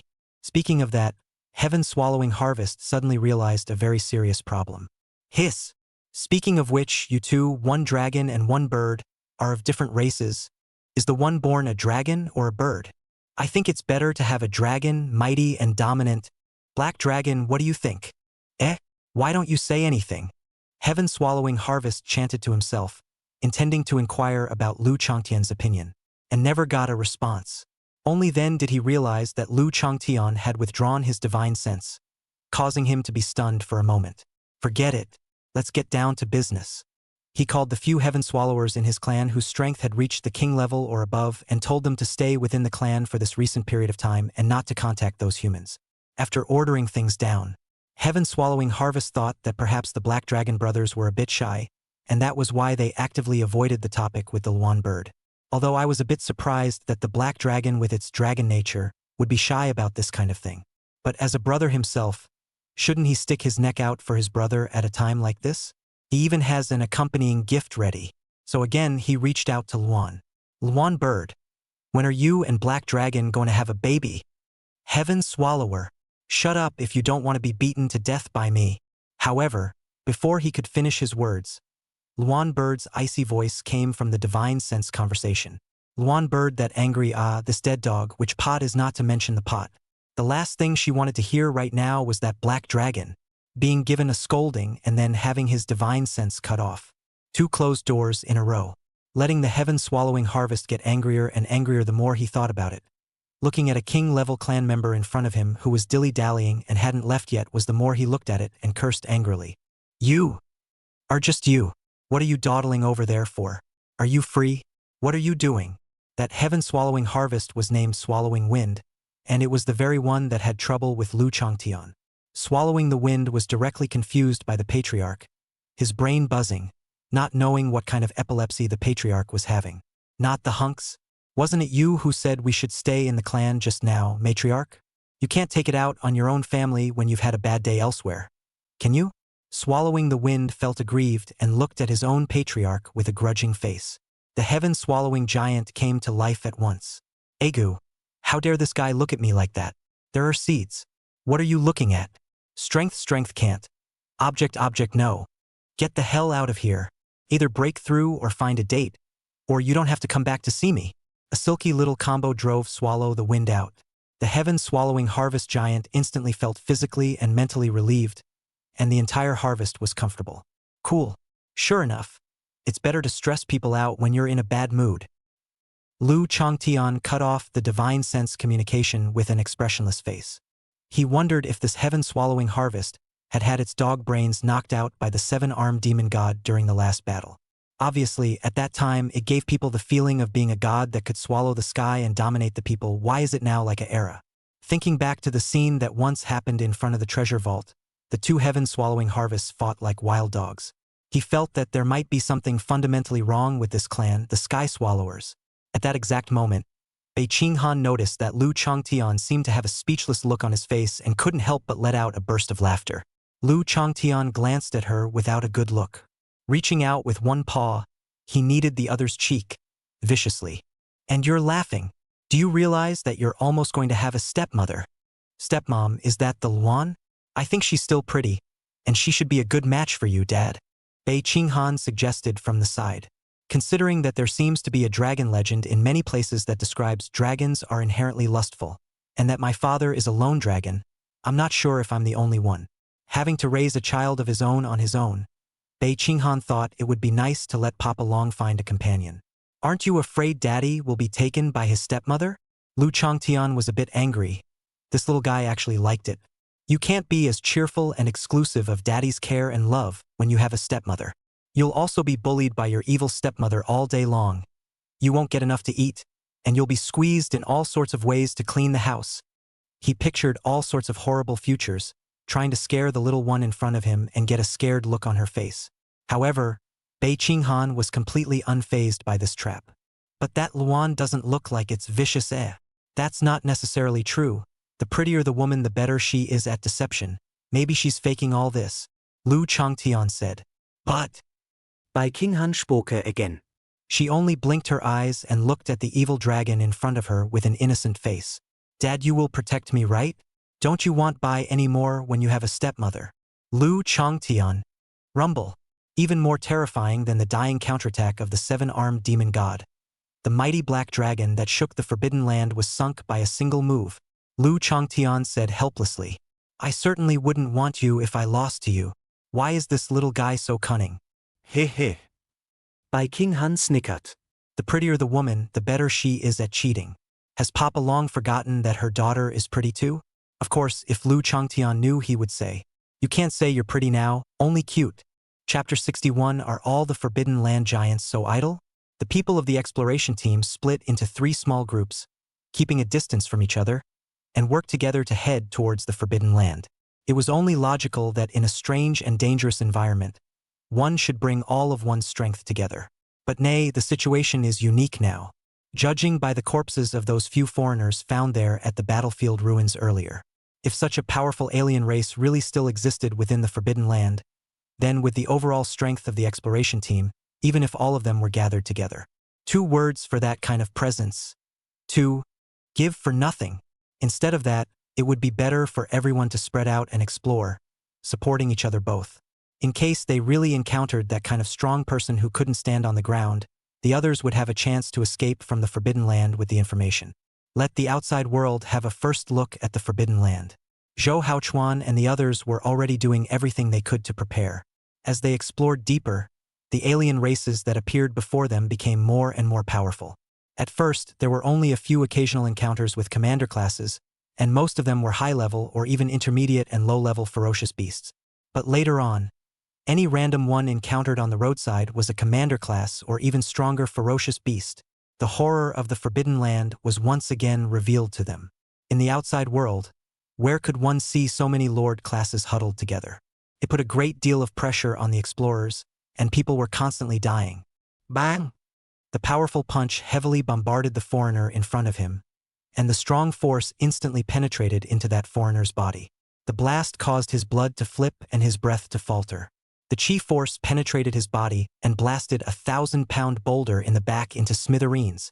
Ding Kaifei took advantage of the situation to pursue the attack, and a pair of heavy fists blasted out one after another, filling the sky with the shadows of his fists for a while. This commander-level alien race can only is to set up the limbs, full defense. That's right, this alien had 4 arms, 2 of which resembled insect-like arthropods, and its strength was probably at the peak of the commander class, just a hair's breadth away from being a lord. It's causing a lot of trouble for Ding Kaifei, who specializes in boxing. Right at this moment, Ding Kaifei suddenly stopped his roiling fist shadow and shortened his figure. A leg popped out like a viper, instantly sweeping across the room. Wow! One of the Fei's feet was kicked off, his center of gravity was broken, and his entire body instantly tipped over. The 4 arms spread out slightly, revealing the head that was protected behind them. There was a blank look on his face. He hadn't thought at all that this 2-legged beast in front of him was punching well. How did it suddenly use its legs without warning?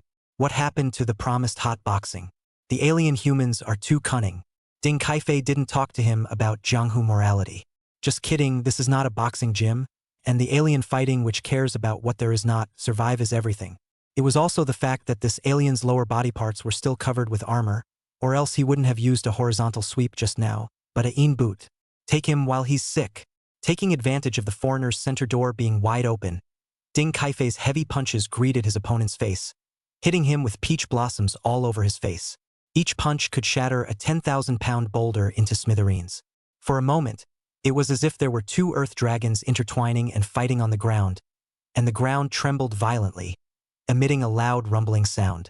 In the end, it was Ding Kaifei who came out on top. When he stood up again, the alien's head was all but smashed to smithereens. The red and white stuff is all over the place. Who?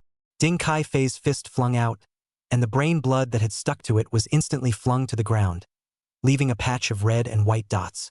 He was panting violently, in order to settle the fight in the shortest amount of time. Just now he could be said to have used his full strength in every punch. But even then, casualties were inevitable. Someone came forward to report.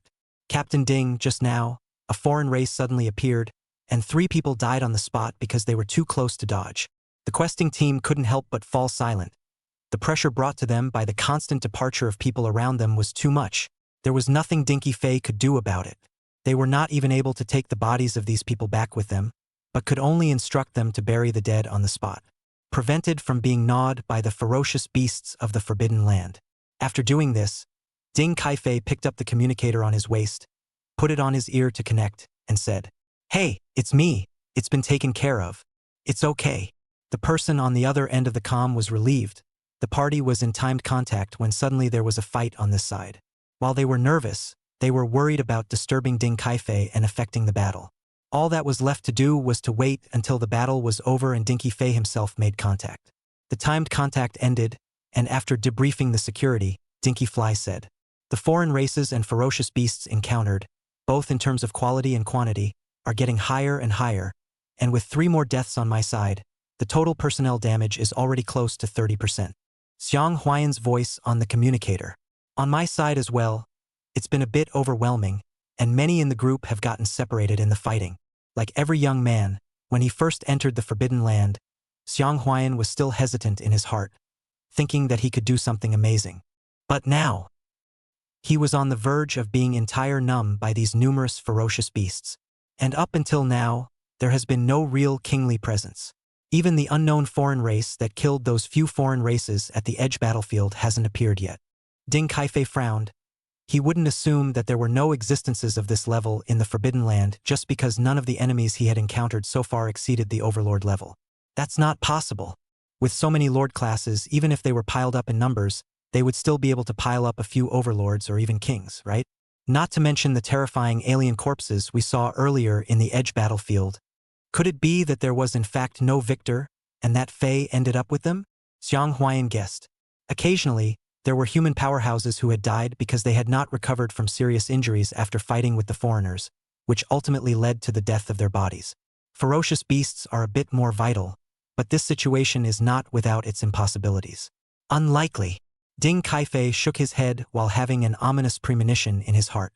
There were definitely hegemonic and even king-level foreigners in the Forbidden Land. But they didn't show up at all. What the hell for? Couldn't be that they were deliberately hiding, watching them struggle as if they were watching a movie. Could it? A thought that he himself found impossible suddenly came to Ding Kaifei's mind. How could that kind of terrifying existence have such idle thoughts? At this moment, Zhou Haowan's voice suddenly came out. "You see what the comms show, the positioning of our 3 parties." The 2 of them sniffed and hurriedly called up the locator panel of their communicators, and could see 3 light dots on it, each representing the locators of their 3 teams. Dinky Fei's eyes glazed over in realization. No, the distance between us is growing. In order to make it easier for them to support each other, their 3 teams had always kept a certain distance between them. But now, on the communicator, the points of light representing their 3 teams were getting farther and farther apart. At this time, Xiang Huayan also reacted, but it was too late now. Previously, the sounds of the other 2 teams encountering ferocious beasts engaging in battles could occasionally be heard, but now they hadn't been heard for a long time. Even the people around him had disappeared a lot at some point. Chapter 62. Lu Changtian, too good, too good. In the middle of the dragon's den, Lu Changtian watched the exploration team as if he were watching a movie. He shook his head as he watched, a huge head flopping around. A murmur escaped that seemed to be imprinted in the depths of the soul. It's too cookie, too cookie. In fact, the men of this quest were careful enough, and there was nothing wrong with the strategy of splitting into 3 groups to synergize with each other. But at the end of the day, it's still a word. Dishes. The lack of strength caused all their plans to be beyond ridiculous. It's just like the movie where humans step onto Pretty Boy's Skull Island and are abused by the island's behemoths in all sorts of ways. It's now pretty much the same as it was acted out in the movie. He shared the image he saw with his divine sense to the little one next to him. Bei Qinghan's teeth itched as he watched, itching to go to the outside world right now and beat up the person who sent out the exploration team. Obviously, under the checks and balances of Papa Dragon, all of the kings above the king level in the Forbidden Land were hidden from the world, and at most only the hegemons would appear. Still powerful but not invincible. Those overlord-class warlords under her in the beginning were able to deal with it as long as one of them appeared in the questing team. But what happened? The highest in the quest team was actually just a high lord. Just outrageous. Not even an overlord level is sent over for this kind of thing. Where are the warlords under her command? Are they all dead? If she had been the empress back then, this kind of war criminal would have been dragged out and court-martialed long ago. Can't watch anymore. Bei Qinghan couldn't bear to look at it. It was the same lord level. She could beat 10 of these when she was lord level. With so little strength, how dare they come to the Forbidden Land? Until now, she still recognized her identity as an empress. It's not a stiff upper lip. Though she had been betrayed, that was the business of those who betrayed her, and she would give punishment to those traitors who dared to betray her. But it will not lead to anger at all humans. Those at the bottom will always suffer. What's the matter? Can't let go of these people? Seeing the little one's tangled face, how could Lu Changtian not know what she was thinking? Actually, I can get rid of all those ferocious beasts if you want, just for a moment, Lu Changtian said, gently raising his dragon claw. Though in his opinion, he had already done enough, and these people would only have themselves to blame if they hadn't managed to survive. People are always responsible for their choices. Since these people chose to enter the Forbidden Land, they had to be prepared to die here. But it was just a matter of waving a paw if his daughter wished it, and he didn't mind. But he was stopped by Bei Qinghan. No. Of course she knew that as long as Lu Changtian landed a claw, with that claw that could even seriously injure a totem level 7-armed demon god. These low-level ferocious beasts were even less of a problem. But it still doesn't work. She couldn't use Papa Dragon's love for her to blackmail him into helping the humans. Okay. Lu Changtian was quite pleased in his heart. The little guy hadn't been raised for nothing, and still cared about himself. After lamenting, he lowered his head again, a pair of dragon eyes gazing at Bei Qinghan, and his tone became much more solemn. A low voice came out of the huge dragon's mouth. However, if you're in danger, I won't care what happens to those people. I'll bring you back by force, do you understand? Since the little one cared about her and wasn't going to use his power to help those people, he would accept that care. But the little one is his daughter. Once the need arose, he would think of nothing else and would force his way out. Aha! Bei Qinghan nodded. Papa Long's attitude made him feel warm, and she wasn't going to reject this goodwill. Just will try to protect myself from Papa Dragon. Go on then, Lu Changtian said. Bei Qinghan selected a location and requested Papa Long to take her there. A dragon's shadow, carrying a small figure, left from the dragon's den. Bang! Bang! The heart was beating violently, as if there was a sledgehammer, hitting the chest cavity one by one, shaking the whole body. Zhang Yufan's eyes were wide open, looking in horror at a ferocious beast behind the shadows in front of him. The aura was powerful, surpassing even the 2 lords in the exploration team. Undoubtedly, it was a powerful lord-level ferocious beast. He had originally followed a small group through the Forbidden Land, but the alien attacks became more and more frequent, and without realizing it, they detached themselves from the main force. He had wanted to find a way to rejoin the large group, but in the end, he hadn't even taken 2 steps when he bumped into a lord-class ferocious beast. Holding his breath and trying not to make a sound, Zhang Yufan turned around and tiptoed away. But in the end, it was too late. The lord-level ferocious beast was crawling aimlessly when it suddenly sniffed lightly and looked in a certain direction with its fierce gaze. The huge body lunged. Discovered! It was useless to hide his voice at a time like this, so Zhang Yufan pulled out his legs and ran. At the juncture of life and death, Zhang Yufan erupted with a speed that surpassed his body's limits, running as fast as he could with one pair of legs swinging back and forth. But how could the speed of a lord-level ferocious beast be compared to him? The huge body rushed across like a great fortune, knocking the trees, rocks, and other obstacles along the way straight away. Some of the rocks even landed beside Zhang Yufan, shaking his feet. In just an instant, he rushed past and stopped in front of him. One could even smell the fishy stench coming out of the ferocious beast's bloody mouth. At this moment, Zhang Yufan almost despaired in his heart. Reality is not a novel. There aren't that many clinical breakthroughs to counter-kill the plot. Besides, even if it was a protagonist in a novel, the difference in strength between them and their enemies wouldn't be too great, at most one large realm. And he was sadly just a regular guy. There was a difference of 4 great realms between that and the lord level. Even if he made a breakthrough on the verge of a breakthrough now, he had only changed from an ordinary person to a low-level cultivator, and there was still no difference when facing the lord level. And just then, the ferocious beast, however, suddenly left him behind and looked into the distance. The limbs gripped the ground, the body pressed down, and a low growl came out of his mouth. Roar! What is he wary of? Are there other ferocious beasts? Zhang Yufan thought. If another ferocious beast had appeared and fought with this one, then maybe he could take advantage of the opportunity to escape. He carefully stepped back while keeping his eyes on that direction. Surprisingly, the one that appeared in front of him wasn't another lord-class fierce beast, or even a fierce beast. Is that people? Zhang Yufan's mouth opened wide in surprise as he looked in shock at the figure that appeared in the distance. That's right, what appeared in the middle of his vision was a human. Or, it's a human child. What's with all the human children out here? Zhang Yufan was shocked. Exploring something as dangerous as the Forbidden Land, letting an ordinary person like him come was already the limit.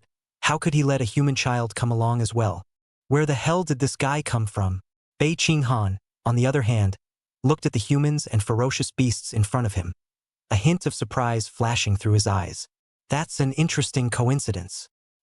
This chapter probably spells out how the protagonist and the Empress treat humans. Chapter 63, Golden Lion, Bone China Chopsticks, Black Dragon Craftsmanship. Bei Qinghan's expression was a bit surprised as he looked at the ferocious beast and the young man across from him. Mostly, he was looking at the lord-class ferocious beast. The ferocious beast had robust limbs, shorter fur on its body parts, a tuft of long hair at the very end of its tail, but a very long mane of hair growing around its neck. That's right, it was a lord-level lion ferocious beast. Should I say its fate? It always feels as if I have a special destiny with this form of ferocious beast, doesn't it? Even Bei Qinghan couldn't help but start spitting at this moment. Upon reflection, it seemed that she had a strong affinity with lions of similar form, both in her previous life and after her reincarnation. In her previous life, it was because she saw a powerful lion ferocious beast, and under the feeling in her heart, she created a cultivation method that was uniquely her own, and ultimately achieved the position of Empress. After being reincarnated in the Forbidden Land, what I saw when I first opened my eyes was Papa Dragon fighting the Golden Lion. The first food I ate was barbecued golden lion's head, and I was wearing clothes made of lion's skin. Now, even his first real confrontation with an enemy, he encountered a ferocious beast in the form of a lion. When you think about it, it looks like she and the lion really do clash. And just as Bei Qinghan was sizing up this lord-class fierce beast, the lion fierce beast was also wary of the other party. Lord-level ferocious beasts, which already had a not-so-low intelligence, were almost indistinguishable from humans. The lion ferocious beast's large eyes revealed a look of disbelief as it sized up Bei Qinghan on the opposite side of the room. This 2-legged beast cub in front of him was obviously not his own kind, but for some reason, he smelled a trace of his kind from the other party. And a suppression from a faint bloodline above was felt. It was as if he had met a supreme being of his own race. At the same time, there was a hint of a natural enemy-like feeling mixed in. But lions are also considered a very tough type among ferocious beasts. Where are there any natural enemies? The lion ferocious beast was a bit confused as he pawed the ground, his low roar stretching and swinging away. Roar! One mountain cannot accommodate 2 tigers, and it is impossible for 2 lion kings to appear at the same time. It is impossible to have 2 lion kings in a pride, and when 2 kings meet, there is bound to be a battle to drive the loser out of the pride. It's the same when you put it among the ferocious beasts. Despite not knowing what was going on with the 2-legged beast cub on the other side, the lion ferocious beast had already taken this as a battle for the lion king. Howl! His roar gradually went from low to high, the dominance of a lion on display. A bit interesting, actually not choosing to run away, but taking the initiative to challenge me? Bei Qinghan was a bit surprised. He thought that the fur of the totem-level Lion King he was wearing on his body would directly scare away this lion ferocious beast. I didn't expect the other party to actually have some courage and take the initiative to invite a fight. In that case, let's fight. Bei Qinghan jumped a little. Although her opponent's strength was at the Lord level, her physical body strength was already strong enough to fight with the commander level as well. Coupled with the fact that the Papa Dragon contemplation was originally created by contemplating Papa Dragon suppressing the Golden Lion, it inherently had a certain restraint on lion-type ferocious beasts. And there's also this pile of lion gear on it. Bei Qinghan felt that he still had a pretty good chance of winning. Papa Dragon took out a totem-level golden lion. She would just follow her father's footsteps and finish off this lord-level lion ferocious beast. 2. What's going on here? Zhang Yufan was completely confused. What's the situation? First, a human child suddenly appeared out of nowhere and drew away the attention of the lord-level ferocious beasts. Then these two actually looked like they were going to fight. This was a strong enemy that even the exploration team's lord-level powerhouses might not be able to deal with, and now this human child was actually going to fight the other party. This is a lord-level ferocious beast. We can't beat him. Hurry up and run. Thinking of his own sister, he felt that he couldn't just watch a little girl lose her life in the mouth of a lion. So he spoke out to warn her. Bei Qinghan unexpectedly looked at this young man. I didn't expect the other party to come to remind her even when she was not even able to protect herself. Unexpectedly a good person. She sent Zhang Yufan a good guy card. But naturally, escape was impossible. She was still planning to take up her father's work, she said casually. That teenager over there, you're right. You're no match for this ferocious beast. Hurry and hide to the side. Zhang Yufan? Not a sister. I'm telling you to run. And what's with that teenager over there? Why are you so old-fashioned? You're obviously younger than me. Okay? Ignoring Zhang Yufan's reaction, in Bei Qinghan's opinion, this teenager was indeed still just a teenager. So speak with a hint of old-fashioned attitude. She looked across the room at the Lord-class lion ferocious beast. The other party actually did not take advantage of this opportunity to sneak attack. I think the heart is also considered to have a little bit of pride of the lion. Do not care to use sneak attack, this kind of tactic in the Lion King competition. Bei Qinghan then took this opponent seriously as well. She reached into the storage pouch that she had narrowed to rest at her waist and took a long stick out of it. The baguette was as white as jade, with a faint glow lingering on it, and it looked like it was made of extremely precious and special materials. It was this look that made Zhang Yufan feel a little strange. Usually the sticks are of even thickness, either like a wolfsbane that is thickened at one end. The stick, however, was gradually becoming thicker from one side to the other. Instead of looking like a weapon, it looked like an enlarged chopstick. And actually, this is indeed a chopstick. Consider that you can't eat barbecue all the time next. It's fine if you're the only dragon, your teeth are crunchy and everything crumbles at the first bite. But Bei Qinghan, a small girl family, also like yourself holding food to start gnawing is a little too unattractive. So Lu Chongtian specially made some chopsticks. The big one for myself and the small one for Bei Qinghan. Setting an example, he taught Bei Qinghan to use chopsticks when eating. Incidentally, the raw materials used to make the chopsticks came from the Golden Lion friends. Warmer than ivory, more eternal than bamboo and wood. The bones of totem-level gold lions are then refined by totem-level black dragons. The whole process of dragon flame quenching, crafting, and pouring his heart and soul into these pairs of chopsticks was finally obtained. Even if you go into a hot pot in the lava, it won't leave a single scorch mark on the surface. The experience is excellent. It was temporarily used as a weapon by Bei Qinghan. Though she had used a sword before, one method led to another, and besides, the totem rank material was enough to supplement everything. Bei Qinghan took the thin end of the chopsticks and used the thick end to point at the lion ferocious beast. Just about to go up to the battle. That lion ferocious beast, however, suddenly went limp on its front legs and slid all the way to the front of Bei Qinghan, lying on the ground and shivering. Bei Qinghan, Zhang Yufan, shamelessly asking for a gift. Chapter 64 Bei Qinghan. My name is Lu Dija Dinagaya. Lord-level ferocious beasts, while still in a lower position amongst the Forbidden Land, were just slightly stronger than cannon fodder. But in the outside world, it was already a rather powerful existence. The hegemon and king-level ferocious beasts further up had the strength to dominate the area, commanding thousands of alien ferocious beasts and painting the land as king. Just like the kings of one country after another, living within their own countries, humans would not intentionally mess with each other in non-special circumstances. Avoid angering this king, leading to a great battle and millions of ambushed bodies.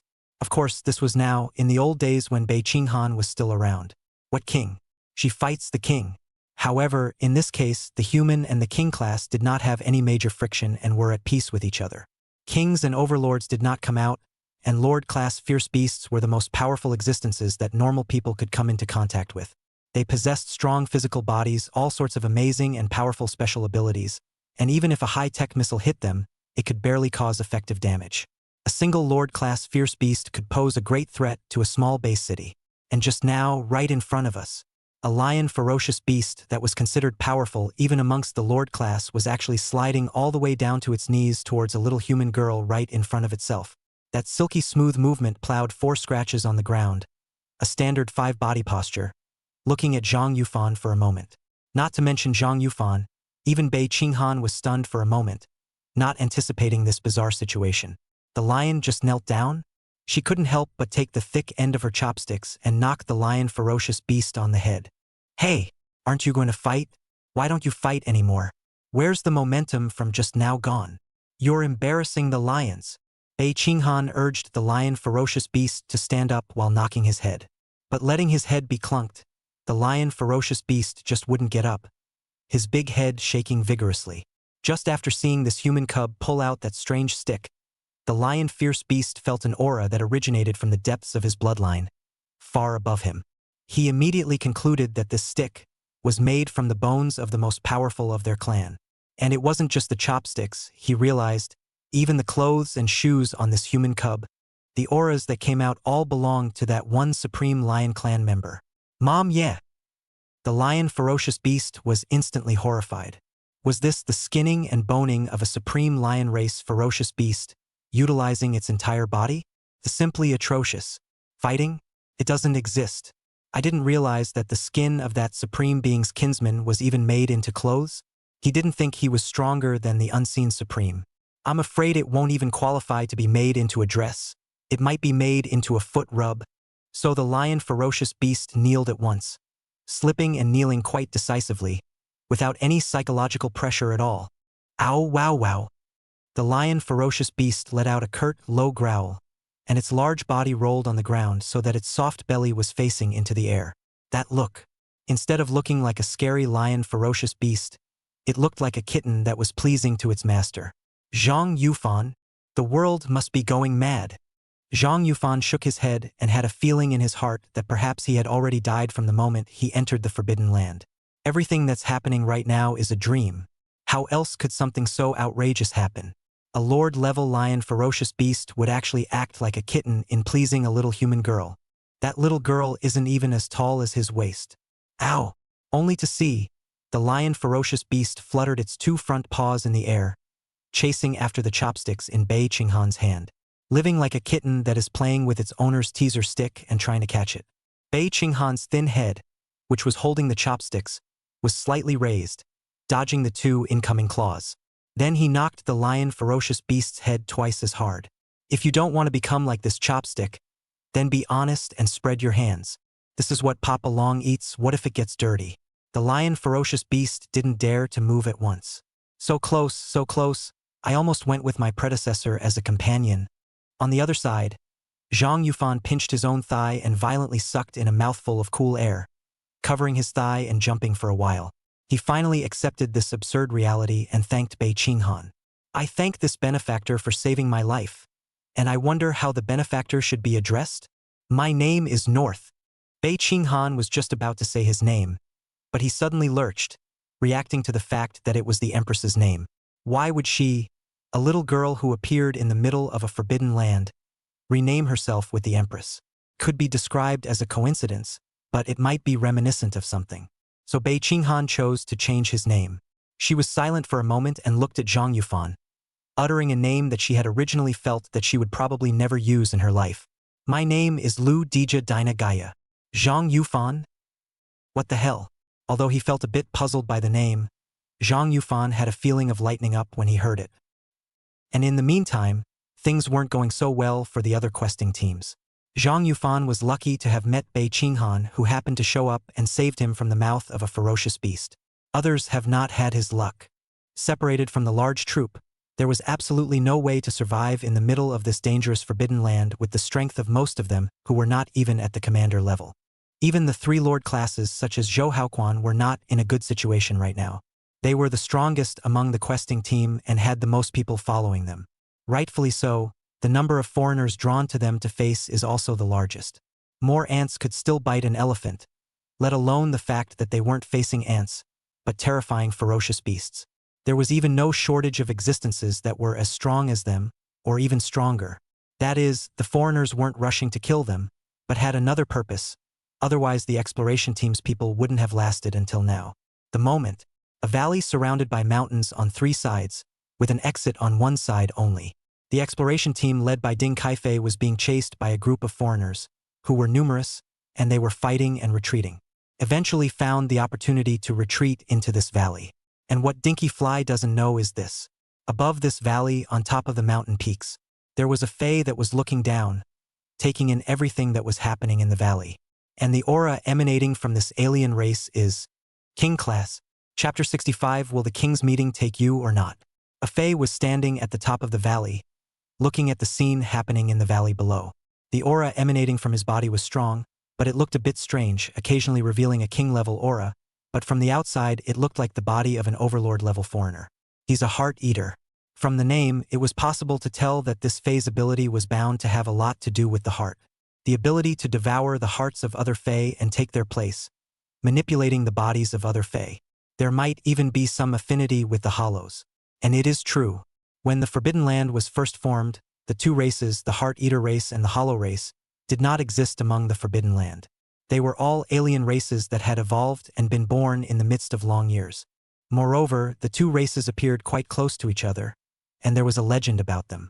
Legend has it that the Forbidden Land was first populated by the Heart-Eaters, who later devoured the heart of a foreigner but allowed that foreigner to escape. And this foreigner was the original Hollow clan originator. The Hollow originators survived and gradually created the race. With this source, the Hollow clan and the Heart-Eater clan were as close to each other as arch-enemies, and had been struggling in the middle of the Forbidden Land for countless years. They have won and lost to each other, but have never completely annihilated each other. Later, someone from this generation of the Hollow clan broke through the totem to achieve the giant. Now, the battle power between the two clans was completely unbalanced, and under the leadership of the Hollow clan's giant, the Hollow clan's strength reached unprecedented heights, completely overpowering the Heart-Eater clan. Going around hunting down the clansmen of the Heart-Eater clan almost made them completely extinct in the Forbidden Land. And this Heart-Eater was one of the Heart-Eater clansmen who had survived that great cleansing. With the help of his clan's talent, he kept taking hearts to replace his body, hiding his identity as a Heart-Eater, and eventually survived until now. Incidentally, this Heart-Eater's strength was actually at the king level.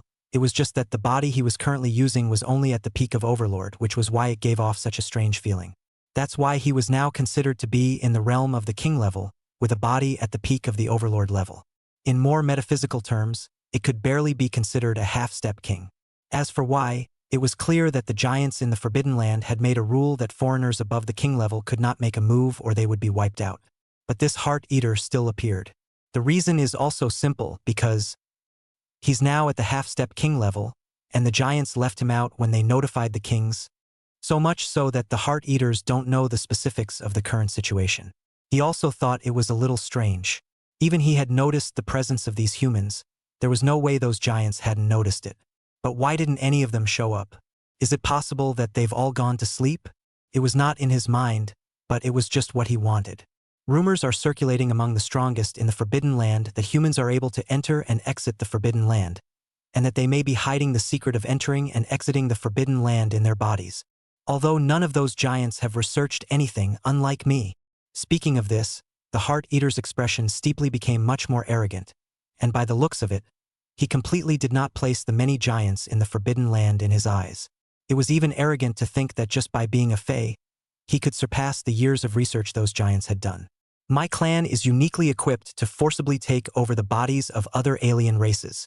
Even if I'm not sure of the reason why humans are able to freely enter and exit the Forbidden Land, as long as I seize their bodies, then there's no reason for me to pass through that prohibition.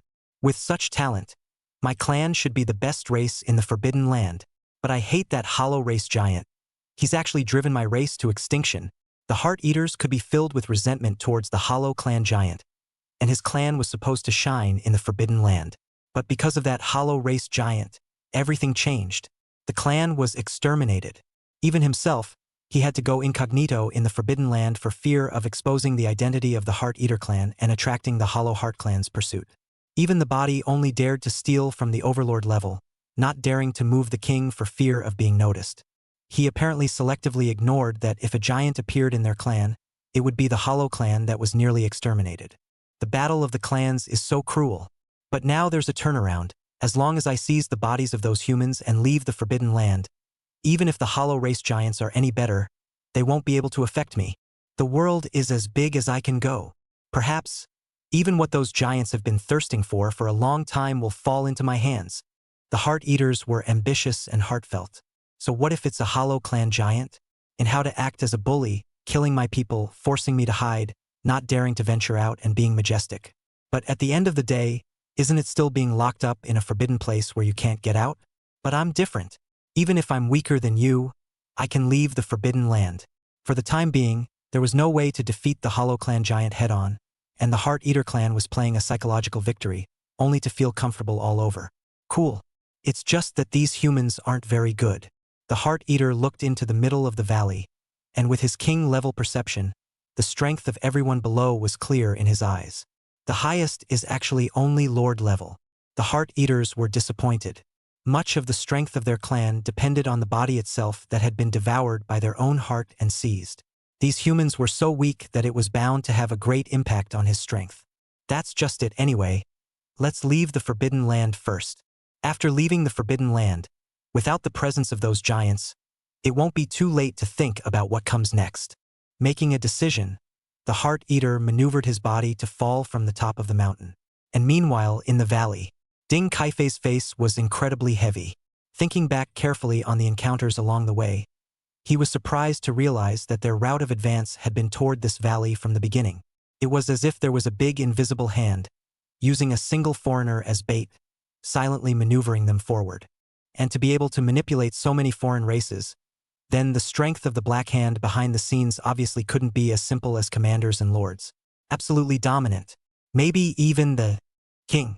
Just as he was speculating so, Ding Kaifei suddenly felt a commotion coming from the direction of the mouth of the valley, only to see the figure of a ferocious beast suddenly fall, like cutting wheat, as if there was an invisible scythe that was harvesting their lives. Before he could feel grateful, among those fallen ferocious beasts, as the number of breaths dwindled, a breath that far surpassed the other foreign races suddenly rose up like a crane. Cold sweat flowed directly from Ding Kaifei's forehead. This is Chapter 66. Dead no matter what. These outsiders are really weak. It's so difficult to deal with some commanders and lords. Disappointing. Such weak humans, even if they were all captured, they wouldn't be able to study anything. There were a few giants who were secretly commenting on the explorers. Disappointed with this quest team. It's fortunate that I listened to the Black Dragon's advice and didn't let an existence above the king level step forward. Otherwise, I would have been able to wipe them all out in an instant. And I don't think any humans would have dared to show up in the aftermath. There were also Fae who felt grateful. What's going on over there? Why is there an Overlord-level aura? One of the giants noticed the aura of a powerful alien race appearing near one of the Lord-class humans. And from this aura, how does it look like an Overlord and a king at the same time? Didn't anyone bother to inform him to ignore those humans? Who's in charge of him? One of the giants sensed it carefully and said with some dissatisfaction. They had stipulated that it was best for the king-level foreigners not to face those humans directly. Otherwise, what if they scared those humans away and didn't dare to come in next time? I think he missed the notification because he hasn't reached the king yet. Another alien giant said. Even giants didn't know everything about the Forbidden Land, especially such minor characters stuck between overlords and kings. Let's say it's a king. Ultimately, I'm not strong enough to squeeze into that circle.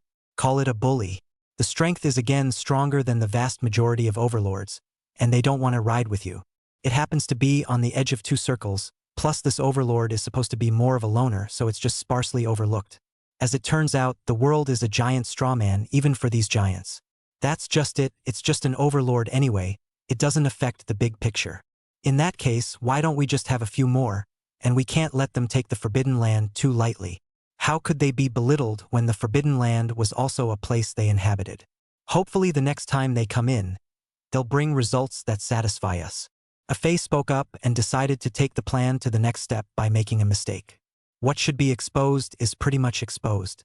It's time to take this bait and dump it on the outside world. Meanwhile, on the side of Bei Qinghan, the two of them were moving quickly on a Lord-class lion fierce beast.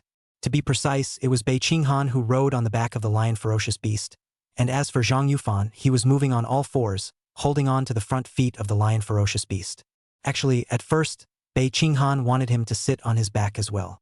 But I don't know why. As she mounted the lion ferocious beast, the other party appeared to be obedient, and even lowered its head on the ground in a well-behaved manner. However, when it came to Zhang Yufan, the lion ferocious beast looked unusually resistant and restless. Even if Bei Qinghan took out chopsticks made of golden lions and knocked his head hard, the lion ferocious beast would never obey. Zhang Yufan was also very self-conscious and directly hugged the feet of the lion ferocious beast. Rhubarb, why don't you just let him ride? Bei Qinghan tapped the lion's head with the head of his chopsticks and asked in disbelief. Ow! The lion ferocious beast let out a mournful cry of resignation. He didn't want to. However, as soon as he made a move just now, wanting Zhang Yufan to ride on it as well, he felt a chill suddenly descend. It was as if he had been targeted by some extremely terrifying existence, and that terrifying existence sent him a message. As long as he let Zhang Yufan ride up, he would be finished. He didn't even dare to blow up, because sensing his reaction that he was about to blow up, another message came from that terrifying existence. If he lets the hairs that stand up get stuck to the two-legged cub on his back, he's done for two. Can't expose this terrifying presence either, or he's still screwed. It's a good thing he's dead no matter what. So all he could do was to make an aggrieved noise. Watching this scene, Lu Chongtian, who was hiding in the shadows, instantly revealed a satisfied expression. I count on you, little lion, to be sensible, so I won't let you go down to accompany the golden lion. Bastard! Still want to get close to my daughter? Dream on! He looked viciously at Zhang Yufan. The protagonist mistakenly entered the Forbidden Land, was chased by ferocious beasts, fell into desperate times, but was suddenly appeared a woman to save. This is completely the classic plot of a male and female protagonist meeting in countless novels. Lu Chongtian didn't expect that what he had envisioned only a short while ago was actually happening right now. Kahaku is also too careless. Didn't I just tell her to be careful of the people around her? It's a good thing I'm along for the ride. Lu Chongtian sighed in his heart, thinking that he was really a good father, hiding in the dark to protect his precious daughter because he was worried that she would be tricked by the bad people outside. He felt moved himself. Of course, Bei Qinghan didn't know that everything that happened just now was done in secret by his own dragon father. If she knew, she was afraid that she would feel speechless to the core. Realize that she's still just a kid on the outside. Papa Long is a little too nervous for his own good. Little did he know that Lu Chongtian was extra nervous because of this. Forget it. She thought that it was just the lion ferocious beast that was arrogant in nature, so she was unwilling to let Zhang Yufan ride up as well. Earlier, seeing how decisively this lion ferocious beast slid to its knees, she had thought that the other party was the type that had no sense of decency to come. It seems she misunderstood this lion. Junior, you should have heard of the terrifying legends of the Forbidden Land, right? With this amount of strength, how did you dare to come in, not afraid of death? Bei Qinghan suddenly asked Zhang Yufan, who was holding the lion's foot below, regarding the fact that the other party clearly seemed to be just a child, but always spoke from the perspective of the higher-ups. Zhang Yufan still felt a bit strange. However, I heard that powerful cultivators were able to maintain their youthful appearance. I'm sure it's the same thing with this one, right? It's just that the other side is a little too youthful, they're turning into little kids. But he wasn't in a good position to judge other people's preferences. When he heard Bei Qinghan's question, he was honestly informing the other party of the reason. For money, I need money to live with my sister. Well, that's quite honest. Bei Qinghan nodded gently, not feeling surprised by this answer. In fact, many people's reasons for making a particular decision are actually quite simple initially. including her, who was initially just trying to survive. Judging from the fact that the other party was brave enough to put himself in danger for his sister, he was quite a responsible person. Flamboyant little brat. How dare you pull out your sister to evoke sympathy from Kahaku? Lu Changtian's teeth itched as he watched. Although Zhang Yufan had only said one sentence, in the eyes of Lu Changtian at this moment, whatever this brat said was problematic. Obviously, it should be safe now, but for some reason, Zhang Yufan had a feeling of a cold sensation behind his back. It's as if something's staring them in the face. Just as he was wondering, his eyes suddenly caught something. It so happened that Bei Qinghan also let out a similarly surprised voice. "Eh? Rhubarb, stop." Zhang Yufan is kind of a supporting character with some drama, not a female Empress CP. The Empress has no CP. Chapter 67, How Papa Long Messed Up the Bathroom Anywhere. The lion ferocious beast is moving fast. When they heard Bei Qinghan's order, they stopped their forward movement at once, and their limbs were deeply rooted into the ground. The entire body suddenly turned from extreme motion to extreme stillness, and the huge inertia caused Bei Qinghan on his back to almost be thrown out. In a hurry, he grabbed the mane at the neck position of the lion ferocious beast. Bei Qinghan's current strength could be said to be no different from that of a real young dragon, this forceful grab. It instantly made the lion ferocious beast feel as if a few hairs had been ripped out of his mane and floated down from before his eyes, and he was on the verge of shedding tears. "Ooh, my beautiful mane." The lion ferocious beast didn't dare to get angry at all, and could only mourn for his departed mane in his heart. "Rhubarb, you're too careless," Bei Qinghan lectured, feeling that this lion ferocious beast was still somewhat unqualified as far as amount was concerned. It was important to realize that Papa Dragon was much faster than a lion ferocious beast, but sitting up fast and steady didn't make her feel like she was being thrown out at all. Bei Qinghan said, "I'll have to pay a little more attention to that in the future." The lion ferocious beast honestly bowed its head and let out a submissive cry. "Go over there and take a look." Bei Qinghan's little finger pointed in a direction, and the lion ferocious beast headed in that direction. Before them was a canyon. The canyon wasn't very deep, the sides weren't very steep, and there was a clear stream flowing slowly at the bottom. A soft lawn grows on the flat ground on both sides. Among the piles of ordinary weeds, one could occasionally see a few peculiar elixirs that lingered with a shimmering light. Not bad. It is indeed dragon transforming grass, but there are actually so many. Zhang Yufan recognized the identities of those peculiar elixirs and immediately stared in shock, letting out an exclamation of surprise. As a commoner who picked medicines for a living, he knew quite a few precious spirit medicines, which also included the legend of the dragon transforming grass. When he heard about the Forbidden Land mutation, there was a huge dragon shadow appearing in the sky above. He had also speculated whether there would be a dragon transforming grass within the Forbidden Land, and that he might be able to pick up a plant and sell it for a large sum of money. Unfortunately, there was no sign of the dragon at all at the edge of the battlefield. Originally, he had given up, thinking that perhaps the dragon transforming grass was just a legend. "I didn't realize that I had to go through a lot of trouble to get it." It is said that dragonizing grass is a spiritual grass bathing in the body fluids of dragons for life. Yet there are so many here. Zhang Yufan recalled the records he had learned about the dragon transforming grass, and a frightening speculation suddenly came to his mind. The birth of the dragon grass is closely related to dragons. But there are so many chemo dragon grasses here. He was so shaken that he almost lost his voice. It's hard to believe that this is actually a dragon's nest of a giant dragon. Not only that, remembering the rumored huge dragon shadow, as well as the unknown foreigner who was nowhere to be found after decapitating several foreigners in the edge battlefield in the exploration team's analysis. Zhang Yufan even felt, this dragon that resides here, and the two above may simply be the same being. Thinking this way, he immediately felt that the originally peaceful and beautiful stream valley had become incredibly scary. It was as if a man-eating dragon's lair could emerge at any moment with a terrifying dragon. It is indeed the dragon transforming grass, all right. Bei Qinghan looked at it for a couple of moments, and being impressed with this kind of grass, she likewise recognized it as the dragon transforming grass. As for Zhang Yufan's speculation, she had also heard it. "You guessed wrong. This isn't the dragon's nest. Papa Dragon is living at home with her. How could this be the dragon's nest?" "Eh?" Zhang Yufan froze and asked in confusion. "Then how come there are so many dragon transforming grasses here?" Hearing this, Bei Qinghan's face was a bit subtle, obviously remembering something not so nice. It's been a long time, but it still feels a little weird in my hands. She couldn't help but rub her small hands on the lion ferocious beast's fur. Lion fierce? Question mark. As for what Zhang Yufan said, why is there so much hualong grass here? Bei Qinghan's mind conjured up the dragon's nest, and the place where he found the dragon transformation grass last time, as well as this canyon this time. She labeled all 3 places in her head, and then looked at the distance between them. Bei Qinghan fell silent. She thought she might have discovered the truth about this creek valley. Pop along, how do you go to the bathroom anywhere? Achoo! At this moment, far behind Bei Qinghan, Lu Chongtian suddenly sneezed.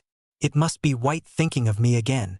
At his level, he had been able to have some sense of some specific people thinking of him and reciting his name. Just now he had realized that it was the little one who was thinking of him again in his mind. Lu Chongtian had an old father-like smile on his dragon face as he hemmed and hawed. It's only been a while since we've seen each other.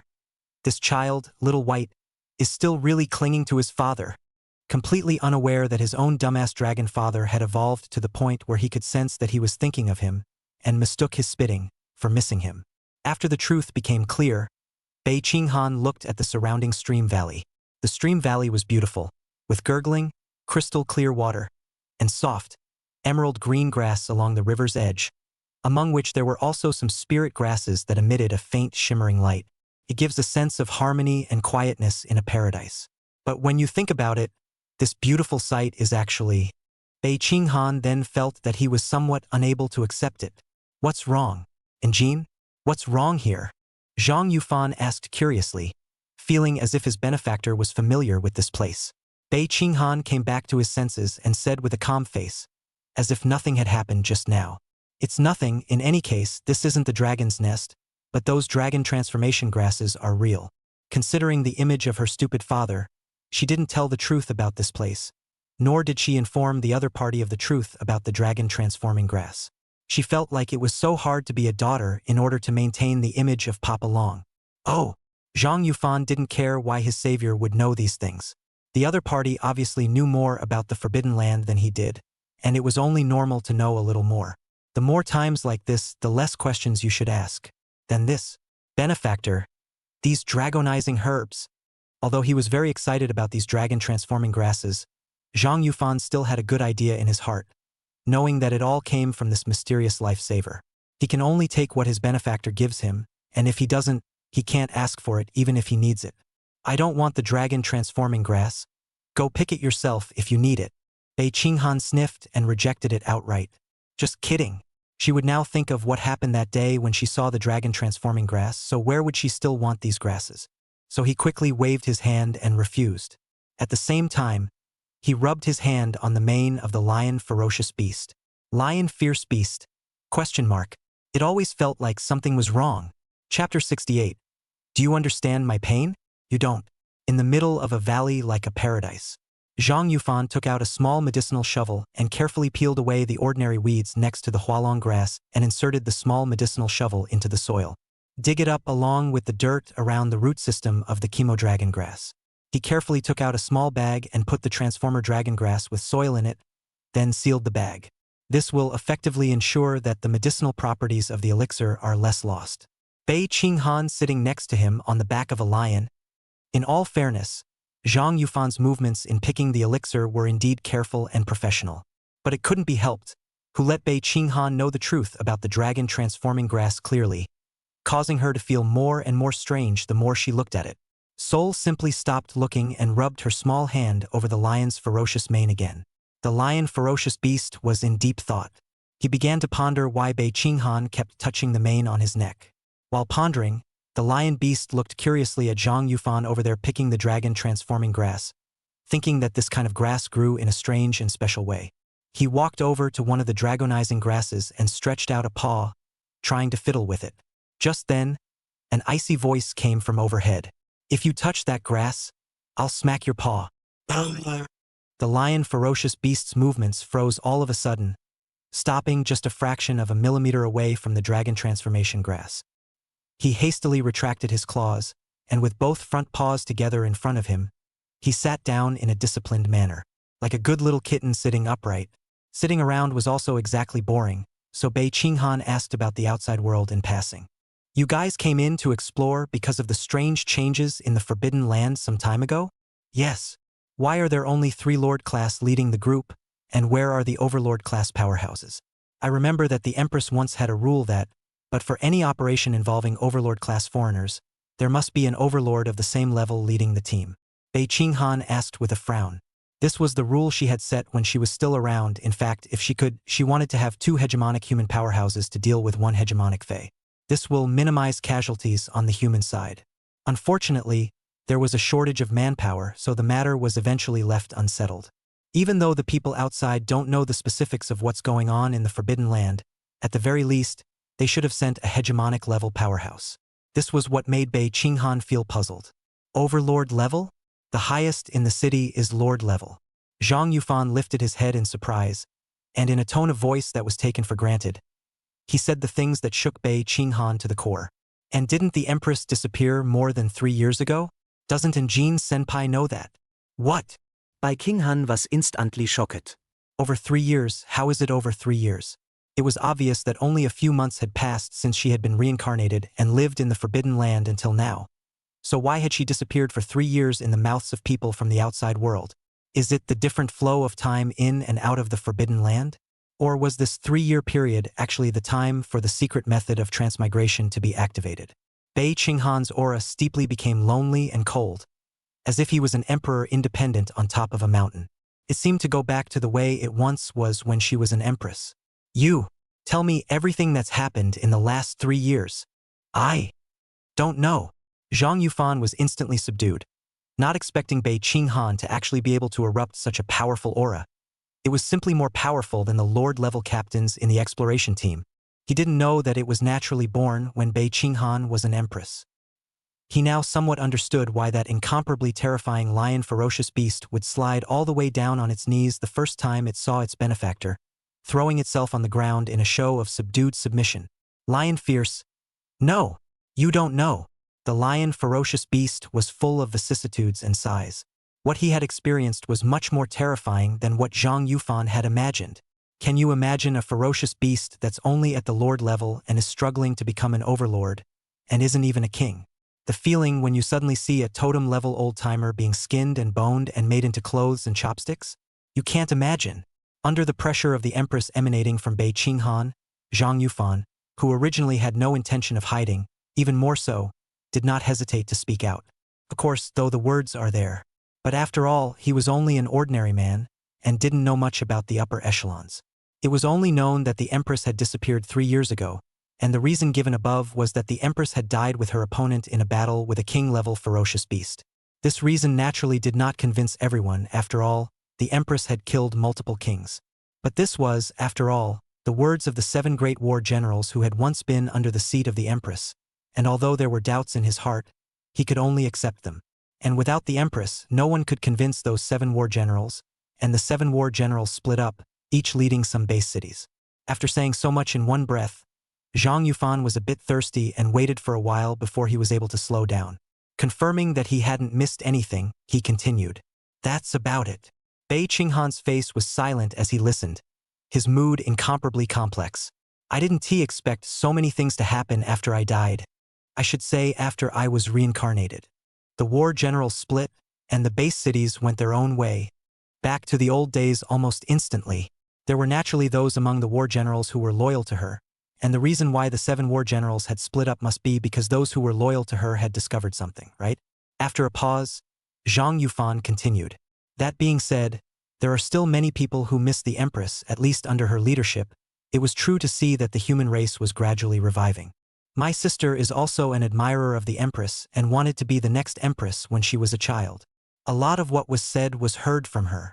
He didn't really have much time to learn about the big guys in order to stay alive, and he was racking his brain just thinking about tomorrow's food. It just came back to him occasionally when he heard his sister say it. It seemed that when the Empress was still around, their lives weren't as hard as they were now. Bei Qinghan. She was not meant to be easily swayed by emotions. Fong was a little sorry to hear that almost everything he had done had disappeared, but it was no big deal. But to hear that there are still people thinking about themselves now, people who want to become empresses and continue their path, it still made Bei Qinghan's mood change for the better. she admonished. It's dangerous in the Forbidden Land. It's not for the current you to set foot in, hurry up and leave. In fact, she didn't need to tell her that the quest team was now realizing this. The Forbidden Land was certainly rich in resources and spirit medicines everywhere, but the relative danger was not at all comparable to the outside world. Just then, there was a loud sound of the ground shaking in the distance. A mountain that collapsed. Rumble. Chapter 69. Lu Chongtian. There is no second one as powerful as me in the Forbidden Land. Although it seemed like they had gone through a lot, in reality, the exploration team had actually spent less than 3 days from the time they entered the Forbidden Land until now. Even most of those 3 days were spent exploring the Fringe battlefield. It's been less than a couple hours since we left the Fringe battlefield. Until now, they were still hanging around the edge of the Forbidden Land. But even a few hours had brought them close to reunion. Located not far from the Fringe battlefield, a mountain peak collapsed with a bang, and pouring rain fell from the sky. But the color of this rain was a shocking blood red. It's a rain of blood. Countless drops of blood rained down from the sky. Each drop of blood seemed to have the power of 10,000 pounds, instantly penetrating the rocks, and the earth was even battered into 1,000 holes. On the broken earth, blood flowed horizontally, converging into a bloody pit that made one's scalp numb.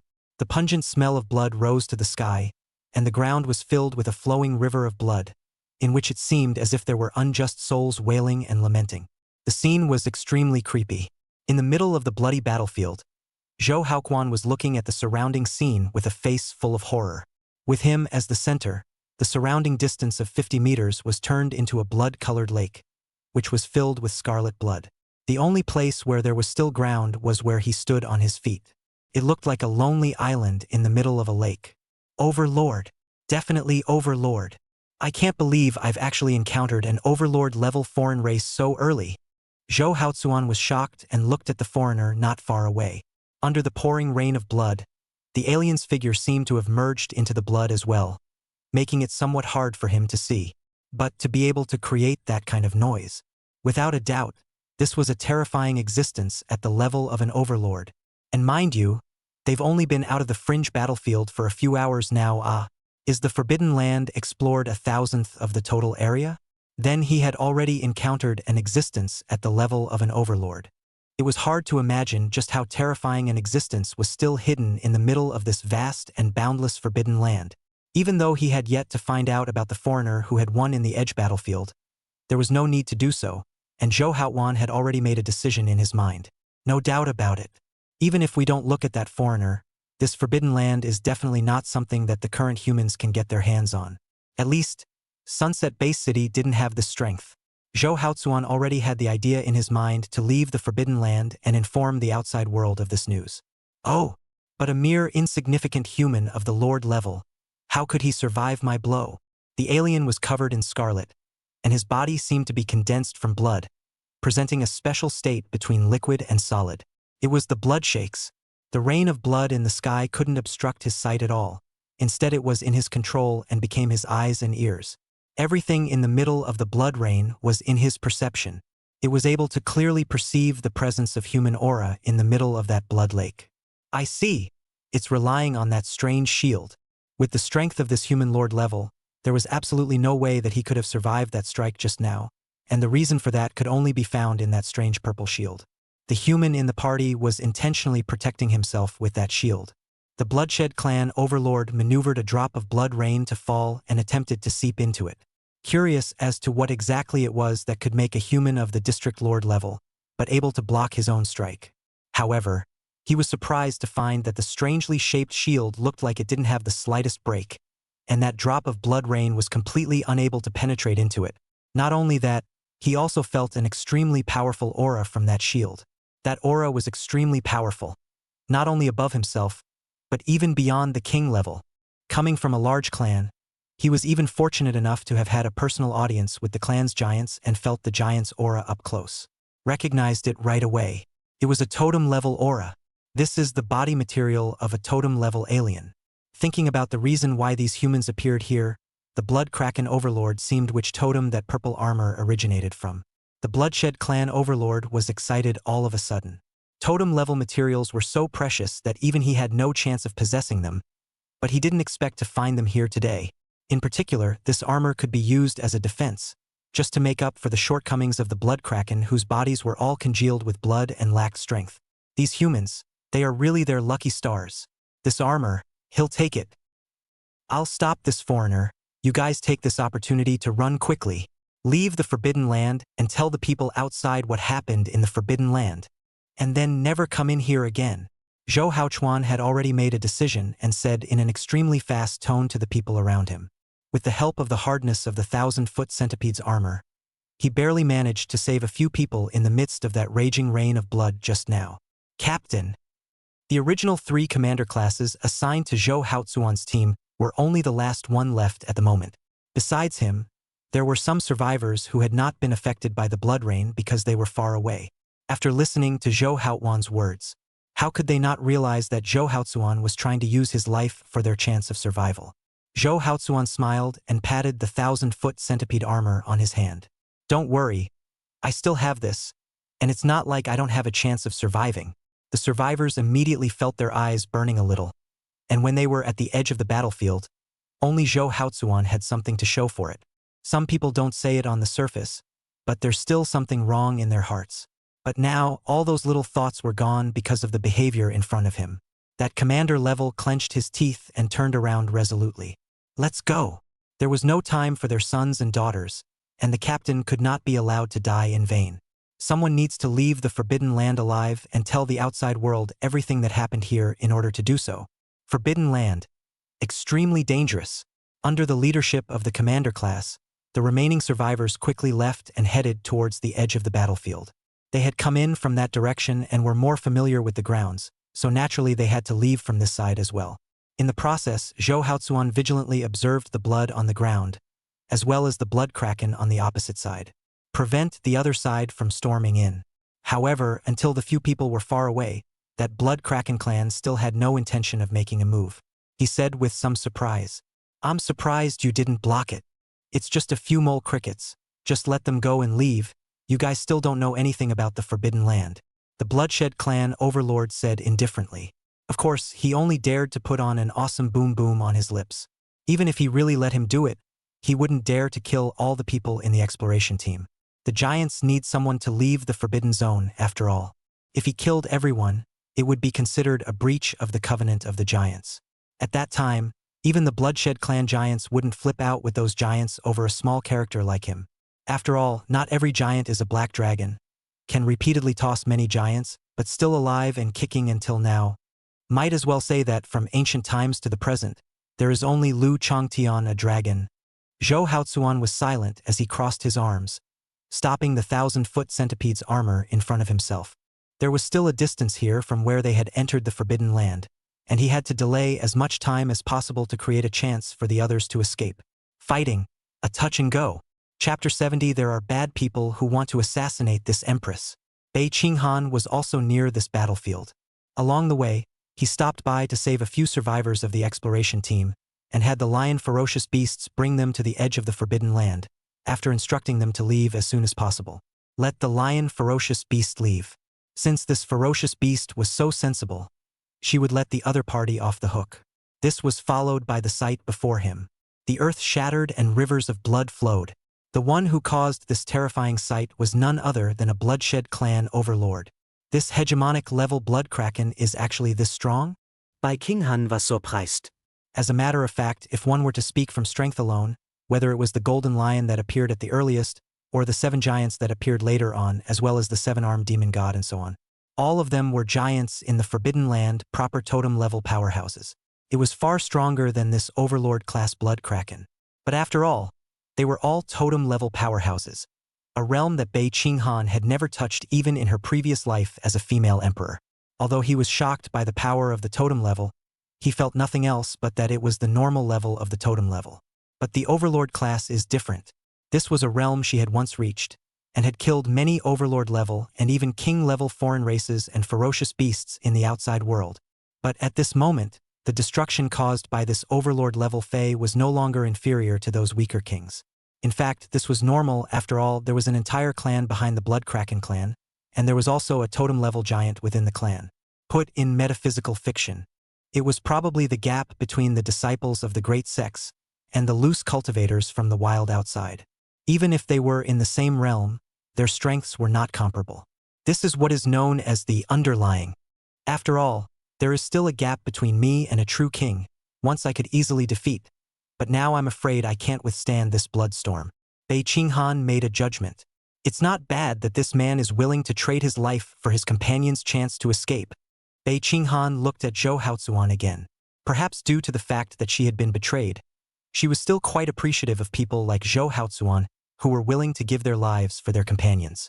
Unfortunately, there's no way around it.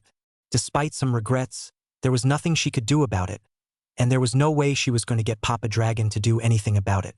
What she didn't know was that Lu Changtian was also in the neighborhood. Even when he saw Bei Qinghan letting that lion ferocious beast go, Lu Changtian pondered and made a move to catch him. At that time, the lion ferocious beast was bouncing lightly on its feet and letting out a joyful roar from its mouth.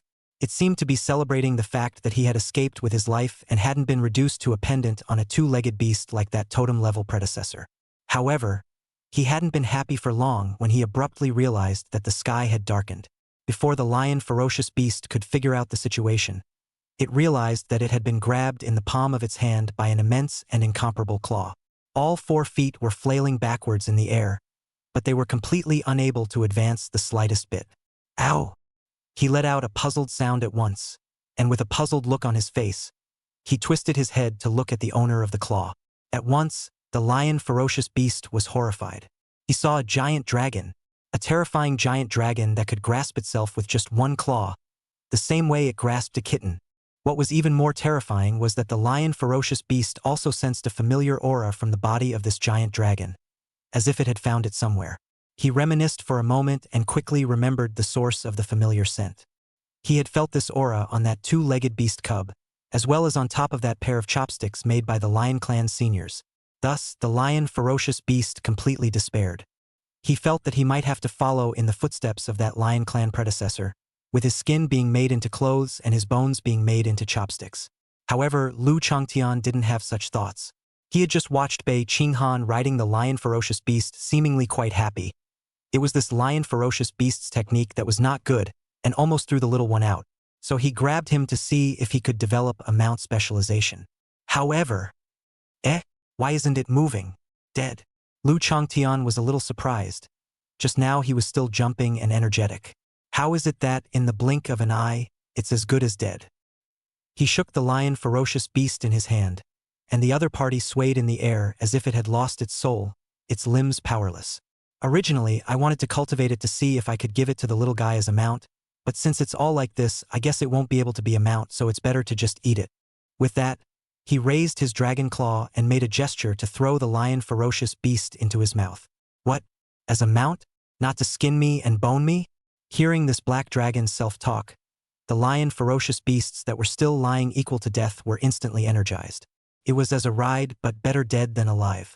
Moreover, to be able to make chopsticks out of that Lion Clan senior, this giant dragon was at least a totem-level giant existence. Other ferocious beasts who wanted to be mounts didn't have this chance. Thus, the lion ferocious beast branched out all of a sudden, and no longer looked as if its body had been hollowed out as before. Struggling hard, he looked to the black dragon and howled twice. Roar!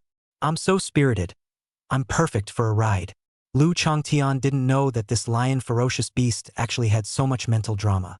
Seeing that the lion beast had regained its energy, with a look of, I like being a mount the most, he also put the other party down. Xiao Bai seems to like this lion. It's a shame to kill it. It's good to be rejuvenated. Afterward, Lu Changtian looked at the bloodied battlefield in front of him. With his strength, he naturally wouldn't let the roiling blood block his gaze, and was able to clearly see the Overlord-level Blood Shasta clan inside. Hegemony-level Blood Kraken, and it's still a high-level hegemony, not too far from the king level. I did stipulate that foreign races above the king level can't make a move, and as a result, I actually sent out a high-level hegemon. That fellow from the Blood Kraken race, he's really good at making small calculations. Lu Changtian narrowed his eyes. The district hegemony level naturally couldn't catch his eye. But he was also thinking outside the box and used this to think of other places. Speaking of which, the Blood Shasta clan's research in blood is unique to the Forbidden Land. Even I can't compare to them. Maybe there's still some relevant treasure in the clan. Next time if we make another medicinal bath for Xiaobai, we can find a way to get one. Bei Qinghan inexplicably felt a chill all over his body, as if something horrible was about to befall him. There are bad people trying to assassinate this empress.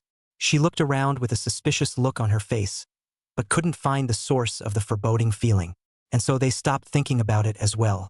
Anyway, with Papa Long around, she was sure that Papa Long wouldn't let himself be in danger. Chapter 71. Is this your escape route? Rivers of blood rushed by. The counter-flowing river of blood rushed up into the sky, transforming into a huge blood blade, crystal clear like a gemstone, but emitting a heavenly aura of fury. Everything along the way was cut in two, and a deep trench appeared in the ground, the cut smooth as a mirror. Zhou Haozuan hurriedly stopped the 1,000-foot centipede armor in front of his body, although he managed to block the blow. But he himself was blasted out by the huge impact from the blood blade. The blood blades exploded, and every droplet of blood that exploded contained a terrifying power, running the rocky ground through, and even more so, leaving a wound on Zhou Haozuan's body.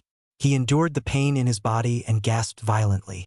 Counting the time, they should be almost at the edge of the Forbidden Land, right? Then the next thing that remains is this Overlord-class alien in front of us. Zhou Haozuan was clear that with his own strength, if he wanted to escape from the hands of the Overlord-level alien race, the chances of this were slim to none. But even if he died, he had to show this foreigner what human will was. Zhou Haozuan's will was more vigorous than ever as he held his battle sword horizontally with one hand and supported his shield with the other. Against the rain of blood in the sky, he charged towards the opposite Bloodshed Clan Overlord. Stupid! The Bloodshed Clan Overlord's tone was indifferent, just surviving for a while on the strength of his totem-level armor. Did he really think he could defeat himself? With a wave of his hand, the blood around him was instantly under his control, forming a blood spear. The blood spears were densely packed, all made of flowing blood, covering the sky behind them. In the next moment, the roiling blood spears shot explosively towards Zhou Haozuan. It was a horrifying sight, and although the blood spears were not as dense as the blood rain, the number of them was so great that it took one's breath away. Each blood spear was comparable to a strike from a low-level overlord. However, such a horrifying sight had instead stirred the fighting spirit in Zhou Haozuan's heart. His heart was beating at an unprecedented rate, and his will grew stronger and stronger as he protected himself with the 1,000-foot centipede armor. A pair of eyes bursting with fighting spirit stared deathly at the bloody spear in front of him. The battle sword in his hand blossomed with a cold aura as he cut out an unprecedented strike, instantly drawing a line through the air and chopping at the bloody spear. The moment the sword came into contact with the spear, Zhou Haozuan clearly felt his hand shake violently, and the battle sword in his hand showed signs of coming out of his hand. But he gritted his teeth and held the battle sword in his hand rigidly, not only not retreating, but even using more strength, until the tiger's mouth crumbled and blood flowed out. Zhou Haozuan could no longer support himself, and the battle sword in his hand came out of his hand. The entire person was also blown away by the impact of the blood spear that blasted against the 1,000-foot centipede's armor. But he laughed. Ha ha ha! I did it! I did it! I shattered a blood spear. A district lord can shatter one of my blood spears? The Bloodshed Clan Overlord was also quite surprised. Although the power of a blood spear was insignificant, it was still an Overlord-level attack, and the human in front of him was merely a district lord. Surprisingly, he was able to block the Overlord's strike. I see. It's a breakthrough to become an Overlord. However, soon after, sensing the aura emanating from Zhou Haozuan's body, the Bloodbreak Clan Overlord was instantly enlightened. The difference between the so-called hegemony and lordship lies in the word hegemony. If one wanted to be a king, one needed to have the will of a king who was at the top of the world. Then the hegemony should have the will of the hegemony to go forward. In the base city, Zhou Haozuan was pestered by trivial matters, and after entering the Forbidden Land, he was even more cautious when he encountered the foreigners, and even more so, he didn't have the slightest look of going forward. But now, after sending off the exploratory team, he showed his human will in the face of the foreigners, but accidentally realized the Overlord's will. Become a bully, the Bloodshed Clan Overlord sneered. Becoming an Overlord and shattering one of my blood spears makes you so happy? As long as there was still blood around, his blood spear was inexhaustible. For a mere blood spear, he could casually build hundreds or thousands of them. As the words fell, the river of blood below surged, and the blood water that flowed against the current quickly condensed into a blood spear in the air. Not only did they fill the gap, they even had a large portion more. Of course not. It's just that the symbol behind it makes me happy. Zhou Haochuan laughed, a very loud laugh, as if he had done something very delightful. In his opinion, it was more than just a blood spear. Since entering the Forbidden Land, they had been fleeing and hiding, not daring to fight the powerful foreign races. And now, although he had only shattered a blood spear, it was an attack that he had initiated, representing the roar of mankind against the Fae. The Bloodshed Clan overlord was unable to understand Zhou Haoquan's thoughts, but that didn't stop him from doing what he was going to do next. It's good that you've broken through. An overlord-class human is worth more. The body of the Blood Shakti is actually divided into two parts. One is the external blood and the other is the core that is used to manipulate the blood. The blood part can be done by absorbing the blood of other powerful Fae. Ability to gain some traits of other races. Previously, when it was only at the Lord level, the Blood Kraken Overlord didn't see much in it, but if it was Overlord level human blood, it can already be of some value to him. It wasn't even impossible to help him leave the Forbidden Land. What even the clan giants hadn't accomplished, it might be possible for him to accomplish. The battle continues. I'll let you see that there is also a gap between overlords. The Bloodshed Clan Overlord let out a cold smile. For those like Zhou Haochuan, he could stab one to death with a single spear. The densely packed blood spears behind him gradually converged in one direction, and the blood spears collapsed, turning into a river of blood. Eventually, all of the blood spears disappeared and condensed together, forming a huge blood spear that had never been seen before and emitted a terrifying aura. Go! The Bloodbreak Clan Overlord lightly shouted, emitting a terrifying blood spear that shot out violently, stabbing towards Zhou Haochuan. Zhou Haochuan? Can't afford to play, can you? That's your spear? Zhou Haochuan was immediately horrified, and hurriedly took out the 1,000-foot centipede armor, propped it up with both hands, and stopped it before the blood spear. Rumble! Zhou Haochuan only felt as if a meteor had crashed into it. The power transmitted even to today's overlord-level body had a hidden tendency to collapse. It made him horrified. Even if it was at the same overlord level, this alien race was still frighteningly strong. Even though Zhou Haochuan had already broken through and become an overlord, there was still too much of a difference in strength for the Blood Kraken Clan Overlord. Whether it was in terms of absolute strength or in terms of the underlying strength of both sides possessed a huge gap.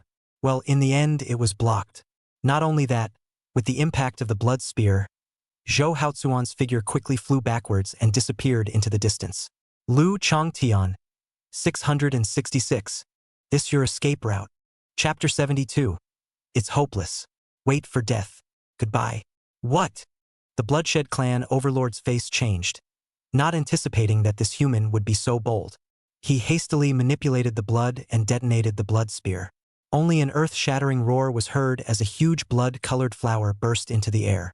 But alas, it was too late after all. The blood flowers withered, and Zhou Haochuan's figure had disappeared. This human, that's a bit interesting. Lu Chongtian was observing in the dark, and hadn't intended to pay any attention to it, but he didn't expect there to be any surprises. Zhou Haochuan's escape brightened his eyes, thinking that this human was quite interesting, and it would be a pity to die here. He secretly urged his energy and silently changed the impact of the blood spear, helping Zhou Haochuan escape. And at the same time, at the edge of the Forbidden Land, leaving Zhou Haochuan to stall for time, that commander level fled with the rest of the survivors all the way without looking back, finally arriving at the place where they entered the Forbidden Land. While he was certainly reluctant in his heart, he knew better than to let those people die in vain. But unexpectedly, when they arrived here, they unexpectedly met the survivors of the other two exploration teams. The survivors met and took a look at the few remaining personnel, all of whom were silent with blank faces. There were so many people when they came, but now there are less than 30% left. It hadn't even been a few hours since they had actually explored the Forbidden Land. Forbidden Land? That's terrible. I was more lucky on my side. I just spotted 5 Lord classes from afar, and knowing that they were no match, I hurriedly retreated. Xiang Huayan said. The words came out of his mouth and he surprised himself. Since when did 5 lords use the word only? He now had completely lost that spirited teenage mentality he had when he had just entered the Forbidden Land before. The mysterious and terrifying nature of the Forbidden Land had a huge impact on him. He looked to the other lord, Ding Kaifei, and asked, Things should be pretty much the same on your end, right? Well, I encountered an overlord class on my side, but luckily I found a valley at that time and hid in it. Ding Kai-fei talked about what had happened to his team, but he hadn't finished his sentence yet. Suddenly realizing that Xiang Huayan on the opposite side seemed to be reacting a bit wrongly, he kept staring at himself. Wait! He only saw Xiang Huayan come up to Ding Kai-fei, frowning and gazing up and down, carefully sizing him up. It's as if you're looking at something strange. What's wrong? Ding Kai-fei queried, a little surprised. Is it hard to be seen by him? What? Xiang Huayan had no intention of paying any attention, and looked at him for a while to himself, before he asked with some hesitation. Did you? Break through. So this is it. Dinky Fly sighed in relief, thinking he'd found something. Meeting the other man's quizzical gaze, he nodded affirmatively. That's right. A chance breakthrough to intermediate lord while fighting a foreigner. It really is a breakthrough. Xiang Huayan revealed an expression that said it all. Ding Kaifei's age was only a few years older than his, and his character was a bit more composed. He had always had the other guy as a competitor. When he saw Ding Kaifei just now, he realized that the other party's aura seemed stronger than before. Now when asked, it was not unexpected. After all, they were also partners in the same base city, and a breakthrough in a partner's strength should be something to be happy about anyways. Just to compare the two, the difference is also too great. Especially when he thought of the fact that he was being abused and destroyed by all kinds of foreigners in the Forbidden Land, causing his Tao heart to shatter. As a result, this guy in front of him was acting like he was fine, and even his strength had broken through. Just makes his feelings even more complicated. Feeling like I might as well not have asked the question. But after all, he was a teenager. Xiang Huayan was soon happy for his partner and revealed a blessed smile. Congratulations on your successful breakthrough. Thanks. Ding Kaifei's expression was a bit uncomfortable and he answered. Immediately, they inquired about the situation of the last Lord-class Zhou Haotuan in the exploration team.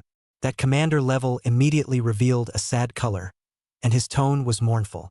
We encountered an Overlord-class alien in the Forbidden Land, and Captain Zhou chose to fight that Overlord-class alien alone in order to cover our retreat and stall for time for us. What? When these words came out, the crowd in the room was shocked. I didn't expect Zhou Haotuan to actually encounter an Overlord-level alien race as well. With 3 teams, 2 of them met the Overlord. The Overlord-level density in this Forbidden Land is not too much. Xiang Huayan even revealed an anxious look and immediately wanted to go back. Then what are we waiting for? Let's hurry to support Captain Zhou. Calm down. What can you do if you go back in the face of an Overlord-level alien? Ding Kaifei stopped Xiang Huayan, who was much more sensible, knowing that with their strength, going up against an Overlord level was a death sentence. He looked to the commander level and asked, "Can you recognize what race that Overlord class is? Or any characteristics on him?" That commander level shook his head and said, "I don't know that Overlord's race, but his body looks like it's congealed from blood, and his attacks are related to blood. Able to rain down blood from the sky, each drop capable of penetrating rocks, inviting waves of blood, condensing blood blades and other attacks. Do you guys think Captain Zhou will survive?" This commander level asked. He also knew it was unlikely, but still hoped for a comforting answer. Dinka Fei is hopeless. Wait for death. Farewell. Based on the rather recognizable features of this commander class's description, Ding Kaifei had already recognized the race of that Overlord class alien. The Blood Shakes. It is also considered an extremely powerful race in the Forbidden Land, with the existence of a Bloodbreak clan giant within the clan, and a deep heritage. Let alone Zhou Haotuan, who was only at the Lord level. The strength of an Overlord-level Bloodscream clan was completely comparable to a weak king already. Well, like the Heart Eaters. Couldn't be helped, after all, the combat power of the Heart Eater clan had to rely mainly on captured bodies, and the one that had been captured before was just an Overlord. It's not unusual to not be able to beat. Condolences. Ding Kaifei fell silent and reached out his hand to pat the commander level's shoulder. The commander level revealed a sad color and wanted to say something, but realized that the people around him seemed to have seen something, and they all looked up at the distance. He looked in that direction as well. A black dot was seen flying towards here at a high speed, gradually turning into Zhou Haotuan's silhouette. He twisted his body and patted the armor of the 1,000-foot centipede underneath him. Landing. Rumble. Ahem. The ground trembled and was smashed out of a large pit as Zhou Haozuan's figure emerged from the smoke. Looking at the figure that was bruised and battered, but exuded a powerful overlord's aura, Dinka Fei fell silent. No dude. I'm only a mid-level lord. How come you're a straight-up overlord? Chapter 73 Bad. Hit the Black Dragon. Ding Kaifei. Or the King of the Heart Eaters. Just the lord-level Ding Kaifei was naturally no match for the Heart Eater King, and as early as when he was in that valley, he had already been devoured by the Heart Eater King's heart and seized his body. The strength of a lord level was too weak for a king-level Heart Eater. However, he had no choice but to raise the strength of this body to an intermediate lord, and at the same time avoid arousing the suspicion of the other races because his strength had increased too much. The Heart Eater King felt that he was already being very careful, but he didn't expect Zhou Haotuan to be so exaggerated, directly breaking through from the lord level to the overlord level. He was even wondering if it could be possible that the human in front of him had also had his body taken over by a Heart Eater. Xiang Huayan similarly felt that domineering aura, and the young man came forward and said with a straight heart, "Captain Zhou, have you broken through to Overlord? It was just a fluke. If it wasn't for a chance breakthrough, I'm afraid I would have really died there." Zhou Haozuan sighed, still having a palpitating feeling when he recalled the battle just now. If he hadn't boldly escaped in the end with the help of the Blood Kraken clan's attack, even if he had broken through to the hegemony, he would still have to end up drinking there. What he didn't know was that without Lu Changtian secretly changing the direction of the force, he wouldn't have been able to escape as usual. Everyone present was silent. Even Zhou Haotuan, who had broken through to hegemony, could only flee in distress? The Forbidden Land. It's really scary. Luckily, you guys ran out of some people too, Zhou Haotuan said. The sparse few survivors were a stark contrast to the scene when the exploration team set out. But at least it was survived. Suddenly, his eyes glanced up and noticed a young man. "I remember you are called Zhang Yufan, right? How did you escape?" He still had some impression of the young man who had discovered the corpse of the thousand-legged centipede. If it wasn't for that piece of armor, he would have died at the hands of that Blood Kraken overlord. He originally had some regrets. The Forbidden Land was full of crises. Even he nearly lost his life, and felt that this young man might have fallen. "I didn't expect to see him again. We met a human elder in the Forbidden Land, and it was she who saved us and sent us here," Zhang Yufan explained simply. "So it is." Zhou Haotuan nodded his head in understanding as he recalled that there had been quite a few human ancestors who chose to step into the Forbidden Land in order to explore the truth of the Forbidden Land. Unfortunately, none of them ended up coming back. Surely, this senior that Zhang Yufan had met in the Forbidden Land was one of them? He felt that he had guessed the truth and could not help but sigh. The Empress, and this unknown human. The peace we enjoy now is all because there are human seniors, carrying the weight for us in the Forbidden Land. Hearing these words, Zhang Yufan's expression was instantly somewhat subtle. He felt that Zhou Haotuan's speculation might have been subject to some misunderstanding. For example, that rescuer looked like he was just a small child, and the other person didn't look like he was carrying a heavy load. Thinking back to the raging lion ferocious beast, slipping and kneeling in submission before his savior, being struck on the head with a stick to serve as a mount, Zhang Yufan cannot help but feel that the one who carries the weight is not the rescuer, but should be the ferocious beast only. The king of the Heart Eater clan, on the other hand, was surprised that there were actually other humans present in the Forbidden Land besides them, and by the looks of it, it seems to have stayed longer than these people. He somewhat regretted that he hadn't been informed of this news earlier, or else he could have gone and seized that human's body.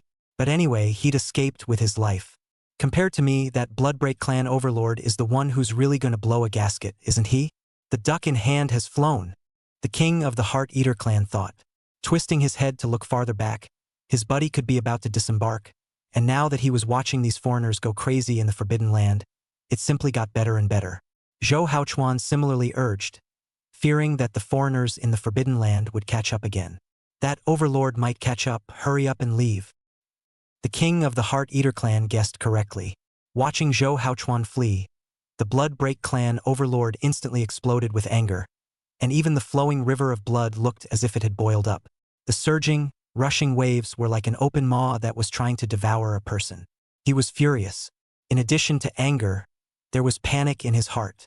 He had come this time with orders from the clan's giants to bring back as much human blood as he could and use their Blood Shakti clan's talent to find out the secrets. Thinking that the Lord-level Zhou Haozuan alone could take on many ordinary people, coupled with the attraction of the thousand-legged centipede's armor and the giant's agreement, he simply let the few survivors leave. But I didn't expect it. Zhou Haozuan had unexpectedly broken through the hegemon on the verge of a breakthrough, and had even used the impact of the blood spear to escape. The thought of the punishment he might suffer back in the clan if he messed up what the giant head had explained to him was terrifying in the heart of the Blood Shakti clan overlord.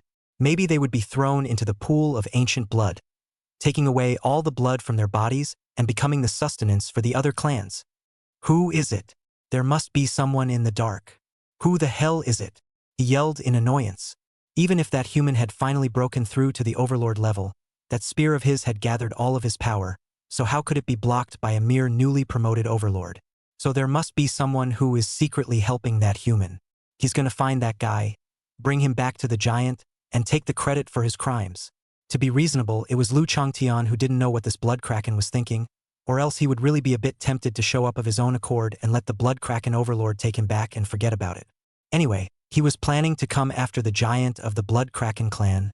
The Bloodbreak clan overlord's rage erupted, and the river of blood surged with it, rising and expanding rapidly like a rising tide, engulfing and drowning all around. The boiling river water even coalesced into a bloody blade, a bloody spear, and a bloody arrow. Launch an indiscriminate attack in all directions. For a while, red weapons were flying, and this battlefield was even more devastated. Who is it? Suddenly, as if he had sensed something, the overlord of the Blood Kraken clan's raging blood river formed a tsunami of blood. It was overwhelming, pouring out in one direction. The tsunami of red blood seemed to emerge as a wailing face, instantly drowning everything along its path, the ground running with a layer of blood. It also allowed the Bloodscream overlord to discover the alien race hiding in that place. A lordly lion? He frowned. The strength of a lord-level lion was clearly not enough, but barely enough to be a backstabber. He sneered, intending to manipulate the blood to detain the lion and bring it back to the clan. If you want to blame it on your bad luck.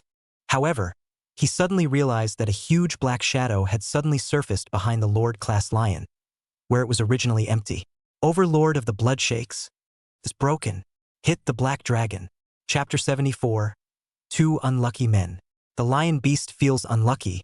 Is it not a good idea to go out today?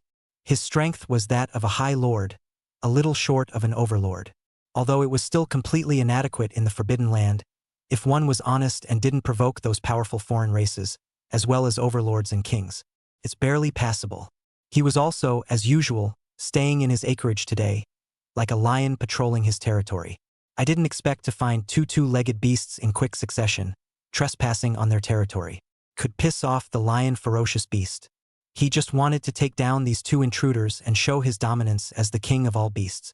However, he didn't expect the smaller two-legged beast cub to suddenly take out a huge stick, which also emitted the aura of a strong former member of the lion clan on top of it. So the lion ferocious beast went straight to its knees, kneeling rather silky smooth and acting as a mount of its own accord. It was not easy to retire from a successful career as a mount, but he encountered a terrifying black dragon, and the lion race supreme that he felt before was killed by him. Squeezed like a kitten, he could only follow honestly. I thought that was the end of a miserable day. Who would have thought that it would be discovered by this Blood Kraken overlord again? That was the Bloodbreak clan, a famous and powerful race within the Forbidden Land, and their strength was even at the level of a high hegemon, which was a full major grade higher than themselves. Lion Fierce feels his legs shaking. And in the meantime, the Bloodshed clan giant also felt unlucky. Coming from a Forbidden Land great clan, the strength of the high overlord level was really somewhat inadequate amongst the powerful foreign clans like the Bloodshed clan that had multiple kings in existence. If it wasn't for the fact that this time the Forbidden Land giants had stipulated that foreign races above the king level couldn't appear, he, a member of his clan who happened to be stuck between overlord and king, wouldn't have been noticed. When summoned by the clan's giant to bring back a few humans, the Blood Kraken overlord was excited. He knew the gold content of this mission, which might be related to whether or not he could leave the Forbidden Land. As long as it's done well, it will definitely be valued and honored by the giants. And after discovering the 1,000-legged centipede armor that the Lord-class human was carrying, the Blood Kraken overlord even felt that these humans were simply his lucky stars. But then things started to get weird. First, the Lord-class humans broke through into overlords and managed to escape. Not only did he lose the armor of the 1,000-foot centipede, he even had to face the punishment of the clan. And just when he had managed to find a Lord-class lion fierce beast, he was planning to bring it back as a scapegoat. However, it was discovered that a black dragon had appeared behind that lion ferocious beast. Mom, yeah. The Bloodshed clan overlord immediately felt like the sky was falling. What kind of being is the black dragon? It was the man of the hour in the Forbidden Land, an existence that countless giants of the foreign races often put on their lips to discuss, and it was even recited many times by the giants of the clan. A proper totem-level giant. But at the moment, this black dragon, which is exceptionally valued even among the giants, just appeared in front of his eyes in a watery manner, and, judging from the position he was in right behind that lion ferocious beast, most likely his own attack just now also hit the other side. Although with his strength, he wouldn't even try to rub the scales of the black dragon to spend them. But this was a provocation to the giant all the same. The Bloodshed clan overlord felt that his core was unsteady, and the blood in his body almost collapsed. Black dragon, why are you here? The lion ferocious beast also branched out at the sight. I have the black dragon behind me. What am I afraid of? What's wrong with a bully? Fight the black dragon if you can. So the lion ferocious beast legs instantly stopped trembling, stood straight, and looked at the opposite side of the Blood Kraken clan giant with great vigor. Howl, were you the one who was so cocky just now? Lu Chongtian ignored this lion false dragon mighty lion. He didn't intend to pay any attention to this Bloodbreak clan overlord, but he didn't expect the other party to come to the door on their own. The huge dragon's body was slightly raised, and the wings behind it were like two pitch-black canopies, almost covering a small half of the sky. He narrowed his eyes, his faint dragon might pouring out as he looked towards that Bloodshed clan overlord. Do I need to report to you why I'm here? Rather, it is you, High Overlord, who has appeared here, directly confronting the aura of a totem-level giant.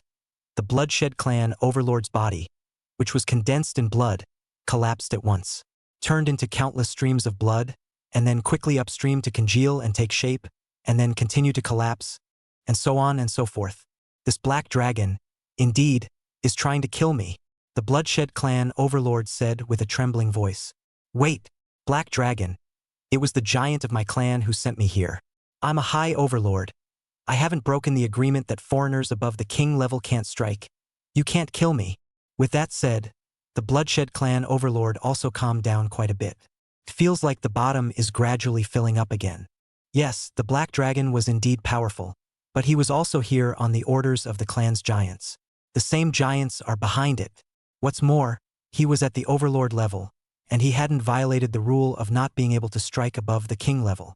The black dragon had no reason to make a move on him. Instead, the black dragon himself, the rule of not being able to strike above the king level was set by the giants, and my clan's giants and you, the black dragon, are included. But you are appearing here now, it seems a little inappropriate, the Bloodshed clan overlord said in a dark poke, explicitly and implicitly meaning the same thing. I'm overlord level, I didn't break the agreement, it's normal to show up here, and all actions are compliant and reasonable. But you're a totem-level giant, and showing up here would be against the rules. Moreover, it's a bit inappropriate to make a move against me, a small overlord who kept his promise, no matter how you put it, right? At the same time, in his mind, he frantically contacted his own giant. Help, help, help, help, help me. In the nick of time, the Blood Kraken clan giant finally responded and descended its might. Black dragon. Let him go. As a giant. Why should you get serious with an overlord-level little guy? The Bloodshed clan giant was also annoyed to no end. This overlord-class waste, not to mention letting a lord-class human run away, actually got into trouble with this troublesome black dragon by going berserk. What a make-or-break guy. But then again, it was his own people or he had sent them out himself. It would be detrimental to one's majesty to die here. That's why the Bloodshed clan giants still struck out. Now it's not a matter of whether I let him go or not. He's the one who took the initiative to attack me. I'm also a victim. Lu Chongtian spread his two paws and made an innocent look. You are a victim of bull. The Blood Kraken giant exploded with anger. And a victim? This black dragon was really shameless. How could the attack of a mere overlord hurt him? You and I both know very well that with your black dragon totem level strength, even if the overlord of my clan were to fight until his blood runs dry, it would be impossible to injure you in the slightest. There's no need to pull that kind of excuse when you want to make a move on him, the Bloodshed Clan giant said in a hardened tone. Lu Changtian saw this and said, "Oh, never mind then." Immediately after that, he landed with a claw, as if he had slapped a mosquito to death, smashing the core of the Bloodbreak clan's overlord to pieces and spilling blood all over the ground. Chapter 75. No more acting. Snap! With a crunching sound, Lu Changtian's gigantic dragon claw landed, as if he had slapped a mosquito to death, and the Blood Kraken overlord was slapped to death. The dragon's claws lifted again, and all that was left on the ground was a puddle of blood that took on the shape of an explosive jet. This Bloodshed Clan overlord hadn't figured it out even to his death. In theory, the giant of the clan had finally descended and confronted the black dragon, so he should be safe. But why? Originally there was still a good talk, but then that black dragon suddenly flipped out and slapped himself to death like a fly. He died in a daze. If he had known this, he might as well not have called old ancestor. Get yourself killed. The Bloodshed Clan giants were also furious. He didn't see this coming either. He, a titanic giant, had personally opened his mouth, trying to get this black dragon to spare the life of this overlord under him. But I didn't expect that the black dragon would actually be so faceless, right in front of him, slapping that overlord to death. Even though to the powerful Blood Kraken clan, a district hegemon was not a precious existence, and it wasn't difficult to cultivate a hegemon. Put in other times, an overlord dead is dead, this kind of small matter, a giant, would not even bother to pay attention to it. But things are different now. That black dragon was the one that was still bent on killing that overlord in front of him even after he appeared. That one dragon claw, which seemed to have slapped that overlord to death, was actually slapping his own face. Black dragon? What do you mean by that? The Bloodshed Clan giant's mind was gloomy, and his voice shook the heavens. Even the sky seemed to be affected by it, vaguely grayed out, and the firmament contained a terrifying aura. And in the face of this terrifying sound that was like a heavenly might, Lu Changtian's behavior remained calm. He merely slightly braced his dragon's body and spread his wings. Those wings were as if they were going to cover the sky, and the entire dragon's aura vaguely overshadowed the other party as well. He asked innocently in return, "Wasn't it you yourself who said that I should stop making excuses and just do it? How is it that I actually did what you said and went straight for it, and you're upset instead?" If the Bloodshed Clan overlord knew that he had heard these words, he was afraid that he would die in peace.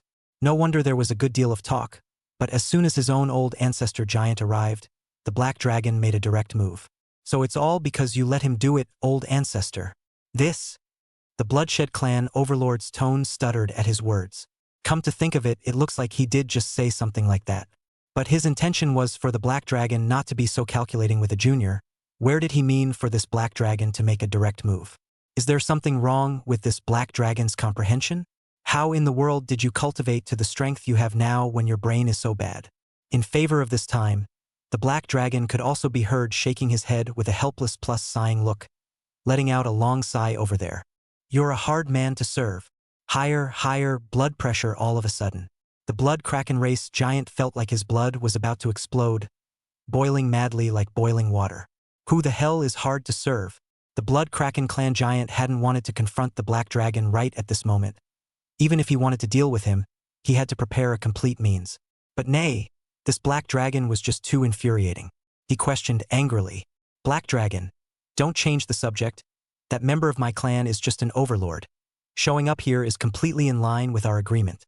On the contrary, you, who are clearly a giant, showed up here and killed my clan's fully compliant overlord.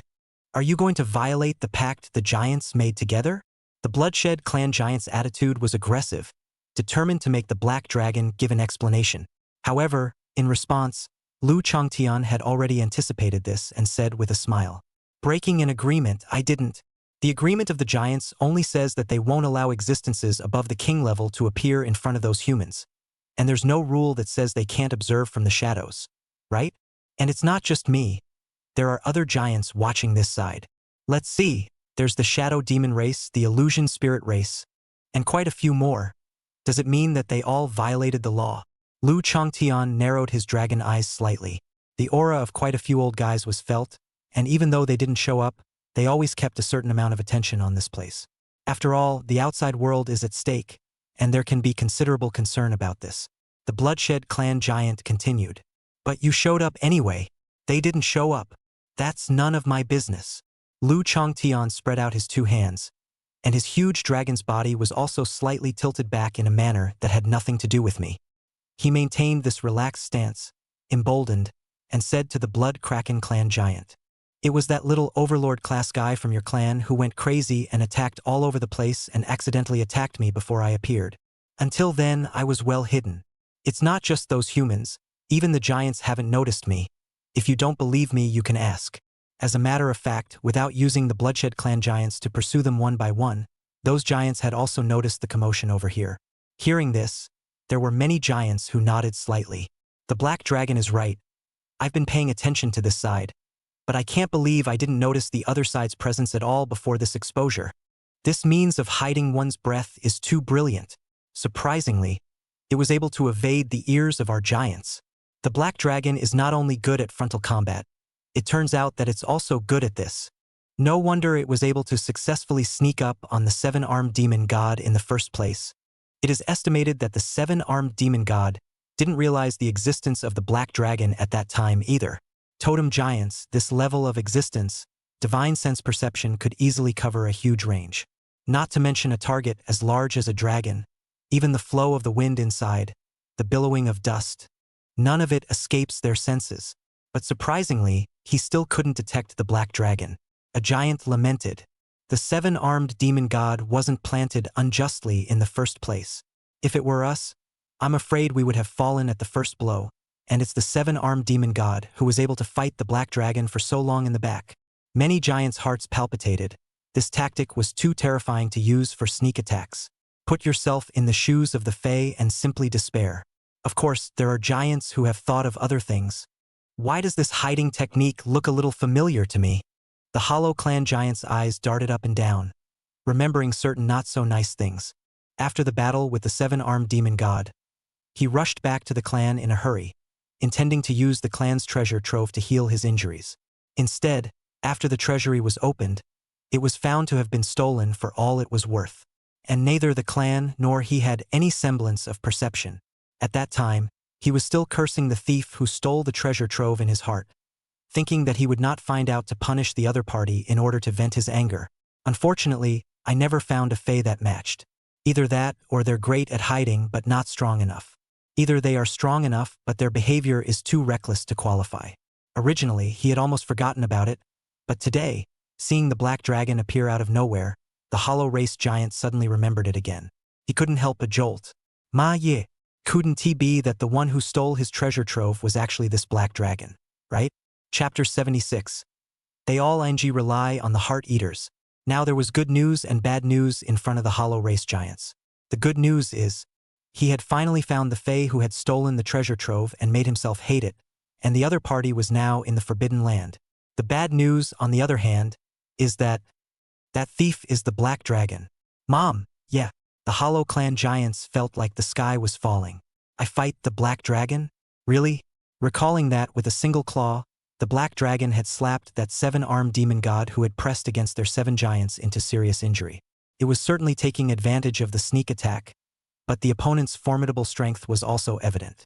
And after the battle, he took the initiative to thank the Black Dragon for killing the seven-armed demon god to save them and was about to send a thank you gift when he did. The Black Dragon also atmospherically stated no. At that time, he was still mocking swallowing heaven's roar in his heart for being powerful but simple-minded, going so far as to take this verbal courtesy seriously. Then he jumped ahead of the others and gave the treasure Nirvana pool to the Black Dragon as a thank you gift. The mind was still gloating that it had gotten closer to the Black Dragon by walking in front of its stupid teammates. The result is now a look at the pig-nosed teammate was actually myself.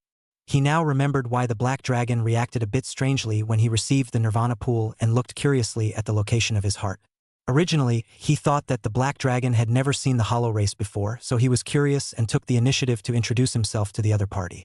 Now that I think about it, it's fitting that the other person thought they were lacking in heart. It's all the fault of the Heart Eaters. If they hadn't eaten the heart of my clan's ancestor, why would this seat be lacking a heart now? As per usual, the Hollow Race giant threw the pot on top of the Heart Eater race again. Of course, the one with the most complicated heart right now wasn't the Hollow Race giant. After all, the nirvana pool that he had given to the black dragon was precious, but it really wasn't of much use to him anymore, and it was a bit of a shame at best. But for another giant, that's a completely different story. The Hollow Clan giant received a contact from another giant. Hollow Clan, you lack hard eyes, right? The black dragon has said he doesn't want it, but you have to lick your face and send it up.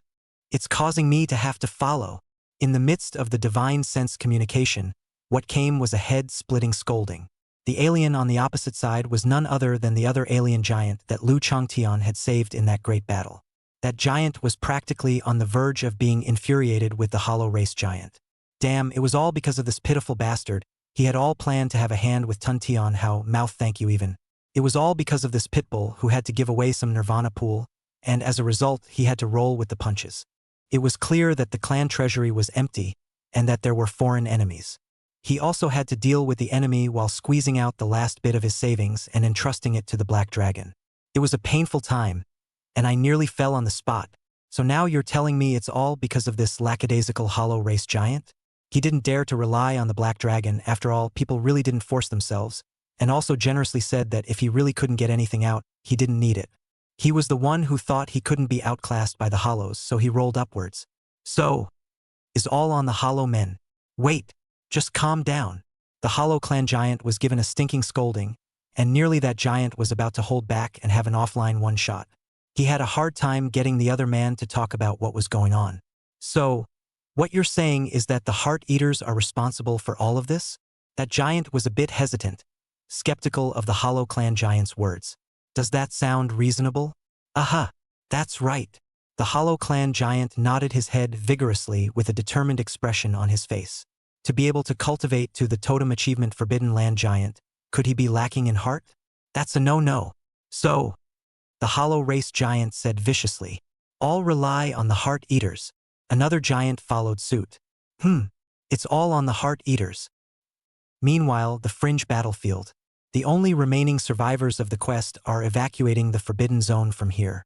Compared to the scene on the way here, the sparse crowd at this time could look extraordinarily miserable.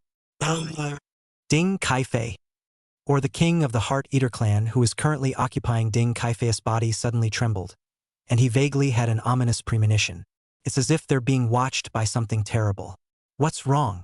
Ding Kaifei's perverse appearance caught Zhou Haozuan's attention, and he frowned, still paying quite a bit of attention to this young man who had made a breakthrough in the Forbidden Land.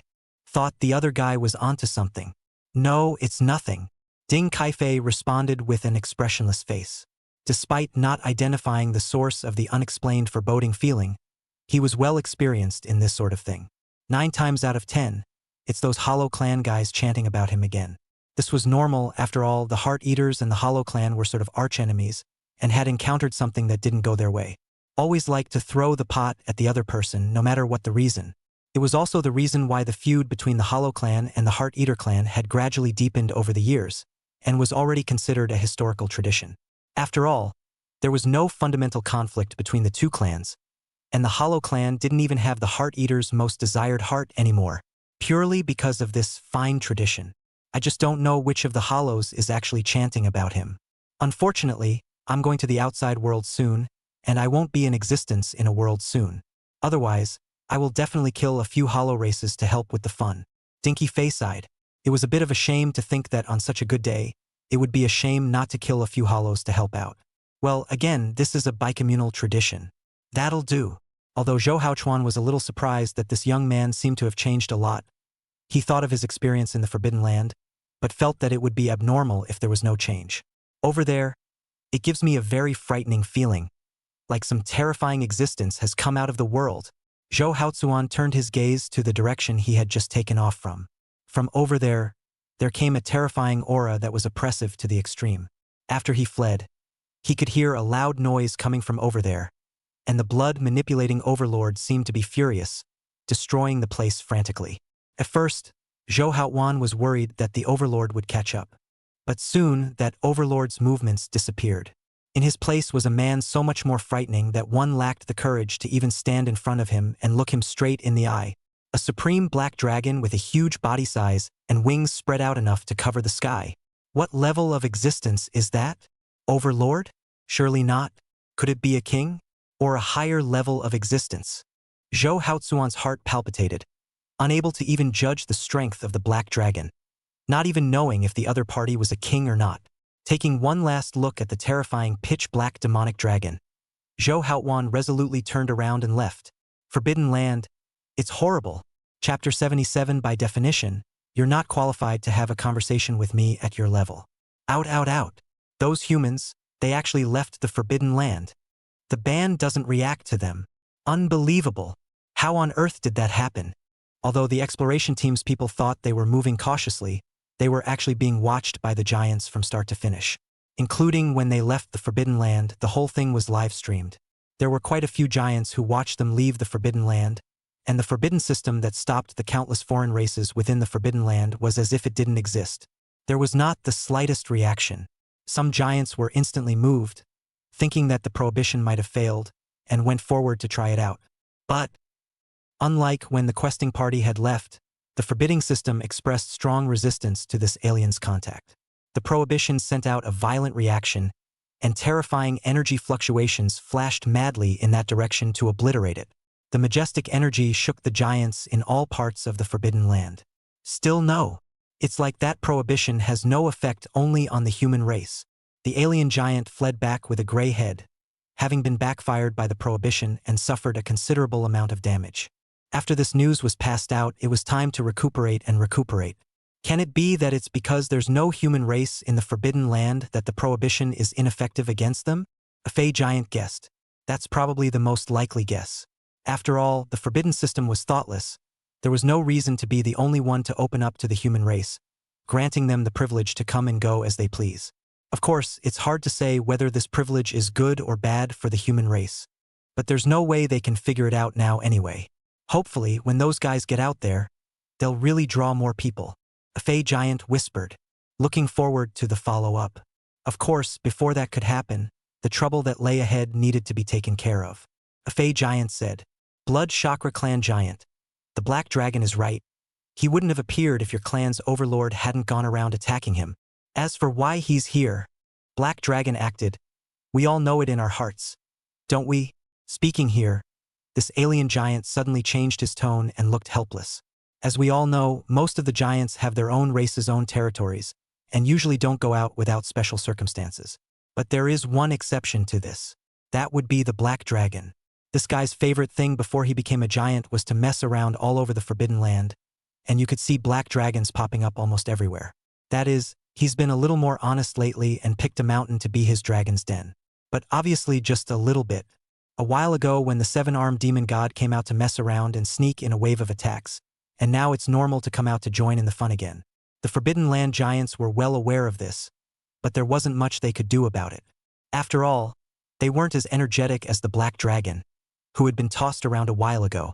And don't think we don't know what you're thinking. If the Black Dragon hadn't happened to show up, you were planning to let your clan's overlord kill that group of people. Bloodscreamer, you've crossed the line, a giant said, with a questioning tone in his divine sense, stabbing at the Bloodshed Clan giant. None of the giants are little cuties, able to guess the small minds of the giants of the Hebraic clan. The other party had planned to leave all of these humans behind at the beginning, only to fail in the end due to the Black Dragon stirring up trouble. Probably because of reluctance. So a clan member whose strength was stuck right below that of a king was sent to find these humans, although it appears to be in compliance. But there is no doubt that this is drilling a small hole, the Bloodshed Clan giant explained. Perhaps the overlord of my clan misjudged the strength of those humans a little and accidentally hit them a little too hard. At that moment, a divine sense with an extremely pompous tone suddenly came from the side. TSK, TSK, TSK. So the High Overlord of the Bloodshed Clan actually even has to put out his full strength to face a group of human clans that are no more than Lord level at the highest? I didn't even know before. Should I say that it's the human race's talent that's so strong that it's able to fight across a whole big class? Or is the talent of the Blood Kraken clan too weak? It will be crossed over. It caused the face of the Bloodshed Clan's giant to darken violently, and his divine sense swept across like electricity, wanting to see which bastard was the one who was being shady there. The might of the totem level was extremely appalling. However, after he took a good look, his face instantly became even more ugly. It's the Black Dragon. What? Want to come practice? Noticing the reaction of the Bloodshed Clan's giant, Lu Changtian first revealed a provocative look. This was immediately followed by a look of disinterest, looking a little lifeless. It's better to forget about it. A blood kraken of your level is, by definition, not qualified to make a move against me. After all, you guys even have to go all out against a human race that's one great realm lower. So if you want to make a move against me, at least cultivate until you reach the heavenly tribulation first. More anger. The blood kraken giant felt that his face was now darker than the scales on this dragon. What do you mean? A bloodsage of my level is not qualified to fight you. Everyone was a totem level giant. How did this black dragon talk as if he had already achieved the heavenly tribulation? Awesome boom? Ha! The other giants were happy to see this. Obviously we are all giants and should by all rights be in the same class of existence. As a result, this black dragon actually stepped on the status of the Bloodshed clan's giants at the level below them in just 3 or 2 words. Think of it this way. The attitudes of these giants also changed a bit subtly, taking on a bit of a downward look when they looked at the giants of the Blood Kraken clan. After all, according to the black dragon, in order to talk to a totem-level giant on an equal footing, this Blood Kraken giant would have to cultivate to the heavenly tribulation level. Seeing as that overlord is already dead, this time the matter will not be pursued. None of us want, though, for there to be a next time for something like this. I hope you do well, a Fey giant said. Put a stop to this. He looked to Lu Changtian for his opinion. Black dragon, you don't have a problem with that, do you? Lu Changtian shook his head with a calm face. Of course not. And what adult dragon would be angry with a small child? And so, that's pretty much where this incident ended. A decision made by all the giants together. Even if the Bloodshed clan giants were dissatisfied in their hearts in how they were, they could only endure and accept it. It was only after that, according to the instructions of those in the know, within the territory of the Bloodshed clan, a roar would come out from time to time. It seems to be emanating from the giants of the clan. Since it involves a giant, those in the know dare not hear too much, but only mention a little bit vaguely. Instead, it aroused the curiosity of countless foreigners. Chapter 78 Ancient Blood Pool. The Bloodshed clan was once an incredibly powerful race. Legend has it that this alien race was born from the ancient blood pool, and as long as the blood pool remains intact, the Blood Shakti race will be able to come back to life indefinitely. In its heyday, the Blood Break clan's strength was extremely terrifying, causing many foreign races to be afraid, and so a great battle began, led by a certain powerful alien race. Many powerful foreign races that originally had deep grudges briefly discarded their enmity and united to launch a great war against the Bloodshed race. That great battle lasted for a long time. Blood was spilled in the starry sky, and sounds of mourning and cutting could be heard echoing everywhere. It's as if this side of the world is mourning this tragedy. Later on, even the Taiku blood pool, the greatest weapon that the Bloodshed clan relied on, was shattered and disappeared into countless fragments. Having lost their greatest dependence, the Bloodshed clan also weakened.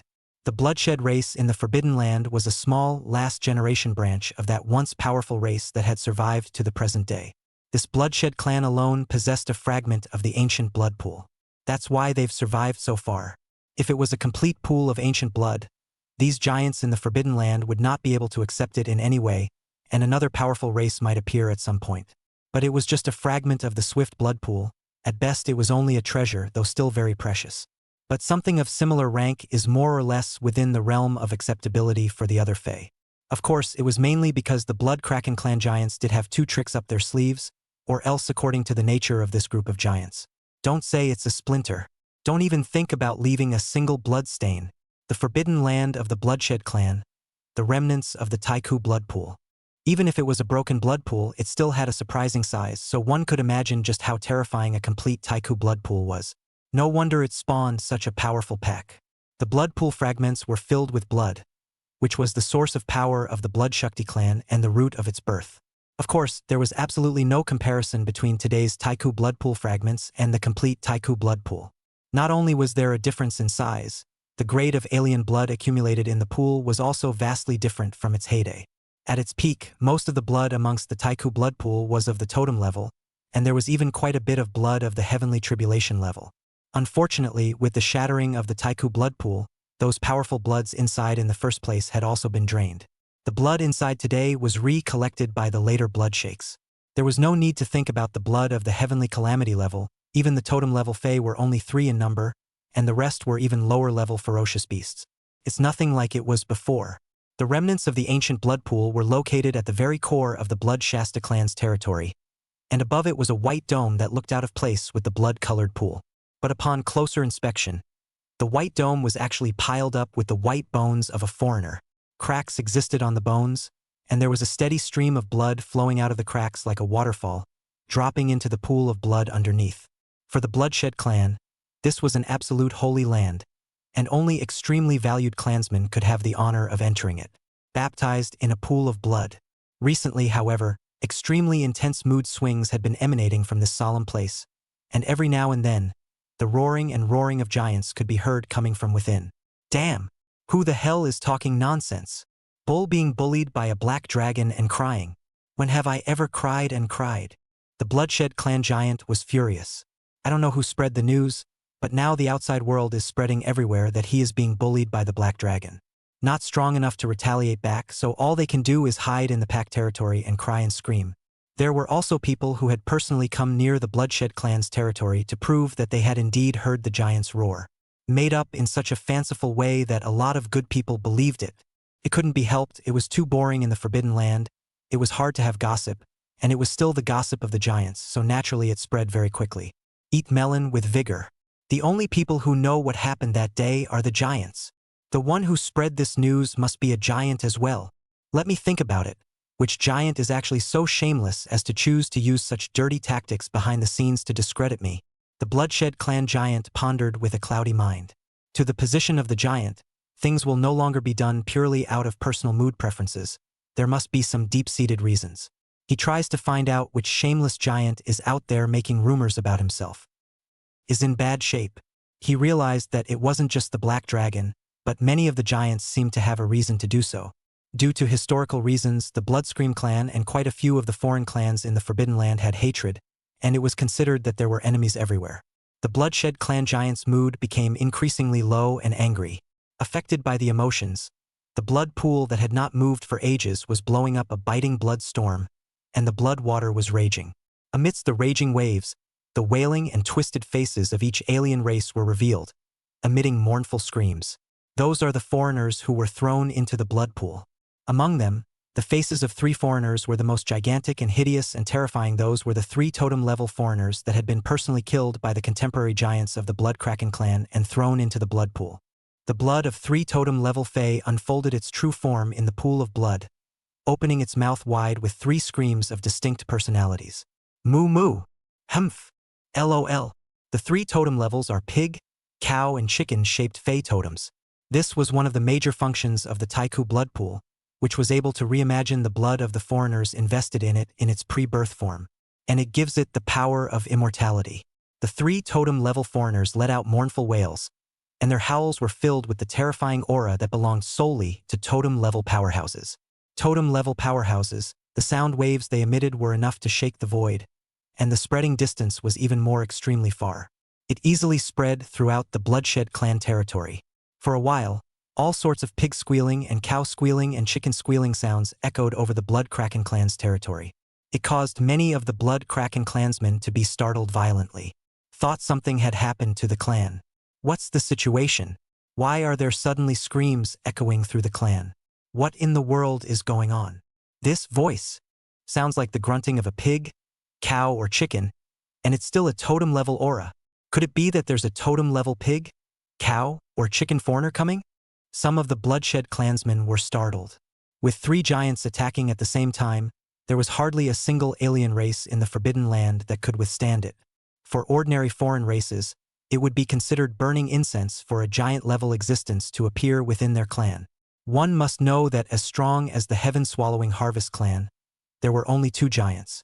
And the world is fair, giving them 2 giants and likewise losing something extremely important. Even for their Bloodshed clan, only 1 giant existed. How can you fight off 3 totem-level giants coming at you? Heavens! Why did you do this to my Bloodscream clan? Some Bloodkraken were pessimistic and let out a mournful cry. Thinking about the history of the first clan, it felt like there might be another extinction crisis coming. There were also Bloodshakti who were stronger, reaching the king level, and knew a little more than the average clan. So it's clear what's going on. So it was explained to the pessimistic clan member beside him. This isn't an external enemy. These 3 totem-level auras are the handiwork of my clan's giants. It's the heritage of my clan. What? The originally pessimistic clansmen were suddenly shocked. These 3 totem levels, surprisingly, were not strong enemies, but the handiwork of their clan's giants. To be able to imperialize the 3 great giants with one's own strength. Just how strong was the strength of their clan's giants? Even among the Forbidden Lands, it's a premier existence, right? And their clan would be equivalent to having 4 giants sitting around. This kind of strength, even in the entire Forbidden Land, not many foreign races possessed it, right? The pessimistic clansman blushed strangely. Just why these 3 races in particular? Chapter 79. Pigs, cow, chicken, totem-level giants were quite a terrifying existence in the middle of the Forbidden Land. No matter how weak a race was, all it took was the birth of a totem level, and that race's status would take a leap and become a race that couldn't be messed with. It is true that one person can support a clan.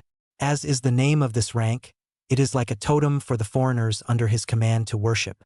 In addition to the Bloodshed clan giants, the clan also possessed the equivalent of 3 giants underpinnings, which was indeed an extremely shocking thing. It was able to further enhance the strength of the Bloodshed clan. It's the race of these 3 extra giants. Listening to the pig squealing and cow squealing and chicken squealing coming from beside his ears, the face of this clansman was a little subtle. It feels a bit at odds with the atmosphere of my clan. The Blood Shasta clan, what a frightening race. Just from the name alone, it gave off a feeling that it was full of bloodshed. In its heyday, just the name was enough to deter countless foreign races. Instead, it turned out to be 3 giants of pigs, cows and chickens, letting out a scream. The picture is like going from cold-blooded, ruthless killer to slaughterhouse in an instant. This is all you have to say about whether they're awesome or not. There was something subtle about the face of the king of the Bloodshed clan. He also realized the cries of these 3 totem-level fae were really easy to make not-so-good associations. There was a time when he also complained about why the giant had chosen these 3 totem-level fae. It was a bit too humiliating. But then, he came to his realization. You don't care if it's humiliating or not, you just say that these 3 are not totems and be done with it. Other foreigners. But he was ultimately stronger and mentally tough. Makes sense. Hearing these words, the Bloodshed clan member from earlier nodded his head in deep thought. What's wrong with pigs, cows, and chickens? That's also totem-level pigs, cows, and chickens. What happened to the slaughterhouse? Aren't slaughterhouses full of bloodshed as usual? Among the fragments of the ancient blood pool, the wails still echoed. Moo moo, humph, lol. The 3 totem-level foreign races such as pigs, cows, and chickens were turning over rivers in the pool of swidden blood, creating a bloody storm. The blood kraken giants? Damn, why does that voice sound more and more wrong? Same as killing pigs. The blood kraken clan giant was originally furious in his heart for being stirred up by the black dragon. Not only did he fail to get much human blood, but he was even slapped to death by the black dragon in front of his clansmen in public, losing a great deal of face in front of the giants. But hearing the pig-killing screams hardened him, and he let out a guttural sneer. Ho ho ho! The Bloodshed clan giant said angrily.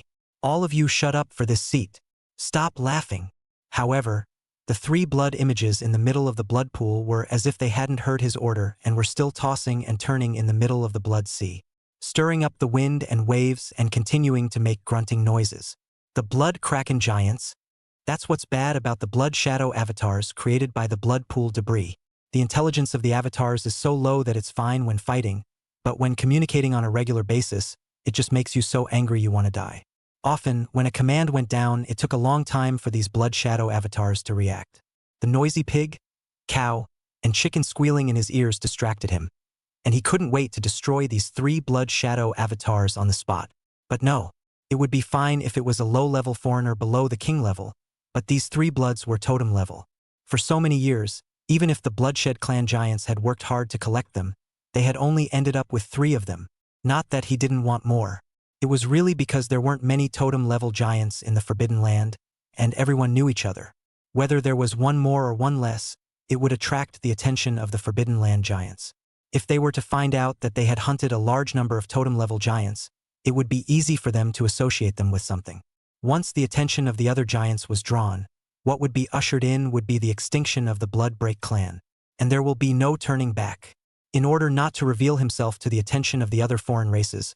It was only after countless years that the blood kraken giant had collected the blood of only these 3 totem-level foreign races. And the collection was also pigs, cows, and chickens, which are 3 kinds of foreigners that are extremely easy to misunderstand and despise. But in reality, all 3 can be strong fae.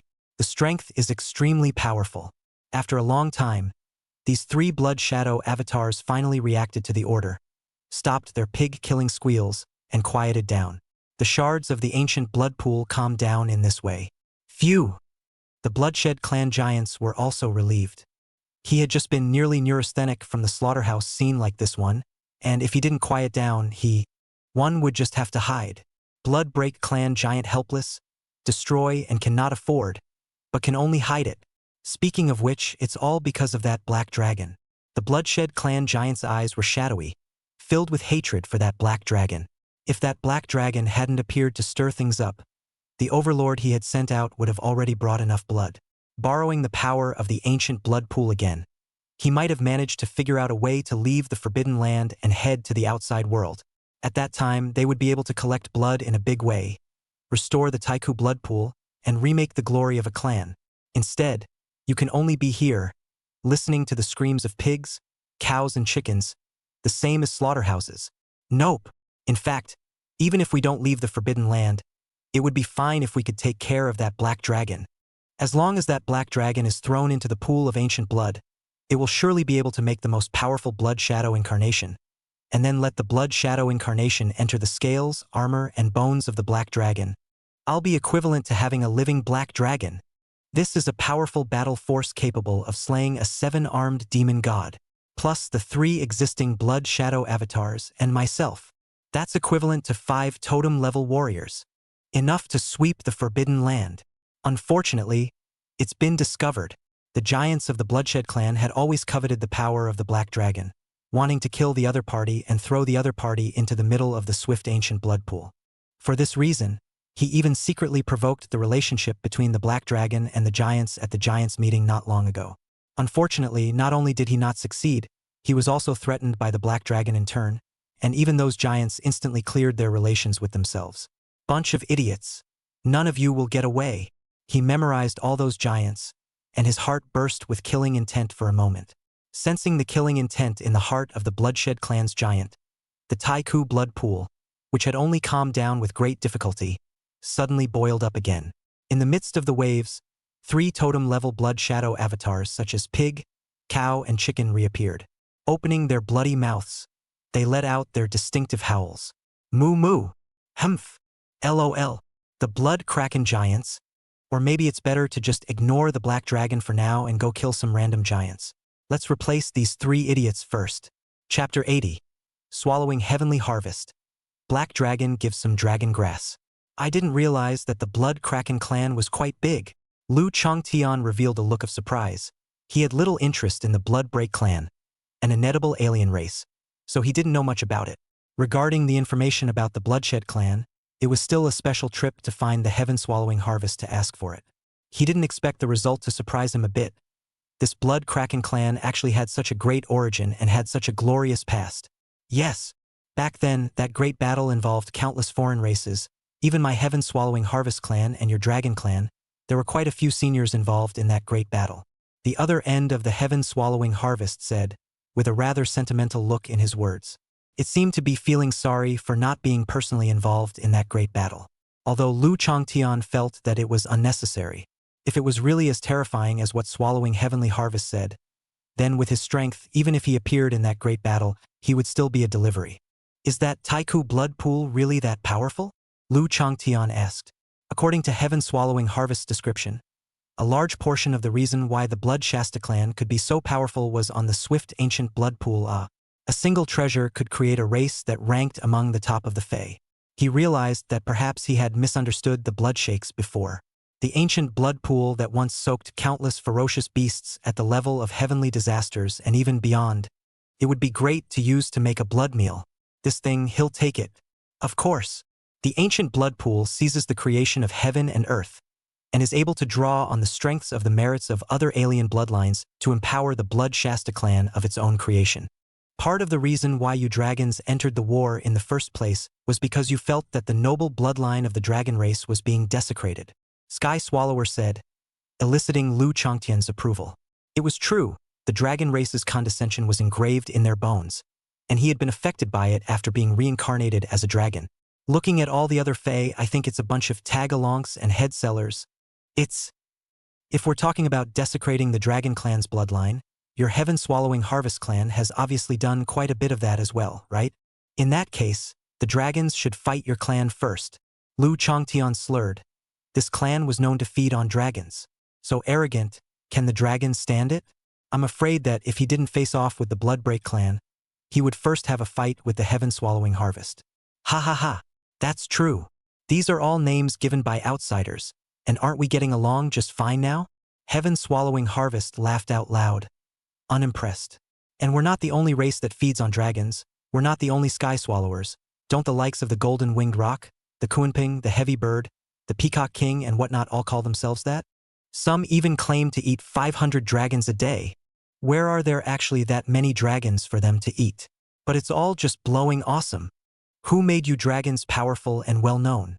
Those foreign races want to make their own clans sound more powerful, so naturally they stare at you to rub it in hard. Open your mouth and feed on dragons. While it may be true that there are some strong people in their clan who can fight true dragons, most of the ones they eat are inferior dragons or even sub-dragons, and the dragons don't treat them as their own kind. Might as well thank them for clearing out the disgraceful stuff. While laughing, the heaven-swallowing harvest told a hidden secret about feeding on dragons. Makes sense. Lu Changtian nodded his head in deep thought. Those foreigners one by one, feeding on dragons. Those who didn't know sounded like they thought the dragon was some kind of roadside one, a commodity that was worse than a dog, and could be bullied by any random foreigner. But in reality, what they call feeding on dragons is at best some inferior dragons. That kind of inferior bloodline goods, Lu Changtian toilet next to the dragon transformation grass can raise a bunch of them. Naturally, they could not be called true dragons and were not recognized by the dragon race. Saying that makes me a bit hungry. Black dragon, do you have any dragon transforming grass there? Give me some whole. It's been a long time since I've tasted it, Sky Swallow said. It had been too long in the Forbidden Land, and there was only one dragon in the Forbidden Land, the Black Dragon, and it had been an indeterminate amount of time since he had tasted a dragon. The Black Dragon was not to be thought of, not to mention that he couldn't fight it himself, but this was his good brother. Can he move his mouth against his brother? Apparently not. But heaven-swallowing harvest pondered to find the Black Dragon to ask for some dragon transformation grass, and then go and catch 2 snakes, fish, and other foreigners like that, and feed it to them to promote their evolution into sub-dragons.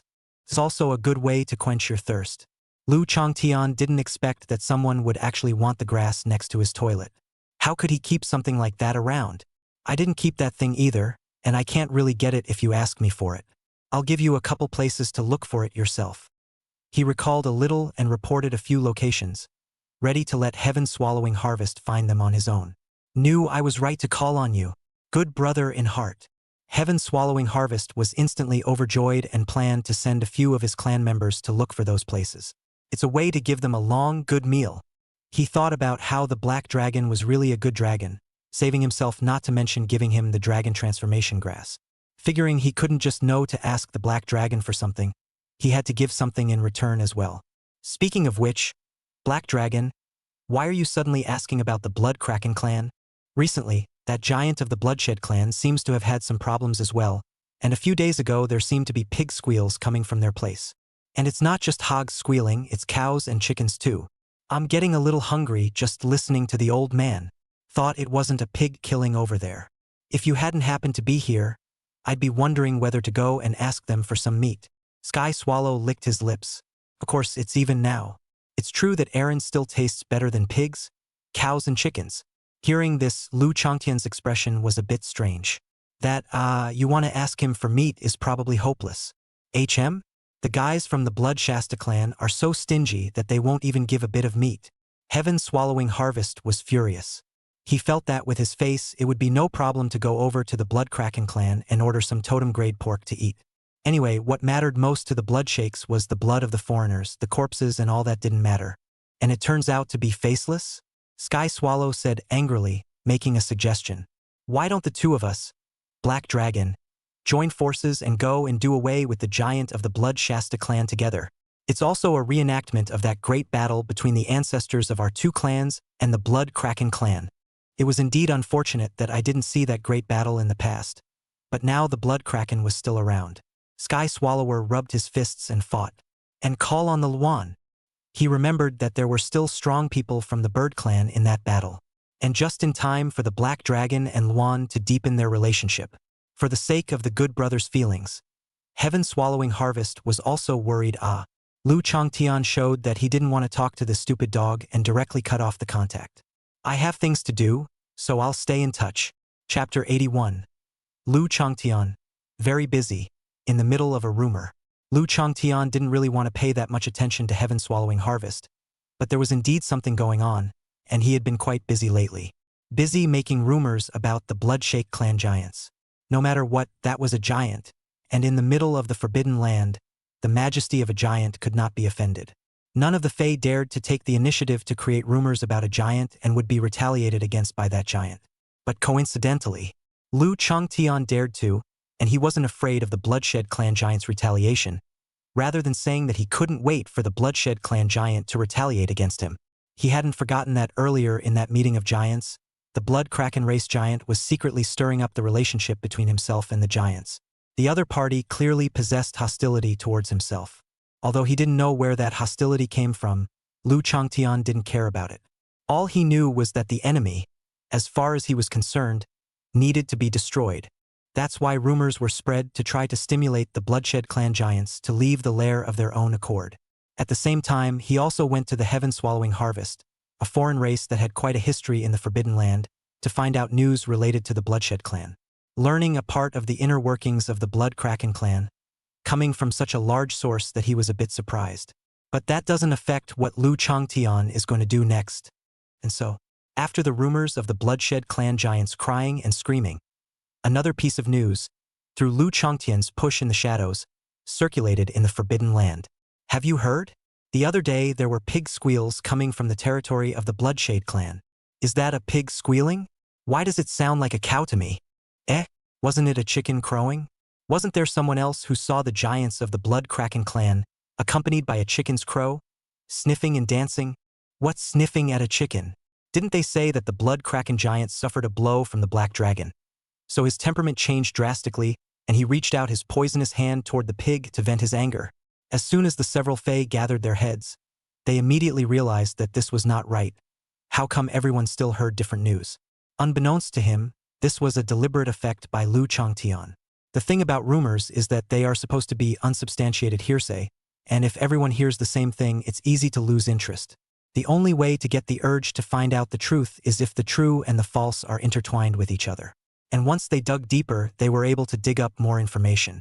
For a while, the topic of discussing the giants of the Bloodshed clan was everywhere in the Forbidden Land.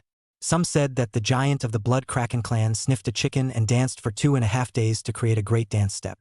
Some said that the giant of the Bloodshed clan suffered a severe trauma and changed his temperament, choosing to extend his poisonous hand to a pig-shaped alien to vent his anger. The list goes on and on. For a time, the Bloodshed clan's giant's popularity was seriously jeopardized, and even the Bloodshed clan was affected. Many of the foreign clans had silently stayed away from the Bloodshed clan. The upper beams were not straight and the lower beams were not crooked, fearing that these clansmen would also be influenced by the giants above them. Of course, none of this had anything to do with Lu Changtian. After putting the news out, Lu Changtian drew back, leaving the Bloodshed clan giant to face it alone. He himself watched the fun from the sidelines. Bei Qinghan didn't know why, but it seemed like his own dragon father was very busy during this period of time, and he would occasionally giggle at the emptiness, like he'd heard something funny. Ask him what happened, but again Papa Long refuses to talk. It made Bei Qinghan's heart itch like there was a golden lion scratching with its claws. Curious. Rhubarb, do you know what's going on out there? She asked as she looked to the side of the lion-fierce beast. After returning to the dragon's den that day, Bei Qinghan accidentally saw the figure of the lion beast, and when he asked, he realized that it was specially brought back by Papa Long, intended to make him his mount. Despite knowing that Papa Long must be secretly protecting him, Bei Qinghan still felt warm inside. Ow wow wow. The lion ferocious beast was lying on the ground, and the whole lion looked breathless, as if its body had been drained. He realized he was wrong.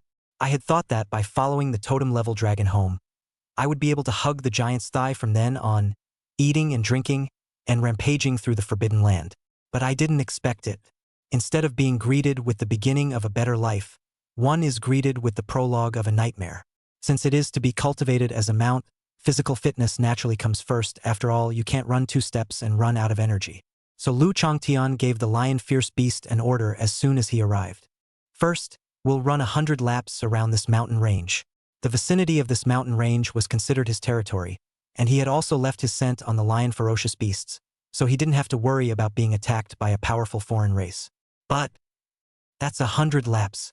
By the time the run was over, the lion ferocious beast had lost half of its life. And that's not all. Immediately after the 100 laps, there was strength training.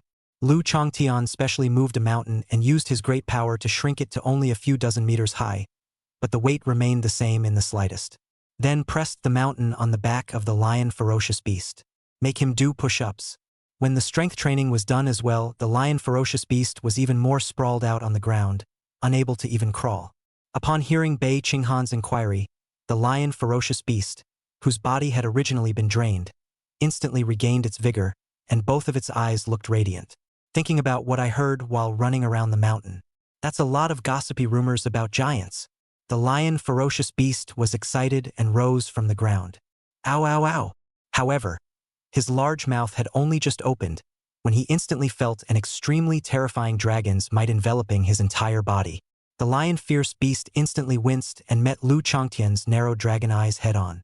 You're still in good spirits, having the presence of mind to pay attention to all this gossip. Looks like the training wasn't enough. Go, carry that mountain and run around the dragon's den 10 more times. The lion fierce beast's entire lion was dumbfounded. 10 laps? And carry that mountain on your back? If you want me to die, just say so. Ow. The lion ferocious beast let out a mournful cry and looked towards Bei Qinghan, trying to ask the little master to plead for mercy for himself. He basically saw it too. Although the black dragon was the strongest in the family, the dragon favored this 2-legged beast cub, and as long as she was willing to talk, 80% of her own life would be saved. A mighty and domineering lord fierce beast was currently looking at itself like a pitiful kitten. Bei Qinghan couldn't help but say, "Why don't we just forget about it?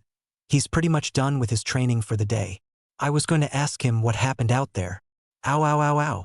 The lion ferocious beast nodded its head vigorously on the side. Yes, yes. I still have to accompany the little master. Why don't we stop practicing? Yoo-hoo? And you've learned to be smart enough to ask White to help you plead for leniency? Lu Changtian glanced at the lion fierce beast. Unfortunately, this lion is completely oblivious to why he's punishing him for the extra practice. But it's not because the lion fierce beast is going to tell White what's going on out there. In order to not let his pure daughter be contaminated, Lu Changtian, but specially concealed, did not tell her, "Where can let this little lion say leakage?" Lu Changtian shook his head firmly. "No, and I can't believe you're trying to be lazy. Add 10 more laps. Run 20 laps." Chapter 82 Lu Changtian. Can't hang the entire forbidden land. There's no sense of security in my heart. The lion ferocious beast eventually carried the mountain on its back. For some reason, Bei Qinghan always felt as if his dragon father was purposely making things difficult for this lion ferocious beast. It's supposed to be an illusion, right? It occurred to Bei Qinghan that Papalong was a totem-level powerhouse anyways, and his opponents should be those giants among the forbidden land, like the golden lion from earlier. In any case, it's not like taking it out on this lion ferocious beast. It should really want to train this lion ferocious beast. This was the teaching of a totem-level powerhouse, and ordinary people couldn't even beg for it. So Bei Qinghan looked at the lion fierce beast and barked, "Rhubarb, you have to practice seriously. Don't be lazy." According to Papalong's intentions, this lion ferocious beast was going to be his mount in the future. At least it had to pass in terms of strength. The lion ferocious beast was completely dead now. I didn't realize that the person I thought was my savior was just going to obey this terrible black dragon in just 3 or 2 words. He had forgotten that although Lu Changtian favored Bei Qinghan listened to his own dragon father just as much. He was carrying a mountain, and with heavy steps, he walked toward it, but his head was proudly upraised. I am still proud to be in the world, even though I have mountains on my back. Seeing the lion ferocious beast leave, Bei Qinghan also prepared to start his own cultivation. Although the lion ferocious beast had slid to its knees on the spot when it saw her before, Bei Qinghan knew clearly that it was mostly because of the clothes she was wearing and the chopsticks she had taken out. If they really fought, even if they could defeat the lion ferocious beast, it would definitely be a bitter battle. She was still very strong, and couldn't tolerate the fact that she couldn't even match the strength of a mount. Bei Qinghan closed his eyes and began to visualize. In the viewer's idea, most of the dragon's image remains hidden in the shadows, only vaguely outlining the shape. The only thing that was visualized was a pair of dragon claws, covered in pitch-black scales that were lifelike. The dragon's claws pressed down from the top, with a different kind of attraction, as if it wanted to grasp this world in its hands. The will of man, in front of this dragon claw that covers the sky like the sun, seems so small and insignificant. As for the golden lion in the original idea, it was still there, but it had been squeezed into a corner by this existential gargoyle. Bei Qinghan glanced at the golden lion that was completely overwhelmed by the dragon's aura. Although he didn't specifically visualize it, but after all, it was the idea of visualization that he had majored in his previous life, and he had had a lot of contact with lions in this life. So there's still nothing wrong with the lion part. After glancing at it, Bei Qinghan withdrew his gaze and shifted his attention to the giant dragon. Regarding the part about the dragon claw, it's going to be hard to continue breaking through in a short period of time, so let's observe the dragon body today. In fact, just by performing the visualization, whether it's the dragon's body or the dragon's claws or whatever else, it's an all-around enhancement to the body. At best, it's a slightly different tendency. For example, when visualizing the dragon claws has a greater increase in power, and when visualizing the wings with the dragon head and eyes, it enables one to emanate a strong dragon power as well. When you observe the dragon's teeth and mouth, you can make your teeth better and eat more. Bei Qinghan then pondered that after the view of the dragoness body was slightly molded, he would go to view the mouth of the teeth. Ahem, the head of the dragon. In contrast, viewing the body is not a particularly noticeable improvement in any one area, but it is just as important. After all, a big reason why the dragon race was powerful was because of their body that was strong to the extreme. In the middle of a battle at the same level, this is enough to run rampant.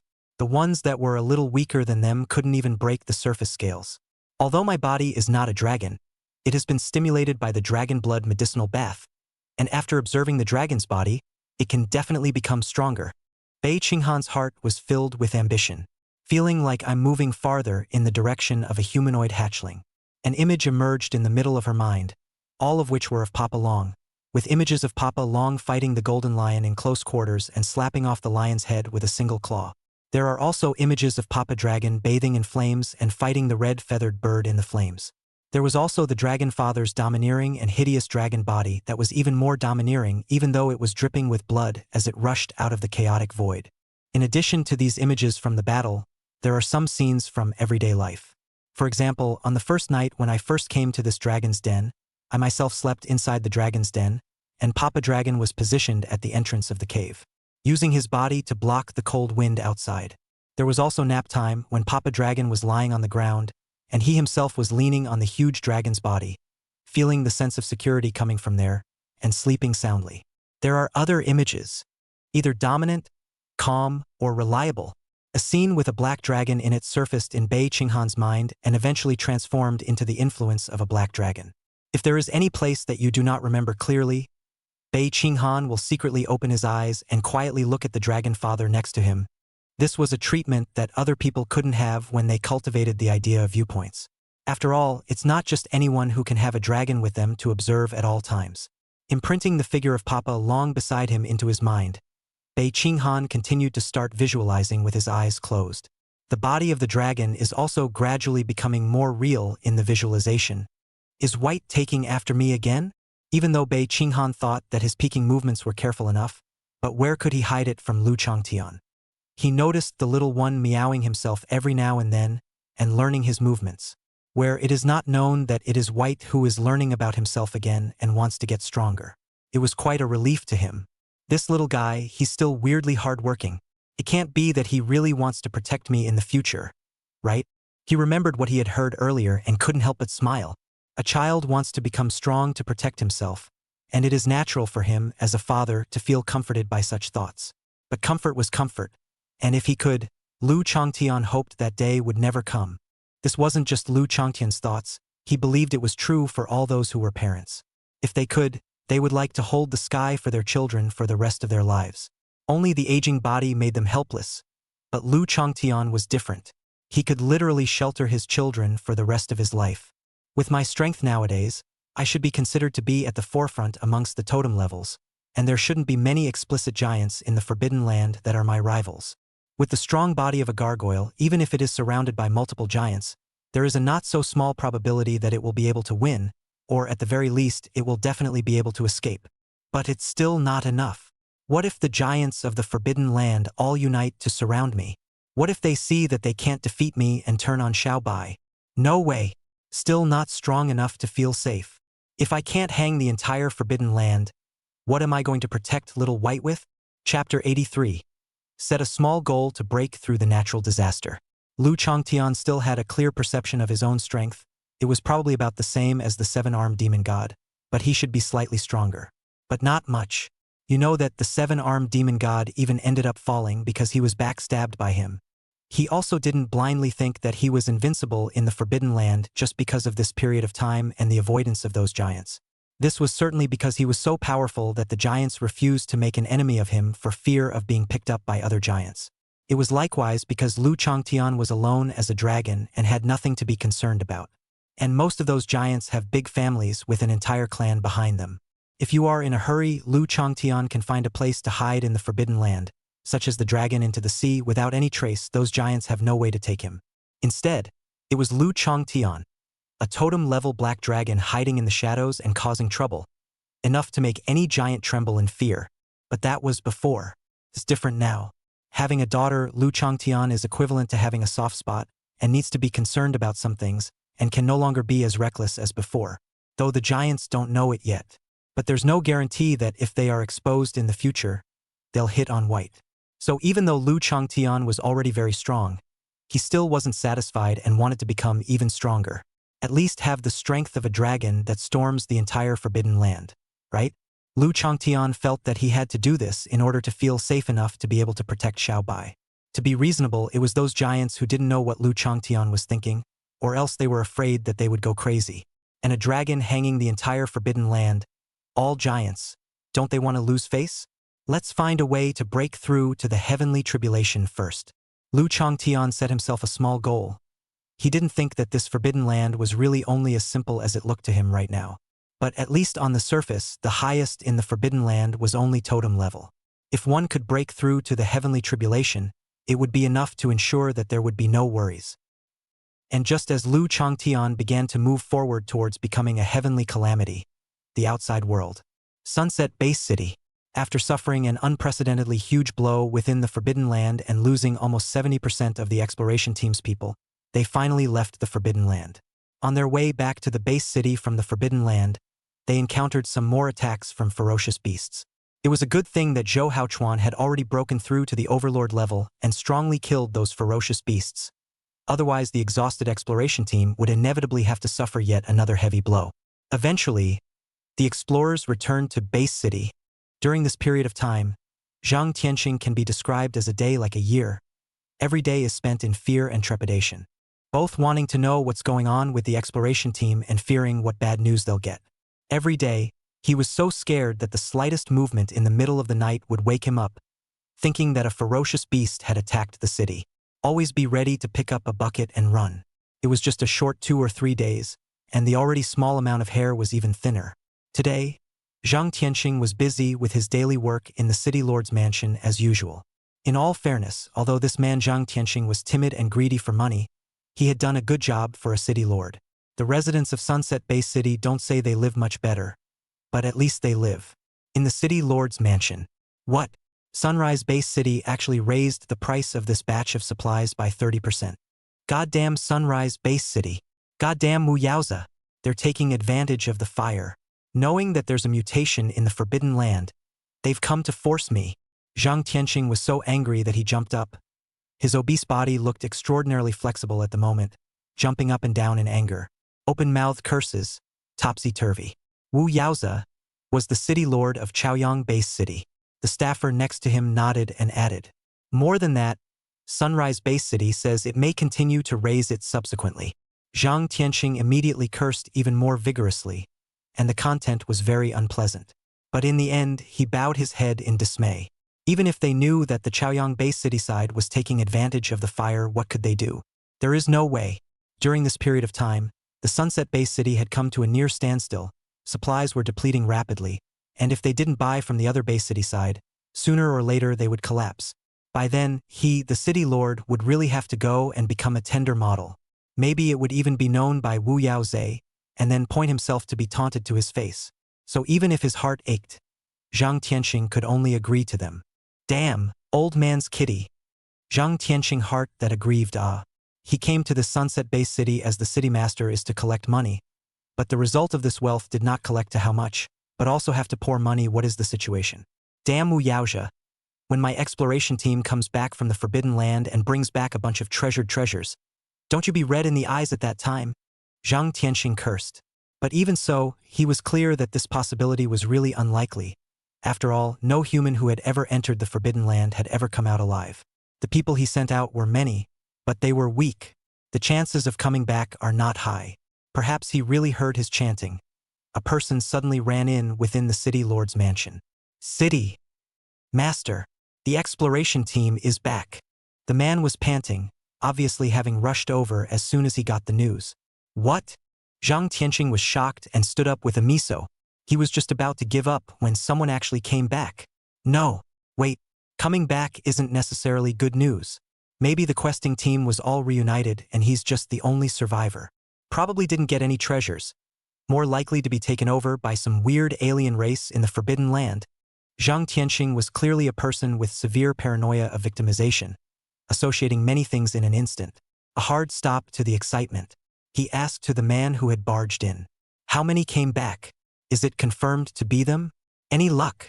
The man was obviously confused by Zhang Tianqing's series of questions and had little understanding of himself, so he could only respond according to his vague impressions.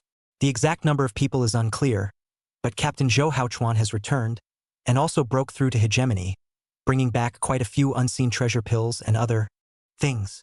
He hadn't finished his sentence. The entire group suddenly froze, looking at the empty space in front of them. Where are the people? People?